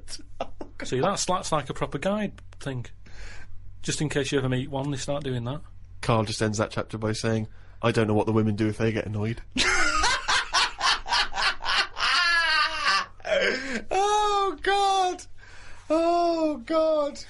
Within this new Karl book, of course, there are extracts from his famous diary. This is... You've actually been to Madeira, have you? Yeah. Okay, so this is a bit more of a factually accurate, informative chapter on Madeira. September 30th. Going away with Suzanne's mum and dad. We're meeting them at Madeira Airport as they're flying in from Manchester. The plane was full and I had a headache. There was a baby sat behind us that was crying its eyes out for the whole flight. Oh. The mother of it said it was upset because its ears were hurting. So were mine.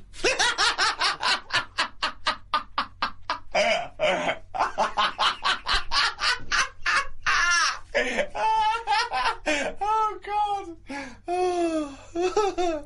We had to get 2 cabs to the villa because they couldn't fit 5 of us into one. It cost €85 each.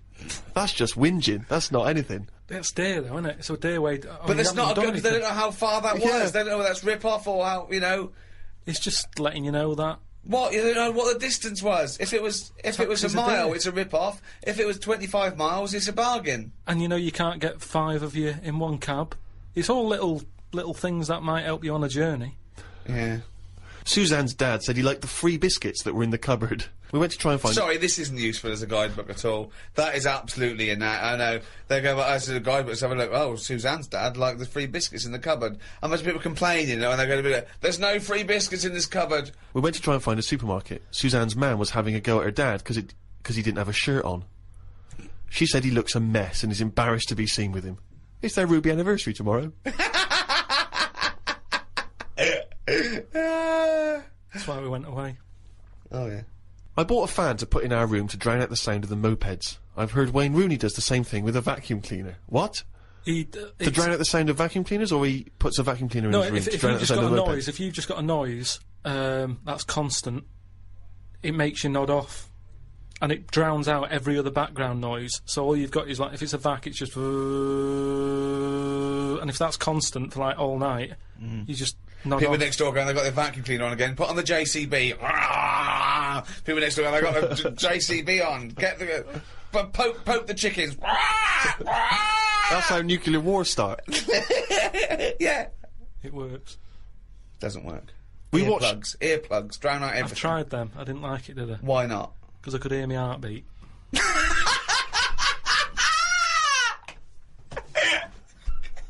Oh, you're such a strange little creature. Oh. We watched Jerry Maguire in Spanish. Suzanne wanted to go to bed, but I just said I wanted to hear the "show me the money" line in Spanish to see if it's as catchy. It wasn't. October 3rd. Sorry, is it Portuguese or Spanish? I don't know what they're speaking in this country. Madeira. So it's Spanish and Portuguese, is it? It's Portuguese, isn't it? I think there's a mix. I think you get people going on holiday. I think. Yeah, but you get Spanish people going there. Oh, okay. So they sometimes show television programmes for possible Spanish holiday makers. Is that what you're saying? Or have you just got this factually inaccurate because it's a load of old toss? Oh, God. Amazing. Oh. October 3rd. Didn't do much this morning. Just think about this. Just think about this. Why would you put it in? As a holiday. Just think about this next line. Judith Chalmers. What happened? Not a lot. Think about this, Rick, as a description of a holiday. Right, okay. Okay, Okay. As Karl said, he loves to go travelling, it broadens the mind and everything. This is what he did. He's there with his family, he's in Madeira. Didn't do much this morning. Just sat by the pool, saving insects that flew into it.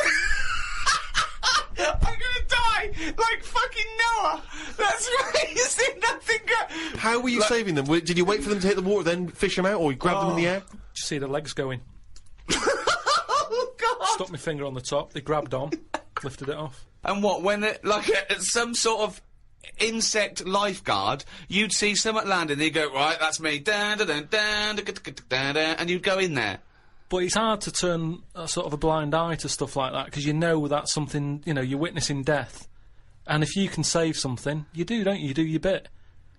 And at night, I'd sort of think, have they learnt the lesson, or will they be back, and will they be dead in here tomorrow? But if they can get an extra day, I've done my bit. I'm on holiday, do your bit. I'm lucky enough to see the world, do your bit. I love it. I did my bit. I love it. I love it. I love the fact that he was running around saving flies and things. Is there something? There's something so sort of. Meanwhile, an old lady drowned. Yeah. While he was saving a beetle. There's something so kind of, I don't know, desperately existential about your diary. That's what's so extraordinary about it. As he says, I just sat by the pool saving insects that flew into it. It was full of death. It's just so. God. It's so depressing, isn't it? Right. We walked round the shops. Suzanne's dad bought 2 packets of the biscuits he'd like to take back home with him. Suzanne's mam bought a tin of corned beef. It was a bit of a boring day today. Jesus. There was a dead bird out the back. Oh, no. Where were you, Carl? Suzanne's dad said it looked like it had flown into a wall and killed itself. No, I think it caught a few insects, but they were covered in chlorine, so it poisoned it. Loads of ants were eating it. Oh, God. I dug a hole under a tree and buried it. The ants were still all hanging around the scene of the death, ages after the burial. Suzanne's dad said I should have left the bird for the ants to eat because I was messing up the food chain. I felt bad, so I gave the ants some breadcrumbs. This is weird. This is just so This is dark. really weird. It's good bread out there, though, isn't it? I should have put that. We have to eat all the food we've got because we're going home tomorrow. Suzanne's mam cut her finger opening the corned beef tin and fainted. Sorry! This is really weird. Why do you have to eat all the food? Isn't this like... What's that film, the, Amityville Horror, where there's like a haunted house and there's dead insects and ghostly children walking through the corridors, old people fainting, insects. I'm just saving the insects, Mother. But you always eat all the food that's in the fridge before you go home, don't you? It's all there to be eaten. She bought some pikelets, which I've never had them. They're like squash crumpets. Right, okay. Start again. Start the whole thing again. She bought some what? Some pikelets. Pikelets? Yeah. And I didn't like them because they're not as fat as crumpets. Oh, God! It's like a different Didn't language! eat them, and it was a big upheaval because, like, I was going home and her dad kept trying to sneak them into our bags. Because he's like, they were for you, you take them. We don't want your stuff in our house once, because he gets a bit funny about stuff being left over. There's bins that you can't put certain stuff in. There's a bin in the lounge and I put a tangerine peel in it. He goes, that sort of stuff does not go in that bin. So it's rubbish, yeah, but it's not the right sort of rubbish. Someone will camp next to it. We want to get a better class of camper. Oh. That's the book. It's called Happy Slapped by a Jellyfish. Yeah, that's from one of the chapters in it. By Karl Pilkington. Get that soon. Particularly if you're thinking of visiting Madeira or Australia. Well, that's about it. Thanks for listening to this. If you enjoyed this and you haven't heard the others, we've got the whole all 3 series on iTunes. You can go and download those. The Ricky Gervais Show, is that what it's called? It's called The Ricky Gervais Show, yeah. Karl's also made a programme for me, Steve, on my Fame DVD, out in November. It's called Fame, so I thought of a little title, Fame, I'm Gonna Live Forever. Remember that guy we met who's gonna live forever? Oh, yeah. Called Howard? Yeah. That was a meeting of minds, and it's Karl meeting Howard, and Got on with him. It's really good, isn't it? It's really good, and he really gets on with him. And we're probably going to do a new series of the podcast maybe next year. What do you think, Karl? If you're not too busy making this film with Clive Warren. We'll see how it goes. Don't plan anything. Yeah, just check out rickygervais.com. I am Ricky Gervais. With me, Stephen Merchant. Goodbye. And Karl. Right. Karl, what doesn't annoy you? That's the question, really. No, I'm not going to sit here and... different things annoy me. But I don't just go about getting annoyed. Seems Stuff like happens. No. Stuff happens. What's and annoyed you this week? I mean, I tend to get annoyed when people around me get annoyed. I'm never the one who's going in somewhere getting annoyed. I'm quite happy-go-lucky, me. You're having a laugh. I'm not. That's rubbish. There is nothing about... No one would ever say that. No one... How would you describe Karl Pilkington? Oh, he's happy-go-lucky. Whenever I see him, he's skipping along, whistling a tune. I whistle a lot, I've told you. I'm Yeah, always only to whistling. annoy people when you're playing Scrabble. No, I just... At the end of the day, I think the problem is, most of the day, I'm on my own. Right. Right? I'm doing DIY at home. I'm quite happy. No one's there annoying me. I Right. go for my lunch later than everyone else, so I don't have to see people. He's like Quasimodo. Isn't he? It's like Why? coming down when everyone else is not there. When no one's around. Yeah. Suzanne! No, but then that's the problem. Suzanne then comes home. She's been sort of with people, so she comes in with loads of energy, and I'm going, just slow down. Stop going on. Then she's breaking stuff, and that's probably the last What do thing. you mean she's breaking? She's heavy-handed with all the stuff I've been fixing. She broke the shutters. What else did she break? Well, the you other could day? have done a good job. I did do a good job. Shutters? Where do you live? In the Old West? What do you mean the shutters? Some shutters on a window. She heavy I like handed it dark. I don't want them to see me. What a mum. So what else has she broken? She's always breaking stuff. The light switch outside. Heavy-handed. Don't actually forces things. If it doesn't work, it doesn't work. It doesn't matter how hard you hit it or how hard you pull it. Just tell me if it doesn't work and I'll sort it. That's what I do these days. I'm like a caretaker to Suzanne's house. I'm wandering around replacing stuff that she's fucked up. Jesus Christ. So she annoys you. She comes home. You've had a lovely day of peace on your own. So the only person that likes you and talks to you annoys you. And when you're at home doing your DIY, I want to picture that scene. Okay, right. We've never done this before, right? But let's do a typical day. We've known each other now. How long have we known Karl? Nearly 10 years. Feels like a long time, right? yeah. So, let's do a typical day in the life of Karl Pilkington. So, for my first question is, what time does Suzanne have to wake up? Does that annoy you? Does she have to get up earlier than you? Because she's got a proper job. The alarm goes off. What time? About 7. That seems early. Yeah, but I'm used to it now. Okay. At the Now, moment, you spring out of bed, make her a cup of tea, do you? No. Right. I let her get up, mess about. By mess about, you mean get ready for work? Yeah. Right. She's not being quiet, so I'm awake now. Right? What do you mean she's not being quiet? Well, she's just banging about, like I say, heavy-handed. I don't know how she does it. It's just doors and stuff. Everything seems like the Hulk's in the house.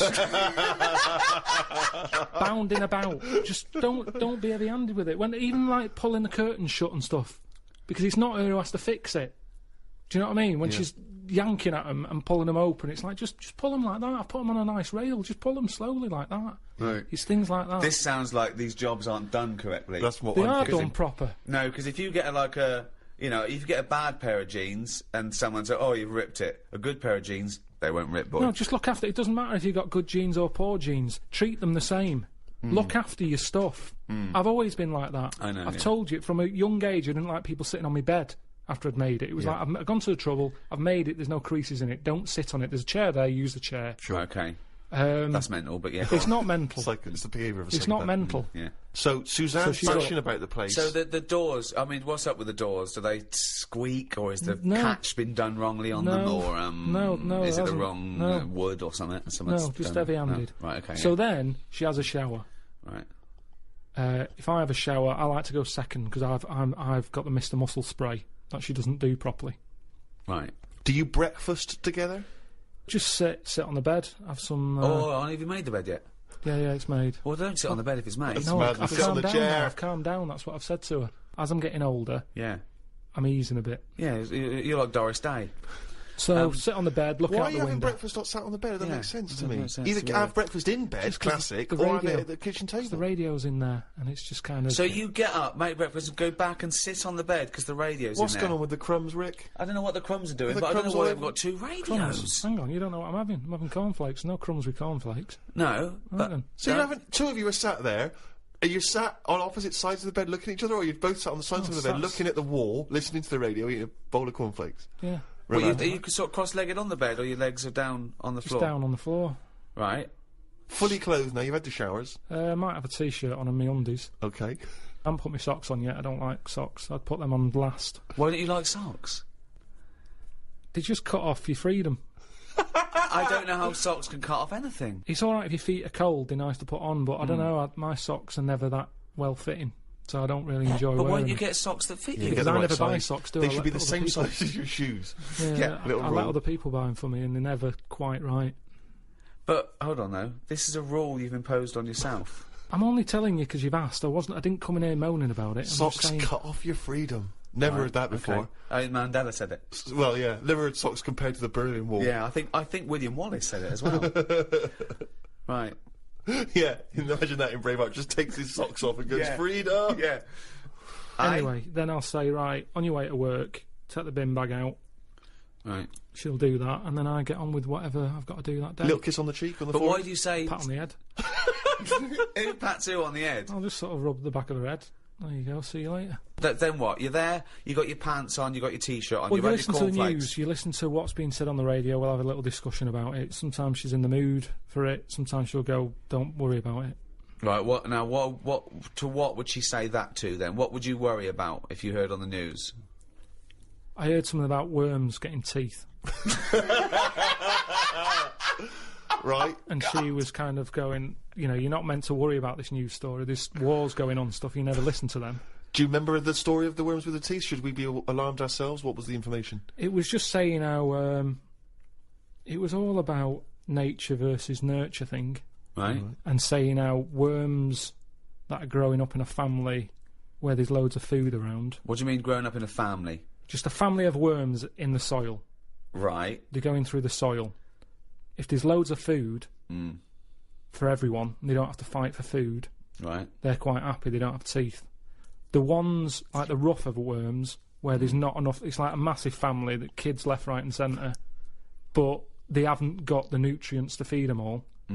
They fight against each other, and the ones, they're growing teeth now. I didn't hear the news story, so I'm going out on a limb here. I don't think it was about a worm being maybe more working class and chavvy, though. With like big families, look at that, their big family can't even feed them all. And then you've got middle class worms going, well, we've got enough food for everyone because we haven't overbred.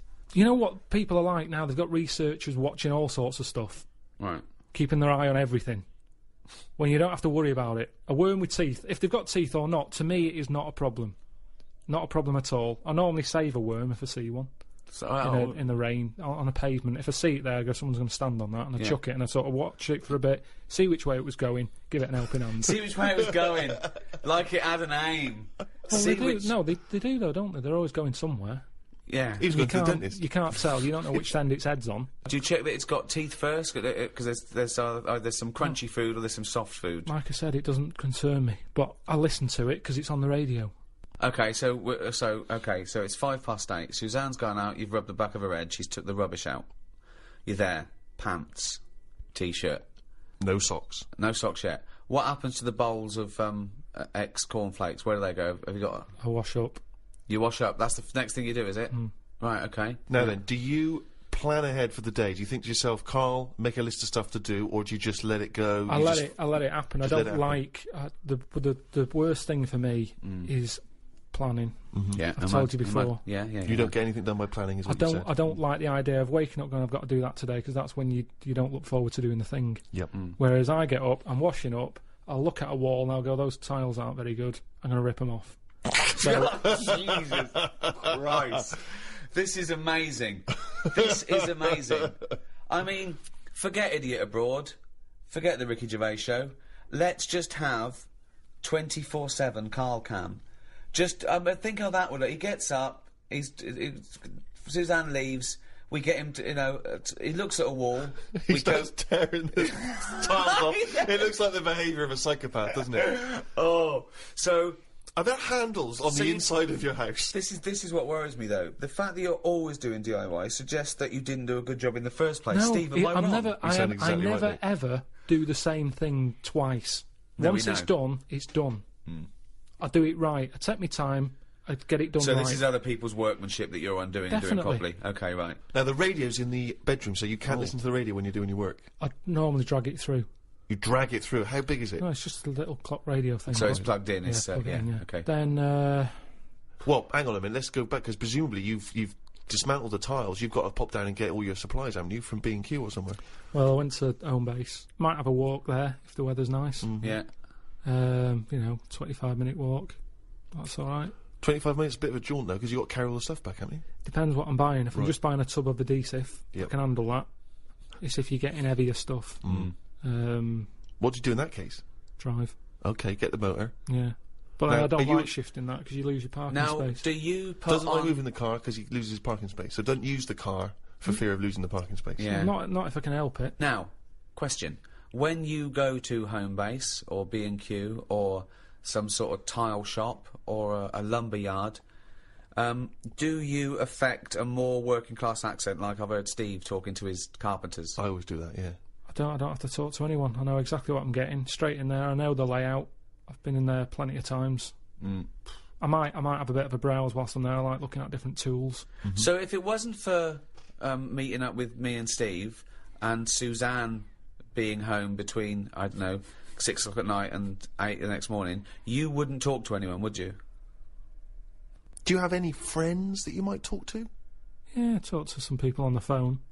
But then I soon get bored with that. Right. About 5 minutes in, I realise I'm not listening anymore. Who's the last person? You have to name names, but just give a generic name. Who's the last? Who's What's the point of that? old schoolmate, or is it someone you've met more recently? Showbiz Someone pal? more recently. Right. And, you know, it's fine at the beginning. It's like, oh, yeah, that's good. So what were you talking about that you got bored about? I can't remember because I got bored with it. And I'm normally... You see, the thing is, these days, people haven't got your proper attention, have they? Because it's a mobile, so you can carry on doing what you're doing. Yeah. So I was ripping old raw plugs out of the wall. Jesus. And he was talking, and I kind of thought, I hope he doesn't say, what do you think of that in a minute, because I wasn't listening. Right. So what's the point of having the conversation? I don't know. But hold on, I call you up. It's presumably the first phone call you get. It's the first phone call I make. I call you up, and I go, what's going on, boy? Right? Yeah, but most of the time I don't tell you, because you'll go, right, what you doing DIY? Pay someone to do it. And we have to have all that, every day, the same chat. If I'm not doing DIY, I wouldn't be doing anything. And then I get grumpy. Suzanne comes home, she goes, what have you done today? And I go, nothing. And I get fed up then, because I don't feel like I'm worth anything. I work harder for your career than you do. I'm always doing stuff to try and get you to do stuff. I'm always trying to get you shows and things, and I'm always trying to get you to get out there and do something towards it. I don't want to do it. I've done it now. Yeah. I've done it. Yeah. We did the programme, it goes out on the telly. Job done. If people want to watch it, they watch it. There's no point me cropping up on Loose Women, asking people to tune into my programme. They either want to watch it or they don't. If they're watching Loose Women, I don't want them watching my programme. There's a lot of crap on the telly, and that's why, in a way, people go, oh, it's amazing, isn't it, that you're on the telly? No, not really, because there's loads of garbage on there. Anyone can get on it. Yeah. Well, that's It's true, not special anymore. That's It used to be true. special in the 80s when there was like 3 channels, 4 channels. Now it's a doddle. But that's why you should make special TV. I like the fact that in anything you do, 90% in any framework, in any genre you work in, is crap. That's why it's nice to be in that 10%. That's why it's nice to do something that's special. You know, the great thing about Idiot Abroad is people haven't seen anything like it before. I'm so proud of it. It's great. So the fact that you're in a genre where something is 90% crap, that makes you look better. You should relish that. No, because I don't think people who are watching Loose Women like it. They want some sort of flump telly, don't they? That's that they don't have to think about. Yeah. Do you mean the programme The Flumps? He didn't say flump. He said flump. Oh, I'm sorry. Now how are you spelling flump? It's F-L-U-M-F. P-H flump. P-H flump. PF. PF. Oh, PF? Flump. Okay. Flump telly. Yeah, flump. Flump telly. So take it this way. So And what would be an example of flump telly? what's flump telly? No, I don't want to go slagging stuff off, but I'm just saying I watch Who less would and less feature telly in now. flump telly? Who would be a typical Who's person? typical? Is it all for those awful docu-soaps where people live their life like an open wound, saying, "Look, me fanny fell off," and I haven't seen that, but yeah, all that sort of stuff. I do honestly. The amount of telly I watch now compared to a few years ago, it's non-existent. Suzanne comes home at night. I might watch a Grand Designs to get some tips off it. Other than that, So that's work. You count that as work, don't you? Research, at well, least. at least you learn something. Does Suzanne like Grand Designs? She likes to see the end result, to see what it looks like, but she gets bored at the beginning when it's just a load of bricks. Right. She's got enough of that at home. So, Yeah. so, and then we'll just sit and have a game of crib. Or You'd have been happy in the Blitz, wouldn't you? You'd have been happy down in one of those subway stations. Oh, Suzanne, what? Chimney's gone. Oh no, what was that? Doodlebug. I better go up there. Oh, leave it. Well, it's fine. Oh, that's bloody heavy-handed. Them Germans. They're bloody heavy-handed. Well, let's go back a bit here. So you've gone down B&Q, you've got your supplies, you've done a bit of tiling. Good job. Please, you're halfway through. Spot a lunch around 3ish. yeah. What do? Do you pop out for lunch in a cab? Depends. Sometimes Suzanne, as I pat her on the head, she sometimes says, "There's some ham in the fridge." I'll go, right. I love it. Like, there's a little choreograph. If I better pat her on the head, I don't know what's going to eat today. Oh, Karl thinks, like Pavlovian conditioning. Yeah. Last time I patted her on the head, she told me about some food in the fridge. Bye, love, take the rubbish out. I'm in the fridge. Cheers. Brilliant, yeah, okay. So, I'll eat that. Now, just the radio's on the whole time. Is there? Because I want to picture this. You're not working in silence. Radio's on the whole time. That little squeaky radio that's sort of halfway in the doorway of the bedroom and the lounge or whatever. You've got the radio. And what station you listen to? You listen to music? You listen to Sometimes speech? I listen to sort of speech stuff. Right. Sometimes I listen to music. What would be speech? Like a kind of one of those phone-in programs, or phone-ins do me head in a bit. Right.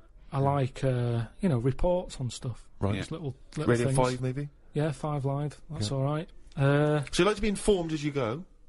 Yeah, just so it gives me something to talk about. Because if you're not with anyone all day, your brain's not doing anything, is it? Whereas me listening to them, it's like having someone in the room telling you stuff without you having to chat back. I prefer that. I'm a bigger listener than I'm a talker. Yeah. Whereas these days, a lot of people are talking, but they're not listening. Perfect. So, although you're not listening to actual humans like your friends when they call you up. because they're just mithering. And do you make sure that you get everything done and dusted before Suzanne comes home, so she comes home to a spotless place? Yeah. And so she comes in, do you instantly show her the work you've done, or do you just let her notice it for herself? Sometimes I just leave it and see how long it takes for her to go, oh, we've done that. Okay. And if she doesn't notice it, are you annoyed or are you excited to tell her? Sometimes I forget.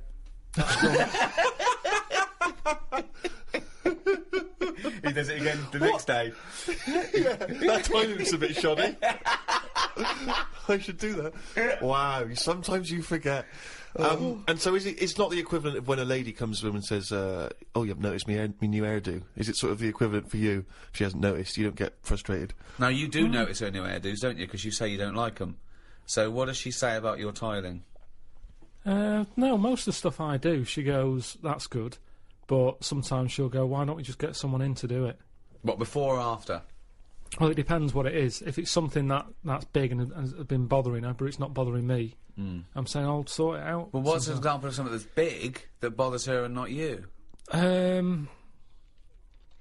had some wires hanging out the wall that I needed to patch up the plaster.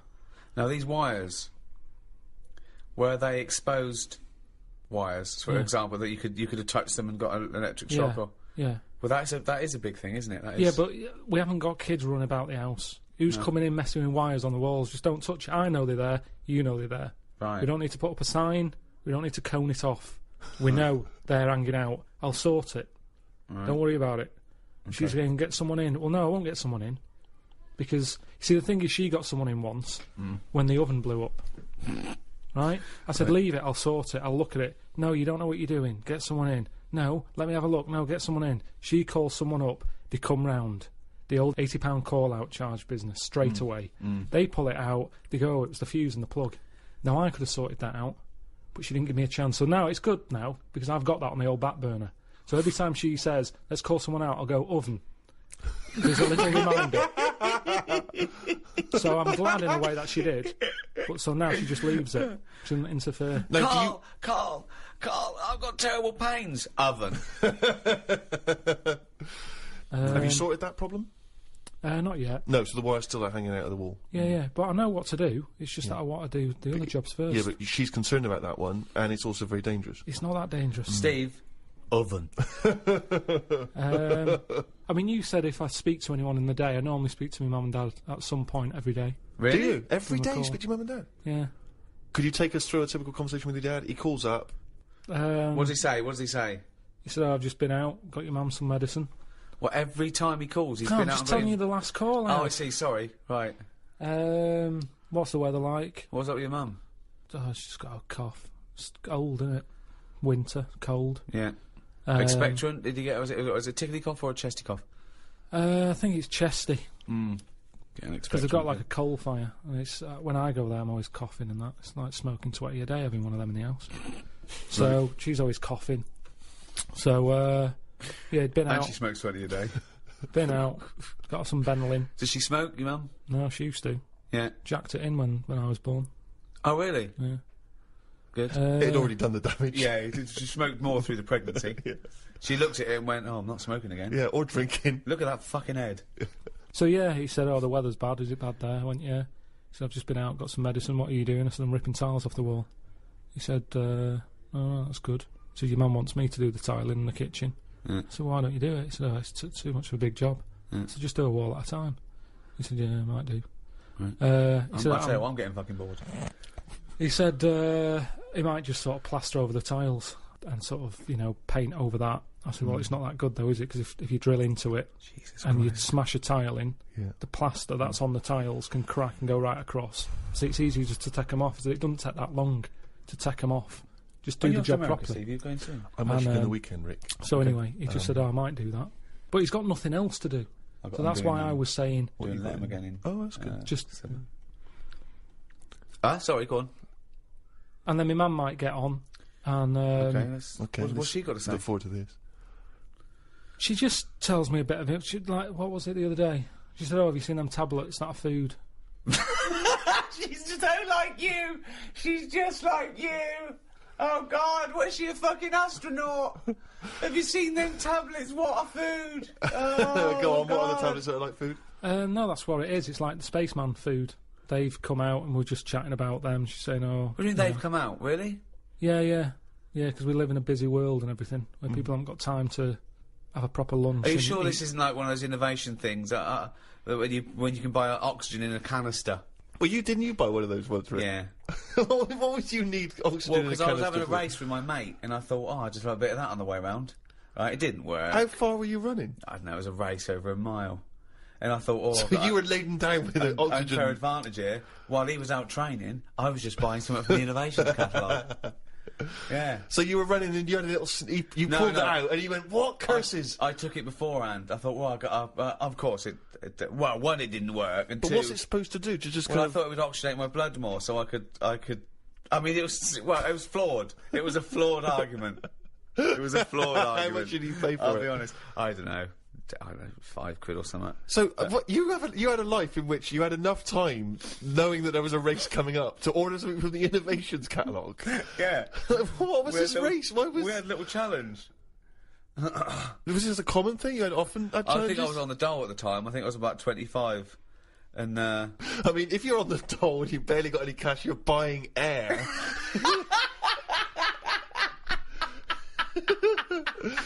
Oh, jeez. yeah. I look back now. It was a folly. Yeah. Oh, dear. That's what how he occupies his free days, Karl. Come on. 20 odd years ago. I don't. Now I actually work out. Now. Oh, I'd like to race him now. Woo. Woo. How is Usain Bolt? Yeah, he's good. He's good. He's gone a long way. So your mum calls up. What did she say? She said there's a new pill out that's a meal. Yeah. We chat about that for a bit. And then she always says, "Watch the road" at the end of the call. Really? Yeah, she's always said that. Watch the road. She doesn't mean the film The Road with Viggo Mortensen. No, she's just paranoid that I'm going to get run over. Right. So every time, I've never been run over. No. Well, that's because she always tells you to watch the road. Yeah. Maybe that's the case. And do you watch the road? Yeah, I think I do. She means just stare out the window and watch the road. Yeah! She's fascinated by it. Yeah, exactly, watch the road. There's cars going It's past. moving things. It's big bits of metal with wheels. So, you did walk into a field of nettles once, though. Let's not forget that. So you have a call, like a scintillating phone conversation like this every day with your parents. Yeah. And does she always try to find a piece of new information she thinks might interest you? That's each day? sweet, though. That's Yeah, sweet that he absolutely. talks to his parents every day. I I remember when I went off to university, my brother-in-law dropped me off. My mum came up with me, and she was leaving, and she was sort of crying, and I was making up. I was pretending to be really sort of sad and whining about that. And then I thought, I better call her up. She said, "Call me." Right, so I think I waited to the following Sunday. It'd been about a week, right? And I called her up, and I couldn't just call her up. I suppose I had to be ironic because I was probably embarrassed about calling my mum. Like I wanted to speak to her too. So I just called her up, and she went, "Hello." I went, "Mum?" She went, "Yeah." I went, "It's Ricky." She went, "What's the matter?" I said, "I think I'm blind." She went, "What?" I went, "No, how's it going?" She went, "You silly bleeder, I nearly had a heart attack." That's great. So if you want to spice up calls to your mum, pretend you've had a terrible accident and that you're blind. I like when I phoned my gran and the only other people that ever phone my gran is me, my sister, or my parents. No one else ever calls. And every time she picks up, she goes, hello? Like, it could be a monster that's gonna come through the phone line. But also, it's like she's like, each time she hears it ring, it surprises her. Like, there's a noise in the house, and she wanders around and she finds an object that's ringing. And she doesn't know what it is, and she sort of hits buttons until, hello? Well, she's tried 3 already. But what annoys me is I'll say, hello, Gran, and she'll go, who's that? Oh, come on! You must recognise me by now. I'm the only person who calls, except about 3 other people. I'm not the girl. Yeah, exactly. And my granddad, she's had this for years. It's not just as she gets up. She'll go through all of the family's name until she gets to me. Oh, my lot used to do that. My lot used to do that. So she knows it's me, but she'll go, hello, Ron, Elaine, Alex, Steve. Yeah, exactly, yeah. But it's the same with each member of the, whichever one of us she's talking Always to, last. it's the, always last. Yeah. Oh, dear. So you've spoken to your mum and dad, you've changed the tiles, you've had lunch, the telly's not on. Suzanne comes in, you've made her dinner? No. Right. What happens there? Now, what happens there? What time does she get in? You've done all this by about 4 or 5, have you? Well, I'm tidying up. I normally keep my eye on the clock. Like the to road. give myself like 40 odd minutes to clean up. Right. Kitchen's all clean, ready for us to make the tea. Ready for her to make the tea, even though I know you've been tiling, but that was a job you gave yourself. You didn't have to do it. No, but I don't do cooking. She knows that. This isn't even a discussion. Right. She knows. Like today, I've got to get some thin chips, so I'll do that. You mean fries? Yeah. Okay. What, it's frozen in the bag or whatever? Yeah, I've got to get some of them. And what are you having? What are you having tonight? Scampi. So, that's shop bought scampi, just, what do you do? Just, I don't know, she deep just fry brings it. I don't know. I think it's just chuck it in the oven. yeah, yeah. So she'll do all that. I'll eat it. And, sorry, let me just rewind for a second. I'll eat it. He's listing it in his day's work. I'll eat it. I say, I've eaten that. She goes, thank you. We go, oven. Do you ask her how her day's been? I'm just interested when she comes in, Definitely not. she's had a busy Definitely day. not. She's, well, listen, don't jump to conclusions, Rick, alright? Okay, so she comes in. Okay, let's act it out. Yeah. Okay, you've just cleaned up, right? The last bit there, you look back, them tiles look good. You look at the clock. Oh, what time is it? She usually comes through the door. Well, don't know. It can change. She calls and warns me. Right. Let's go through. Take me through, okay? The end of the day. Right. Vacuuming up, cleaning up all the mess. Phone's going. Who's that? Suzanne. All right. Yeah. Coming home. All right then. See you in a bit. She'll go. I'll put the kettle on, or at least fill it, ready. Because she normally calls again. What do you mean? She calls again? What? She calls again when she's out the tube. Let's do it. Let's hear it. What's going on? All right. You out the tube? Yeah. Do you want a cup of tea? Yeah. All right. See you in a minute. Flick the kettle on. Get the tea bags out. Make a cup of tea. Milk? Bit of milk. Sometimes I'll say, "Oh, get us a little treat when you come out the tube." Yeah. So she'll get me, a bounty or something to go with a cup of tea. Right. She'll come in. Before your tea, though, isn't it? Yeah, but it's going to be another 40 odd minutes. So you have a bounty before you have a meal? Not every day, just sometimes. If I've got a sugar low, I've got a touch of diabetes. No, you haven't. I have. I feel like a bit shaky. Oh, so sometimes. you just made that up. So you have got no evidence whether you got diabetes. Well, I haven't got or not. evidence of it, but I think I No, have. so there's no evidence, but let's believe in it anyway. Right, well, I have a bounty that normally sorts it out. To me, that's a sign of diabetes. Otherwise, what's wrong with me? So, You're just a greedy fucker. no, I'm telling you, I sometimes need it. I get a proper urge for a Mars bar. I go, I've got to have What one do you now. have a bounty for then? No, just to mix it up because I get sick of Mars bars. Do you? Well, when you say get me a bounty, have you got an urge for a bounty then, or a Mars bar? Well, it's just that they're both quite equal in sugar content. Yeah, but Bounties, there's a lot of that. do you coconut. specify then when you say get me a treat? She says, well, what? I Sometimes you don't- have a Mars bar, sometimes you have a bounty. No, that's enough for me. When she comes in, it's a talking topic, innit? What have you got me? Topic. She sometimes gets you a topic. It's something to chat about, isn't it? Right. Okay. Get your bounty. To chat about. So, has there ever been a time? Sorry, I just got to get this straight, Steve. Sorry, Rick, I just wanted to say, could you imagine you and I having a conversation about what chocolate bar you have brought me? What did you get me, Rick? got your bounty, is that all Thanks, right? mate. That's as long as that conversation can possibly Yeah, go. that is You're it. talking about it's a talking point. Yeah, so what happens? So what's the last time there was a discussion about what she bought you? Did she ever bring you a bounty and you go, oh, I was really hoping for a Mars bar? I think the last time she got a bounty, I sort of said, oh, they do a 3-pack now. Do you know how they just have 2 bars? They do a 3 one. Right, what did she say? She said, did he? She said, I want out of this relationship.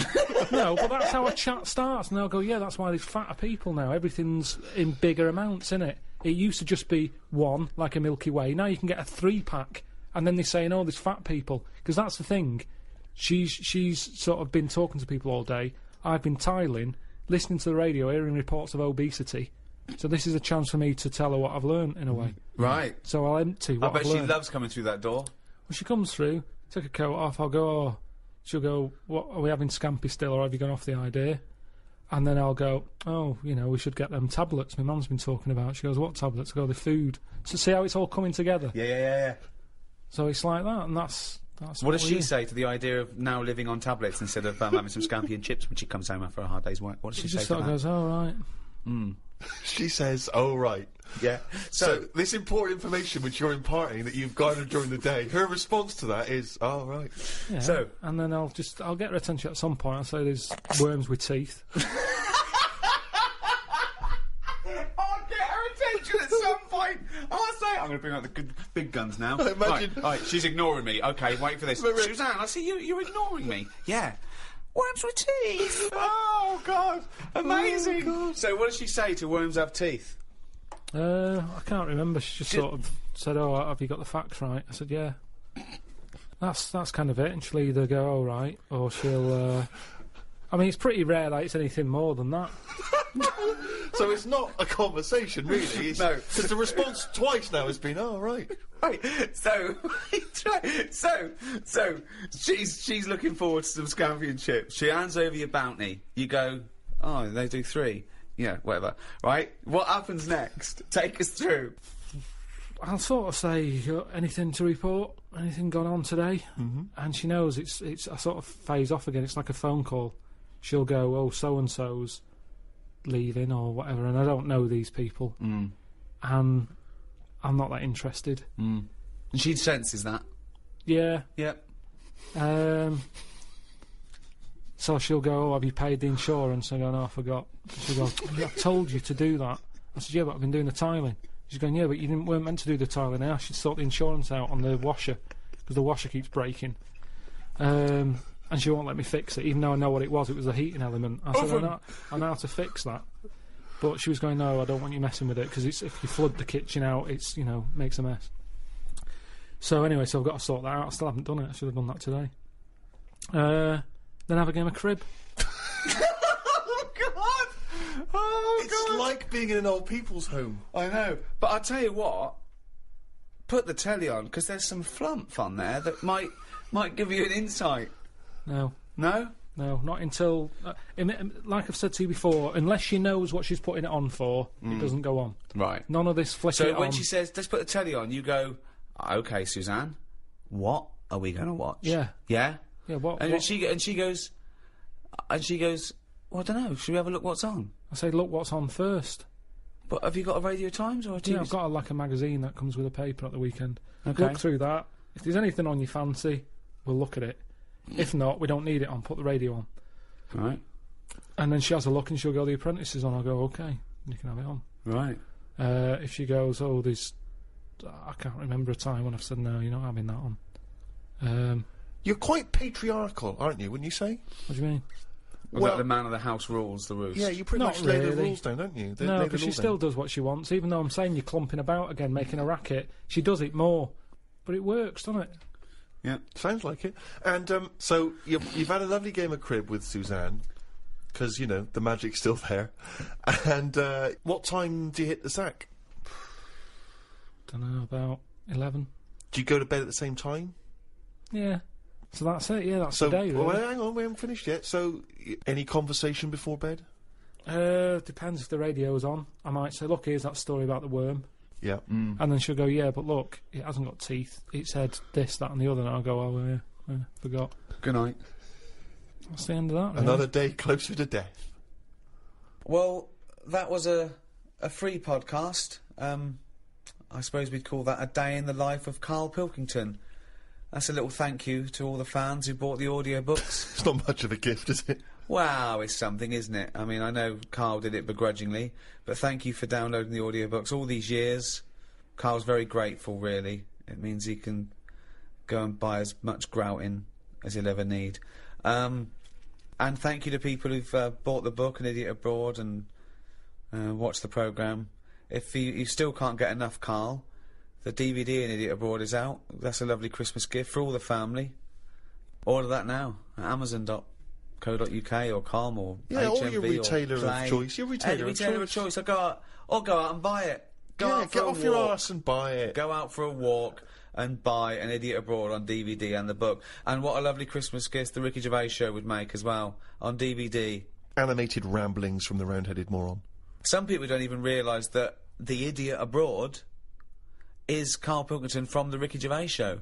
If you're on Twitter and Facebook and MySpace, or if you've got just friends you actually talk to via the mouth, then tell them if they enjoyed An Idiot Abroad to get the Ricky Gervais show on audiobook or DVD. And while you're at it, buy my new stand-up on DVD, Science. No, I don't know, Rick. That seems a shameless plug. Yeah. Well, what was all the other shit then? Yeah, that was just talking to the fans. That's because you get a third of all the other stuff. All right, let's not reduce it to money. Karl's on it. On what? On the Science DVD. I've done a special programme where I interview him for Science, which is amazing. But my favourite bit is probably when he meets Warwick Davis. I stitched him right up. He thought he was going to have a talk about science. We hid Warwick, right? Well, that's not hard, is it? We had to keep him in a different room, and then Karl sat down, thought he was talking about science, and I went, got a little fella, and Warwick walks out, and your little face, and Warwick confronted him over some of the words he's used. Midget. Yes, I remember the famous midget hippopotamus story. Yeah. I'm sure you used the word midget there far too many times. Yeah. So there's a few things to buy at Christmas. Go out and buy one of our DVDs or books. This was free. Now pay for something. Testing. This is a special transmission. A special one-off show. With me, Ricky Gervais, Stephen Merchant. Hello there. And the little bald mank twat that is the shaven monkey known as Karl Pilkington. Right. Now, Rick, just a quick question, because if people have just stumbled across this, perhaps on the internet or on their TV channel, they're probably going to be a little bit alarmed by what you've said there. You've come straight in with little bald mank twat, and a lot of people don't know who that little bald mank twat is, so maybe you should clarify. Well, I'm Ricky Gervais. You probably know me from such shows as The Office and Extras, cameos in the odd film. My long-term partner, not in that way, Stephen Merchant. Not in that way. Stephen Merchant, yes, I was involved with some of those projects, but I've not been in a film. And, we met Karl when we went back to XFM as Conquering Heroes. We were let go when XFM changed hands, and then we did The Office, and then we came back, and we were big shots. No longer did we need to run the desk or press any buttons, so we were assigned, how can I put this, like a stupid lackey. Yes, proper... I mean, probably the person who was lowest on the rung. I'd have thought so. Station. They said, "Oh, give it to me. No one wants to work Saturdays." The caretaker didn't work Saturdays, so they gave us Karl. And we met Karl, and I was first struck by the roundness of his head. I'll be honest. I thought this is a bald man, a little round-headed bald freak of a man. He opened his mouth. He spoke funny. Actually, he spoke without opening his mouth. That was the second thing that struck me. He just had this slack-jawed gimpness about him. Words came out. I think they get the idea now, anyway. Was what? Do you feel that was a balanced explanation of your meeting with us, or would you like to offer any extra detail there, Karl? Well, with every meeting, there's a different story, isn't there? The way you sort of looked at me and thought, he's weird. I saw Steve. It was like a triangle. Ricky was looking at me, I was looking at you, thinking that's weird. It seems unjust that I'm why don't you have any go at Ricky for being fat and just because old? No, I'm just saying on the first meeting, right? It's like a museum, isn't it? Everybody rushes to the weird stuff first. I love the fact fact that you're putting yourself firmly in that category as well, though. Oh, I love that. That's great. Like someone from Reservoir Dogs. Everyone looking at someone else. But you don't feel that way about me anymore. No, I've got used to it now. That's what No, I'm saying. I'm saying that whatever your accusations of weirdness were, they all were unfounded. It moves on, doesn't it? It's like anything. You get used to a look, don't you? I watch a lot of programmes on stuff that people have up with them, and you only watch programmes about people that got something wrong with them. That is what you do. If ever you say, "Did you see that thing last night?" It's going to be something like the kid who was born with too many legs, or the baby with an arse for a head. It's always going to be stuff like that. It's like there was a programme on a bit back about a fella who had a funny head and what have you, and he lived in a small village, and nobody double taked anymore because you get used to it, don't you? What was up with his head? Just had like it was sort of like the new Elephant Man. He'd sort of gone for that look. He's gone for that look. And, what does he do in the morning? Just eat a bun, sort of shave? It's just that's all I'm saying is people in his village. You want a big village. People are used to it, and they no longer stared. And that's what I'm saying with you. But it's interesting that because you say you've acclimatised to my so-called weirdness. I don't know what weirdness that is. I've still not grasped that. But Ricky continues. What? It's just the eyes. He's listening. Why are you listening? So I've not had a go at you and your stupid round head like a orange. Which is the thing which perpetually entertains Ricky. Ricky is never acclimatised to you. Is that fair, Rick? Yeah, I love it. I can't get enough of him. Because I see different things. Every time I look at Karl, sometimes I see like a completely sort of like spherical object. Right, like honestly, like some sort of pumpkin on Halloween. And then I see flat, straight with on. A pumpkin, Rick, with a jack-o'-lantern outside someone's house, right? There is a certain light behind the eyes. Not with Karl. And then sometimes he looks like a plate.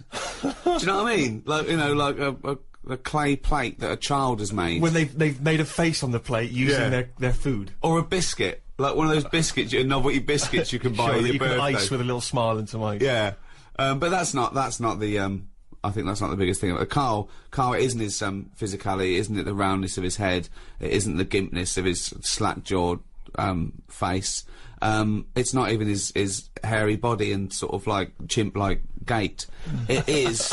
Although those are all key features. These are all key features, but it's his incredible mind.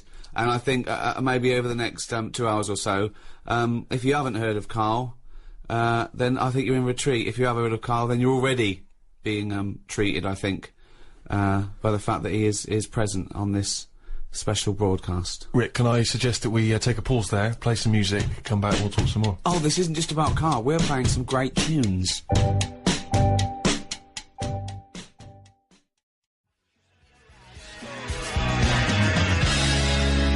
Arctic Monkeys, Fluorescent Adolescent. Talking of monkeys, we're here with Karl Pilkington. I say we. I'm Ricky Gervais. With me, Stephen Merchant. Hello. Doing a special one-off broadcast. Now, it's special in the sense that I don't know why it's special. I started that sentence. I had no. I had no backup. It's not particularly special. We've done this thousands of times. Well, it's special in the sense you got the old team back together. Exactly. It's special in the sense that it is a one-off. Yeah. That's why it's a special one-off. It's special in the sense that it is a one-off. I know it's special for me because I'm giving up a time, about 3 or 4 hours of my time for no money and no personal gain. So well, it's a special treat you for me say in that. respect. Now, Sammy Jacob, right, is the guy that founded XFM and gave me and Steve our break in entertainment or whatever, comedy. I remember also on the second day, he said, when are you two going to do some work before I fire? Yes. Which was, and I vowed that no one would ever say that again. Yeah. And, so he called me out of the blue and said, you know, we're launching Enemy Radio. That's a good project, you know. I'm a fan of the genre. Right, will you do a special show? Right, I called Steve. Steve went, well, I called Karl and he went, definitely not. And so I had to persuade these two miserable bastards to do this show. Karl, why didn't you want to do this? As a favour, I said to Karl, let's do it, let's do one. There's 2 reasons I want to do this. One, we'd stop the podcast. Yeah. we charged for the podcast because you'd left work, and you know we did very, very well with that. And I thought I want to give something back to the fans. Okay, that's one thing. Okay, right. 2, I want to do Sammy a favour. Why not? Okay, well, that's fair. That's your opinion. Yeah, but you, yes. But what you can't do when you're doing someone a favour, you can't go, yeah, Steve and Karl feel the same about it. Yeah, of course I'll do it, Sammy. Well, of course Karl will do you a favour, the man you've never met and you've never done a favour for yourself. Well, of course he'll do it. Well, hold on. Steve didn't want to do it either. He was busy. He works on 6 Music, so he was worried about that. He shouldn't really be doing it. I shouldn't really be doing this, and I'll tell you this, if you do love great new music and lively chat, then 6 Music Sunday afternoons is a great place to be with the Steve Merchant Show. I agree. There's enough for everyone to go round. Yeah. Enjoy that, enjoy this. Yeah. But Steve does it a favour to me. I said, Steve, I'll do it. All right, mate. You've done me enough favours. Yeah. Yes, I will. Okay? You didn't fall for that. I said, as a favour to me. No, he didn't. I even started an internet campaign to put in the poster up saying, Karl, do some work, you little lazy bastard. After a month, he was begging me to stop it. I wasn't begging you. It was just a bit stupid. You were really annoyed. Yeah, what I like, though, it's interesting because you're a busy man, Rick, and I know you've been heavily involved with lots of projects. How you found time, because you don't like writing and doing any form of administration at any time. How you found time to write a daily blog is quite remarkable. Well, I knew it was irritating. Right. It was, it captured the imagination of, you know, people all over the world. I wanted him to do this podcast, and here we are. What changed your mind, Karl? Well, you kept going on about it. Yeah. And then I thought... You saw friendship was an important thing. Yeah, a little bit of that. Now I've got to tell Steve something on air that Steve doesn't know about. Me and Steve are doing this for free, as a favour. I'm doing it as a favour to Sammy. Steve's doing it as a favour for me. That's what friends are for. Karl was negotiating himself some money. Yeah, well, this... Who the hell have you negotiated money from? With Sammy, I didn't know him. I owe this man nothing. I'm not doing anything for free. I've got bills to pay. We've all got bills to pay, right? Oh. You've got other work that brings you money in. Let me just stop because... Sick of it. Wait, though, because this is interesting, because, as you say, Rick, you're doing this as a favour to Sammy, he gave you your big break. Now, Rick, you gave me my big break, right? I didn't know Sammy. Ricky gave me a break. I'm doing this as a favour to Ricky. Oh, hold on. Who the hell gave Karl Pilkington a big break? Who would... There's one man in this room who wouldn't even have an agent, wouldn't even have a need for an agent if it weren't for Mr. Ricky Gervais. But hang on a minute, it's not me. Nice one, Steve. I'm already thanking you, Rick. Nice one, Steve. This free show, so hang on a minute. You miserable, ungrateful, little mank twat. Yeah, it's I hope you feel really bad. I don't feel bad. Me and Steve are doing it out of the kindness of our heart. Yeah, free. You're money grabbing again. They also the internet, how mean he is. I'm not mean. You are mean, Karl, because, you know, we did those paid podcasts, and all I wanted to do was some free ones. You wouldn't do it. Because we've done it now. I'm just saying you've got to get to a point when you go, I enjoyed that. Yeah, the podcasts were alright. Cut them off. You don't keep the story going. With the Bible, they didn't go, let's do another volume. People seem to like this story. Yes, they did. What? The New Testament. The Old Testament was a massive They did it once then. They did like a special for the fans. But all I'm saying is... One sequel. But they didn't keep going on. And we did 3 lots of the podcast. Yeah. That's more than enough for anyone. But I just wanted to give, you know, the people on the internet something back. Yeah, well, we've given them enough. Sick of the people on the internet always moaning. What? Who are moaning? Just moan. Who do? People do. Sick of it. Calling me Graham. They said I'm not even real. They said he's an actor. He's called Graham. That annoyed me. That's the thing that annoyed me the most. Graham. Of all the names. It's just that if I'm not me, what am I? That's the thing that annoyed me most. You're not me, what am I? Well, it would annoy me if someone was accusing me of something. Because, I mean, that's the thing. No, it annoyed you because they were stating a falsehood. Yeah, that's what annoys me. That's what did me head in. Let's play a record and be back with Karl after this.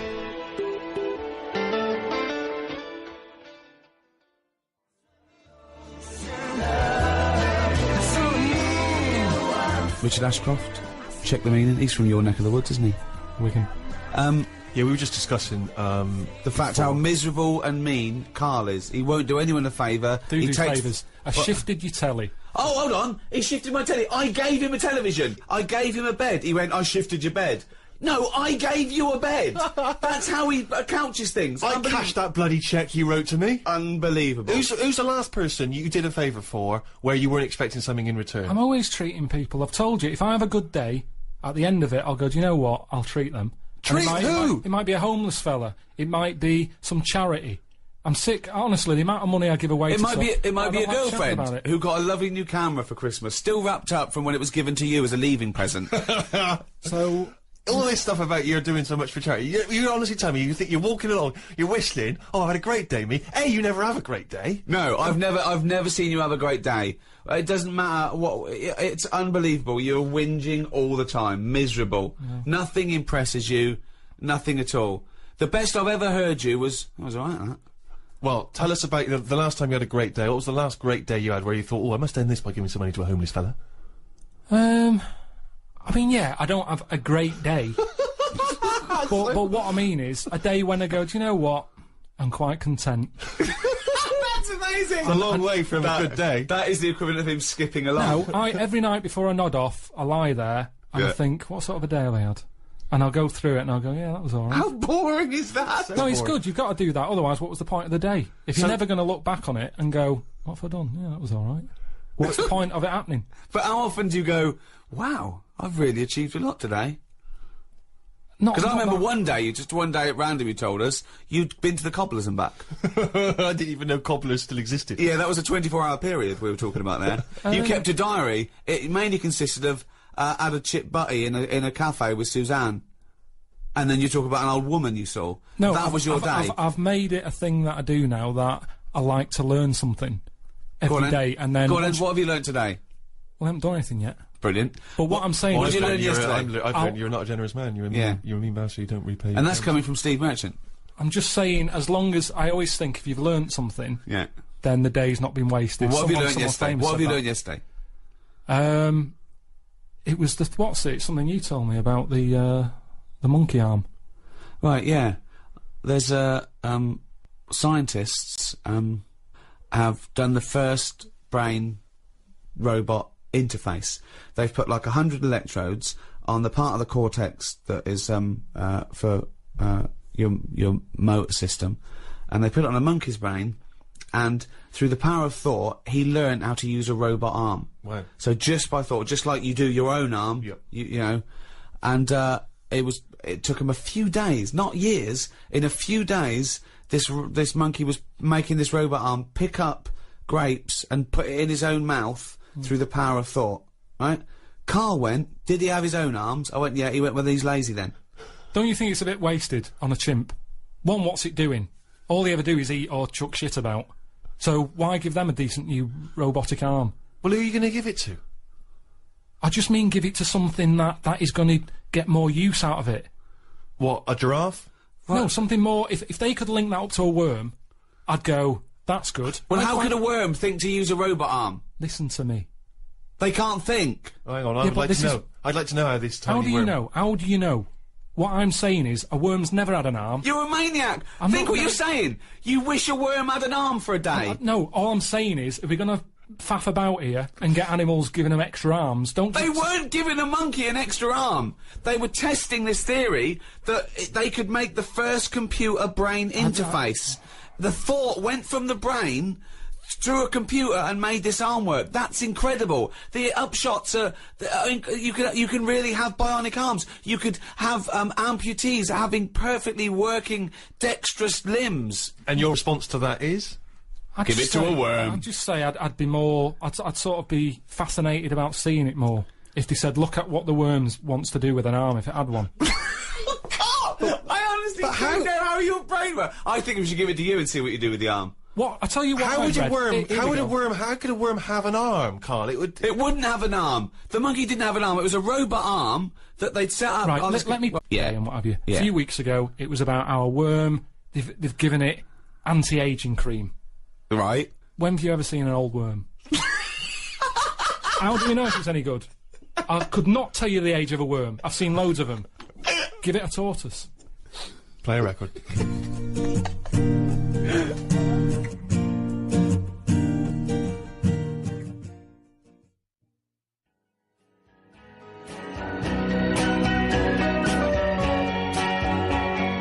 Bob Dylan, Positively 4th Street.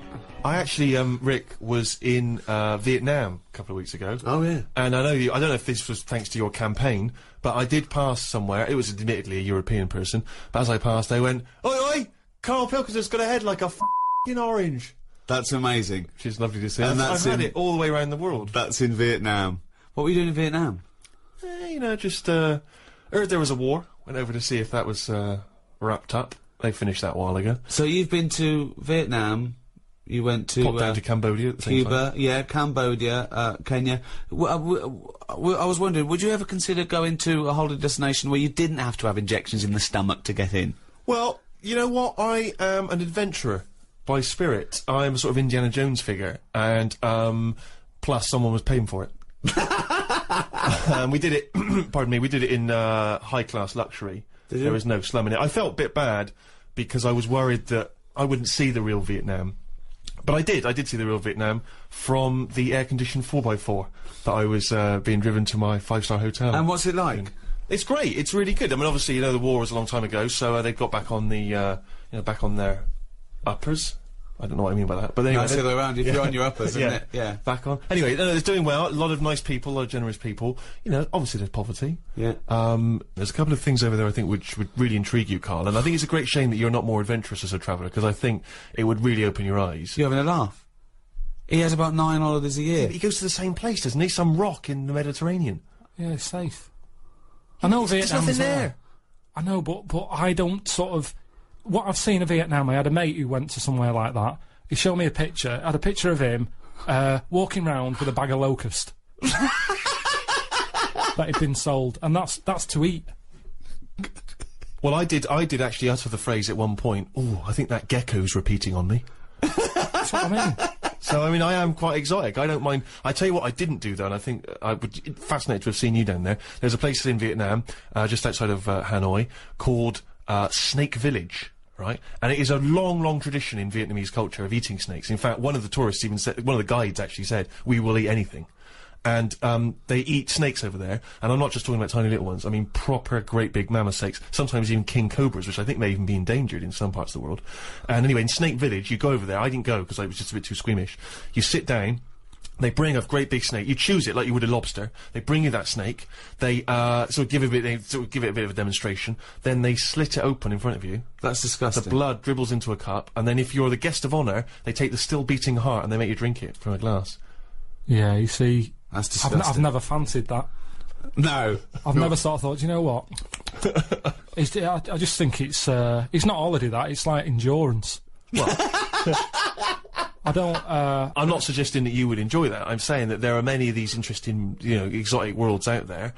You just stay closeted in your tiny little world and whinge about everyone else. Oh, and this and that. You've got no real empathy. I mean, I went to some extraordinary places in Vietnam. There's quite a lot of floating villages. Yeah. Villages that are actually floating on the water where the fishermen Well, he's live. had trouble with his boiler. There was a big leak in your flat, wasn't there? but that's fine, looking at stuff like that. All I'm saying is, when it comes to the point when I'm getting hungry, don't be serving me a snake's head. I'd love to see a little floating village. But why is it every restaurant you go in, they go, you know, do you want some crispy ant? Sea urchins? You know, some mate had one of them, and he said, it's sort of alive when you're eating it. You have to hit it on the head to knock it out a bit and eat it before it wakes up again. I don't want a meal where you're sort of having to do that to it. I'm not going to enjoy it, thinking, is it waking up yet? I haven't finished my starter. Oh, it's rolling about a bit. Hit it on the head again. But this shows your ignorance, Karl, because Vietnamese food is not like that at all, is it? I'm just talking about one particular exotic restaurant. What was your last holiday? A couple of weeks ago, wasn't it? Yeah, it was a cheap one, though. Go on, where'd you go? It was only 250 quid. Yeah, brilliant. Go on. Just a place in You Menorca. don't want to waste money, do you? Menorca. It's just, You've been there before, haven't you? no, I don't think I have. You've basically been to the same places over there. Yeah, there's not, I mean, yeah, you're right. I mean, there was nothing there to see. It was just, even the weather wasn't that good. But So it was a I waste don't of know why I time. went. No wonder it was 250 quid. I don't know why I went. But it's an experience. So you and Suzanne went away for an idyllic holiday. It was £250 all in for a week, was it? Weather wasn't very good. There was nothing to see. It was a shithole. Right. What did you do? I just sat outside and I was watching. In the rain. Really? You didn't even No. need to hire a villa then. You could have just like pitched up and said, "Can I sit here?" We had our own space, and for the first day it was all right. And then a family moved in next door from Scotland, and they were loud. And I hate it when people are loud and you can't understand what they're saying because their accents was really strong. So it's like, no, I can't even sit here and listen to what's going on. It's like really strong accent. Brilliant. The kid was only young, but he sounded old. Do you know what I mean? I don't know what that means. No, I've no idea. Just the Scottish voice. It sounds old. Even though he was a baby, he had a voice of an old man. I don't know what that means. This is what I'm saying. You don't go anywhere where you can embrace the change and the difference. You go to places where just some annoying people come and you move in next door. I had paella. I mean, it depends. It depends how much you want out of life. How much, what? Yeah, like I said to you, life's about learning. What do you want to learn? I'm just saying that's what life's about. If you don't learn anything, then what's the point? You might as well be a mayfly. Right. We've got all these years on the planet. Yeah. See something. Hold on. This is what Steve's saying. I know, but I'm saying watch it on the telly. There we are. There's the rub.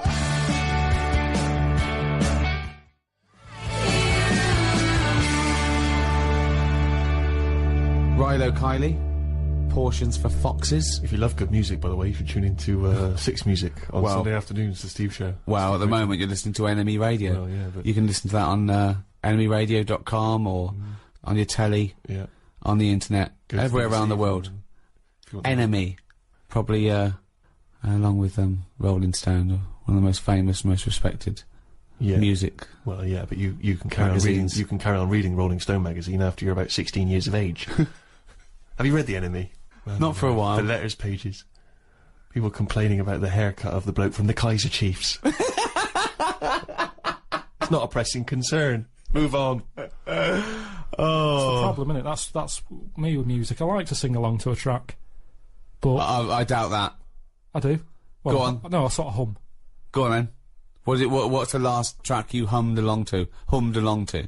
What's your shower song? People supposedly have a shower song they sing in the shower. What's yours? Oh, well, with my boiler being broke, it's got to be a short one. How's that going? People won't believe it. See, that's the other thing that people think, I've been moaning about the boiler since, about 2006? Yeah. I've had it fixed loads of times. Still the fault now. Every summer, it's come round again, the hot weather. It's not working. Get a new boiler. I can't get a new one. People keep saying get a new one. I can't get a new one because Why? no one will fit one in the cupboard that it's in. What, you can't find a single boiler in the world? No. What they said was, British Gas said they can't touch it because it's dangerous. That's good. I got in a dodgy fella to try and sort it, and he said, I don't want to tap that one, it seems too dangerous. He said, have you got an alarm in here?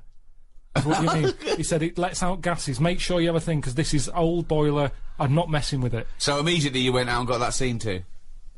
No, I've got an alarm now. Have you? What, you're genuinely telling me there is no one anywhere who can take this boiler out? What they got to do, they just got to blow up the house, have they? What they said was, we can put one in your lounge for you. Because they said you've got to knock a wall down, all this. It's not worth it. It's not worth it. You've got to knock a wall down? They said knock a wall down to put up a new boiler, and I don't want to start knocking walls down just for the sake of hot water. It's not worth it. Put the kettle on. I can't be bothered, so yeah, it is still ongoing. Yeah, you ain't got to wash his hair, has he? No, that's true. So yeah, I don't really have a shower song. But, yeah, music's alright. I just don't want to know everything about it. Music's alright? No, it's good. It's one of the 7 wonders of the world. I know it is, yeah, it's good. It's beyond... I can't describe... I couldn't try to describe how amazing music is. Yeah, I know. Not the shit we've been playing. No, I'm just... But I mean, I'm just saying... Music, classical Vaughan music. Williams and Beethoven. The music affects the brain in extraordinary ways. People with, sleeping sickness, who are otherwise almost in a vegetative state, hear music, they can suddenly can come awake, they can sometimes even dance. I was watching a documentary the other night about people with, Tourette's syndrome, where it affects, the body and different spasms, they have spasms and twitches, but when they're drumming, all those spasms and twitches go away. Other people who've got the IQ of children, and yet they can play classical pieces, they can improvise in an extraordinary jazz way. It's a remarkable thing. It works does something. No, it does, yeah. There's an Elvis song that my hairs always go up on my back every time I hear it. I don't know why. Every time I hear it. Well, I know why, because there's none on your head. But you've worked in music, you've worked around music for years, and not once has it improved your IQ. No, do you know the biggest problem, Steve? I don't want to moan. You do. You can't get away from noise these days, and that's the problem. I think that's... music's almost got too important now. People can't think, and that's the problem with music. There's always noise, you can't get away from it, and I can't concentrate. If there's any sort of noise, I can't concentrate. My brain's going, what's the noise? And my ears are going, I don't know, go and have a look. And I love the fact that your brain's talking to your ears. It's all connected. The irony is, I genuinely think that conversation is going on in Karl's head. And I think the ears are slightly cleverer than his brain. No, they all kick in, don't they? I'm sat there, my brain's working. Go I might on. be writing something, I might be doing that book, I'm thinking, my brain's going, right, yeah, it's working, and then a noise happens outside. My ears go, what's that? My eyes go, well, I'll have a look. Brain goes, yeah, go on then. Suddenly, they're not even thinking about the book. All the senses- No. It's you! No, but... There's no conversation between ears and this eyes is and where it's brains. interesting. He's read the numbskulls. Do you remember that as a kid? Lots of little people inside a person's brain making it work. Herman's head for American. Turning a wheel to I've move said it. to you, Go on. though, well, how do you know which one's in charge? Because my brain was quite happy doing that book, but my ears got bored. Make a note of that, someone. If you're listening, make a note of that. The brain was quite happy working on the book, but the ears got bored. No, the way I see it is your brain is like the adult. The Your what? The adult. Oh, In I you. thought you said adult. And your ears and your eyes are like the kids, and they get bored quicker. And the brain's Carl, quite happy. This doesn't work at all as a metaphor on any level. Biologically, philosophically. It does. No, it doesn't. It doesn't work at all. It does, because your brain does the thinking. Now, if I have earplugs in, Yeah. my brain can think better without the ears.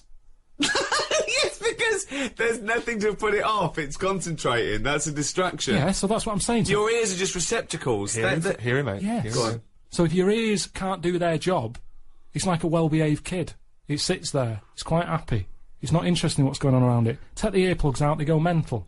What's that noise? What noise? Go and have a look. Eyes, go and have a look. I don't know what you're talking about. This is the ramblings of a maniac. Can you tell your brain to tell your mouth to talk some sense? Well, which order would you say it works in? Well, it's all working at the same time, isn't it? No, but your brain's at the beginning of the... If it was a circuit, your brain's at the beginning. No, necessarily. Not with hearing something. Your ears come first, but they're passive. Your ears are merely receptacles for sound, right? They're a conduit to the brain. So hearing is only thought. Hearing isn't the airwaves hitting your eardrum. You can't block it out. No, what I'm saying is that's a passive thing. Your fingers, when it touches something, it's your brain that develops that information. Your fingers aren't going, oh, I recognise that, it's a piece of cheese. It just touches it, and your brain recognises it. It's all done in the brain.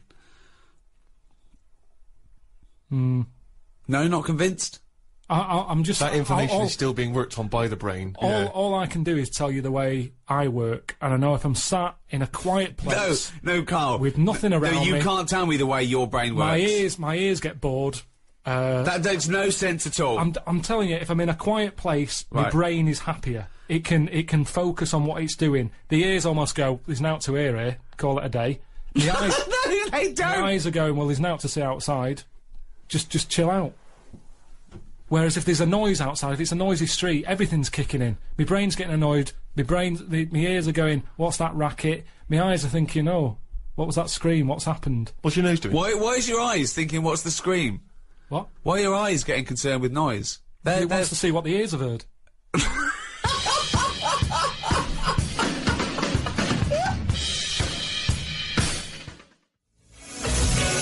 Cure, Lullaby, on Enemy Radio. With me, Ricky Gervais, Stephen Merchant. Hello. And Karl Pilkington. All right. Now, straight after your holiday, you got home and then came out to visit me in Boston on the set of my film I was doing. How was that? Well, I didn't want to do it, did I? He called up and said, do you want to come out? And Do I a thought, favour for me. Ricky said, can you do a favour for me? You thought no. Well, no, I didn't just go no. I sort of said, what is it? And he said, oh, well, you can just have a part. And he's like, what's the point, though? I'm not an actor. I can't act. What's the point? It's Well, a you long are, way you're to Graham. go. So anyway, he said, all right, don't bother. Then a week later, calls back, and he says, bring Suzanne with you, if you want. Oh, holiday. So I thought, yeah, I could treat Suzanne to that. I thought a little part for him. They'd probably pay 2 flights. Yeah. You know, she's coming out. I thought, share it with friends. I was You're a having- generous guy. Yeah, so I thought, oh, she'll love that. That'll get me in a good book. So I said, listen, we're going to Boston. She goes, right. Anyway, Ricky books the tickets and that. She can't get time off because we'd just been in Menorca, so they said, hang on, you've just had a week off, you can't go anywhere. So I had to go on my own, right? Which, you know, fair enough. I'd said I'd go by that point. It'd all been booked. The costume that I needed for the film bit had been made. I couldn't get out of it. I was in too deep. Anyway, go there. Boston isn't worth seeing. Oh. I mean, you're talking about travelling the world and, opening your eyes and seeing new things. There's nothing to see in Boston. It's Dunkin' Donuts and Starbucks. There's nothing else, is there? I'm not being unfair there. I mean, it looks nice. There's nice buildings. You mean there's not a museum of the weird? There's, they had something to do with tea bags, didn't they? No, it's the Boston hotel. Tea Party. It was nothing to do with tea bags. It was the Boston Tea Party. That one of the founding events of America. I know, It wasn't something to do with tea bags. So other than that, it wasn't chimps. There was no chimps involved in the Boston Tea Party. For me, I went out for a walk on 2 of the days when I wasn't having to work. And yeah, only worked for 1 day. Well, got 3 days free, 4 days in a hotel, all paid for. 1 day's work. I mean, it really is ungrateful. So anyway, Steve, I dressed up as a caveman in some old animal stuff, which you thought, well, this was for the film, was it? This wasn't just your natural. Yeah. So can I just say, it was not real fur. I insisted there was no real fur. Well, used. you say that. Yeah.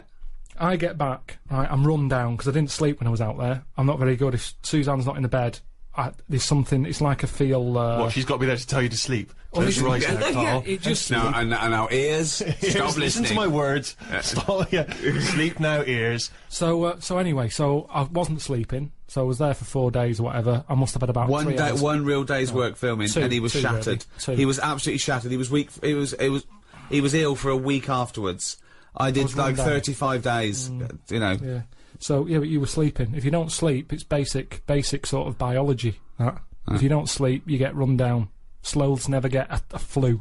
Because it's good, isn't it? That's when your body's replenishing.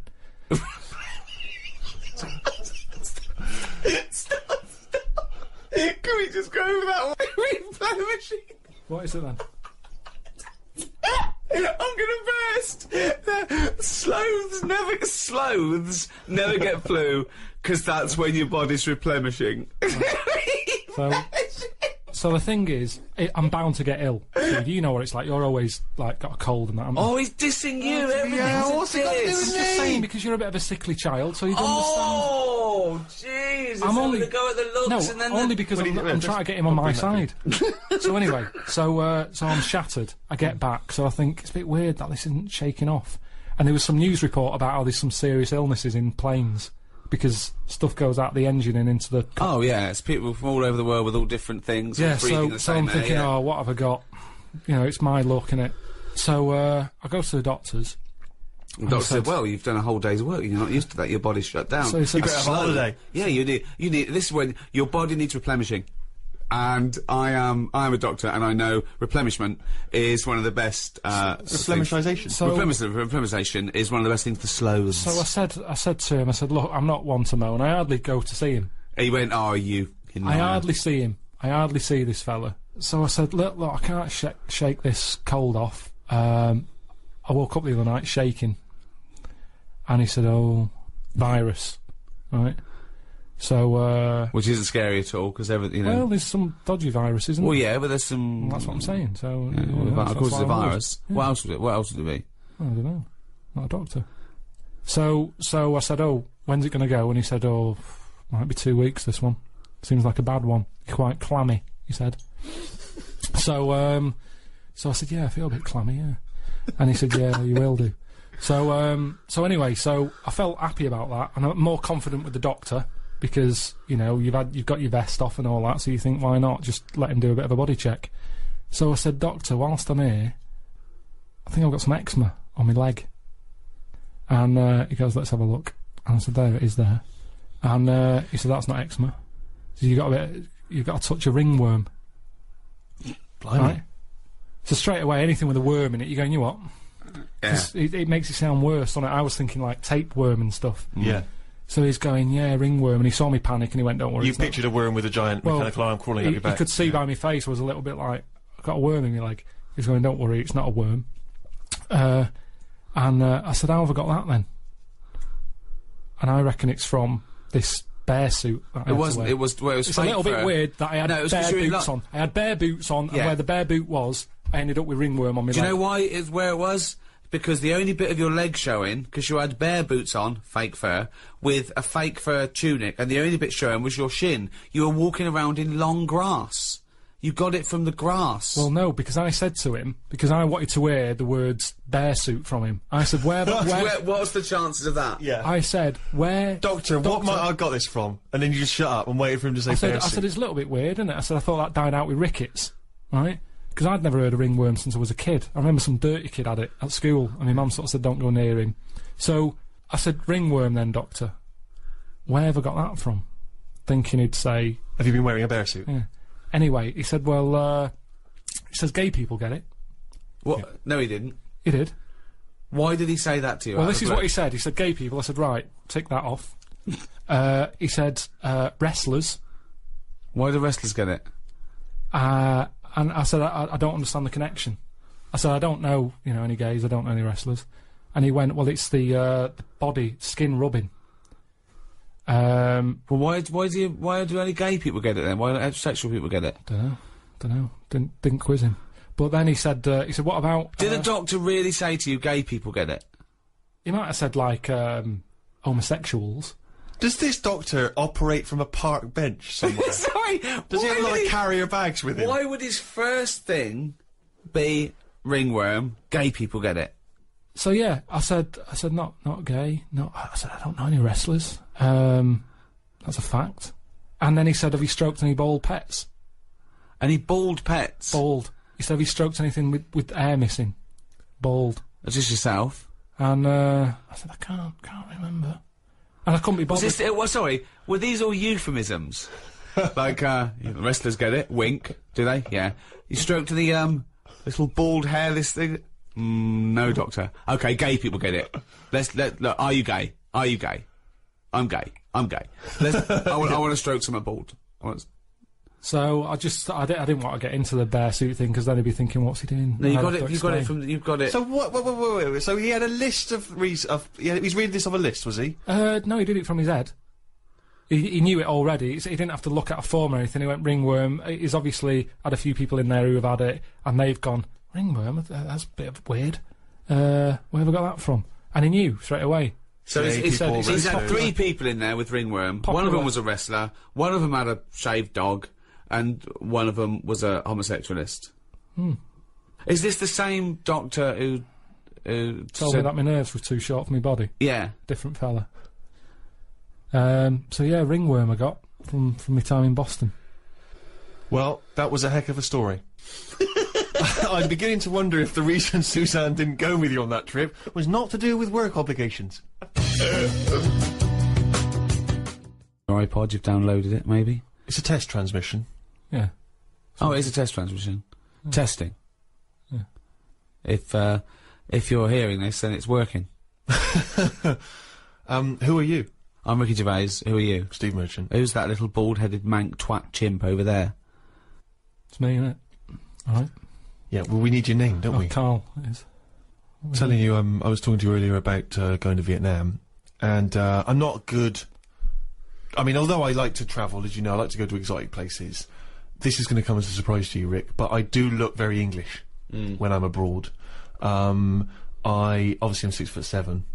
I'm quite pasty and white, and I find it very hard to blend in with, say, Vietnamese people. Sure. But this time I thought I'd embrace this, and I've brought you something to show you. It's not really going to be very helpful on the enemy radio, but I decided to wear a hat. I thought I'd buy a hat and wear a hat, and I thought that I bought this last minute as I was just before I got on the plane. I was doing some shopping. I thought I need to, because you can. You think it'd be something like from a Graham Greene novel, right? Exactly. They'd go, they call him the Englishman. Exactly. He's the wisest, and yeah, exactly. Yeah, exactly. So I thought, because you can kind of reinvent yourself when you're abroad in some way, can't you?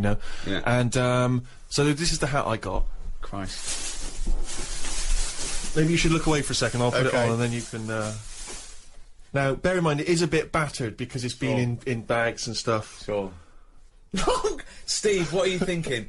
Right. No, it is a bit battered and damaged, I admit. Okay, how can I, right, it looks like a cross between something Miss Marple would wear. That's nonsense. No, it does. It looks a bit like that. And there's a beer with a bloke drinking, what's that called? Moretti beer?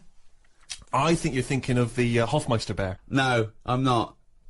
It looks like Miss Marple's hat. It doesn't look like Miss Marple's hat. does. It's kind of moddy, isn't it? It's a bit not. modish. It's a tweed thing that comes down that an old lady would wear. Tweed. It was a about? librarian lady would wear in the 1930s. It's not tweed. I have never seen it. That you didn't really buy that, did you, to wear? I did. No, you didn't. Yes, I did. Right. Can I take a picture of this and I'll put it on my website?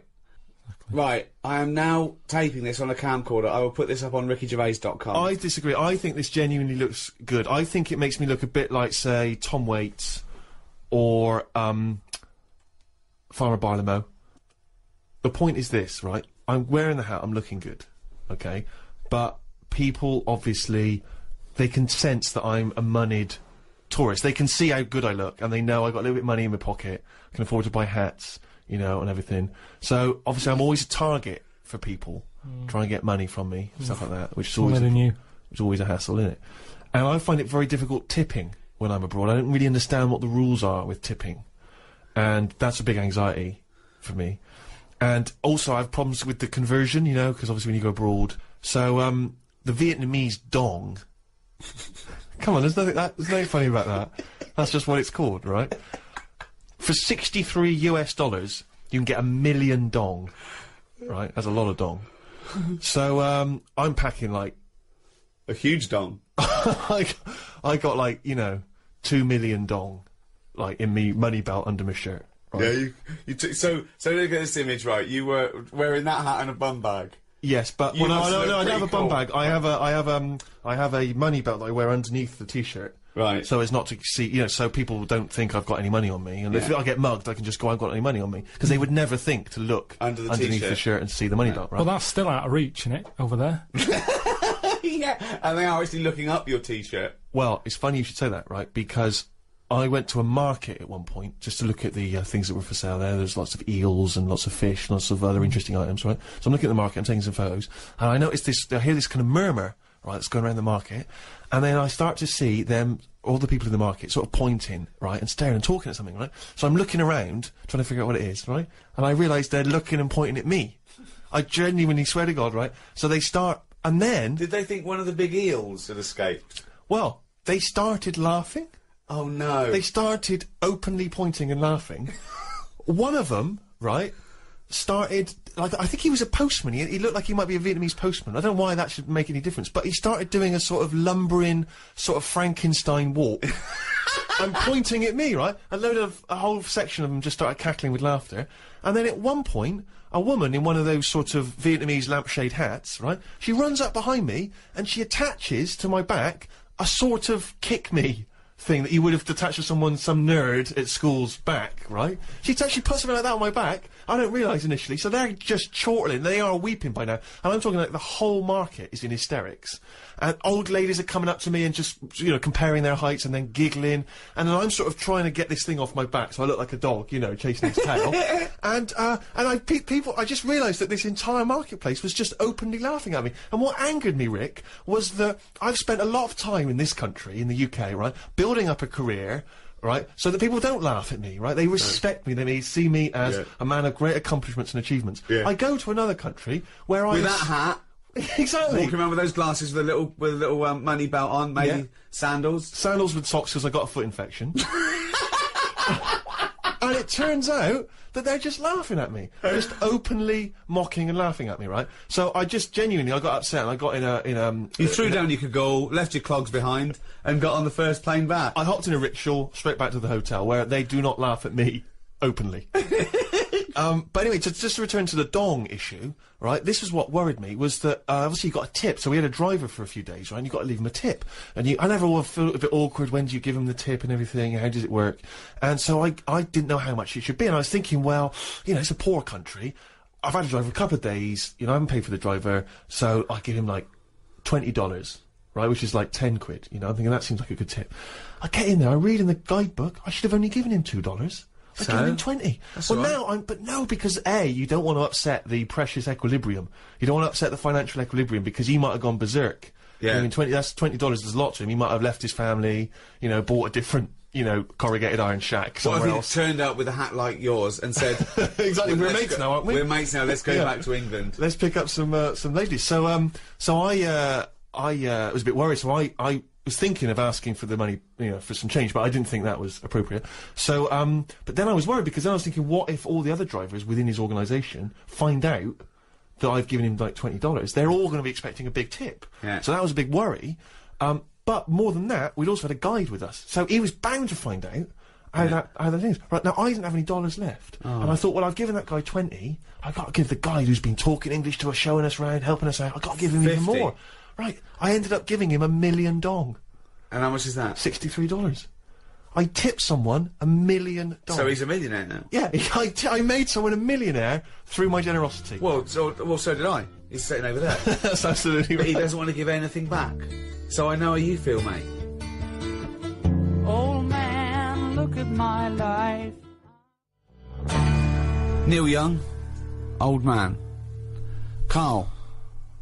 Now, you know, traditionally at the zoo, they have to, dart a dangerous animal, a lion or a gorilla or whatever. what? They have to dart it, Oh yeah. right, Yeah. to take blood samples and check its health and stuff.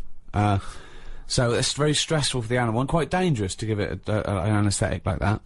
So what they've started doing now, there's a bug, right, like a type of beetle, and it's a bloodsucker.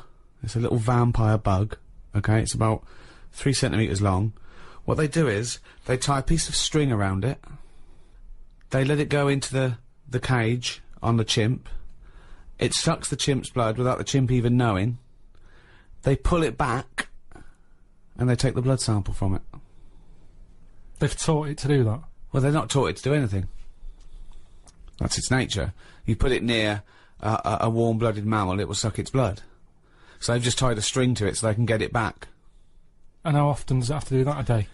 Well, I don't know. Why are these the important questions? Isn't that incredible that they've got this amazing symbiotic relationship with a bug? Because that's Is it what the same one? Safety's 8 chimps. Oh, jeez, Karl, listen to me. No, let him. I want to. I'm just saying, if there's 8 chimps in there, Yeah, 1 beetle.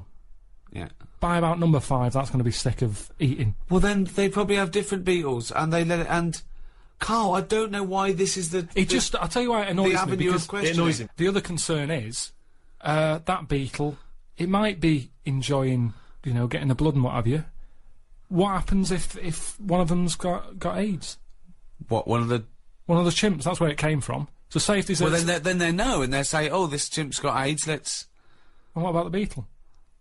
What, you're saying you're worried that the beetle will contract AIDS? Well, I don't know if that's how it works, but all I'm saying is, you get a dirty chimp in there, it's got a touch of that, and the beetle gets it, and all I'm saying is, it seems a bit unfair. What are you worried about the beetle? Working hard. It's eating what Because it likes. this is the same as getting in foreigners to make cheap trainers, to me.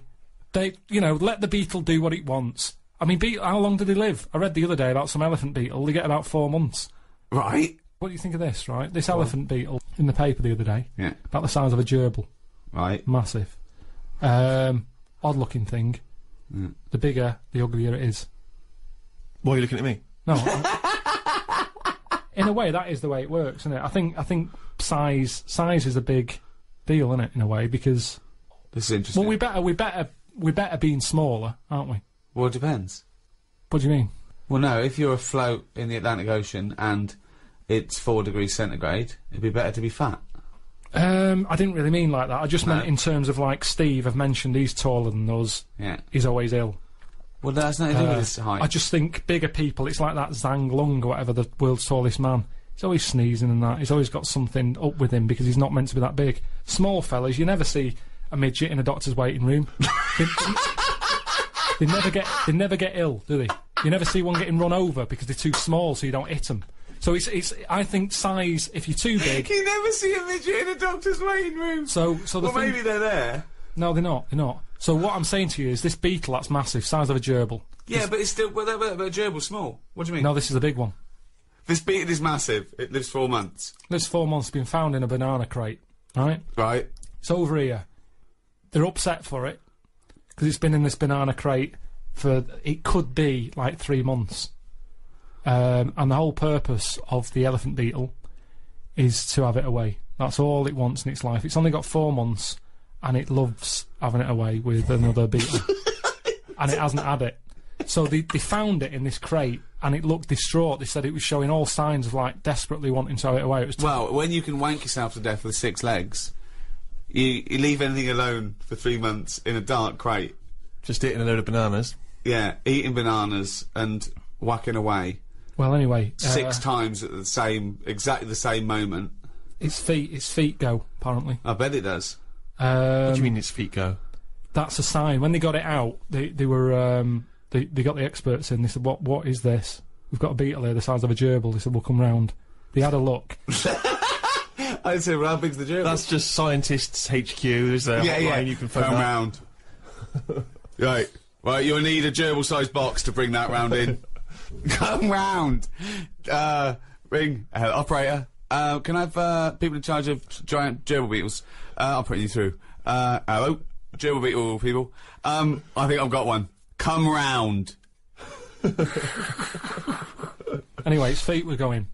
What do you mean its feet were going? Do you mean it was dancing like Lionel Blair, or it had bunions? I haven't seen one, but...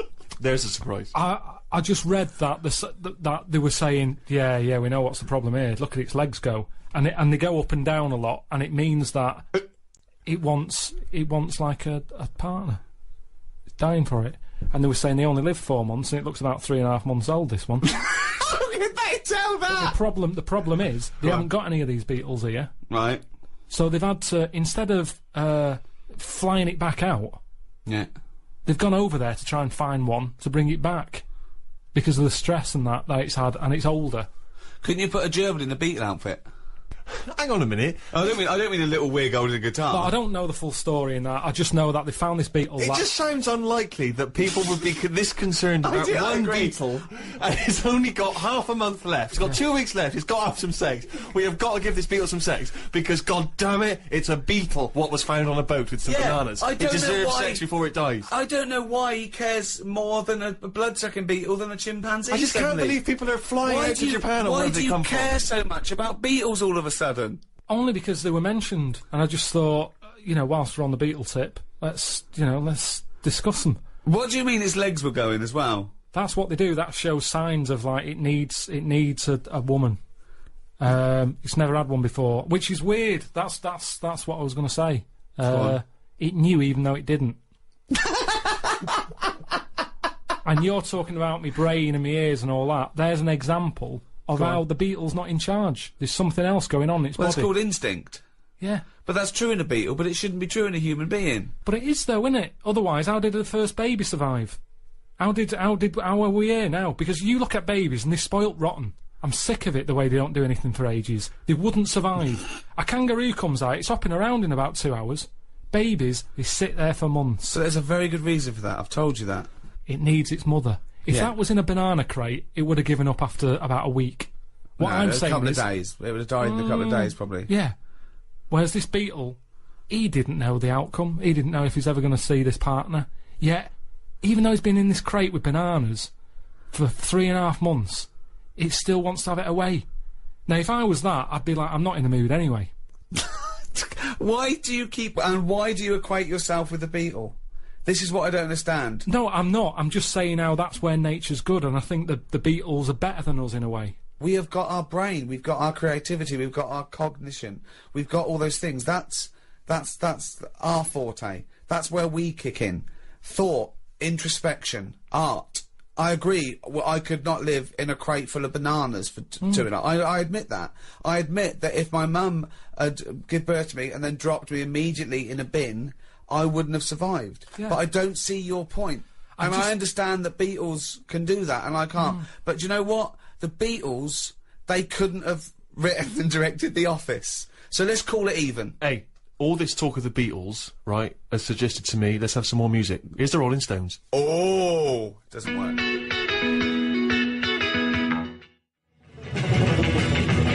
Well, that's about it. This is a test transmission for the Enemy Radio. I've enjoyed it.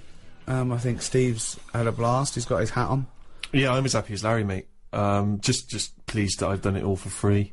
whereas Karl will be cashing a sweet, sweet cheque. I know, it looked like looking after number one, after all we've done for him. I didn't even realise there was an opportunity to ask for money, because I understood it to be a favour, so it didn't even occur to me to get my agent. Always ask. Always ask. No, because I'm doing it as a favour. If you said to me, can you come around and help me move house, I would do it. I would not presume you were going to pay me for it. Debt of gratitude. See, one day maybe I'll need the enemy. One day I'll call up the enemy, just like you call up scientists and go, I've got a beetle the size of a gerbil, they say, come round. I might call them up and I go, oh, what's the drummer from Dodgy doing? They go, come round. But where does that debt of gratitude stop then? Because at what point do you say, well, I'll have some money, please?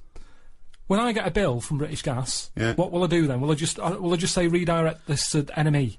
Because little debt of gratitude. Sammy Jacobs, the fellow who runs NME Radio, send the bill to him, please, British Gas, because he'll sort me out. No. He'll go, what are you talking about? That's not my bill. Sort it out yourself. And that's what I'm saying. The world moves on money. I make money to pay the bills. It's not for me. Sometimes I never see it. Doesn't even touch my hands. It goes in the bank, out the other way. Doesn't even stop. There's always people taking money off me for this, that and the other.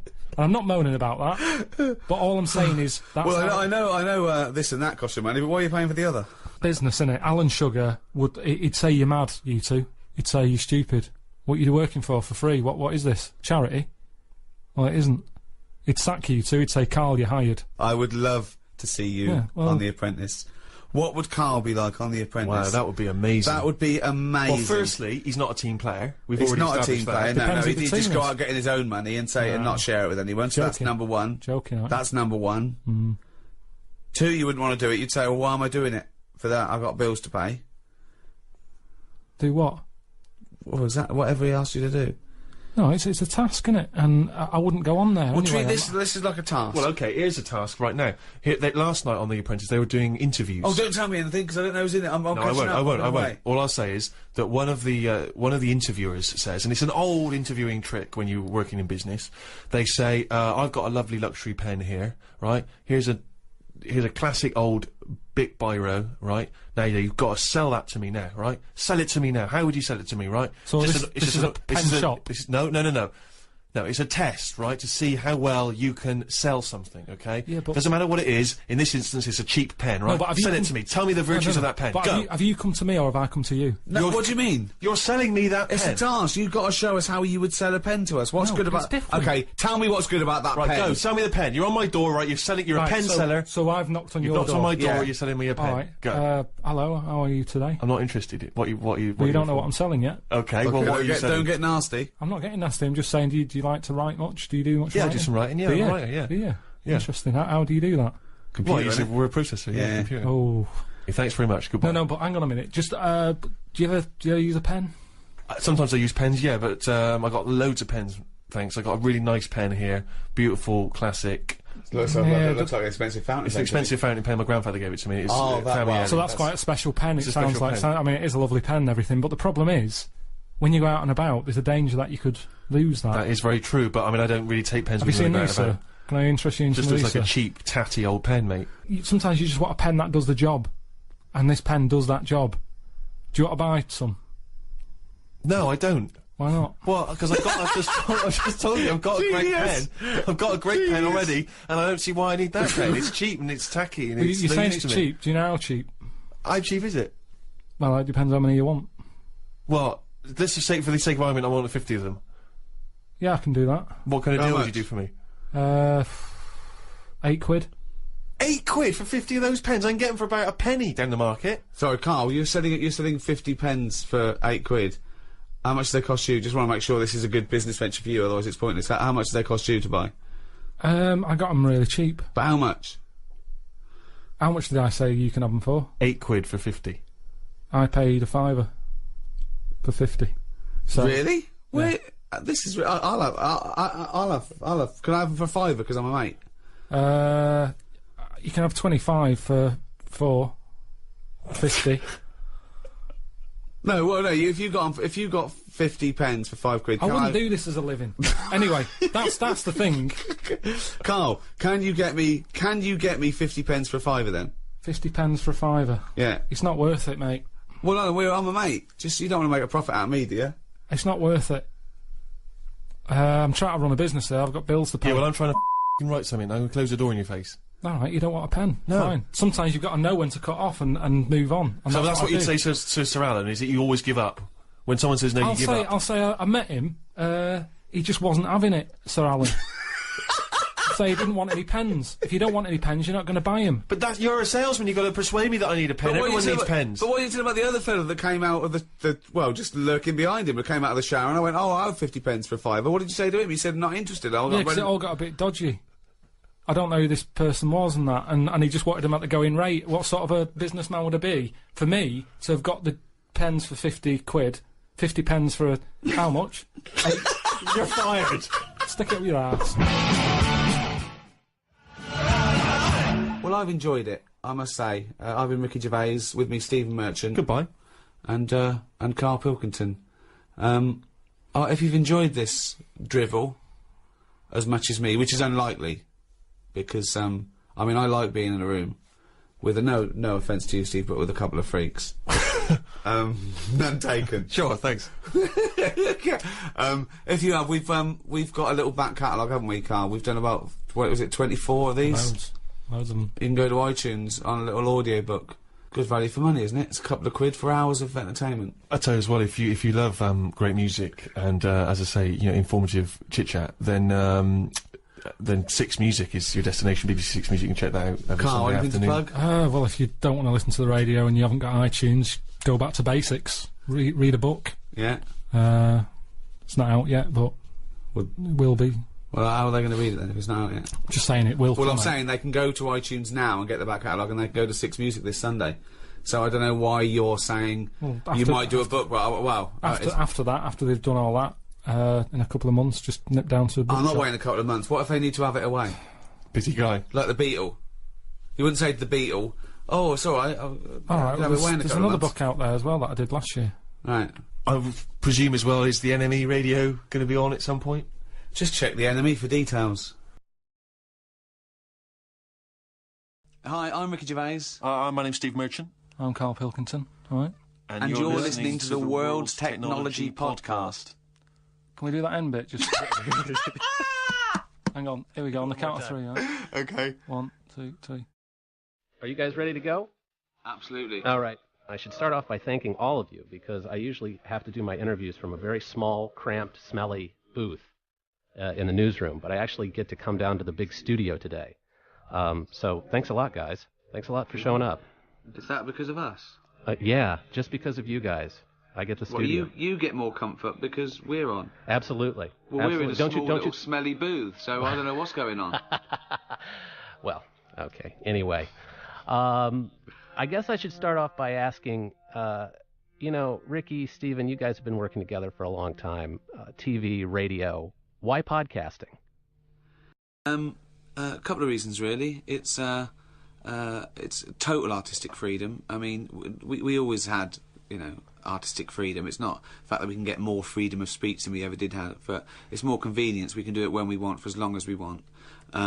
But the main thing is that it's literally global. You know, unlike everything else, people in America can't get the DVD of extras yet, maybe, or they, you know. But this is available when it's available here. It's available everywhere. I think you say artistic freedom there, Rick. I wonder if that paints the impression of this being some kind of artistic endeavour. I was going to push that point just a little bit, having listened to every episode of your podcast so far, but we'll get to that in just a second. Was this the Guardian's idea or your idea? Ours. It was your idea. Yeah. You guys went to the Guardian and said, "Can we do a podcast?" That's exactly right. Yeah. And then you offered to do it for free. Well, we wanted to do it for free, so we had to have someone to host it because obviously it costs money for the setup and stuff. So we always wanted to give it away for free. It's just then someone had to facilitate that. Right. Right. So that idea came first. That was absolutely fundamental that I wanted it free. Yeah, we just and the Guardian were great about that. They're sort of like the forerunner of sort of media in England. So it was a marriage made in heaven. I mean, they have been out in front, haven't they, on new media, blogging, pictures from picture phones, things like that. A lot of sort of citizen media. I must warn you that the more you press any point, the more you'll find our ignorance. Oh, right. Okay. Blogging? Yeah, a blog. while you're ahead. Blogging throws you guys, huh? Yeah, that's when you just like go online and talk about what you did that day, isn't it? All right. Well, how about? I mean, you obviously must have known a little bit about podcasting, or you wouldn't have gone to the Guardian with the idea. And you know, we knew what it was. We knew that people do it in their bedroom and stick it on the internet for all to listen to, but they only get 25 people listening to it. And we thought, with our global fame, we could get more listeners than that. Right. So I'm curious, Karl, how did you get involved with all of this? Don't know really. Just well, I did the radio show with Ricky and Steve, and that was a radio show there that went out in Britain, right? Yeah, went out in London, but on the internet and that. Mm-hmm. And then they wanted to carry on Monkey News. Yeah, Monkey News, for listeners who haven't heard, is sort of a roundup of Monkey News. Yeah.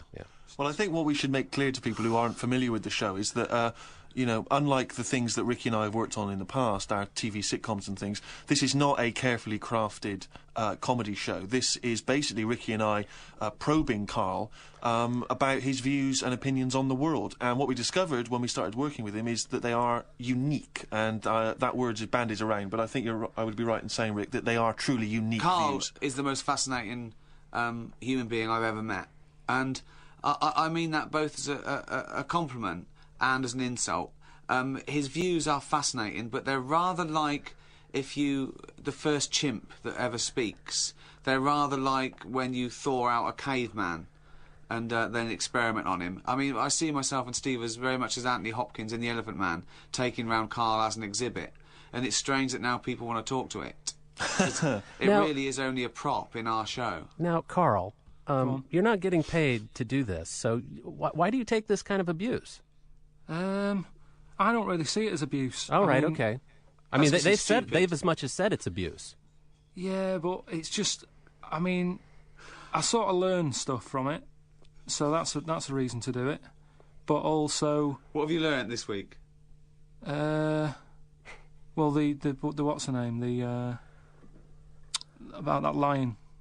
That if it could shout, it couldn't.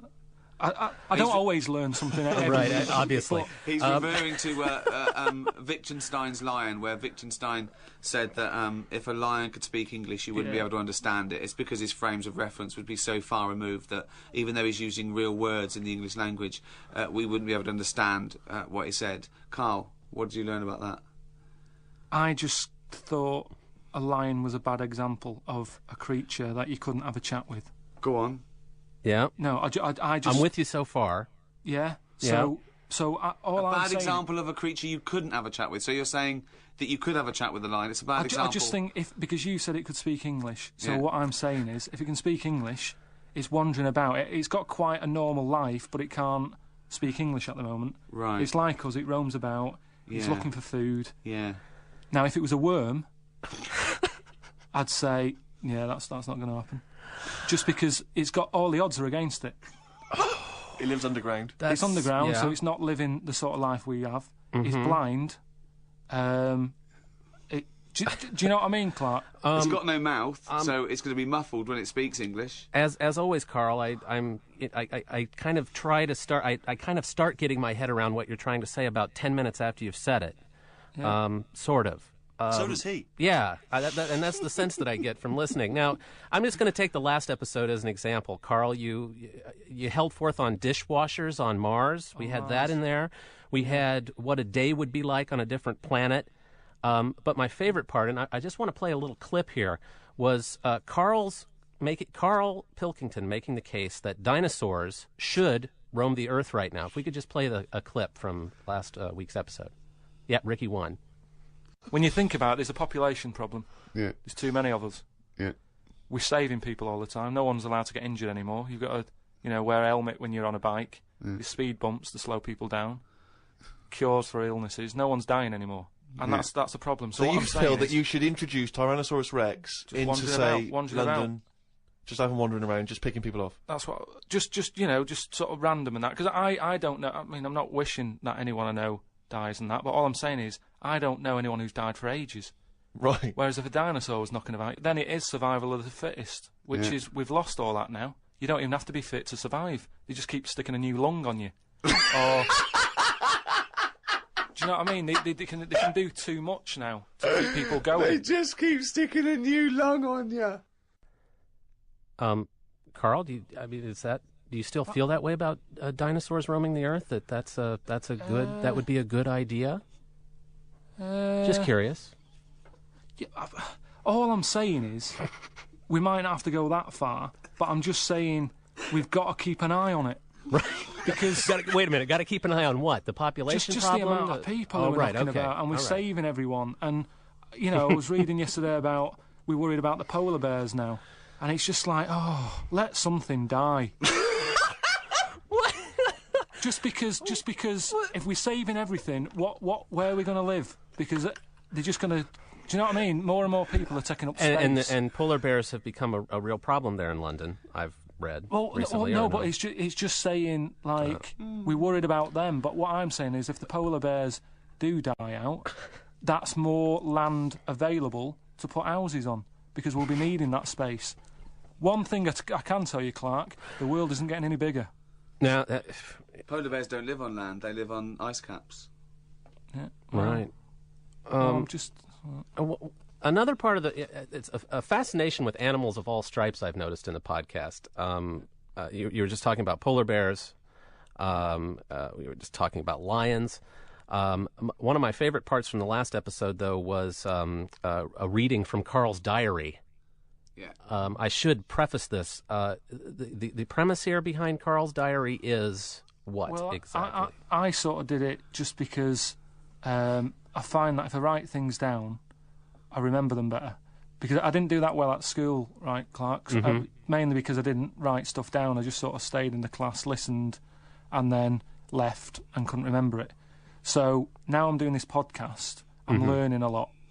Not every week, like I say, but now and again I pick something up and I think that's good. So I think if I write it down, it'll go into my head.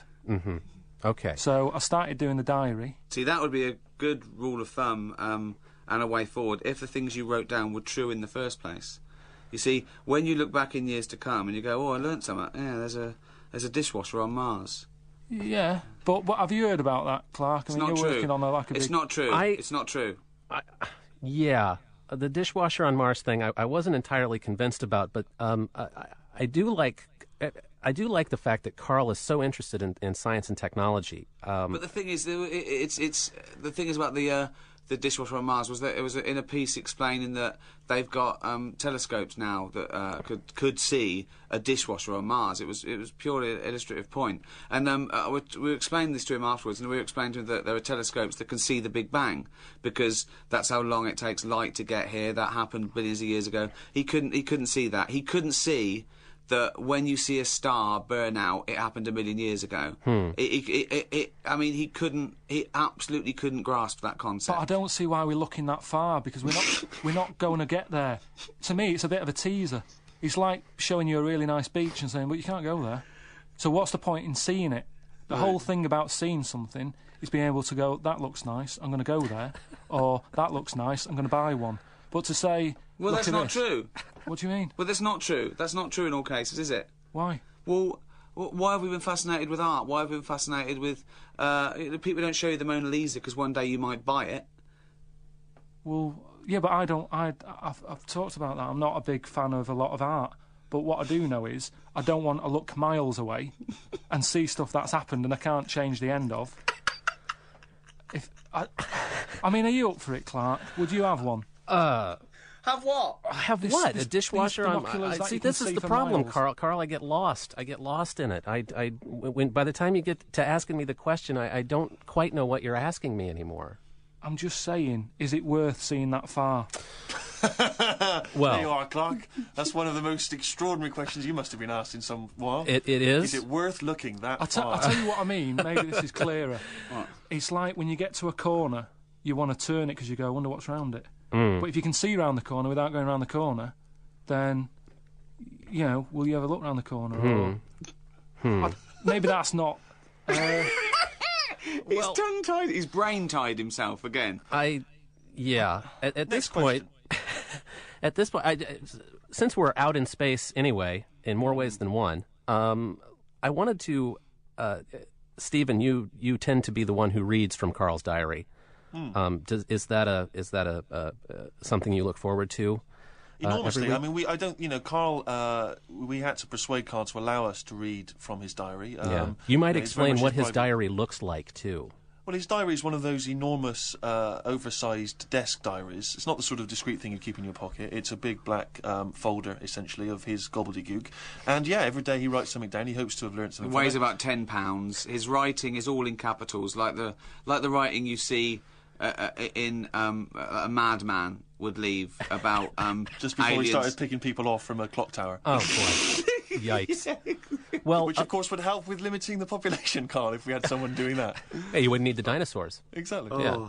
Well, I wanted to play. This is from the last podcast that you guys did too. This is Stephen Merchant reading an entry from Karl's diary about the Big Bang Theory. Oh. Got my science book out. It said that the static you get on the telly when a channel isn't tuned in properly is radiation that is still knocking about from when the Big Bang happened. I thought about the Big Bang and wondered if it was really a Big Bang, or did it just sound louder as there was no other noise to drown it out. Good point, though, isn't it? Karl's diary, Rick, never ceases to amaze. More from that next week. I mean, wow. Yeah, I agree. That's sometimes all I can think is wow. Yeah. I just. Have you ever heard us discuss the model of infinity with the infinite amount of chimps eventually? Eventually, but doesn't Karl believe that the chimps can't come up with anything by Shakespeare? Karl, what do you think of that? It's. He reckons it wouldn't happen if I hadn't read it first. Right, He doesn't get the concept. No, he doesn't get the concept of using... the trouble is, where people use that model of a chimpanzee not having consciousness, Karl doesn't believe that. Because Karl thinks that chimps think like us. Karl gets most of his scientific information from the Flintstones and the Planet of the Apes. So a chimpanzee is a really bad example to show random... it's infuriating. But the biggest problem I've got with it is, right, and... This is the chimp theory. The chimp theory. Okay. We should point out this is the theory that if you give an infinite number of chimps an infinite number of typewriters, they would eventually write Shakespeare. Eventually write the complete works of Shakespeare. Right. My biggest problem is it's not the same chimp. Doesn't matter. It does matter because. Okay. Let's change it then. It still works if you give a chimp an infinite amount of time. Eventually, he will type the complete works of Shakespeare. But then the new one will come along, the different monkey, whatever the shift pattern is, one will finish the shift. Forget shift pattern. The shift pattern's got, I've told you before, it's got nothing to do with it. So, okay, forget infinite amount of monkeys, right? One monkey with a typewriter, given an infinite amount of time, will eventually, along with everything else, type the complete works of Shakespeare. It just annoys me how you believe that, yet you're not having the... Because it's a model to show the nature of infinity. We're not saying it would ever happen or will ever happen. But they haven't even done chapter 1 of one yet. But they're not actually conducting this experiment. So why say it? It's a stupid thing to say. Oh, really? That's rich. Okay, so other than being a platform for Karl's theories, do you guys think that podcasting gives you comic opportunities that other media really don't? Well...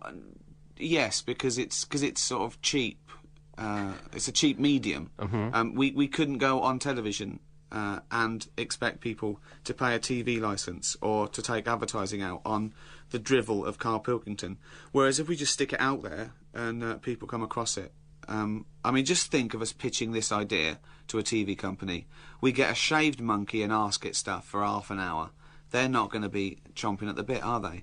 Whereas this way we can show them the... I mean, I really do feel like I am a pioneer in the Old West, and I've found the missing link. Me and Steve think of us going round in some sort of wagon where we pull down the sheet, and there's Karl sitting there in the cage, and all these people go, yes, see the roundness of his head, hear it speak, right? You know what I mean? It just go around every... I mean, I'd love to do a tour of America and give away little, pictures of Karl. They've met the missing link. But Clark, do you sometimes think I have got a point? Do you ever think, he's right with that one? I sometimes think you have a point. Right. I'm not ever entirely sure what that point is. Yeah, but it's the same as if Einstein, right? Say if he didn't have, like, you know, everyone bigging him up like they have now. And, Yeah. you hear the name Einstein, you go, I know "Here's a you're bright fella." anti-Einstein, too, yeah. But what I mean is, if he said to you, all right, Clark, E equals MC squared, wouldn't you find that a bit like, what are you on about? What's your point? That's a good point. I see now that you are like Einstein. I'm just saying it's a perfect metaphor. Every idea has to come from an egg, and I'm just laying the egg.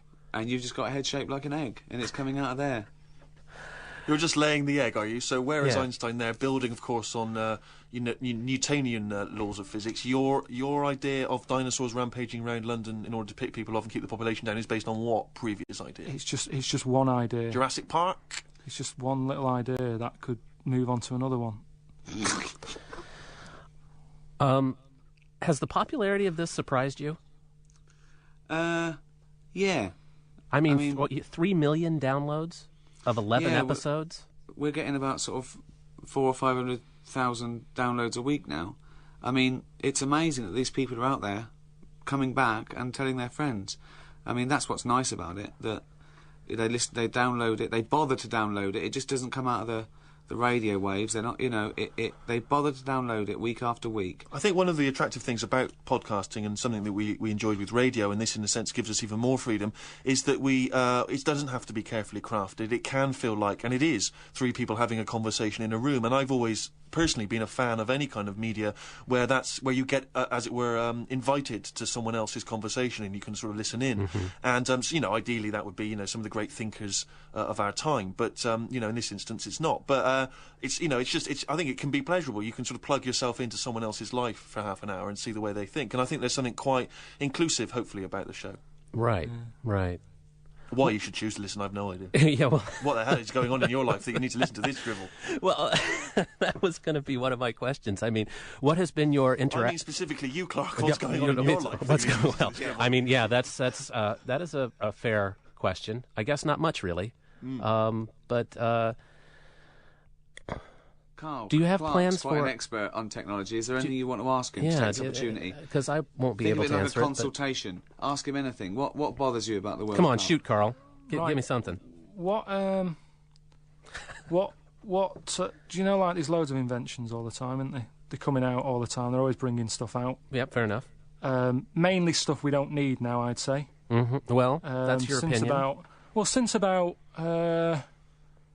I don't know, 1978. I'd Brilliant. say just figure at random. Plucked a year out of the air. The mobile phone was voted by farmers around the world the most labour-saving device of the 20th century. That came after 1978. So once again, you've made a fool. I know you're going to say it's just a phone. They just tweaked it. Fundamentally different. It's the same as the iPod being the new Walkman. Right. They keep sort of tweaking it, and it's annoying because to me it's kind of like, you know, someone jumping on the back of someone else's idea, right? So say like Mr. iPod, he's sort of jumped on the back of Mr. Walkman, and he's gone, I'll have that. So I've just got an image of now a man jumping on the back of another man. I mean, it's incredible. Is that the actual image in your head, Karl, as you said that? Yeah, I'm sort of imagining a little salesman on a market doing well for himself, and then someone coming along, nicking the idea, setting up a stall right next to him and going, look at this, I'm doing better than you. It's fundamentally different. But what would you say has been the best invention? Ever? Well, before 1978, because everything after them, it's just been toys. So just, you know, something that you go... Amazing. That's... I mean, amazing. We've got DNA fingerprinting since 1978. We've mapped. Yeah, but all these things are making other people lazy, aren't they? All these new inventions. Why do you need 10,000 songs on the go with you? Where are you walking? You know, it's a Walkman.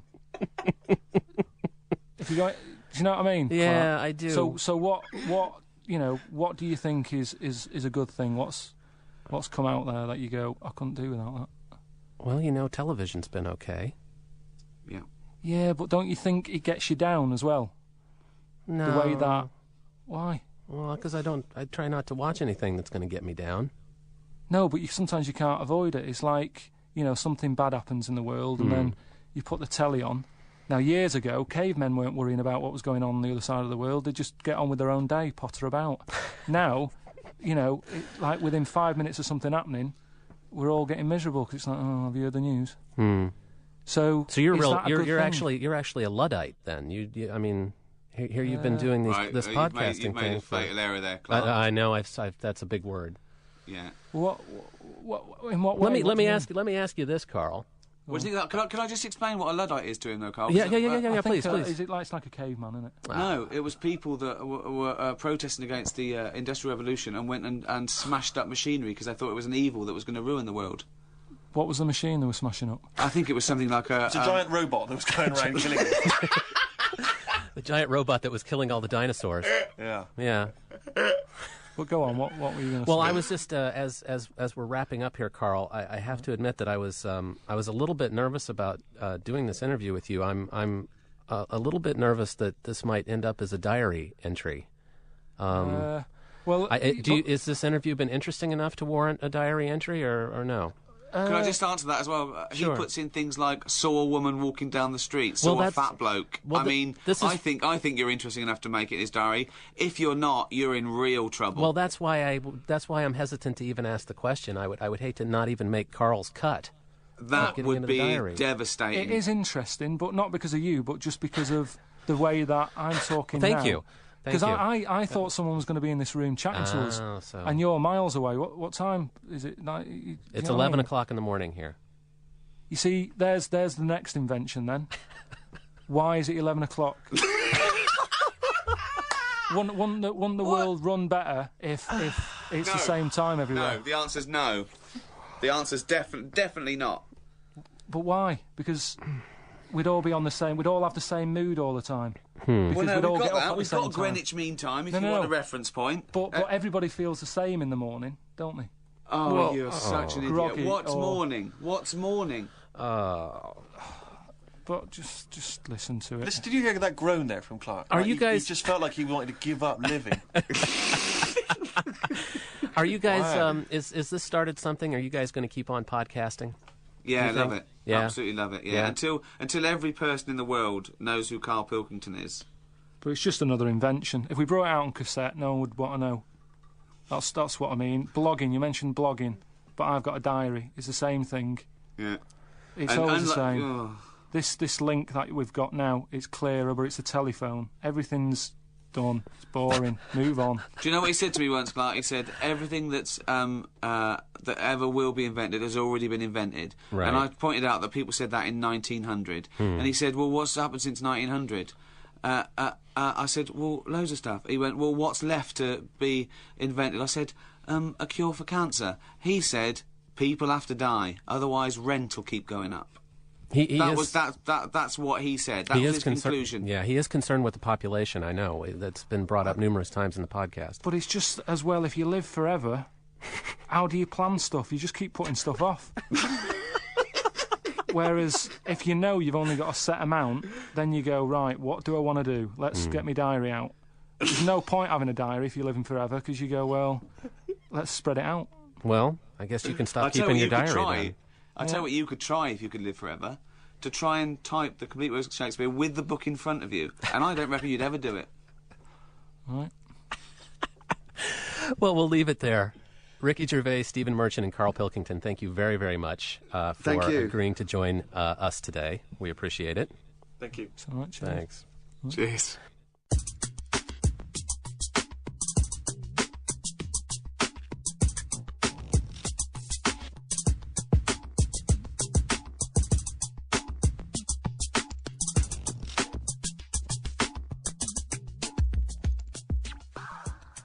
Hi, I'm Ricky Gervais. My name's Steve Merchant. I'm Karl Pilkington. All right. And you're listening to the World's Technology Podcast. Can we do that end bit? Just hang on. Here we go. On the count of three. Right? Okay. 1, 2, 3. And you're listening to the World's Technology Podcast. I mustn't look at him. Okay. 1, 2, 3. And you're listening to the World's Technology Podcast. Brilliant. Okay. Surely that's what they're looking for. That they is, must be looking. Yeah. Right, here we go. That is more than what I'm looking for. Do it once more, hang on. Okay. 2, 3. And you're listening to the World's Technology Podcast. Hi, I'm Ricky Gervais. My name's Steve Merchant. I'm Karl Pilkington and that. And you're listening to the World's Technology Podcast. Oh, somewhere, yeah, somewhere in there we got it. Alright, it's Q Radio, it's the Q Mix. I'm Karl, I'm here for a couple of hours playing you some of me songs that I like. These songs off an iPod. I just thought I'd let the iPod choose the music for you. You know, the songs that I like, they're on my iPod, but it's hard to put a list together of songs to play. You always sort of think, oh, is this the best one? Is that better than this one and all that? So I thought, let the iPod pick them, and then, you know, I'll play them, and hopefully you'll like them. Prince is what I started with, Sign of the Times, which is a song that reminds me of working in Cordon Bleu supermarket. I couldn't get into Tesco for some reason, they wouldn't have me. But I managed to get into Cordon Bleu, and it was my job to front the shelves up, you know, so the shelves always look full. Got fired from there after a couple of different things, the main reason being sort of messing about in the car park and eating some biscuits that were already open, to be honest. The packet was ripped. I thought, well, we can't sell them whilst I'm stacking up, I might as well have a biscuit, give me some energy, I'll get the shelves sort of stacked quicker. But they didn't see it that way. But Prince, Sign of the Times was one of the songs that used to play on the tannoy system. There was about 8 songs on it that was just on rotation every day, and there was that and Bruce Springsteen, Born to Run. And at the time, I couldn't be doing with the songs. I was so sick of hearing them. But now I can sort of appreciate it more, you know, listening to Sign of the Times without worrying about, you know, if there's enough beans on the shelf, that sort of thing. It's a good song. Next up is an old one. I'm playing a lot of old songs today, by the way. It's just what I'm into. But if you don't know them, then they'll sort of be new music to you at the end of the day. If you don't know them, it's new music, isn't it? And this is a bloke called Clarence Carter, which I don't know anything else that he's done.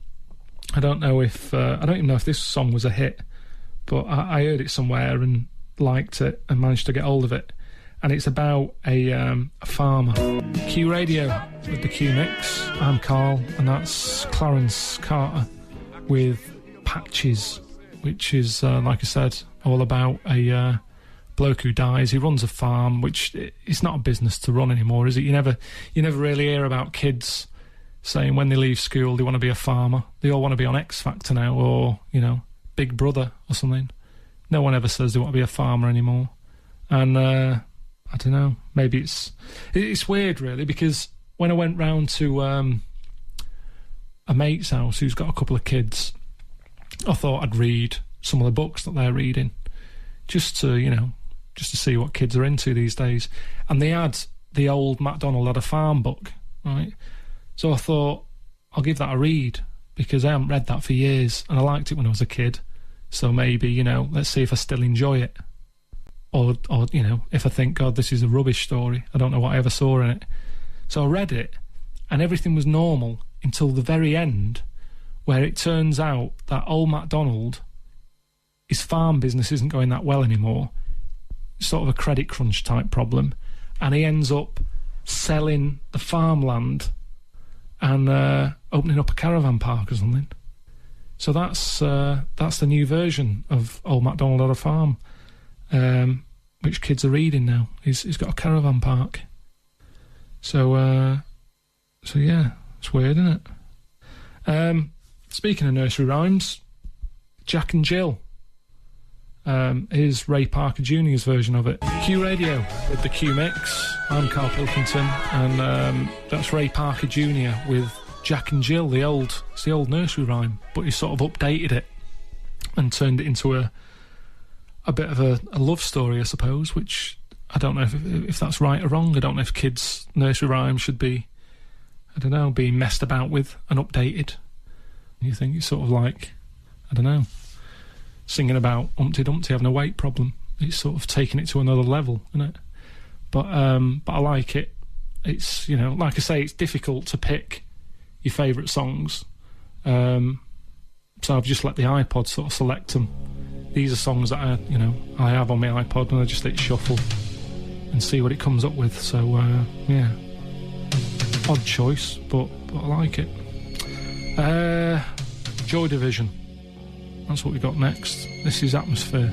Joy Division, Atmosphere on Q Radio, on the Q Mix. Ian Curtis, who was the lead singer, he lived just round the corner from where my girlfriend grew up, and I'm not surprised he was a bit of a depressive, because Macclesfield is, I don't know, it is a bit of a grim place. It's like it's never moved on. Everything's quite old-fashioned.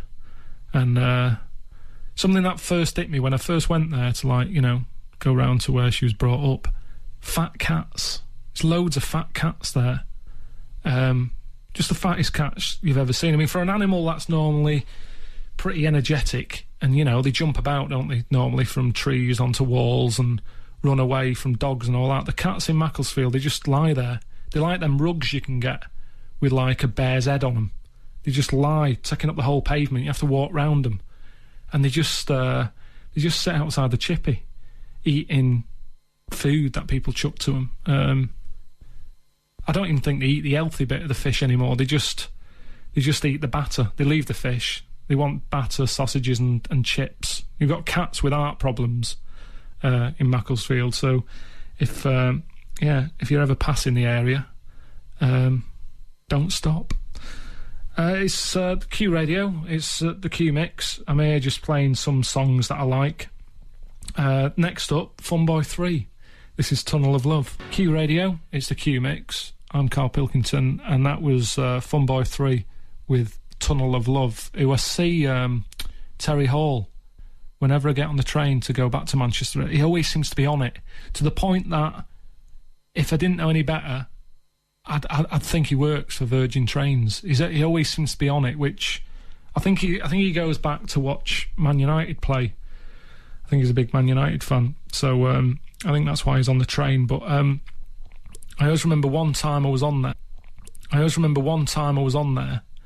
He'd sort of walk past, you know, with his hot cup of tea like you can get and a bag of crisps, and some women who were sat behind me said, "Oh, isn't that bloke out of the specials?" And the other one was like, "Yeah, I think it was." And said, "Oh, doesn't he look miserable?" Which I thought, what do you expect? He's Terry Hall. Do you know what I mean? He's not one for sort of being full of beans, is he? If it was Timmy Mallet and he looked like that, I could understand him sort of going, "Oh, look, Timmy Mallet looks miserable." But he's Terry Hall, who's that's what he's like. And he wasn't even that miserable, he just was being normal, really. How happy do you want someone to be when they're stuck on a train with a cup of tea and a packet of crisps? Just found it odd, but I like him. He's good, and that's Tunnel of Love. Q Radio, it's the Q Mix. I'm here for a bit playing these songs that I like, and here's a good one. It's an old one from Slade. It's called How Does It Feel? Q Radio, the Q Mix. I'm Karl Pilkington. I do a thing with Ricky Gervais and Stephen Merchant that you can buy on iTunes. Go and have a listen. Slade, How Does It Feel? And John Barry with the theme from Midnight Cowboy. Never get sick of hearing that. It's an instrumental. There's no words to get sick of. I think that's the problem sometimes. Words can really date a song, can't it? There's that Seahorses track that I heard the other day, and they were singing about Oasis, the shoe shop, and I don't even think they exist anymore. So in years to come, when people hear that, they'll go, what are the Seahorses going on about? Oasis shoe shop, it doesn't exist. So I kind of think words can... That's why classical music probably has hung around for so long. I mean, some of that is really old. If that had words, they'd be singing about rickets and having the plague. But because there's no words on it, you can listen to it any time and you go, "Oh, that sounds good. Who's this? Who's knocked this little number up?" So there's a lesson to be learnt from that.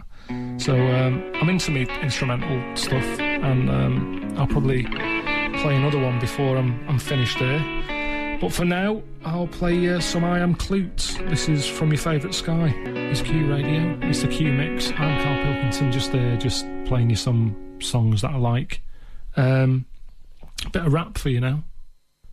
Got into rap when I was younger. This is something I had on my Walkman and listened to again and again. back in 1988. It's BDP with My Philosophy. So you're a philosopher? Yes. That's Boogie Down Productions, KRS-One, and a track called My Philosophy, which I sort of went through a phase of being into rap, because I couldn't play any instruments or anything. I thought, well, I can speak, so all I've got to do to get into rap is learn to speak faster, which has never been a thing that I can do, really.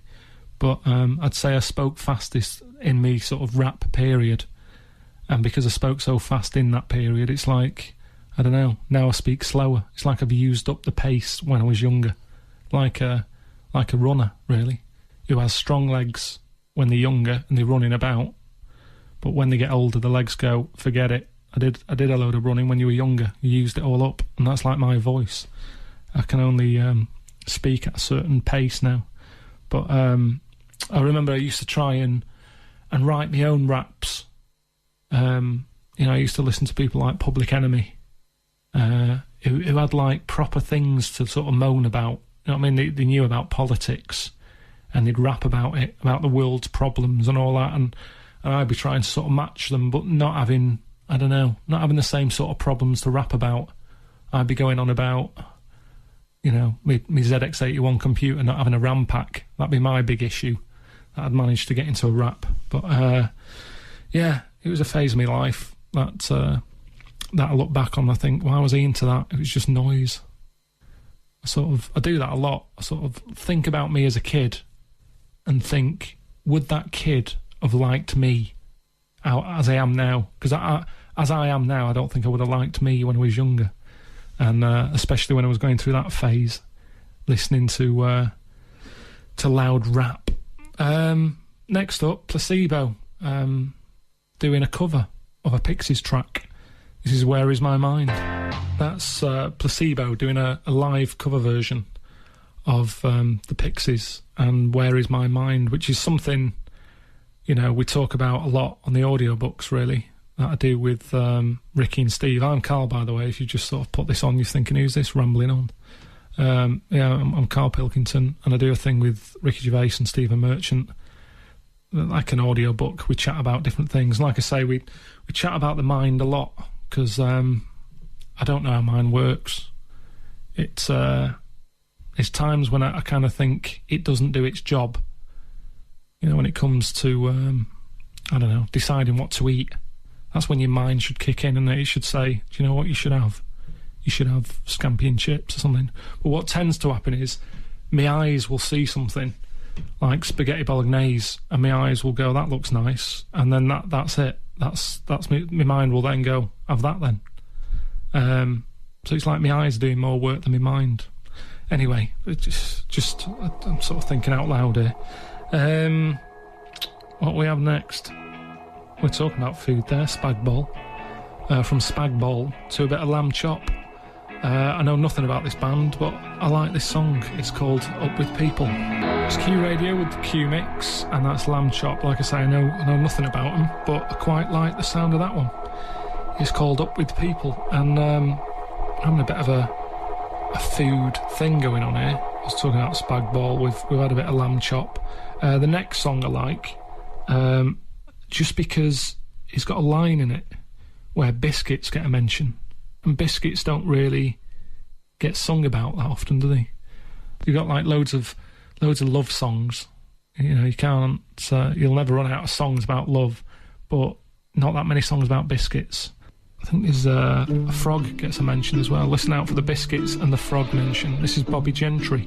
It's the Q Mix on Q Radio. I'm Karl Pilkington, just there playing some songs, some of my favourite songs, really, in no particular order, just songs that I had on my iPod and stuff. And that's PJ Proby with Hold Me, who I don't know that much about, but I sort of got a little bit more interested in him when I found out that he lived down the road from me. Or at least I think he did. My mum just pointed him out one day and sort of said that it's PJ Proby, that. And I said, who's that? She said, he's a singer. And apparently he lived above a hairdresser's just close to the estate that I grew up on. And as time's gone on, I sort of think, was it him? Because my mum's sort of, she sort of tells me a lot of things that most of the time she's wrong. It's like playing Call My Bluff with her. You know, she'll tell me 3 different things, and one of them's true, but I never know which one. And that was one of the things she told me that I kind of think, was it him? Would PJ Proby live above hairdressers? And especially because I've since found out that he used to write for Elvis.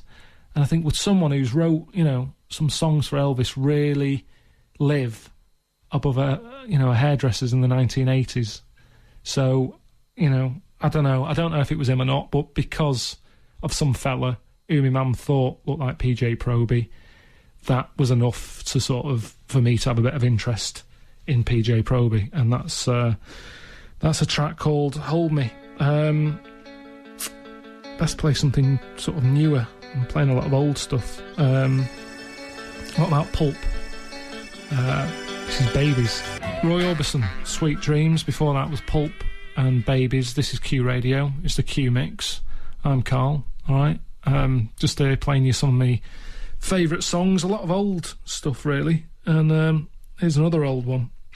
It's an instrumental track. I told you I like them. And this is from a bloke called Akabilk. And Akabilk, I've since found out, like he plays the clarinet on this, and apparently he lost a finger, which I don't know, sort of makes me wonder if it helped him in a way. I mean, the clarinet, you need your fingers, but I sort of think if he had like 5 fingers, maybe he would have overcomplicated this track, but because he only had 4, he was limited to what he can do, and because of that, it's quite a nice, simple sound. So, yeah, have a listen. It's called Stranger on the Shore. Nice, that, isn't it? That's called Stranger on the Shore. Bit of music by Biggers. I don't even know if that's good if you're playing the clarinet. Some people might say, well, you don't need that many fingers to play the clarinet. I don't play an instrument, so I might be bigging him up when he doesn't, you know, need bigging up. But still, I like the track. It's good. Next is this is another one that it's been around for quite a while, but it's been used as a theme tune on a TV programme, which is, it's like a murder type programme. I think as you get older, you get into murder programmes because it sort of wakes the brain up a bit. You know what I mean? When you're a kid, it's like, oh, it's boring. You know, you want to watch the telly for something to laugh at or whatever. But then as you get older, it's like brain training, isn't it? It's like doing a Sudoku. And I started off by watching stuff like Midsummer Murders and Columbo. And, you know, you try and work it out and stuff. And this is the theme tune from CSI New York. It's from The Who. It's called Baba O'Reilly. Adam and the Ants and Dog Eats Dog on Q Radio, on the Q Mix. I'm Karl, here playing you some of my favourite songs, really. Adam Ants, he was good in his day. His thing was having 2 lots of drum kits, I think. That was like, you know, oh, have you seen him? He's got loads of drums. That's what kids talked about at school. That was the big news. Adam Ant, have you seen all the drums he's got? Which I never really got into playing instruments. My dad worked nights. He was like, don't want any of that noise in the house. Plus, I didn't have the room. You know, you hear about kids with pianos and drum kits and that. There's no way I had room for that sort of stuff in my bedroom. So I think that's why I never got into it. Plus, my fingers aren't that good at playing guitar or piano. It's like I don't know. I think I've got rheumatism in them. Don't know what age that normally kicks in, but they're just not that. My fingers aren't that good at keeping busy. So I've never bothered with instruments. My little finger, I don't know what it's there for. I sort of sometimes watch it to see if it ever helps out in a situation, but it just hangs about. It never does anything. So yeah, that's the funny thing with hands. Simon and Garfunkel, it's another old one. I know I should pick something a bit newer for you, but they're all good. Doesn't matter about age. If you don't know it, at the end of the day, if you don't know any of these songs, then it's new music to you, isn't it? So the end of the day, you know, there's a lot of music out there that you probably don't know about, and I'm bringing it to you. But you'll have heard of Simon and Garfunkel. They're big, but this is a little song of theirs that I like. It's called At the Zoo. It's Q Radio. It's the Q Mix. I'm Karl Pilkington. Here just for like, I don't know, another 40 odd minutes.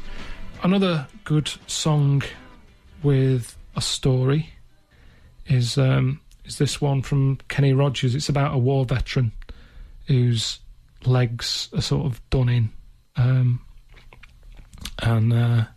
you sort of start off feeling sorry for him, and then by the end you think he's a lunatic. You know, the woman should have left him ages ago. It's called Ruby. It's great, that, isn't it? Kenny Rogers and Ruby on the Q Mix on Q Radio. It's all about a war veteran whose legs are done in, and I don't know, his girlfriend or wife doesn't like him anymore. No, he hasn't got any legs.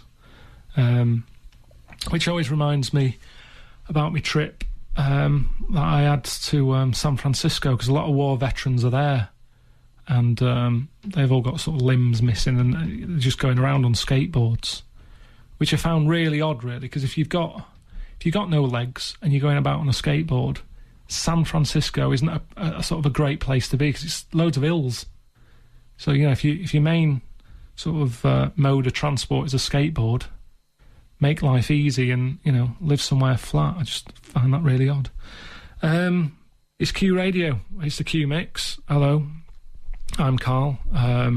Karl Pilkington. I do this thing with Ricky Gervais and Stephen Merchant that you can buy from iTunes, where we sort of sit around chatting about stuff. Have a listen to it. You know, you might like it, you might get into it, you might not, but what can you do? You either like it or you don't. Next up is Mamas and Papas, who I got into when I got my first Walkman, and you know, sort of had headphones on, and I noticed how it was all sort of split up, you know, like the music's on one side and the singing's in the other, and I quite like that, because I like to see which one of my ears was the better ear, if you know what I mean. I found that my left ear was quite good at listening to vocals, whereas if I swapped the headphones round, my right ear sometimes wouldn't pick up what they were singing. It's just a good way of keeping a track on, you know, which is your good ear. You know, like people have lazy eyes. If you listen to Mamas and Papas, you'll find out if you've got a lazy ear. And this is one of theirs. It's called Creek Alley. Q Radio with the Q Mix, and that's Malcolm McLaren with Buffalo Girls, which was one of the first songs I heard scratching on. If not the first, in fact. And that sort of got me into trying to do it, but I never really mastered it. I thought I was quite good at it, because I used to have to do it on low volume, because my dad used to work nights, so I used to sort of try scratching, but on low volume any scratch sounds quite good. And it's not until I went round to a mate's house and had to go on his that, like, you know, with the volume past like the number 4, and I heard what I was doing, I thought, I'm rubbish at this, really. But yeah, I think that's been the problem that's got in the way of my life quite a lot, thinking about it. Always having to be quiet. I don't know if anyone listening has had, you know, a family member who works nights, but it affects you in a big way, you know, like say, listening to music, or, you know, having to watch stuff with the volume quieter. Like now people always say to me, oh, you mumble, you talk too quiet, you know, you should be louder, but it's all because my dad worked nights. So I've always sort of just mumbled. It's like, you know, don't talk too loud, you wake your dad up. My mum said that she's learnt to lip read from the amount of years that my dad did nights, and she watched Coronation Street and Emmerdale Farm just by lip reading it, because she didn't want the volume too high. But yeah, Buffalo Girls, Malcolm McLaren on Q Radio. I haven't got that many more songs left to play you, really. But I best play something a bit new, or at least just from someone who's still alive would be a start, wouldn't it? Yeah, Yeahs. And that's about it, really, for me on the Q Mix. I've just got one more track to leave you with, and it's Oasis, Married with Children. So hope you like this, and, you know, why not download one of our audiobooks? Me, Ricky Gervais and Stephen Merchant, you can get them on iTunes. Right? Goodbye. I'm going home. Now then, he has acted alongside his friends Ricky Gervais and Stephen Merchant. He's travelled the world and complained about most of it, and fronted his own shows for Sky One. Now, Karl Pilkington has a new book out. Karl, hello. All right, how's it going? Good. Afternoon. Nice to talk Nice to you. to talk to you. Oh, thanks for having me on. Karl, you've had your head in your hands ever since you sat down. What's up? Keep it. No, I'm just sort of trying to make sense of what's being said here. All these problems with mobile phones and everything. Welcome to our world. You're getting in too deep, Karl. I tell you. No, I like Five Live. Oh, Don't good. always catch this one. It's normally Nikki and, you know, Rachel. Rachel in the morning. She had a kid yet? Yes, she has. All good. All right, good one. Yeah, nice one.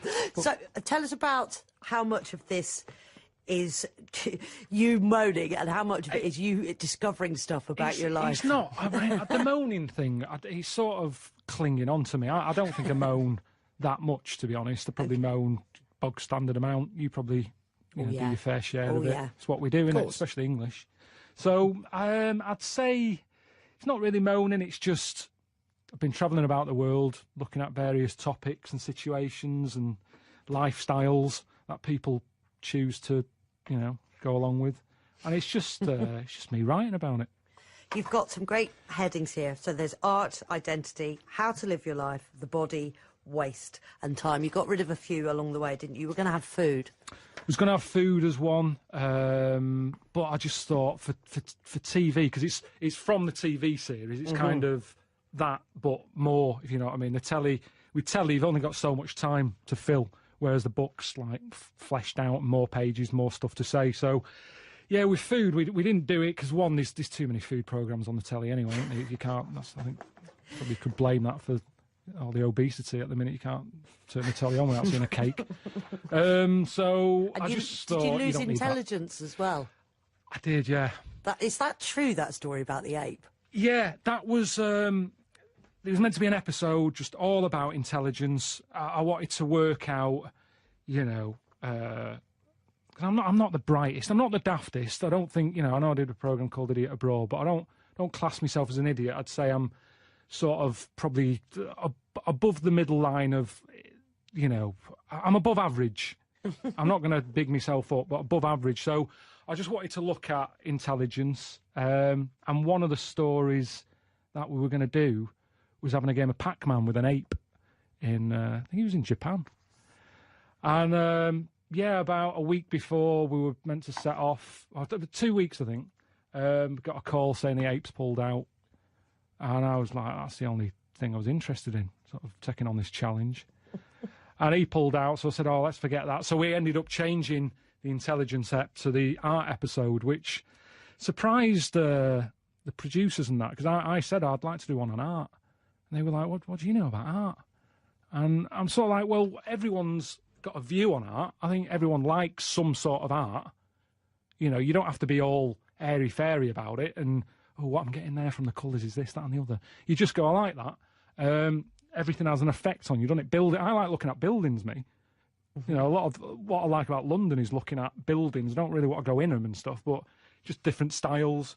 So, yeah, they said, all right, then, do that. So I got involved in a lot of different art and, you know, tried my hand at it.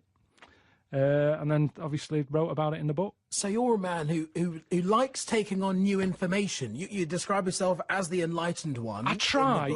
I do try, but I'm rubbish at it. I mean, like I say, I listen to Five Live to try and understand what's going on, but sometimes... So he confuse you?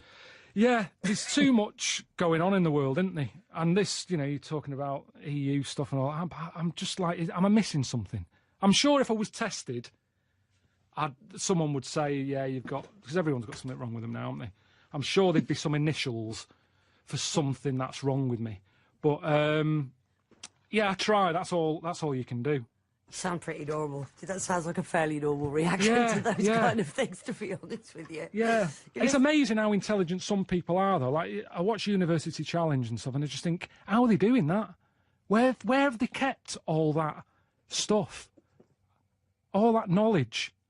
There's no way. I mean, they say we're all sort of born with the same brain that's capable, but I don't think we are we? I don't know. Mine can't keep all that stuff in. I don't, honestly, it amazes me. University Challenge is like a league of its own, though, isn't it? I mean, you know, there's stuff there that, yeah. I think they should be the ones who are answering about the EU. I think, you know, at least they'll understand it. Get them in a room, the winners, and just say, right, are we in or out? What should we do? It's just after 2:30. It's his afternoon edition with Oria Duba and Sarah Brett and Karl Pilkington with us. Oh, hello there. Karl, we've got a tweet that's come in that says, Karl Pilkington on 5 Live is getting me through the day. I could listen to him all day. You got anything on after this? Well, I think that's the only person who's saying that. What are the other few thousand saying? Well, I tell you Get what. him off. There's another. Only I did 15 minutes yet. So he's still doing around. There's another 10 at least. Beryl in Gloucester. I love Karl. I'm just smiling to myself listening to his voice. He doesn't know how funny and great he is. Good luck to him. Nice. That is nice, isn't it? Robbie, it is nice, yeah. Robbie in Newcastle says, an idiot abroad. How do you really feel when Ricky winds you up on the phone? I mean, the camel ride and staying with the Bedouin family was a classic, but Ricky seems to press all your buttons, and you're a star, he says. He did, and it did annoy me. What happened I don't know again? what it says about people like... Why do they like watching people in uncomfortable things? Because the moaning of life is me... It's funny. People went, I can't be doing with him. He's always moaning. He's getting to travel the world. He's moaning. And then I sort of do moaning of life, where I enjoy it a bit more because I'm doing nicer things and I'm staying in hotels with, you know, clean bedding. So I'm a lot happier. And yet people go, I preferred it when he moans. People seem to like to watch people being annoyed, don't they? It's such a British thing, though, isn't it? That's what, because we always moan, we complain, that maybe that's it. And you have this sort of everyman status that you're just a regular guy. I think that's what you'd call yourself, right? Yeah, I suppose. And that's probably what they want to see. But what I'm also interested in, Karl, is that you have invented or reinvented the travel show. Oh, sorry about that. You know, but it was a very popular show, a very popular genre of show. I know, it's anyone's going out making them, isn't it? But now it's very popular to see, if you like, just taking the first title of your first travel show, Idiots Abroad, in that way. So, no, there is. Are you aware of how popular that is as a form of television? Well, I reckon that's why Heathrow are making a new runway, because the amount of sort of Z-listers going out now, travelling about. I mean, you can't go to the airport. It's like going in the Ivy or something, the amount of celebs who are knocking around, all travelling around everywhere. So, yeah, I do feel sometimes like I'm a bit responsible for all this sort of rubbish telly. And, you know, I know it's not Palin. You know, I know it's not as good as that, but schools are showing it to the kids. Are you know, they? yeah, it's a way of getting a little bit of education about different countries out there and stuff. I've heard that. So I know you said, listen, the way you said that, like, are they? But yeah, I mean, you know, I do get people coming up going, the reason I went to visit the Great Wall of China is because you went and wanted to see if it really was like that. And so, I mean, it's good that makes me proud. James in Dalston says exactly that. He says, I don't want to ask Karl Pilkington anything, but he seems to have my attitude to life. After a serious stroke, a walk in a city and absorbing it has been my method of recovery. What's the first thing that you do when you get off the plane, if it's just you travelling in a place? What do you want to do first? What, when I get home? No, as an experienced traveller, when you arrive somewhere. Normally, with the filming, is, you know, it's all about the cost of making that programme. So there's not like, this isn't Judith Chambers days where, it's, you know, it might have been, you go to the hotel and have your feet rubbed and we'll see you in 2 days. When I land, we're off. We are going to the first thing and we get on with it. So, yeah, there's no... it depends... You know, I don't have like a... What's the word? Like a routine to get me ready or anything. You land, you get your bag, and you're off. It's not glamorous then. Oh, honest to God, it really isn't. But I remember I met Michael Palin once because he had a book out at the same time as me. And we were chatting about it.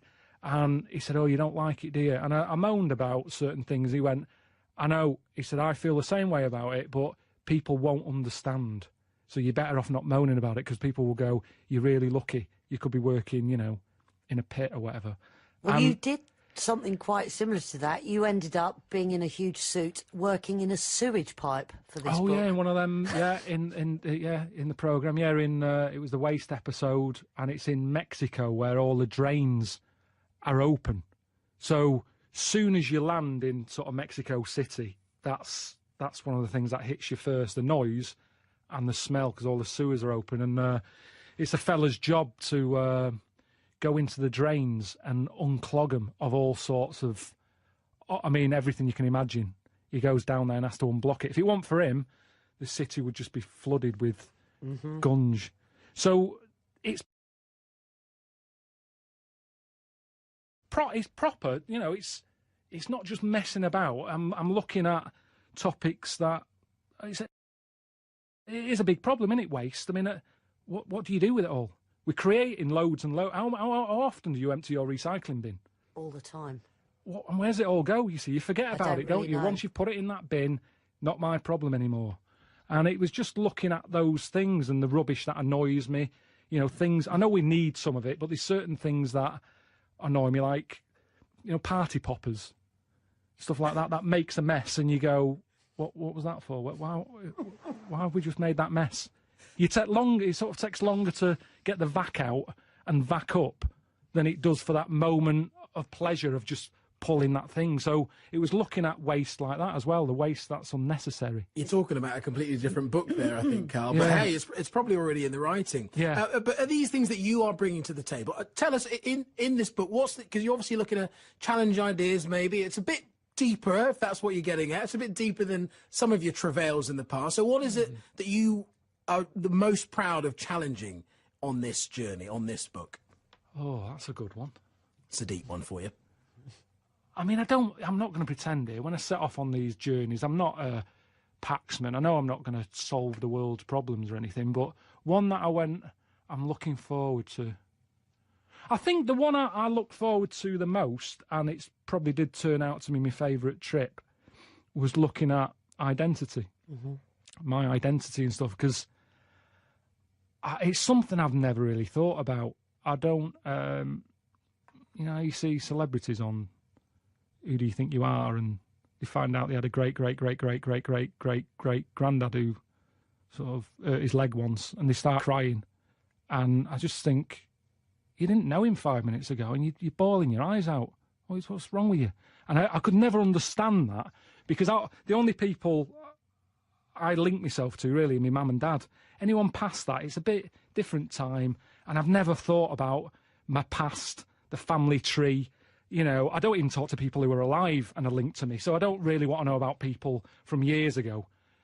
So that was my attitude going into it. But then the things we looked at, it was just interesting. Dressing up as a woman was one of them. Dressing up as a woman was in there, yeah. It was a man in Newport Beach in, that's West Coast America. And his name's Rob. Brilliant bloke. If there's one thing that I like about all this, sometimes you meet people who you just get on with and have a nice day out. And he's into dressing up as a woman, but not just like, you know, bra and knickers and that. He's got a full bodysuit, rubber suit, so you feel, you know, when you feel your body, you feel in the body of a woman. And he got me one of them suits and put it on, and it was a weird day. Do you know when you find yourself in a situation, you go, I never thought this was going to be happening in my life. I used to work as a printer, and I'm here now putting on false breasts and a wig and, you know, a skirt, and I had a really good day. Why did you have a really good day, I don't do you know. think? So honestly, I don't know, because I wouldn't have thought that would have been me. But I think his enthusiasm, I think that's what I like. I like meeting people who are really into something that's a little bit weird, but they don't care. It's like they love it, they're not hurting anyone, and they don't care what people think. Because a lot of us just, you know, you do as you're told all the time, don't you? We're all living the same sort of life. You know, there's trends, everyone's copying the same way of living, and now and again you meet these people who do something a bit different, and it's what makes life interesting. So I think that rubbed off from him onto me, and yeah, it's probably one of the best things about the job in a way. I'll tell you something, you look so different with hair, because that's another part of the identity bit, don't you? Yeah. You're like a totally, I know, well, I'm staying in the office, but you literally, I wouldn't have recognised you. There's a photo Better looking, of you. is that what you're saying? No, I'm just saying you just look different. I mean, this webcam you've got on at the minute, I keep looking up and the light's bouncing off my head, and it's making all the lines in my head look like an elephant's knee. But I think at the end of the day, I went on that day out for the, you know, having a wig fit. It's not even a wig. It's this thing they've got in America. I think they call it. There's a special word for it. We used to call them toupees, didn't we? Yeah, well, it's not that. You see, they're the things that you just stick on your head. A rug. And everyone knows it's a wig. You know, there's no kidding no one. It sort of sits on the back of your head in an odd way, doesn't it? The join doesn't work. The colours don't match. You know, it's rubbish. Whereas this new system they've got, it's real hair, and they glue it onto your head and then cut the false hair into your hair, so it all blends in. And I've been bald for over 20 years, and when they said this is what you're doing today, I was like, all right, yeah, funny, yeah, see me with a wig on, it's going to look rubbish, and I won't be happy, and it's pointless, and then we can just fly off to wherever else we're going. But I got it on my head, and I loved it. I loved having hair again. I looked better, I felt better for it. Yeah, I think I would have kept it if it wasn't for my girlfriend sort of going, nah, it looks daft. You look like an old man trying to be trendy.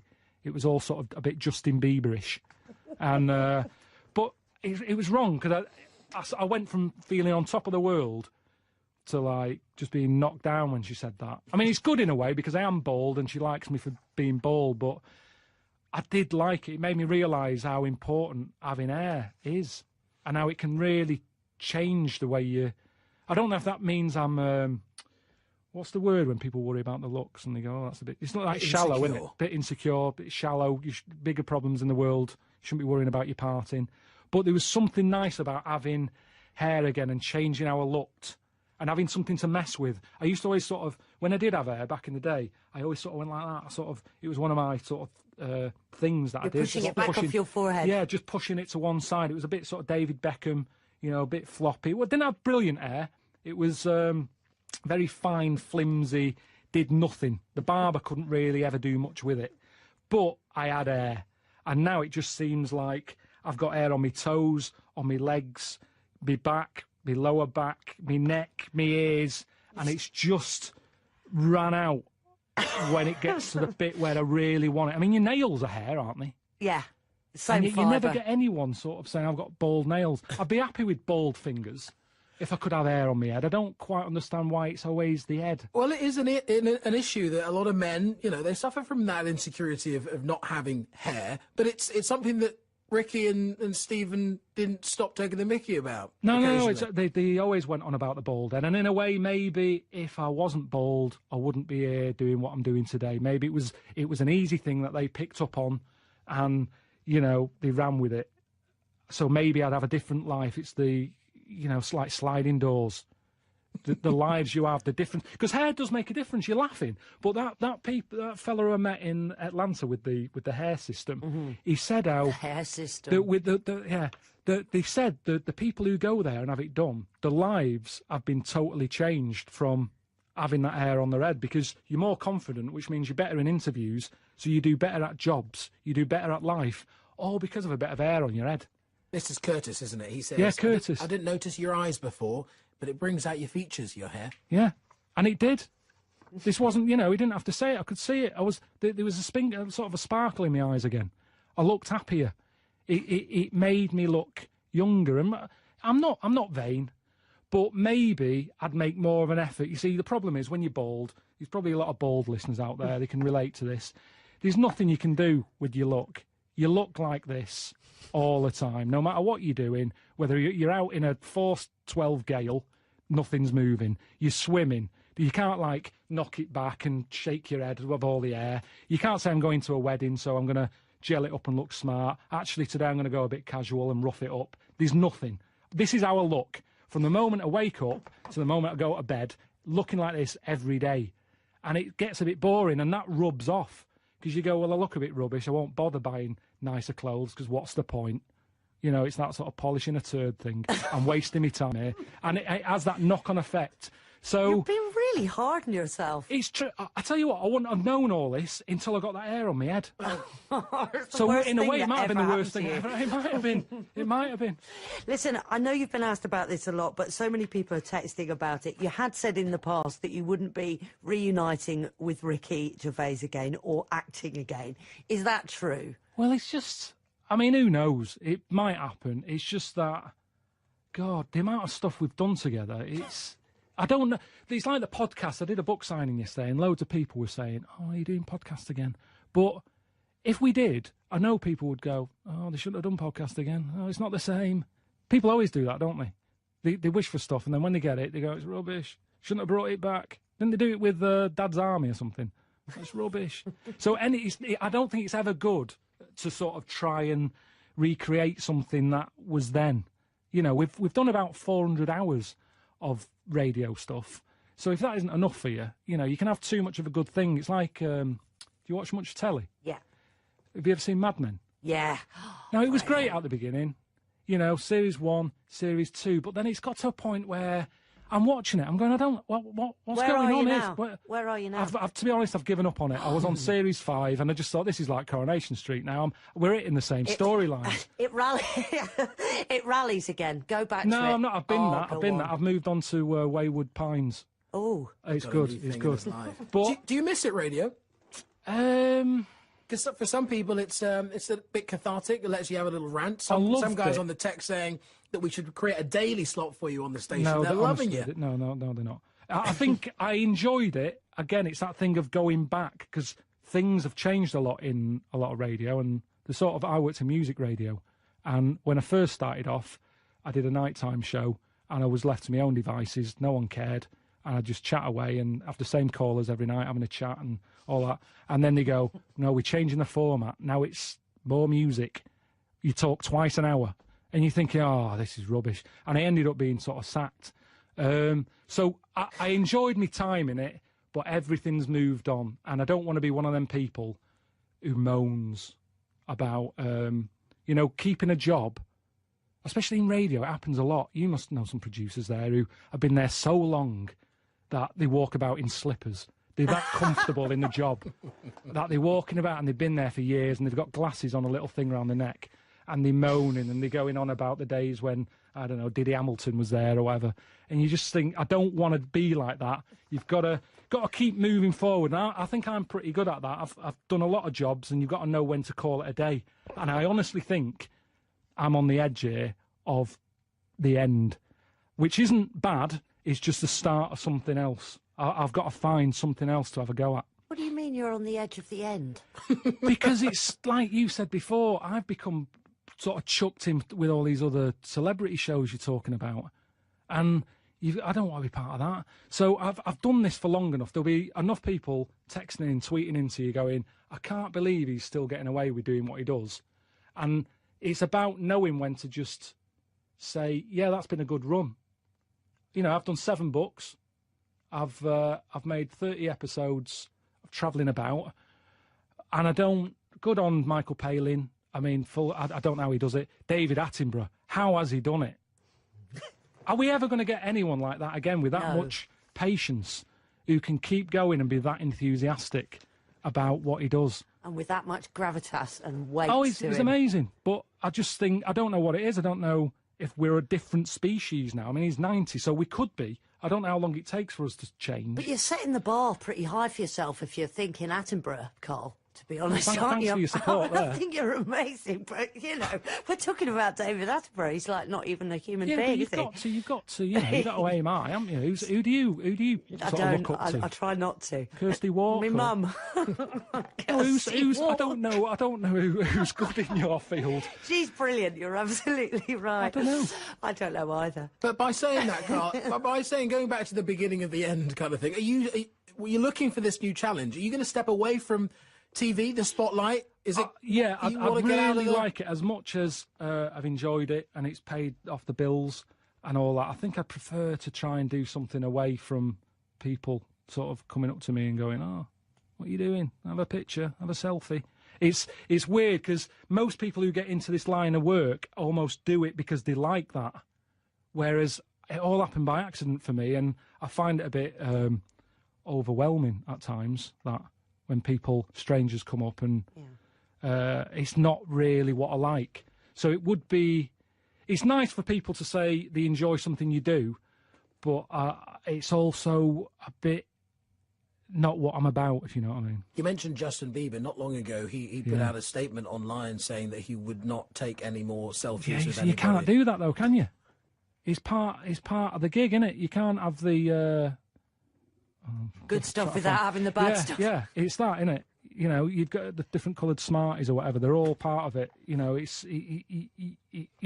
you can't expect people to watch your programmes, read your book without wanting a selfie or whatever. But it's just weird because even my mum and dad don't have pictures of me about the house. So it's weird that strangers want a photo of me. But it's the world we live in now, isn't it? Some people don't even say anything. They just come up and stick a camera in your face and take a picture and run off again. And I find that all a bit weird. What are you going to do instead? I've been thinking about it. I mean, I only finished a book a couple of months ago, really, so I haven't really had time. I'm just trying to forget everything. I'm trying to teach myself the ukulele at the minute. Oh, how's that working out? Not good, because I'm probably too old and my fingers are set in the ways and you have to sort of stretch them a little bit and stuff. But I'm watching YouTube videos, seeing how I'm getting on. But you've learned a lot, haven't you, about from amazing people that have done great things. One of the chapters is how to live your life, and there's that woman who's what a legend, Martha, who is still into adrenaline junkie style stuff, where she jumps out of planes and how old is she? She was 92 then, and it must be coming up to a year. She's still around, still knocking around, but. I don't know. I've never had that thing in me. I don't need that rush. I'm too scared for that sort of thing. And maybe when I'm 92, it's easier to take the risk because it's like, well, how much longer have you got anyway? You know, so you might as well jump out of a plane, but without a parachute when you're getting that old. But I just kind of think that's in a way what that taught me is life is a long game, and if you're lucky, and you don't know what's round the corner. I never planned any of this. I haven't spoken, to you until today, have I? No. So there's always something new every day. So try and get something out of it, even if you don't enjoy it. Good way to surmise. Well, we really enjoyed speaking to you. Thanks for having me on. So thank you very, very much indeed. Karl Pilkington, the book's called More Moaning. I feel bad that I feel like Karl's sort of saying goodbye. You're not saying goodbye, are you? Is this the big goodbye? See ya. He's going. There it is. That's it. That's the end. It's the end of Karl Pilkington. Getting at the end. Who'd have thought it? Here, the exclusive. Good night. Nice to have seen you, Karl. Glad to have you on. XFM 104.9. Steve, just back announced that for us. Yeah, from the album Princess Superstar that was Princess Superstar, an Untouchable Part 1. Did you enjoy it? I really enjoyed it. Good. So I'll tell you what, I had two of the ingredients that I look for in a record. It was both fly and dope. High five, man. Yeah, okay. You're sweet, man. Coming up, I've got my film review. Looking forward to it. It's a great one. It's a great film. I've got a song for the lovers any minute now. Sure. And probably loads more chat. Yeah, there will be. There will be. PJRV, This Is Love, XFM 104.9. It's Ricky Gervais show, isn't it? With Steve Merchant. Yeah, but you're going to keep quiet now, Steve, because I've got to do my world-famous film review. Looking forward to it. Yeah. I know you criticise it, because you say I do sort of like films that aren't on, current release, or that I sort of just do the plot, or, but, I think have you taken that criticism on board? I have. Good. This week's Ricky Gervais film review is Jungle Book. The Jungle Book? Yeah. That was made in, 1968? I don't know, but listen, shut up, right? It's a good review, right? Right, for people who either have heard it or haven't, you might learn something. Sure. Because it's sort of my take on it. Has the review begun yet, or...? No, it's from now, yeah? Okay, Go. Right, the little kid, he's in the jungle, right, but he knows the bear and the panther, they're good friends, but it's dangerous because you got to watch out the tiger and the snake. Well, now, the reason is, they don't mind him, but he's human and he can make fire, they can't. That's why he's sort of in demand, even though they've conquered the power of speech, they can't make fire. And then, the orangutan gets him. Now, he's in trouble. But the bear puts coconuts on and makes himself look like it, then they fall off. They've got to get away. But then he meets, a girl, and then they're not, Okay.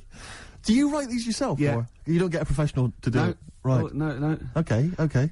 And what would you give that one out of 5? It's 9. That's a 9 out of 5. Strong review there. A strong film then for you. One again. And you'd recommend that for friends and family? Yeah. Okay. Just on video or DVD or in the cinema. Okay, good. All right. And the film again was? Jungle Book. Jungle Book. Jolly good. All right. Thanks very much for that. Well, now it's time for Song for the Lovers. This is the Smiths, and last night I dreamt that somebody loved me. Good. Okay, cool. Yeah, no, yeah. Smiths. Lovely song. Last night I dreamt somebody loved me. Beautiful. Song for the Lovers there. On XFM 104.9. Can't believe I forgot the elephants. That was a key element of the review. Really? Yeah. Yeah. Don't let it get you down, Rick. I know how these things depress you if you feel you've not done the film review as best you could. That kind of winds you up. Yeah. You stew about it. Played a beautiful song there. It was a song for the lovers. Yeah. And, I do get depressed when I see people around me who've got, girlfriends. And I think, because I haven't, and I just think that, what's the rule? When we mentioned last week that fat bloke from Pop Idols, he's got a bird, which annoys me, angers me. And, this really depressed me. Walking into Piccadilly Circus Tube a couple of nights ago, homeless guy, wrapped up, unwashed, and, northern. And, he's being spoken to by some kind of carer, some worker who'd come out to dish out kind of stale sandwiches. And I just overheard as I was passing, him going, well, of course, it's very difficult maintaining a long-distance relationship. And I sort of, kind of lingered for a bit. I was thinking, what? And he was going, yeah. And basically I pieced together that he's got a girlfriend. He's from Leeds. He's got a girlfriend who's also homeless, who's homeless up in Leeds. And occasionally she kind of homelesses her way all the way down to London. I love the fact that he's travelled to be homeless. I know. Pathetic. It angered me that Is there a lot of cheap housing in Leeds? Would that ruined it for him? But it just was. I assume maybe she was squatting or something. But it was like, and it just depressed me because it was like, not only is he homeless, but he's got a homeless girlfriend. But the homeless people are finding love. Yeah. Do you mean it's so? That's really depressing, Karl, isn't it? Unless they both became smackers together. Or whatever. No, Karl's found love on the street before, haven't you? How's it going with your bird, Karl? Are you married? No. How long have you been out with her? 7 years. Because you're quite a simple man. Yeah. You're sort of a simple in a in nice many way. ways. I mean, in you're the like best Helen sense. from Big Brother. Yeah, you're sort of nice enough, but I look normal. Well, yeah, you sort of do. But you could be one of those that just suddenly go mental with a pen. Yeah, do you know what I mean? Stab people through the eyes. Yeah, you sort of look normal. But if I wouldn't really want to wind you up to a point of frenzy. How did you meet your girlfriend? Through work. What, through her work? What, you found out and said We worked at the same place. Oh, you're right. Yeah. You're quite an enigma, aren't you? Could you give us more on that? At work. You met her at work. What, she came in selling sandwiches? She was going through the bins outside. What do you mean you met her Why at are you work? having an attack on me? You're the one who's sad and lonely. Oh, he's done you again. Yeah, but what I thought was interesting was I just scratched at him and he just went mental. Yeah, no, it's like a bear caught in a trap. It's funny, innit? You'll never learn. No, I was just interested to find out what the story was, because it might be a really romantic story. Well, it's not. All right, jeez. I mean, the fact he doesn't want to talk about his love affair. I was thinking about you in the week, and like, does it worry you? I mean, you sort of joke about it now, and we're talking about it in the office, like, oh, is Steve really touchy about the way he looks? And, oh, what's this? Where's that come from? He's done it again. He's done you again. I was walking home the other night, and I was thinking about it. And do you worry that when you're old, you will be on your own? You did start it, though, didn't you? Well, Karl, I'm glad you brought this up. because I mean, for me, a lightweight, frothy entertainment show on XFM on a Saturday afternoon is exactly the place where I want to discuss the desperate, lonely future that's inevitably coming my way. Oh, God. I'll tell you what will cheer you up and forget all that. A bit of Embrace. Oh, one of the most hated bands. Hives, Main Offender. Before that, Embrace, Make It Last. I know you don't like Embrace much, but that's a nice tune. Yeah. They do cut a nice little chorus. Sure. And I think their heart's in the right place. Okay. Yeah, very nice. What could you do better? I was mucking around. That's always fair. No, I was thinking, there's not enough avant-garde stuff. I just did this, right? There's a little spring on the mic. What does that sound like? Does that sound good? I haven't got my headphones on. Does that sound good? It sounds brilliant. I was thinking of doing that and just send it to John Peel. It's good. Maybe with some samples of, like, politicians going, we will not... I feel it's more a B-side at the moment, but I mean, it's strong. I think you could work that up. But that's without strings or anything, without... Yeah, sure, that's without, I mean, that's just kind of a basic demo. When you've worked that up with a decent producer. Yeah. Man alive. Still coming. We've got Radio Ahead. We've What got are these Ice fellas doing? There's a couple It's of... quite noisy, it's just distracting. Yeah, there's a couple of fellas behind us, taking pictures. I don't know why it takes two of them. I think one of them just got, a couple of hours out of the office. Yeah. They're from the, what are you from, X-Mag? X-Ray. X-Ray. X-Ray. What's X-Ray? It's the XFM magazine, Steve. The XFM what? Magazine? And where's that go then? Is this available in shops? Is it just a giveaway thing? It's kind of giveaway, bit of information on bands. Right. Gigs are coming up. How is it available? Who gets it? It's in top magazines. You're really selling it, Carl. You're obviously a fan of the magazine. It's alright. Yeah. I don't want to make it... This seems now like you've said, let's pretend we don't know what it is. You sell it on air, make it sound... I don't know what it is. Well, I'll show you later. Okay, cool. And if people want a copy of it, they can go to the website and subscribe and you get it for free. That's all right. Yeah. Cool. And you're going to be in it. And we're going to be in it. Centre pages. I don't look my best. I don't dress for radio. And, Well, it's okay, because I'm photogenic, so I'll make up for whatever you, I'll push you forward. Rick, I don't know if you were aware of this, but we have some tickets to give away. Is your favourite band Marquis Smith's The Fall? It is, yeah. I thought it was. And is your favourite venue the Kentish Town Forum? Oh, I'd see anything there. I'd see The Fall anywhere, and I'd see anything there. So if you're telling me The Fall are there, we're not giving away, Steve. I'd like those for myself. Rick, I'm just trying to remember if your favourite support act of late is Schindler. Oh, no, I hate them. I'm not going. Give them away. Okay, so the doors are at 7:30. Doesn't say when it is. I'm only Is it joking, tonight, is it? Schindler. I'm only joking, by the way. To Schindler, the lads in Schindler, if they think I'm being a little bit nasty. It's tonight, it's 7:30, the tickets are £11.50 in advance. I'm assuming there's probably some still left, but we have some to give away. How many have we got to give away? Just 3 pairs. 3 pairs, is it? Have you, talking of Schindler, you know the people that make lifts? Or I think escalators as well. Oh, yeah. If you notice, like in the bottom of a lift, it always says Schindler. It's always made by some organisation called Schindler. Do you think it's the same Schindler? Like from Schindler's List? So it's Schindler's Lifts. Schindler's Lifts. And it was passed down wrong. No, I didn't make a list. Yeah. I made lifts. Yeah, I You're seriously- joking. Spielberg was going, I've made a whole film about It was 3 hours, it was in black and white, for God's sake. Was it, where'd you get the lift? There was no lifts in it. I thought it was a list you made. No, I made lifts. Oh. Anyway, next time we're in the lift, believe check that it. out, that is true. Anyway, we've got 3 tickets for the, sorry, 3 pairs of tickets for the Fall, who are performing tonight at Kentish Town Forum. If you'd like to win them, here's a question for you. Which Radio 1, rival station, which Radio 1 personality used to be a member of the Fall? If you know, then you can get in touch on 08700 800 1234. Or it's ricky.gervais@xfm.co.uk. Is it Chris Moyles? I don't want to give it away. Is it on Peel? I don't want to give it away. Okay. I don't want to give it away. Okay. But 2 words for you. Emma B. XFM would like to apologise for material broadcast on November the 8th on The Breakfast Show with Christian O'Connell. The show featured the comedian and author Ben Elton. XFM would like to point out that during live interviews, we cannot realistically expect to control the language and content of our guest material. However, Christian would like to offer a full and frank apology for the fact Mr. Elton appeared to have overdosed on the Arcel tablets that morning.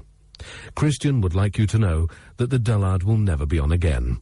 We really are sorry. This is XFM. It is indeed. We're just looking at the Polaroids, the test the photographers do, and I'm not all happy. No, do you know what I mean? No, it's like I kid myself. I must walk around. It does take mirrors and photographs. So I go, oh no, yeah, I forgot I look like that. Yeah. Do you know what I mean? It's sort of like you look at that. Look at tree Look trunk. at me, Rick, there. That's always with me. Oh. There was a bloke downstairs thought I was Johnny Vegas. He was going, I love those adverts with a monkey. I didn't have the nerve to say I'm not him. At one point, he actually said, I like that one when he hits you. And I went, yeah. He went, you do any more adverts? And I went, yeah, I'm doing a couple more. I just thought, God, it's gone too far now. I can't say I'm not Johnny Vegas. Sorry, I'm not really listening, Rick, because I want to say to you, can you get me more square on? Yeah. Square on, I'm not so bad. It's from the side. Yeah, the side looks bad. All right, calm down, Rick. Yeah. Carl, what do you make of that? Pretty face. Yeah, this isn't great radio. No, it's not. I know we never do great radio, Yeah. but this is certainly really isn't. This is some of the slippery worst we've slope. done. Yeah. We were talking before about Schindler's Lifts. Yes. Like those people just make one thing, and they're famous for that. Now, do you think the Monopoly commissions should investigate Armitage Shanks? Yes. Because I've never seen another sink or toilet made by anyone else. No. When did they take over this? Can you hear that clicking? Yeah, would you just stop just for a second while we're just doing this? Because he can't talk, because he's trying to make himself look so handsome. Well, exactly, I've got to keep striking poses. to sort of look normal. I've just changed my mind. I want to, you remember that George Michael video where he doesn't appear, he just gets supermodels to play him? Yeah. Or kind of replace him. Can we do that, maybe, instead? Just get a leggy blonde in? That'd be fine. In our place, like 5 people. Exactly. Instead of, this is Steve. Exactly. But he looks like 5 women. Yeah, no, that is Steve. And so you were talking about Shanks? Yeah, Shanks, Armitage. They've got it sewn up. They've certainly They got have, it sewn haven't up. they? Yeah. When did they sort of like get I don't know big? who the Shanks people are. I don't think they make anything else, though. I've never seen them making anything else other than lavatories and sinks. They seem to have got that. So who went, we're going to make so many urinals that there's going to be too many urinals. No one's going to have a look in. When anyone's out having a slash, they're just going to be thinking, Armitage but Shanks. presumably there's someone called Armitage Shanks who's got his name all over that. You know, whenever you meet him, you're just thinking, I've had a Waz. On Armitage on Armitage Shanks. Is Waz a word? We can say Waz, can't we? Yeah, or piss or slash. Yeah, either of them's fine. Oh. U2, Walk On. See, I like U2 again now. I liked him sort of, in the very early days. And I hated him for about 15 years. And then the last album, this, and Beautiful Day, I think really good. Thanks for that. They've lost all their pomposity, don't you think? I saw one of them saying that he felt this was the best album they've ever made. I tell you what, I'm not going to argue with him, whoever it was, Steve. Could well have been The Edge, not sure. Could have been Larry Mullen. Real name David Evans. Really? Yeah. Interesting. Yeah. Rick, you may recall that some time ago we gave people the opportunity to win some tickets for the Fall performing live at the Kentish Town Forum this evening. Supported by Schindler. Schindler. I know you're a big fan of them. And we have some winners. I could have made more lifts.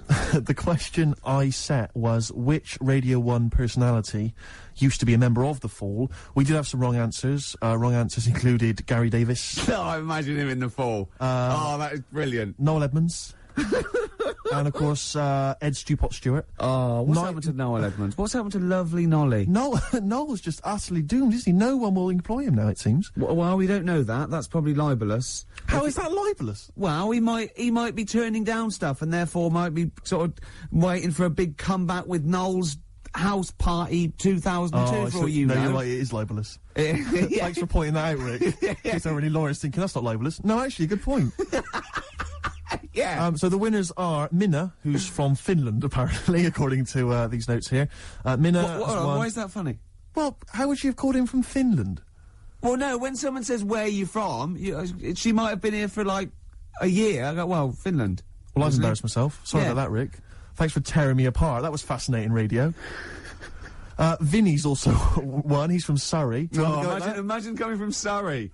And Tom Prince from Camden. What a great name. Tom Prince. They're all the lucky winners. I think we've lost it. No, I was really good. The first few weeks, thought, yeah, and even the first hour. But this last 20 minutes, I feel that I've bored myself. Yeah. What's happened? I think it's because you keep picking me up on every single thing I say. It can't help, surely. And then if it's not you, it's Karl having a go. Yeah, but he's more going for your looks. I'm more working on your personality. Right, sure. But together... So it's my fault now that the show's going No, downhill. but it's like, we're sort of like your mentors. You've got to be harsh. It's like, you're like Eliza Doolittle. And we've got lots of little stylists in, like they do with, like, makeovers and that, all that, faking it. They get in, like, me and Karl. Karl's working on your looks. I'm doing your personality. We're going to get, like, stylists in and, coaches. And then you have to do a date. And the woman has to, and there's 3 other blokes, and she has to work out what the freak amongst them is. And you've got to go, no one voted for you as the freak. Yeah, Rick, I've known you for 3 years. I don't think you count for that job. Groove Armada, Superstyle on XFM 104.9. It's nearly the end of the show, Steve. It is. I'm going to try harder next week. Yeah. I mean, it started off well, and then I didn't get bored. I couldn't concentrate. I know what you mean. I mean, I thought I tried hard early on with the anecdotes that embarrassed me and which Karl just used as well, venom. I had the funny bullshit T-shirt I had. And the I had the woman, walking around in my clumpy shoes. I had the washing with me. Oh, they were classic anecdotes, Rick. Oh, I love the first hour. I love the first hour. There should definitely be a sort of show on Saturday evenings on XFM with Kate Thornton Richard Blackwood. Blackwood would be good. Moyles in going. Just remembering the first hour. They used to. Oh, it'd be great, wouldn't it? That'd be lovely. Oh, it'd be amazing. There's people taking our photographs, which I'm not happy with. I'll be honest. I'm gonna have someone fired. I'm only joking. He stopped. I was only joking. Oh, I've offended someone, which I don't like to do. And then we all the stuff about I'm worried lifts, I'm worried because I didn't know that the photos were going to be taken. Yeah. That we won't seem quite as hip and down with the kids as we thought we would on account of wearing these tuxedos. I'm telling you now, that is ironic. We are down by law.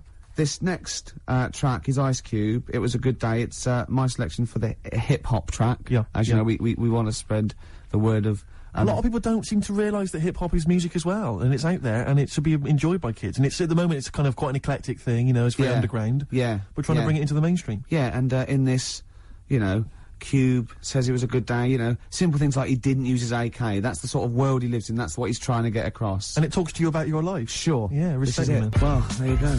Ice Cube, it was a good day. Great song. Yeah, yeah. Well, you've got a great song coming up as well. I have indeed. It's the song for the ladies, Rick. We'll leave people with that. Have you seen the film Magnolia? I have. It's one of the most underrated movies. It didn't get a single Oscar nomination. It's absolutely fantastic. Breathtaking cinema. Yeah, it's made by the guy that made Boogie Nights. Absolutely fantastic. Tom Cruise is in it, loads of people. And the soundtrack is entirely written by Amy Mann. Now, I don't know if she's normally the sort of person they play on XFM, but she's a singer-songwriter of great skill, I think. Yeah. And this is a song that features in one of the most breathtaking moments in the film. It's amazing when they all sing. Sequence. Yeah, it all brings it together. It is, you know, we won't come across, obviously. No, here, but it nevertheless is a good song. song. It's called Wise Up. We'll be playing that in a second. But otherwise, Rick, that's it, isn't it? That is it. What will you be doing tonight, Steve? What we're doing tonight, Rick, probably gonna be, staying in. Yeah, yeah. Oh, yeah. Yeah, what, and doing what? Watching some telly. Oh, yeah. That's not all if I know you. Did I see a couple of cans of weak lager in your carrier bag? I did sneak them in, yeah. You're not going to drink them both tonight, are you? What are you, my mother? Okay, chill out, do what you want. Oh. Will you be sleeping alone again? If I play my cards right. Will you be having a little tug just I'm to get yourself off to sleep? I'll probably have a couple of tugs. Is there something saucy on Channel 5, I will. XFM 104.9. Here's Wise Up. Amy Mann, enjoy it. XFM 104.9. Dandy Warhol's Bohemian Like You. It's the Ricky Gervais Show. With Steve Merchant. Yeah, exactly. And Karl, who's Carl's turned in. our microphones on. Can't believe it. Good to see you, Karl. Good to see you, Ricky. Cheers. Cheers. Now, in a fun-filled and music-filled show, we've got music and fun. Yes, looking forward to that. 2 hours, solid 2 hours. There's no gaps. There's nothing. There'll There's be no dead air. There will be adverts sometimes. There'll be Obviously, adverts, yeah, but I mean, you know, that's what pays our wages, isn't it, really? Certainly. And some of the adverts, I think, are quite amusing. Yes. No, I think like the ones that you're on. Yeah. We've got our hip-hop challenge, we've got Song for the Lovers, Song for the Ladies, we've got a film review. So... Magnificent. Had any calls about that, Rick? Any, maybe Channel 5 or someone onto you? No, they haven't, no. That's no, strange, that's no, weird. No, but I think it's a bit ahead of its time because it's very unique. Sure, 'Cause it's sure, not like other film, individualistic, is it? It's sort of like... Yeah, It's a bit out there. Yeah, Anything well. caught your eye this week, Steve? Rick, I know that both you and I are kind of obsessed with these people who believe in, you know, people who can predict the future or have got contact with the dead or whatever. Yeah. And I know Mystic Meg's a bit of a nonsense, but people do take her seriously. On the cover of The Sun today, Mystic Meg won me 15 million quid. Wow. Right, you're thinking that's a pretty amazing claim. I know that Karl believes in Mystic Meg and all that sort of rubbish, you know. You're thinking, wow, here at last is proof that she has got powers. And you wonder to yourself, well, maybe she predicted the numbers specifically, you know, that would be a hell of a... just to him. Yeah, which is incredible, which is absolutely incredible.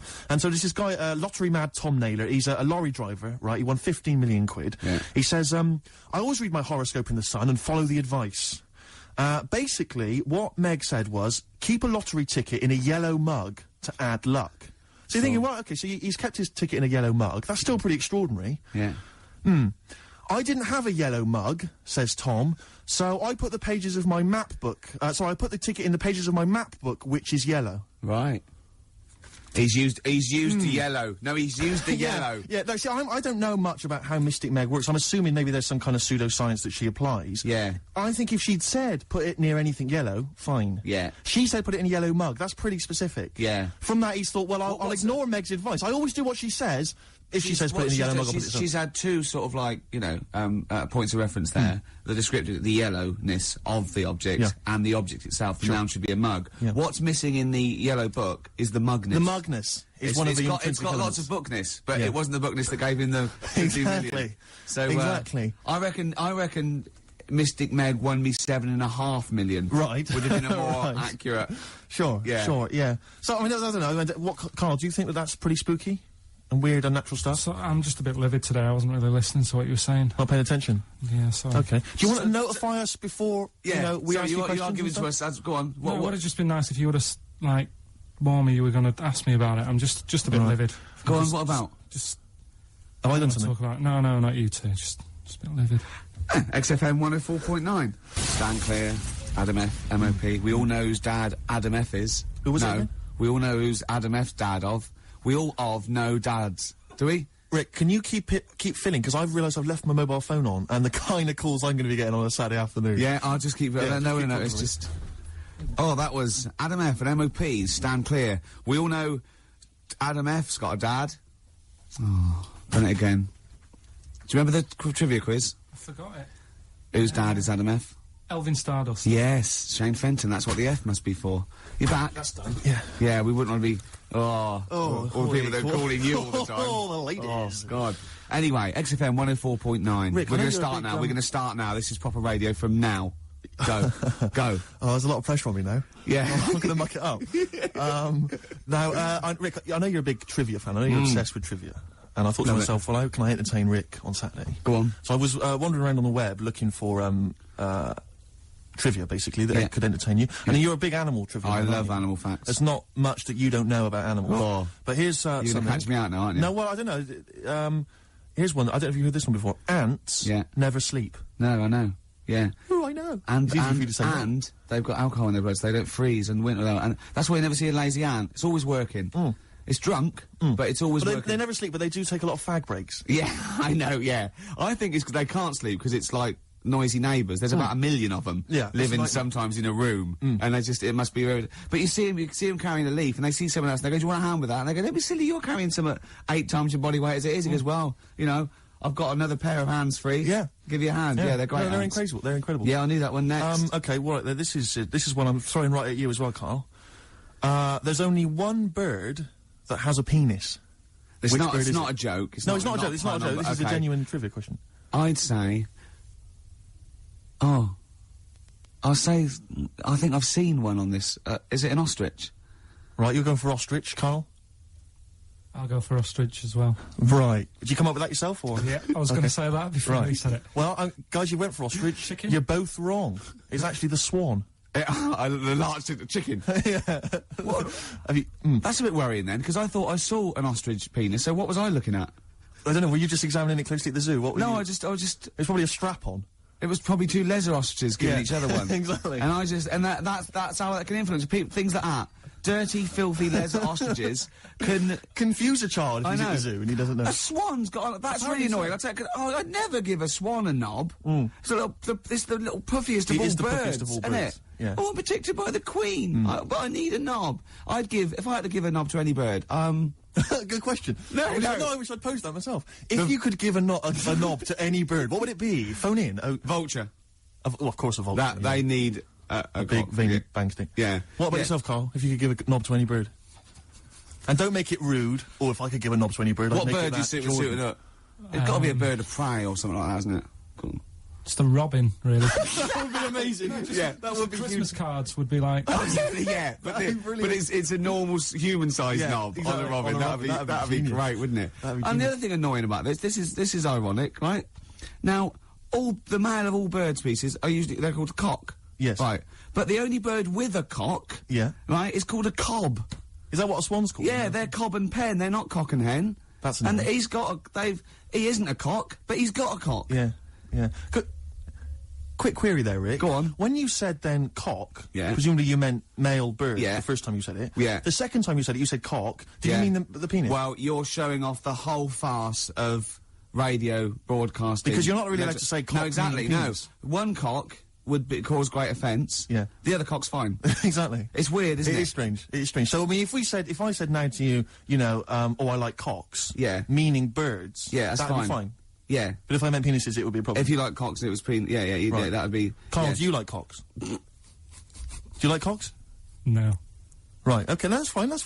I was asking if you like... No, I like, you know... Yeah. Well, I'm a big fan of, tits. The small birds that come down and peck at you. Yeah. Yeah, you like tits and cocks. There's nothing... Tits and cocks. There's nothing wrong with... There's nothing... Karl, don't worry. There's nothing wrong with saying tits and cocks. When I said tits, I meant the little birds. Yeah, and when I said cocks, I mean the big birds. Yeah. Do you know, when, Go on, no, go on. No, it's just that... It's when you're talking about tits. Yeah. You know, at the milk. Do you... I like the fact they flutter away when they hear the milkman coming. Oh, come on. So when... What? What are you talking about? What are you talking about? No, when the milkman's coming, when he's walking up... Ash, and sometimes, lovely song. Got to apologise to our producer there, because he was worried about... There was nothing wrong with it. It's just like saying, you like watching birds in the garden. Just that I think you're better than that. I know, it's cheap, isn't it, to say, like, we like I like tits. Yeah, I like cocks. So, we're a bit more literary now.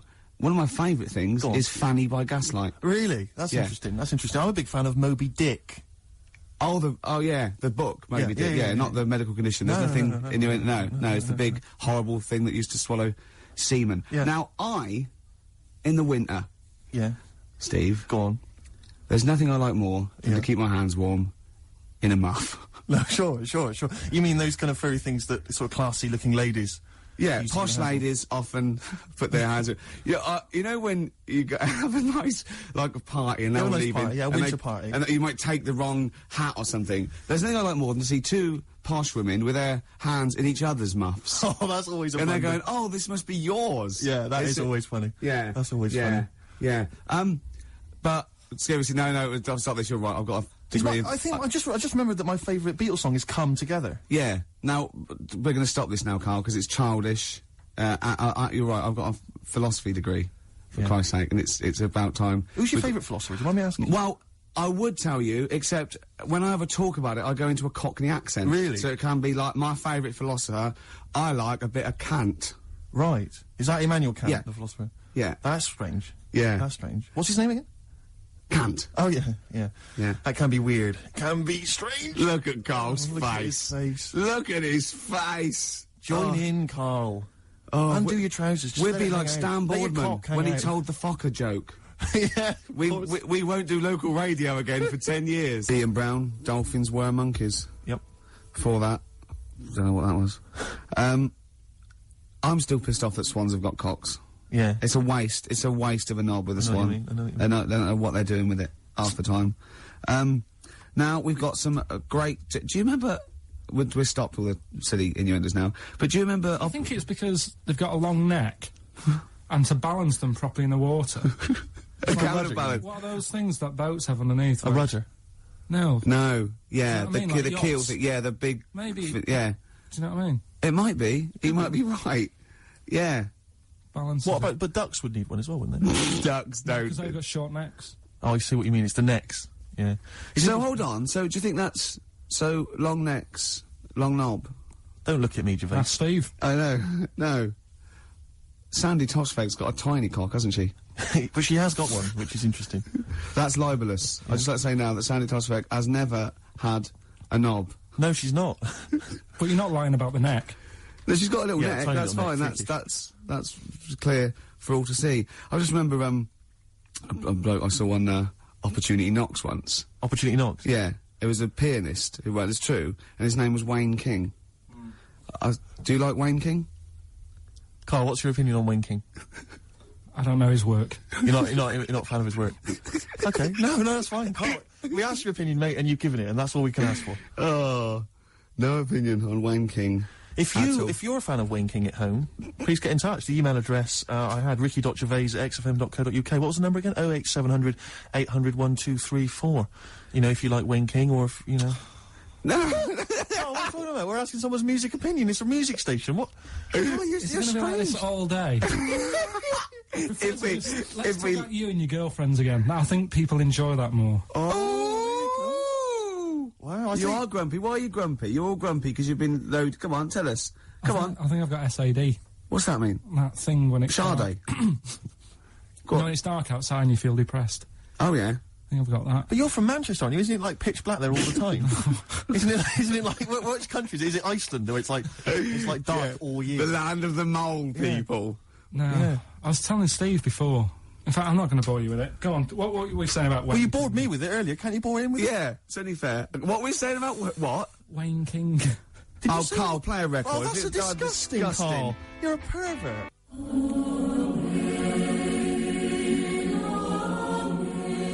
Hello. This Christmas, help a London breakfast show. For every 100 new listeners this month, we'll save one of Santa's reindeer from having his hooves chopped off and boiled down into glue or, turned into an ashtray or something. Please tune in, save a reindeer, and enjoy a variety of music like R.E.M., U2, Turin Breaks, Roots Maneuver, Andrew WK. And make sure that tiny orphans get a proper Christmas this year. Or do you think that's all right? You sick pervert.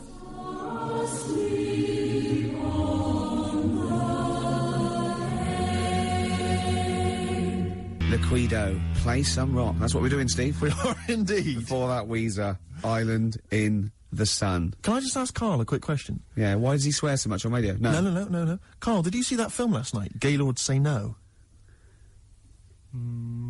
Yes. Oh. What were you watching that for?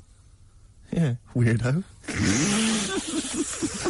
Oh, you're always going to lose with that one. Rick, did you see that film last night, Gaylord Say No? No. Ooh. Oh, no. Yeah, you're a Gaylord. Oh. That is actually the official way of finding out if someone's gay. That's how Oscar Wilde got caught. That's exactly how he got caught. Yeah, they went, well, we got no evidence that your arm was okay. Anyway, cheers, my lad. Oh, before you go, Oscar, you see that film last night? Gaylord Say No? No, take him away. Yeah. Take him to that bender downstairs. Take him out of my sight. That is how they got him. Yeah. That's the official way. Yeah. Children in Need last night, Rick. Oh. I watched a bit of it. Did you watch any of it, Karl? It's awful, It is isn't pretty bad. It's the worst thing ever. I mean, I've said this before, the thing about Children in Need, it makes the whole country and BBC One, for one day, into just one big school fete. Yeah. Do you know what I mean? Exactly. It's so pathetic. The entertainment is ill thought out. It's just boring. I'd prefer it if they just made everyone pay £1. That'd be fine, yeah. And they make more money and we wouldn't have to sit through it. Just add it to the licence But fee. surely that's, yeah, exactly, surely that's just a taxation that we should, you know, But that's as fine. opposed to going through this nonsense of seeing people from West End musicals who aren't selling come out and do a song. Yeah, of course. God. But it's just that they may as well, because I know there was Terry Wogan at one point going around the audience with a bucket, just running it, getting up members of the audience to put loose change in a bucket. This is national television. Yeah. I'm watching, they've already had to sit through 3 hours of rubbish, now you're making them pay for it. Does he get paid? I don't know if he's done it for I know, you know, there's a lot of people who go on there, though. All the pop acts that go on there, they're all plugging a new single. Of course, but that's... It's like, it's this mask of sort of this charade of charity, but they're all plugging a single. Yeah. It's just pathetic. It's utterly pathetic. They may as well bring on a big tombola, you know, and guess how many kind of pennies are in the jar. How did Pudsey lose his eye as well? Well, you get another one out if you're not careful. And, I watched it quite late, because we just had it on in the corner, we were sort of chatting and stuff. And, about 1 o'clock in the morning, okay, they'd been promising this for ages. It was a couple of sort of Hollyoaks stars or something, male stars, were going to be part of a male striptease. Yeah, full Monty type. I turned that off. Yeah, I didn't want to watch that, Steve. Do you notice the way he said he'd been promised it for ages? It was like 1 in the morning. Almost Carl's like he'd been staying up. Yes, What, Carl's you've got to you. measure me, Karl. That's a bit weird, Steve. Yeah. Yeah. Did you see that film last night, Gaylord Say No? No, but the point was, like, the thing about the, are you a Gaylord tied to a tree? Yeah. Yeah. There you are, then. There you are. That's Done another ya. piece of evidence. Really done me. But no, seriously, so they bring on these, this male stripper kind of gang come on, like, you know, firemen or whatever. And they come on, and they're like, cut to the audience, and there was one woman just putting her glasses on. Like about a 4-year-old woman. It was 1 in the morning, she'd fallen asleep, and her friend had gone, Agnes, quick, put your glasses on, wake up, they're getting their cocks out. And I mean cocks. Yeah. And they did this striptease, right? They did this striptease, and I have to swear, right? They went right down to their underwear. They had these kind of, and they were just flashing their arses. It was, and I was thinking, this is for kiddies, and it was obscene. It was utterly obscene. I was 1 in actually the appalled. morning, it's not. What are you talking about? It was appalling. It's The children charity only. is. No, but it was offensive. I was offended by it. It was the BBC, it was charity, and there were blokes with their todgers almost out. Yeah, but the fact is, but it's post-watershed. You can have any event and give it to anything, can't you? No, that's not right. It's for children. Because a lot of children will stay up and watch that. Their parents will go, yeah, it's fine, you know, you can stay up and watch Children in Need. That's for kids. Yeah, but then arses aren't, you know. But it wasn't just arses. They gave the impression they were fully nude. I mean, thankfully they weren't. I made a close inspection. But it was obscene. Yeah, me and Carl are looking at each other. Yeah, you're looking at each other. Gazing into each other's eyes. Just for 1 week only, we're back at score, okay? There's innuendos. We laugh when we say the word bender, cock, tits meaning birds. Karl and Ricky sitting in a tree, Kissing. Rick, have you been enjoying Bubba Sparks' current hit, Ugly? You're ugly. Oh, I'm ugly. Ugly. A song which means nothing to me, actually. I can't relate to it at all. I have. What do you make of Bubba? I like Bubba. He's a sort of down south kind of rapper. I know where this is going. I bet you've got a little bit of Bubba in your hip-hop challenge. Well, we did have the hip-hop challenge a couple of weeks ago, but I lost. So basically, we're just playing a favourite hip-hop track of ours, aren't we, each week? And this is my selection. It's from Bubba's current album. It's not the hit, Ugly. It's, the album's actually called Dark Days, Bright Nights, and I believe this song presumably comes from that title, because it's called Dark Days, Bright Nights. Enjoy it, Rick. Bubba Sparks, Dark Days, Bright Nights, title track of his current album. Rick, what do you make of it? I love it. Do you enjoy it's it? Great. It's hypnotic. It's the chorus. Is that a song? Sounds like Stevie Wonder? It does sound like Steve. I don't know. I haven't got the inlay sleeve to hand. I can't tell you. Does anyone know? Maybe they could call in. Rick, I'd love to give out the number. In fact, I will. 08700 800 1234. Ricky.Gervais@xfm.co.uk, who is providing the chorus for Bubba Sparks' Dark Days, Bright Nights, 104.9 XFM. Wow, from Bubba Sparks to Sparky Bubs. Those Sparky Bub boys swayed. Hey, slick. Strokes, last night on XFM, 104.9 before that, Swayed. Absolutely. Beautiful ones. Fella just phoned up and said you were talking about waterfowl before. The only bird with a penis is the swan. And he said it was worried him about the ugly duckling. They'll go about, he turned into a swan, but ducklings, they're not called ducklings, they're called cygnets. I pointed out that the swan in question didn't understand, because he thought he was a duckling. Yeah. And that all the other ducks sort of laughed at him because he was all gangly and everything. But he turned into a swan and he realised, I was a swan all along. Yeah, the ugly duckling story got me through so many bleak nights as a child. You couldn't wait to one day turn into a swan. Still waiting for it. So you could have a knob, presumably. Yeah, because, look, Karl, look, don't worry, it's a nice little, no one's going to complain about this. It's this lovely, childish, lovely little innuendo. There's nothing nasty or vicious, there's no And anyway, hate. off air, you're a different kettle of fish. You were trying to get us with the Gaylord's joke. Yes, he was, and he tried to do this. We'd done the Gaylords. Did you see that film last night, Gaylords Say No? Karl, trying to get his own back, went, did you watch Gaylords last night? Brilliant. It's got to be, did you see that film last night, Gaylord Say No? And then you say no, and we all point and laugh. Oh, I was going to ask you, is it true he's leaving Friday? Robinson Crusoe. Nice one. High five, Rick. Oh, he got you right. He got you the right one there. I don't know what that means, but he did. Anyway. Yeah. We're talking about children in need, Rick. Oh, yeah. And, Karl, what's wrong with you? He's just got it. Go on. Yeah. We were talking about children in need earlier, and as I say, I'm not a fan of it. And this is a couple of years ago. I was working, and I had to drive up to Blackpool. Oh, yeah. And so it was Comic Relief night. It was a Friday night, and we were listening to all the different kind of BBC radio stations, because they all cover Comic Relief. They all sort of link up as one big thing. And I think this was maybe like sort of, I don't know, BBC Solihull or something. And they've always got like, they've got this one guy in the studio doing all the DJing, and there's some bloke who's sort of outside the BBC with some kids and whatever else, kind of doing a live link up. And the guy outside was Steve Baxter. I forget the name of the DJ inside. I love the fact you remember this man's name. Well, it's important because we're listening, and the guy in the studio, he's there and he's chatting away, and he's going, got a signed picture here of the Spice Girls. All the girls have signed that, so the highest bidder gets to win that, and you have that.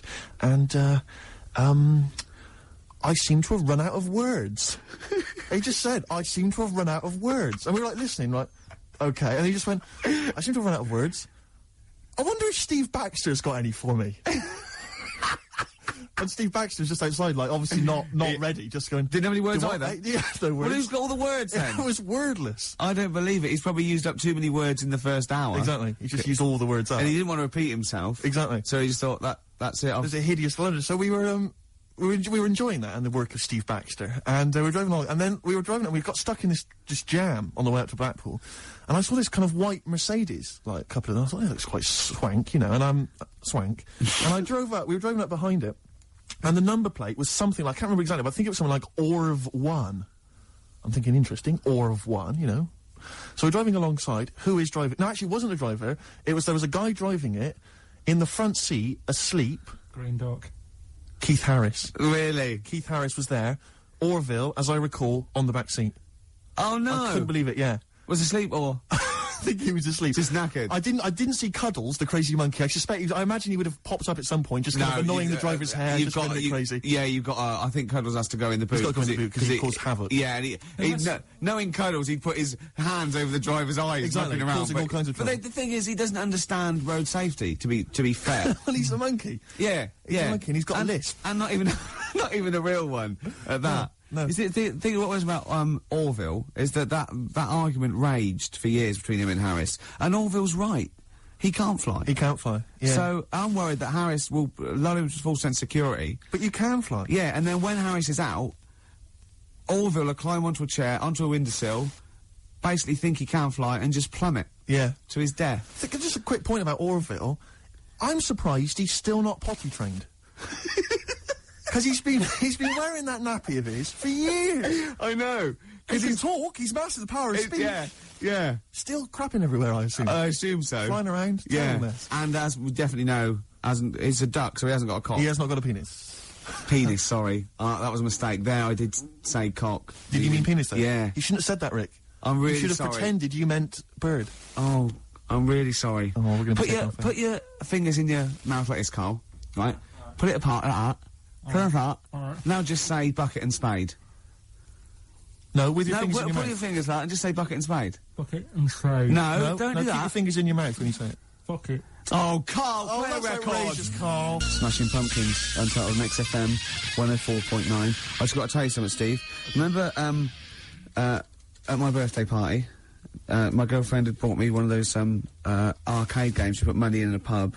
Oh, it's a quiz machine, though, isn't it? Quiz machine, yeah, touch the screen. And we're all playing, but Steve, with his general film knowledge, people were getting like 100,000 points and getting through, right? Steve got something like 8 million. Right, listen, I got the top score on a movie trivia quiz game, right? Who's the geek now? Yeah. All right, Karl? Hello. No, but it was impossible. And I tried it, and for like months after, I just thought, I've just got to knock him off the top. And I did it with all the other categories, and I was best at rock. Let's say that. But by no means is, you know, the gap between a friend of mine and a friend of yours, Johnny Camden, the lovely Irish comedian, came round last night, had a couple of goes. He got something like 30 million. That's mental. That's madness. Yeah. In fact, you're right, because, Johnny bought this comic, right? He loves Doctor Who, and he bought this comic, and Steve, he left it there, and Steve got a post-it note on every page wrote geek. Yeah. Johnny gets it home, reads it on the tube, and there's geek written on every page. That's the sort of vicious man Steve is. He can hand it out. Do you know what I mean? Imagine him calling you a geek. What must that feel like, to be called a geek by Steve Merchant? What do you think, Karl? Every week he has a go at me, anyway. What are you talking about, a go at you? You're having a go at me every week. 3 weeks. What? You've been having a go at me. I have not had a go. You've always had a go at me. You've always said to me, what do I look like? And what do you expect me to do? Lie? Oh, he's done you again, Steve! No, I'm not getting into this. He's done you again. A young lad called up before and said, have a go at Steve again, these looks. And it's not like a game. I'm not like coming in here every week and wanting to make you look, you know, come across as an ugly bloke. I don't need to do that. He's done you up. He's done you up. Is this because of the Gaylord stuff? No, it's that you're having a go at me again? Oh. It's just that you had a go at me before. I didn't have a go at you at all. I was talking to Ricky. I'm spoken a word to you. Your eyes. Is this why you're in an ugly mood? A bad mood? A generally grim mood? Is it because, like, you just think I'm going to have a go at you? I don't know what it is. When I get here, you're all right. And as soon as you come in here, you change. I haven't done anything. What are you talking about? You're paranoid. I haven't said anything, mate. I've drawn a little picture of you here, but I'll tell you what we need now is a song for the lovers. I want to tell you now. Please. This has been one of my favourite songs for about 20 years. It's by David Bowie. Now, David Bowie's had his phases, and I liked his glam stuff, and Tin Machine went off. He's always sort of there, on and off, right? But this song is off Space Oddity. It's called Letter to Hermione, and I don't know why he stopped writing songs like this, because this is probably one of the most beautiful songs ever recorded, and I know Steve agrees with me on this. I do indeed. Rick, can I just kiss and make up with Karl? No, that is... No, let me just kiss my kiss. Yeah, but it doesn't next week it'll be the same again. It doesn't mean anything. It's like saying sorry. Oh, on the lips. Go on, he's like... Yep. I've never... Karl has gone a absolute shade of purple, straining not to have Merchant's... There's no point, Steve. No. There's no point. No, just shake and make up. Shake what, Rick? There you go. All friends, sit down. That's lovely. That's a lovely moment. It's XFM 104.9, and this is Letter to Hermione by David Bowie. It's beautiful. Letter to Hermione by David Bowie. Wow. After that, I think he wrote The Laughing Gnome. I know, it's just, the thing about David Bowie, I feel the same way, it's that he's clearly a great, you know, rock musician, great fun records, you know, I saw him at Glastonbury, absolutely fantastic entertainer, but his songs have never gripped me, they never got me at heart, you know. Except that one. Except that one, that's the first one I've ever heard of his, which really got me in the gut. Yeah. Amazing lyrics. Yeah. Brilliant. Yeah. Carl, what were your thoughts? It's alright. Yeah, you're a poet, Carl. Play something else then. Blur. Coffee and TV. Good to hear that one again. Yes, good. For that, Radiohead, True Love Waits. Well, Steve, it's time for my world-famous film review. People love it. Yeah. Yeah. Yeah. How, can I just ask, before you crack on with the film review, I notice you often do films that people have already seen. Well, you see, that's what I mean. That's why I think your film review failed, because people didn't know what film you're talking about. They hadn't seen it. Yes. See, there was, you know... Because a lot of people would say that the benefit of a film review was the fact that they hadn't seen it yet, so they were going to make up their mind based on that review. I don't know who'd say that. I prefer Ricky's. Okay. See? All right, Carl. See, there you are again, being nasty to me. No, it's just he's got a choice. All right, anyway, so my point is that how would you hope people would use your reviews? However they want, really. Okay. So... Would you hope that they'd maybe seen the film but they hadn't yet made up their mind? Whether they liked it or Whether not. they liked it or well, not. this is up to them. This is, you know, this is for everyone. It's easy. So if someone say it's... Because I think, was it... You did, one of your most famous ones, I think, was, one for The Cuckoo's Nest. Yeah. Now that came out, I think, in 1975. Yeah. So maybe some people saw it in 1975, haven't yet made up their mind as to what they thought of it. Yeah, now this put them straight and what to look for next time, maybe. Okay. Now, ready? Ricky Gervais film review. Sure. Review. Right? Chosen Rain Man. Rain Man, okay. Now, this has been on TV quite a few times, and it was a multiple Oscar winner. Exactly. Okay. So, okay, right. Rain Man, it's got Tom Cruise in it, and he's alright, he's normal, but he finds out he's got a brother who's a bit mad. Dustin Hoffman is doing it, right? And it's meant to be. He's all weird, but he's meant to be, so it's good acting. Now, oh God, he needs to keep his brother, but they don't want him to have a brother, and... he doesn't remember a lot, but he dropped him in the bath and burnt him when he was little. Clumsy idiot. But then he finds out he can make a bit of money, so they get the same suits, and they go bet two for good, well, because he's got special powers. So he can know what the roulette. He wins that, and he drops some toothpicks. He knows how many there are. And he recognises the waitress just through the book. He's got all his football cards. Don't put them out of order. Don't go in the telephone box with him, he smells. And get him back in time for Jeopardy or watch it. Anyway, then they slap his head and get worried. Qantas don't crash. So he's got... all that, and in the end he doesn't, I don't think, but at least they've met each other. Yeah, yeah. Of course, Rain Man, a film about autism, which is strangely appropriate, I think, when you're reviewing it. Anyway. What would you give it out of 10? Oh, 9. Okay. Thanks very much for that. Were useful? Yeah? Have you seen the film before? No, but I will now. Okay, jolly good. Well, excellent. New Order. 60 miles an hour on XFM 104.9. Well, quarter of an hour to go. Yep. We've still got your Song for the Ladies. Song for the Ladies coming up. Time now, though, Rick, for Under the Covers. You've got me covered. Cover me bad. Which is when we play a cover version of a well-known hit. Just see the sort of effort that goes into the show. There's a lot of work. We've learnt something. We've learnt the only bird with a penis is the swan. Swan. We've had an interesting anecdote where he saw Orville. I saw Orville. Yeah. Keith Harrison Orville. We've had a film review, Rain Man. Informative. An award-winning film I reviewed today. Yes. So... that was an Oscar winner, Carl. Ants. There's been things about ants. Ants never sleep. Yeah. If you missed the beginning, you won't know that fact. We've had various songs. Music. And that. Beautiful. So, carry on, Steve. Cover me up. The White Stripes, everyone's raving about them, Rick. Sure. They are an exciting band, and this is their cover of the Dolly Parton classic, Jolene. Love it already. White Stripes and their version of Jolene. What did you make of it, Rick? I loved it. Loved it. Good. I want to ask Karl a question, though, because Karl's sometimes in awe of this newfangled world we live in. What do you think of the scenario? What do you think is going on there? Because it's a bloke singing to a woman, begging her not to take his man. What do you think's going on there? Say again. Well, that's a bloke there singing. Yeah, to his wife Jolene. Right. Were you listening to the lyrics, or? You see, I got mixed up anyway. I thought it was about that one about the person who chucks himself off a bridge. So I was thinking more about that than listening to that one. Right, listen. Well, go on it. Right. Jolene, I'm begging of you, please don't take my man. You flaming locks of auburn hair, even though you can, don't. He's all I've got. You're a beautiful woman. Don't take my man, because I can't compete with you, right? Yeah. What do you think's going on there, though? Because, you know, it's Dolly Parton singing it, we know what's going on. They're fighting over the same man, aren't we? Yeah. What do you think's going on when a bloke's singing it to Jolene? What do you think of the scenario there? That's one of them names, isn't it? That could be a bloke's name. It's like Leslie. Oh, Christ. Okay, sorry, it was a... I wish you'd not asked him that question. So exhausting. I love him. Do I love ants, Karl. do ants sleep, Karl? Which bird's got a cock? Swan. Swan. Okay, nice one. Listen, I want to play that song for various people who've emailed and phoned in saying they want requests. We don't really play requests on the show. We'd like to mention them anyway. Matt Barr, Magic Thighs. That's not Matt Barr's Magic Thighs. No. That's Matt Barr and Magic Thighs. Yeah. Kieran in Dublin, Stuart in Hackney, Lisa and Alison in Crouch End, and Glenn in Crystal Palace, who was phoning up with a nice message earlier. All of you, thanks for listening and thanks for enjoying it. Sorry we didn't play your requests, but tune in next time. It'll be fun. Anyway, I just all I wanted to say, really. Here's tragic. What's tragic? What did you want me to say about that song? Just your opinion. Your own opinion was fine. it's In fact, your own opinion is better than anything I could really hope for. Without doubt. Whenever I ask you a question... You constantly surprise us. Yeah. It's wonderful. So only ever... Carry on telling the truth. Carry on saying exactly what's on your mind. And I think this could become a great... You're like a man who was frozen in Victorian era and has been reawoken and he's kind of discovering the world. Some things make sense, other things don't. It's beautiful. It's As really opposed to one that was made in a castle in Victorian times, like Steve.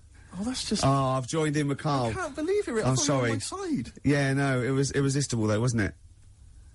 I'm really sorry. Should we play a record? Right, I'm afraid that is about it from us. Absolutely. I always leave the ladies with the song, Rick, as you know. And the song for the ladies this week, again, it comes from the free giveaway CD that comes with this excellent little magazine called Comes With a Smile. And there's always something interesting. How are you spelling that? I've played the Mull Historical Society before. This is a track. It says it's just a demo, which is I don't know why. If they've been picked up, it's outrageous. They're called Sloan, and this is called Pretty Together. See you next time. Goodbye. Sum 41 and In Too Deep. If you're listening now, you're in too deep. It's the Ricky Gervais Show. Run for the hills. Oh, No. classic. Yeah. With Steve Merchant. Yeah. Whose birthday it is today. Yeah. So Karl, someone never listened before and they heard that link. They're thinking, great, it's proper radio at last. Oh. XFM 104.9, just gone 1:05. Steve, do you want some great music I'd today? love to hear some great music. Well, I've brought in some good stuff. I've brought in Oasis, we've got Radiohead, Sure, I've got some sure. Dre, I've got some Alba, I've got some Jimmy Webb. I'm looking forward to that. Yeah. You know, we're keeping it real. Oh, absolutely. Yeah. I've got Charlatans, I've got Nirvana. Any Sade? There's no Is there Sade. not? That's a shame. No, but I've been looking through the library and I have found 4 non-blondes. Brilliant. Looking from yesteryear. Looking forward to that later, Rick. Yeah. It was Karl. It was you that worked out the maths and worked out I was 28 because they just worked out I'm 27. You are 27. No way. Yeah, I asked you, didn't I? And I said Because, no, but what I sort of questioned was, I said, well, if you're 27 today, that means last week you were 26. well done. Yeah, that's irrelevant. So therefore you assumed that I must be 28 then. Yeah. Whereas I assumed you were using, you know, your knowledge of maths, No, such as it is. I wouldn't do that. No, sure. Wow. I actually got lost in that conversation because I genuinely didn't know what he meant would mean last week you were 26. I don't know what that meant. I don't know what it meant. Wow. Well, it is Steve's birthday. But he would have been 26 last week. So tells you genuinely frightened me because it's those staring eyes. There's nothing behind him. It's this little bald head. Looks like Davros looking at me. Genuine fear on his face when he enters into a conversation with another human But being. what bit don't you understand? If he's 27 today, he would have been 26 last week, and he doesn't look 26. He didn't look 26 last week. He looks older than 28 today. You've started on his birthday. You're still having a go at him. Karl, I don't look like the kind of hot stud that I actually am, but face facts, that's the truth, mate. Yeah, live with it. Get with Live the with it. programme, jeez. Well, let's have a little bit of cake. Okay, oh, that's appropriate as a See what I did? birthday. But you mean the band, don't Yeah. you? Not the cake. You haven't actually bought cake, have you? Got anything at all? Cake, short skirt, long jacket, sort of fashion sort of Sure. single. Yes. Isn't it? Yes. Yeah. Oh, I got. Just remembered something. Go Right. on. Think like short skirt, long jacket. Once I was watching daytime TV. I was unemployed. It was the early days of it was about mid-80s, and Who was hosting? It was sort of like one of those Eamon Holmes and someone, or like right, Richard, not as good, not as. And the link she went, well, after the break, Leo Sayers popping in, tell us about clothes for the shorter man. I stayed tuned. He came on. He went, Leo wear a short, Sayer? yeah. He went, wear a short jacket. Why wear a short jacket? Optical illusion. You're going, well, that jacket, it couldn't be a foot long because that'd be mad. So it's 2 foot long. So he's 6 foot. So I'm looking at him there. I'm looking at him. Don't get too close. Just look at the jacket. How tall are you, Leo? Well, work it out. Yeah. This jacket's presumably about. Yeah. Isn't it? Yeah. Yeah. Of course it is. Yeah. Yeah. But Leo, you're famously quite a short man. In fact, I saw you on TV talking about clothes for the shorter man. No, but look at the jacket from there. Yeah, you must be about 6 foot. So you had to walk round looking like a bullfighter just for this illusion at like 50 paces. What's the other thing about stripes? Is it? Yeah. Horizontal stripes widen you. Make you look fatter? Yeah, Right. yeah. So good advice, a good fan up, and they're the ones that normally bring gifts. Oh, yeah. They are coming up later, and I always look forward to my father's gifts. Yeah. Because they are remarkable. I don't know what he's thinking sometimes. It's like, I don't understand the logic. I mean, if I explain some of the gifts he's bought in the past, maybe you could figure out. I once opened, I think I was about 14. Right. And, I liked all the stuff that you like at 14, you know, the ladies, obviously, you know, pop music, sure. you know, fashion. Yeah. And that's why he bought me, on audio cassette, the collected wartime speeches of Sir Winston Churchill. It's a good gift. Did you listen to it? Well, I'm not sure when you'd ever be in the mood to listen to that, to be honest. We'll fight on the beaches, you know, all that. All the classics, all the classic hits. I don't know when you listen. I think unless you're under attack, I don't think you'd ever listen to that. Did you not even listen to it? I kind of stuck. But when are you gonna be in the mood to put that on? No, but just because it was a gift. But I always remember being once. This was. But what if he tested you? Go, do you like track 4? Yeah. Oh, some chicken, some neck. Oh, I love that, Dad. Yeah. But I think they're doing a remix. But he said to me once. He said to me, "Never forget, son." He didn't. Yeah, and I went, I don't remember, Dad. It was mad, and it was like, because he was quite into sort of, but he was into like the military and all that kind of, and war history and stuff. So are you allowed to tell an anecdote about your dad on radio? Can I just give you a clue, just in case? Can you tell the thing about the shed? No. Okay. No. Okay. Too complicated. Too long. Okay. All right. Okay. But I always remember this was true. I remember I had it on once because I just stuck it on because I thought I ought to. And my dad came in. He was pleased to see I was listening to it. And he was like, we just sort of stood there listening. And I was with my sister coming in with one of her quite attractive friends, teenage friends as well. Like, and I'm a teenager as well. And it's like, and just this woman walking by. You know, she goes to the same school or whatever. You know, quite fit.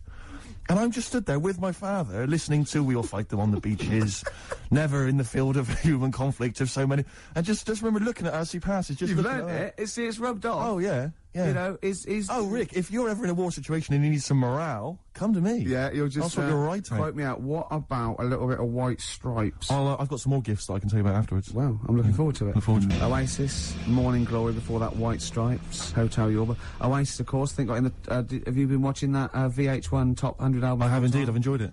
Yeah, number 1. Do you remember what number 1 was? Joshua Tree. See, You too. Yeah. Now, good album. It's not the greatest album ever, is it? Of all time. I mean, I know it's an arbitrary list, but even so.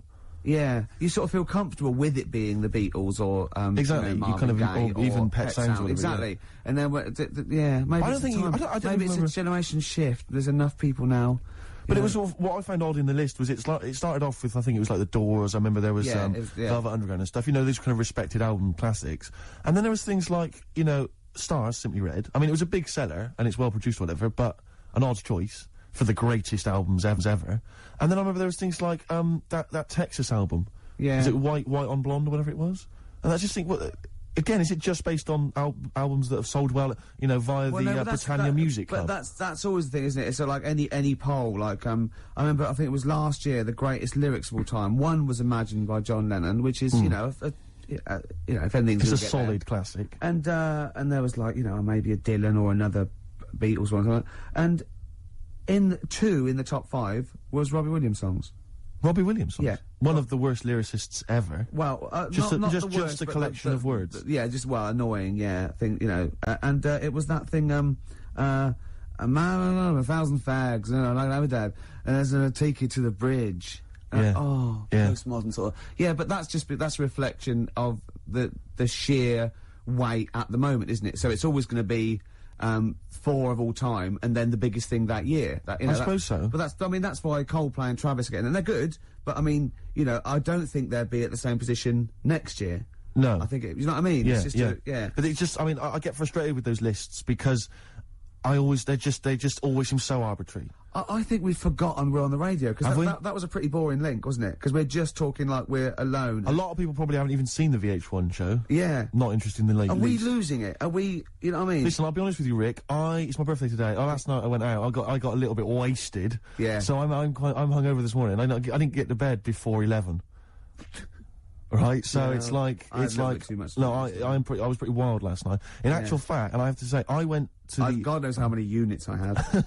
I went to the Monarch in the Camden. Monarch, yeah. There was some kind of groovy night on. I went to the door. I got a load of mates with me. I said, any discount for XFM DJs? You didn't really? Yeah, I did. I was a bit drunk. He went, who are you? I went, Steve Merchant, Ricky Gervais. He went, Steve Merchant, brilliant. You can come in for free. No, he didn't. Yes, he did. I swear to God. He said, yes, you did. He said, and I said, what about mates? He went, it's £5. They can have £1 off.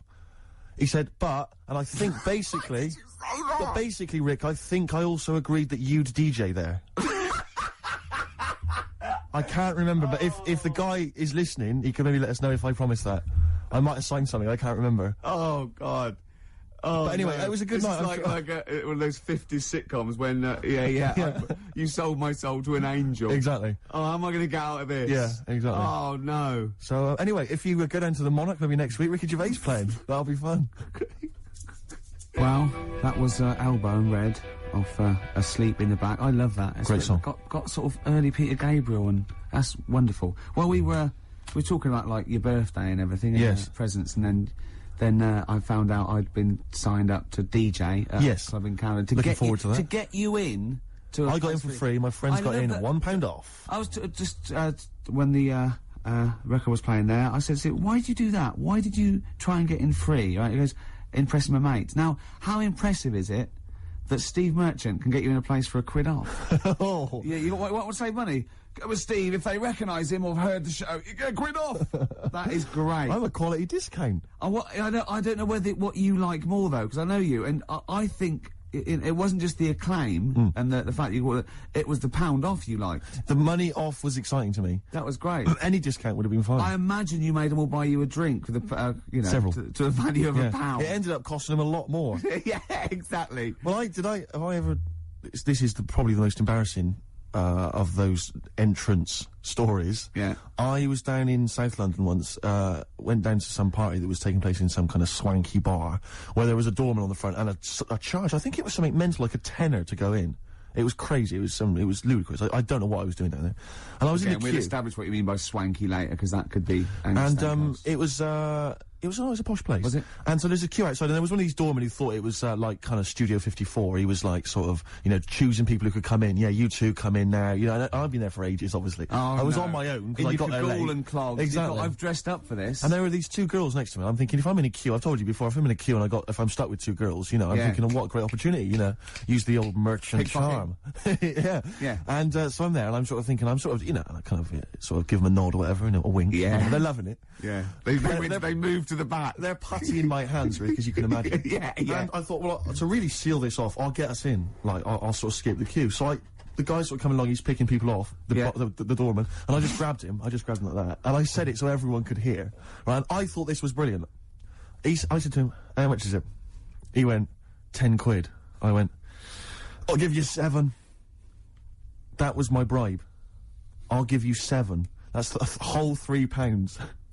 No, that can't be right. No. No, he must have said a £5, and I said, I'll give you 7. Yeah. That makes more sense, doesn't it? That's giving him a £2 incentive. A £2 incentive. And then I'll give you 7, you can make up the 10. Exactly. You can, if you let me in, you can put in 3 yourself, mate.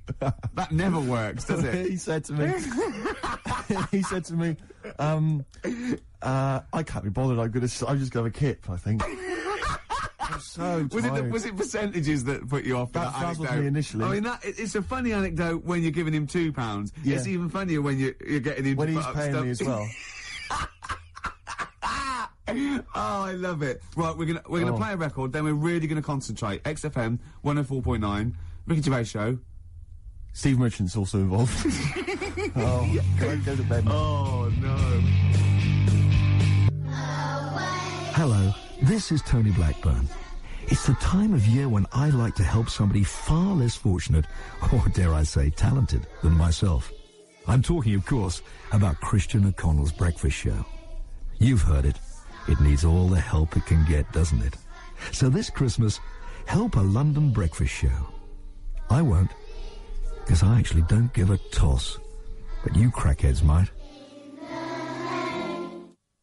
Cypress Hill, superstars still to come. We've got such great bands as New Order, Ash, Nirvana, Radiohead. Song for the Lovers at about 2 o'clock is a beautiful song by Jimmy Webb, Lovely, Steve. looking forward to it. Now, it's Steve's birthday, it's XFM 104.9, he's 27. Yes. We're both a little bit hungover. Yes. Now, every link we've started hasn't really sort of... It's not really come to fruition, if I'm being honest. Nothing's happened. I mean, sometimes they're just all out, kind of, there's just blunders in them. Yeah. Or like this one, we've already run run out of aground. steam. Yeah. I think it might be a mixture of us, like, we've been on this station for a little while, we're losing the will to live. Bored. But we're going to buck up our ideas. Can I just ask a I quick said question? buck up, by the way, just Can in I case. just ask a quick question though, because I mean... listening want to complain. My birthday today, and therefore last night I went out, and, you know, that's my excuse for being a little bit tired and a little bit hungover. Yeah. What's your excuse? Because you didn't come out. No, I know. I mean, you conscious you had the show today. What were you doing? Staying at home just drinking? Yeah. Having a little couple. Me and Jane went What time to did say you go to goodbye bed? to someone, about 1. Well, that's stupid. Well, what I'm saying is, no, I mean, it's your name all over the show. You know, I'm a nobody. I got no reputation. Yeah. Although, Thankfully. you get a quid off in most clubs in Camden. Fair enough. I think just drop... If I had to do Karl, something... why don't you contribute something? You've been silent. Now that is scraping the bottom about It like really is, we're in trouble. Oh no! Oh, we're failing. Who can we bring on that's surefire, always delivers, Audio snappy? dynamite. Yeah, Karl, The big guns. come on, Karl. I was just thinking, there is nobody else who looks like Steve. He's done ya. That's outrageous. Although, to be honest with you, that insult has resurrected things. Yeah, well done. Play a little tune, and then we're Got a little back. bit of a sniffle as well, I think. Yeah, Cold or something probably coming on. bit late there, Karl. You should come in a bit earlier there. Suede there. What I like is the complete lack of professionalism on our part. Yeah. It's like we've got a bit of a headache, a little bit Yeah. tired, just, that's it then. You can't fight that. You can't fight that. Well, I mean, the thing is, as you well know, Rick, there are certain DJs on this station, you know, drunkards. There's at least 2 I know of who are smackheads. Yeah. And, yeah. you know, they still manage, they still manage to yeah, do but a good job. even the ones that aren't, that try their best, are rubbish. It's true enough. I'm not saying we're still not the best. Yeah. And it's effortless for us, Rick. I as you know, yeah, yeah. We're coming up with dynamite stuff here. Yeah, I You know. and we're not even, you know, fighting on all cylinders. XFM 104.9, Ricky Gervais with me, Stephen Merchant, a little Hi. bit hungover. We all are, but he can't really take it. He's a little, he's loud. Yeah. Wait, there is tickets to give away, Rick. I don't know if we should mention that. What? Who is it for? Joe Strummer. Oh yeah. And his band, the Mescaleros, play Brixton Academy, we think, this evening. A little bit more information will probably be... So go along, just in case. If you say you're Steve Merchant, pound off. Well, the doors are at 7 o'clock, and it's £17.50. Unless you've won the competition, Rick, that I'm about to set, and won yourself a pair of tickets. There is someone, right, in America, celebrating a birthday today, okay? Yeah. More than one. Same I day as think. me. Yeah. No. No, but there's a Go on. specific one I'm thinking of, Go on. right? His name, Rick, is Dwight Schultz. Okay? Yeah. If you know the answer, obviously don't give it away. Yeah. His name's Dwight Schultz. He's an actor. Yeah. He's particularly big in the 80s. Yeah. And he's also celebrating a birthday today. You're going to say what's his name? I'm going to say what character is he best known as? What TV character is he best known as? And you can win yourself some tickets for Joe Strum and the Mescaleros at the Brixton Academy. Dwight Schultz. American actor, TV character of the 80s, very famous. Oh yeah. See, Christian's giving away a trip to Salem, Massachusetts. That's bizarre, actually, because I was in America recently and I went to Salem, Massachusetts, and that's not a prize. Isn't it? Believe me, I mean, we were there, we were sort of obliged to go because we were at someone's birthday. It's rubbish. Really? I mean, that's a really poor trip. That's such a boring He probably can't believe his luck. It's probably the biggest thing Christian's ever had to give away. the great thing about- and you've just dissed it. The great thing about Salem, Massachusetts is that I don't think we're good for this station. I don't think we're selling this station like we should. Well, you know, it's its own fault, you know, it shouldn't have hired us. I blame it, you know. Yeah, and paid us in advance. Yeah. They're lucky we turn up. No, I went to Salem, Massachusetts, and this is the place that's famous from, like, Salem's Lot and the Salem witch hunts, famously. Famous for all things Salem. Salem. Yeah, anything with Salem in the title, that's what it's famous for. The whole Yeah. place has gone mad over, like, witches and anything. Basically, it's like, there was the Salem witch hunts in, like, 17 something or other, or 16 something or other. So the whole place now is just full of, like, people dressed as witches. Yeah. And then it's, like, any supernatural stuff. So that I went in, and it was amazing. It's quite like expensive. Glastonbury tent. It was, it's like, it's awful. Every single place there, every single shop is kind of horror related. Yeah. And I went to the, Boris Karloff World of Terror. Yeah, Right? It's amazing. You went in there, right? I don't know if Boris, the famous horror actor, has actually been involved, but you go in there, you walk in the door, you've got to put these 3D glasses on, right? And it's supposed to be this kind of chilling journey around this kind of, like a sort of, a crypt, you know? And you put these glasses on, and I couldn't tell. They were so poor, I couldn't tell what was supposed to be a 3D effect and what was actually three-dimensional. Really? So I couldn't tell if, like, the floor was actually sloped or if it was just appeared to be. Yeah. Whether the wall was actually kind of knobbly or whether it was kind of 3D glasses. It was so much, and it literally took about 45 seconds to get through it. Imagine and he just that. came out blinking into the light again. It was So rubbish. so I just want to throw us over to Karl. So there's Steve Merchant with funny glasses on in this place horror, and he's walking round. Do you think he scared people, Karl? I've set this question out, haven't I? I've loaded the question. I know the answer you're fishing for. Karl, do you just want to have a dig at me? Because it's coming up to 2 o'clock, and you've not really put a lot of effort in today, slagging me off. I don't do it on purpose. No, he doesn't do it on Go purpose. for it. He's just an honest northerner, and he can't lie. He's like George Washington, but without the wooden teeth. Yeah. Salem. I didn't mean We've to say... lost it again, haven't we? You didn't mean to say Salem. This is such bad That was radio. just This the is word that was in really... the tip of my I mean, tongue. genuinely, this is bad radio, awful isn't it? radio. Quick. Oh, yeah, my mate went to one of those things, in the West End, where you walk around and it's aliens and they jump out at you. Right. Right? And he was so scared when the alien jumped out, and he ripped a bit of his face off. And What, the bloke- alien's face off? Yeah, it was foam, and the bloke went, "Don't do that, mate." Brilliant. Well, in the Salem one, I was wandering around, and this was one guy that kept jumping out. Yeah. Because there was about 10 of us, I was at the back, I always missed him jumping out. So when I got round, I missed all the frights. It was Oh, no. You'd at least, you'd have thought he'd, like, jump out, then double round and jump out again. For Yeah. the people at the end of the Everyone queue. about catch that? No, what really, do you know no. it, we? All right, okay, move on. Oh, if you want to win those tickets, 08700 800 1234. Dwight Schultz, who is he better known as? Yeah, Basement Jack's there, keeping it real. Where's your head at? Where is your head at? Yeah, I know what they're saying. They're saying, where's your head at? Where is your head at? Yeah, XFM 104.9. Ricky Gervais. Now... just one thing I would say, Rick, is that I've spoken to a few people who've listened to the show, and a lot of people, you know, this is the highlight of their week. It really is. No, a lot of bedbound people, and you know, Yeah. and we're not putting we're not really putting the effort in, are we? We're providing nothing. We're trying, but it's just not coming out right. It's just The words aren't coming out. When I say them in my mind, they're brilliant. But it's sort of like getting old. You know, your mind. I still want to run upstairs and things, but I just the lift. I'd like to run upstairs. I just can't anymore. And I felt that today. The comedy's in there. There's Interesting fun, there's things humour, and there's it's interesting all stuff. in the head, and it has to go via the mouth. Yeah, that's the problem. it's just not working for for me. But it is your birthday. You're 27. Happy birthday. Thanks. We're talking about. Can I tell you one of the best presents I ever had? Without doubt. All I ever wanted was a go-kart. This is true. I was like, you know, sort of 5, 6, 7, and I eventually, for Christmas, I wasn't sort of spoiled in the sense that I got pocket money, but I always got what I wanted at Christmas eventually, because you know, working class mothers, they'd get it out the catalogue and pay for it for the rest of the year. So you know, I always got. I you know, really, you know, as many presents as anyone else, and I got this go-kart. It was a little red go-kart, and it was a pedal one, and I'd run home from school, and I'd be in it, and I'd get up and down the garden for hours. I'd have to come in from a tea, and this was fantastic.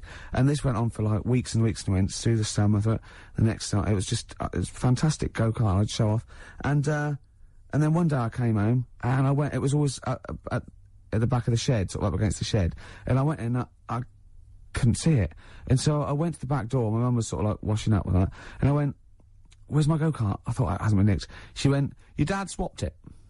Your dad swapped it? Yeah. I went, "He what?" And I was going to be brave, and I went, "He what?" She went, "He swapped it for a wheelbarrow." And I could see she didn't approve of this, and she was thinking, "I'm going to tell him, and then I'm going to, you know, have this out." And I went, "Right." She went, "It's your wheelbarrow." And I went to the back of the shed, and there was this wheelbarrow, he swapped it with a bloke called Jimmy Dublin, who he worked with. Jimmy Dublin? Yeah, I don't know.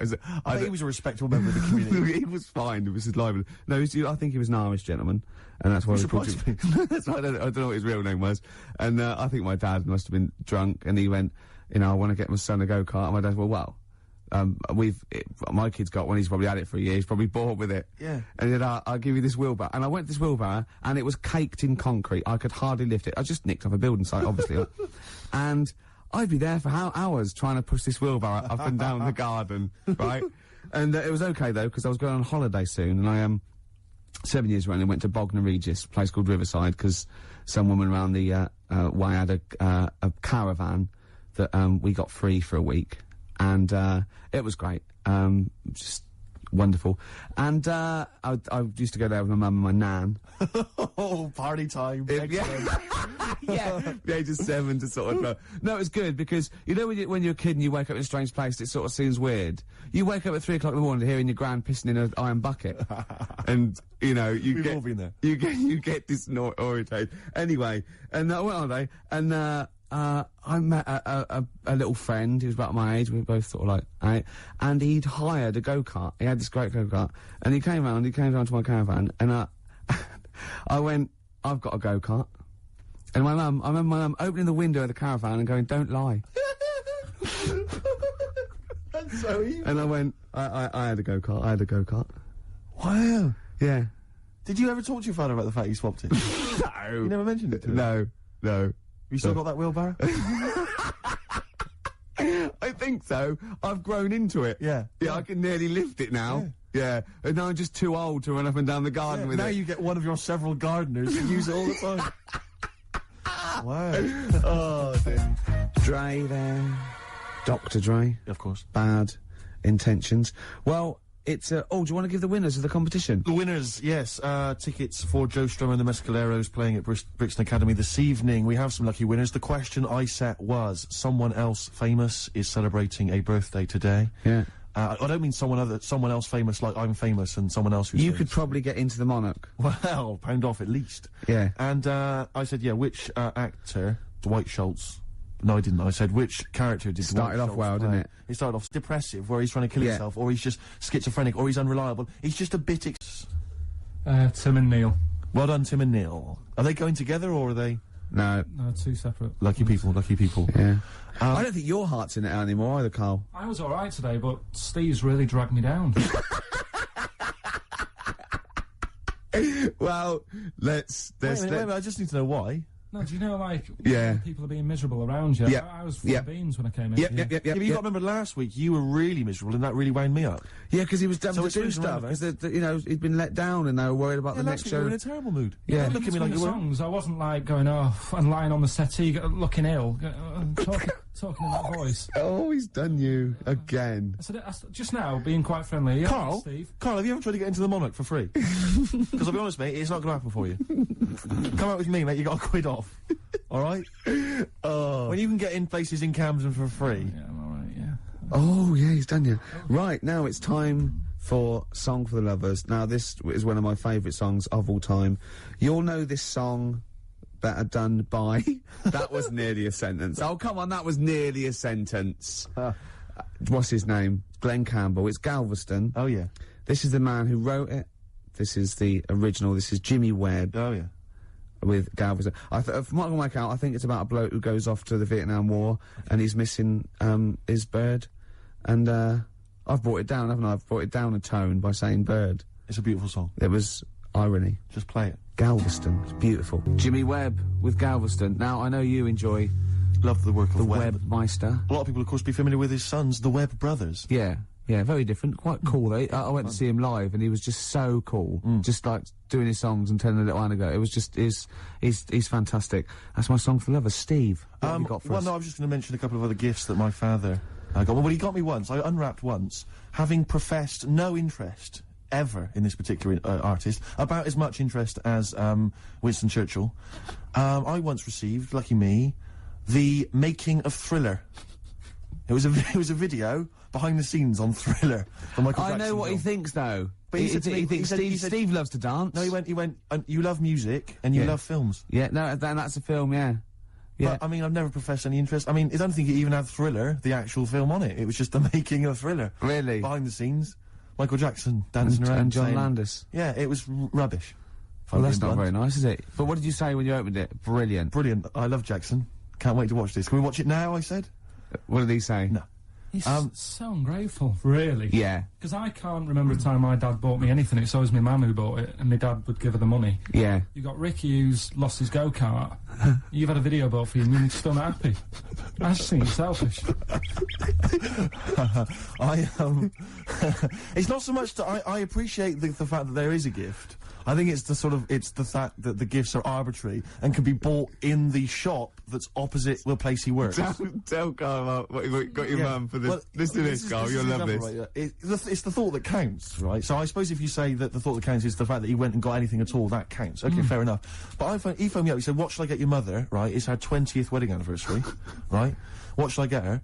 I said, well, I'll tell you this is a great idea I'd heard from somewhere else. Why not get her, pay for her to have a makeover, you know, and all this sort of treatment, you know, and the beauty treatment and that. She'll love that, you know, then take her out, give her a meal and stuff. He went, okay. So he hangs up. I speak to him on the day of my mum's birthday. I say, what'd you get? He said, I got something. I said, do you go for the makeover idea? He went, not exactly. I went, what'd you do? He went, I bought her a trowel. A trowel. I went, a trowel? He went, yeah, for the garden. I went, it's a trowel. You've been married 20 years, and you got her a trowel. He went, it's stainless steel. I said to him, it's a trowel, Dad. And he went, do you think I should have got it engraved? It is mental. And I went down to see them, right? And I went in the lounge, and literally, imagine it, like, she wasn't this, but imagine, I got in there, he'd bought this trowel, right?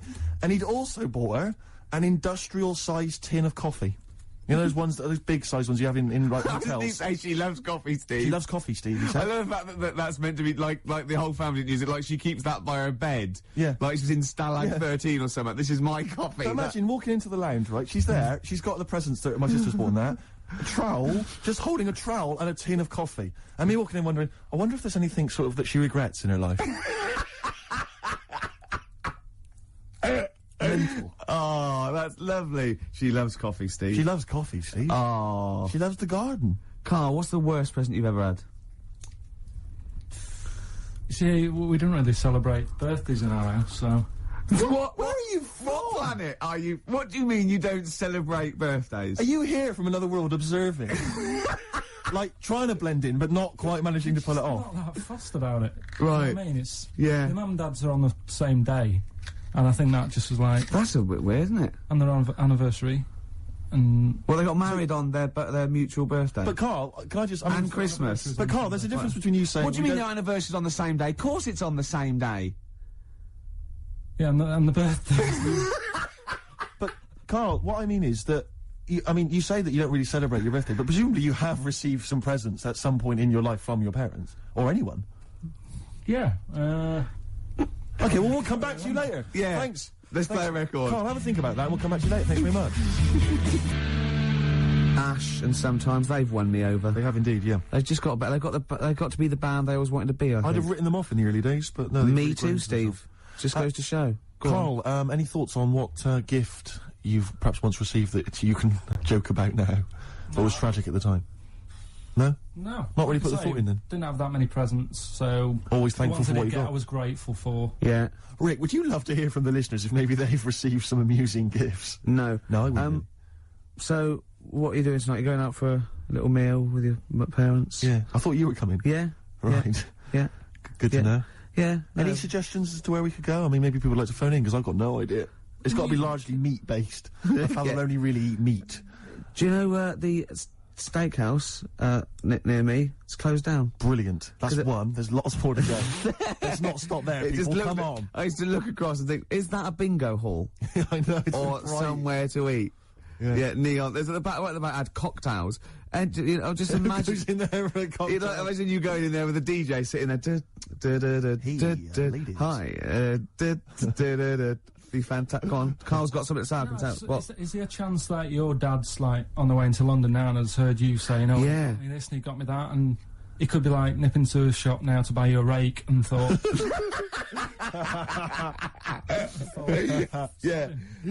yeah, just think of that. Oh, that'd be terrible, wouldn't it? Or the making of the bends. Yeah, he'll probably turn up and say, I was going to get you a gift, Steve, but then I got high. And we'll all laugh. Yeah. Cultural reference. Yeah. Right, this link has run out of steam again. Yes, but don't worry, because I can salvage it. Go on. Because it's time for Under the Covers. Cover me up. Oh, you got me Between the covered. covers. Between the covers. I like covers. Cover songs. Yeah. And this was done by someone else. And it was this week I'd like to play I mean, we're all fans of Destiny's Child, Rick, and we're all fans of the song Say My Name. Yeah. But have any of us heard the Scottish band Spare Snare doing their version of it? I suspect not. Let's hear it now. Spare Snare doing their version of Say My Name by Destiny's Child. Rick, what do you make of it? Do you remember Raw Sex that used to be in French and Saunders? Was Roll a River on this one? Yeah. Is that basically what it's like? It's a bit like that. Do you yeah. think maybe the cover version section's running out of steam? If that's what we're playing. I think we should only ever do sort of 6 weeks a year on radio. Right. And then, you know... and people will kind of remember that. It'll be beautifully preserved in their memories. Yeah. You know, like Benny Hill used to do one show a year. Right. You know what I mean? Imagine how awful it'd been if you'd like do it every week for 2 hours. I don't think you'd have been so successful, to be honest, Steve. I think he'd run out of ideas. Rick, I know that you are tired of coming in every Saturday and doing the show. I know I am, and I suspect many of the listeners are. But maybe we should leave it to the listeners. You know, if they want us off the air, maybe they should just email, fax, phone in. That'd be... I think everything should be like that, though. Vote whether you want to, you know, like a binary sort, like, you know, up against someone knocks... Like Winner Stays On in pool. Yeah. I hate that, Winner Stays On in pool, in pubs. It's just horrible, fascist, isn't it? You want to play with your mates. You don't want to have to beat a bloke with one tooth who just plays pool all day. Yeah. Costs him nothing, and he has 93 games. Of course you're not going to beat him. He's a professional by the end of the evening. Okay. XFM 104.9. Oh, Merry Christmas. For Hero by Les Fleur. Great bloke, Les. Yeah. Worked with him in Blackpool. Weird. Had very high voice. Can't grow a beard. Yes. But, yeah. I'm joshing. Probably pronounced Les Fleur, innit? Les Fleur. Yeah. We know all that. Oh, we know that. We know that. We noticed all those huge posters advertising Christine O'Connell's breakfast show. They're all over the place now. They're mainly on the tube. You wouldn't know, Gervais. No. What with your driver and everything. Imagine if they'd spent the kind of money they must have spent on those advertising our show. I know. And those people were tuning in, and today's show is what they heard. I was actually thinking, right, because we do care in a way. Yeah. We couldn't get over it today, you know. Just to word to the kids, this is what alcohol can do to you. Yeah. It's a sobering lesson. Yeah, it is. Yeah. But I thought, what if this was our first ever attempt at radio? Think how gutted we'd be. We'd go, we're not What right. worries me is it's like, I don't know, it's like in my sort of hangover state, it's like I've kind of woken from a dream, and I've sort of thought to myself, all the stuff we're saying today is what we normally say week in, week out, and we think is brilliant. And it's today we've done it, and it's rubbish, and it's like we've seen the truth. Oh, yeah, it might be. See, so an alcohol can it's just not as interesting or entertaining as we thought. See, yours could be BSE as well, though, because I know you're worried about that. In, I think. Yeah, because you just ate beef, didn't you, for the first 15 years?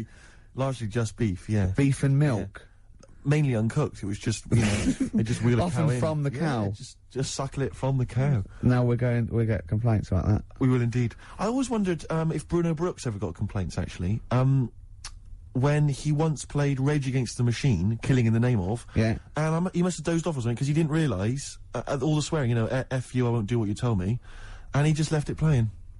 He probably wasn't And listening. it was the UK Top 40, and it was just, you know... He probably, of course, he probably did get complaints. Where is he now?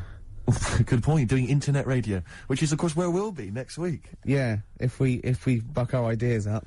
Quick question. Go on. I just realised who Karl looks like. Moby.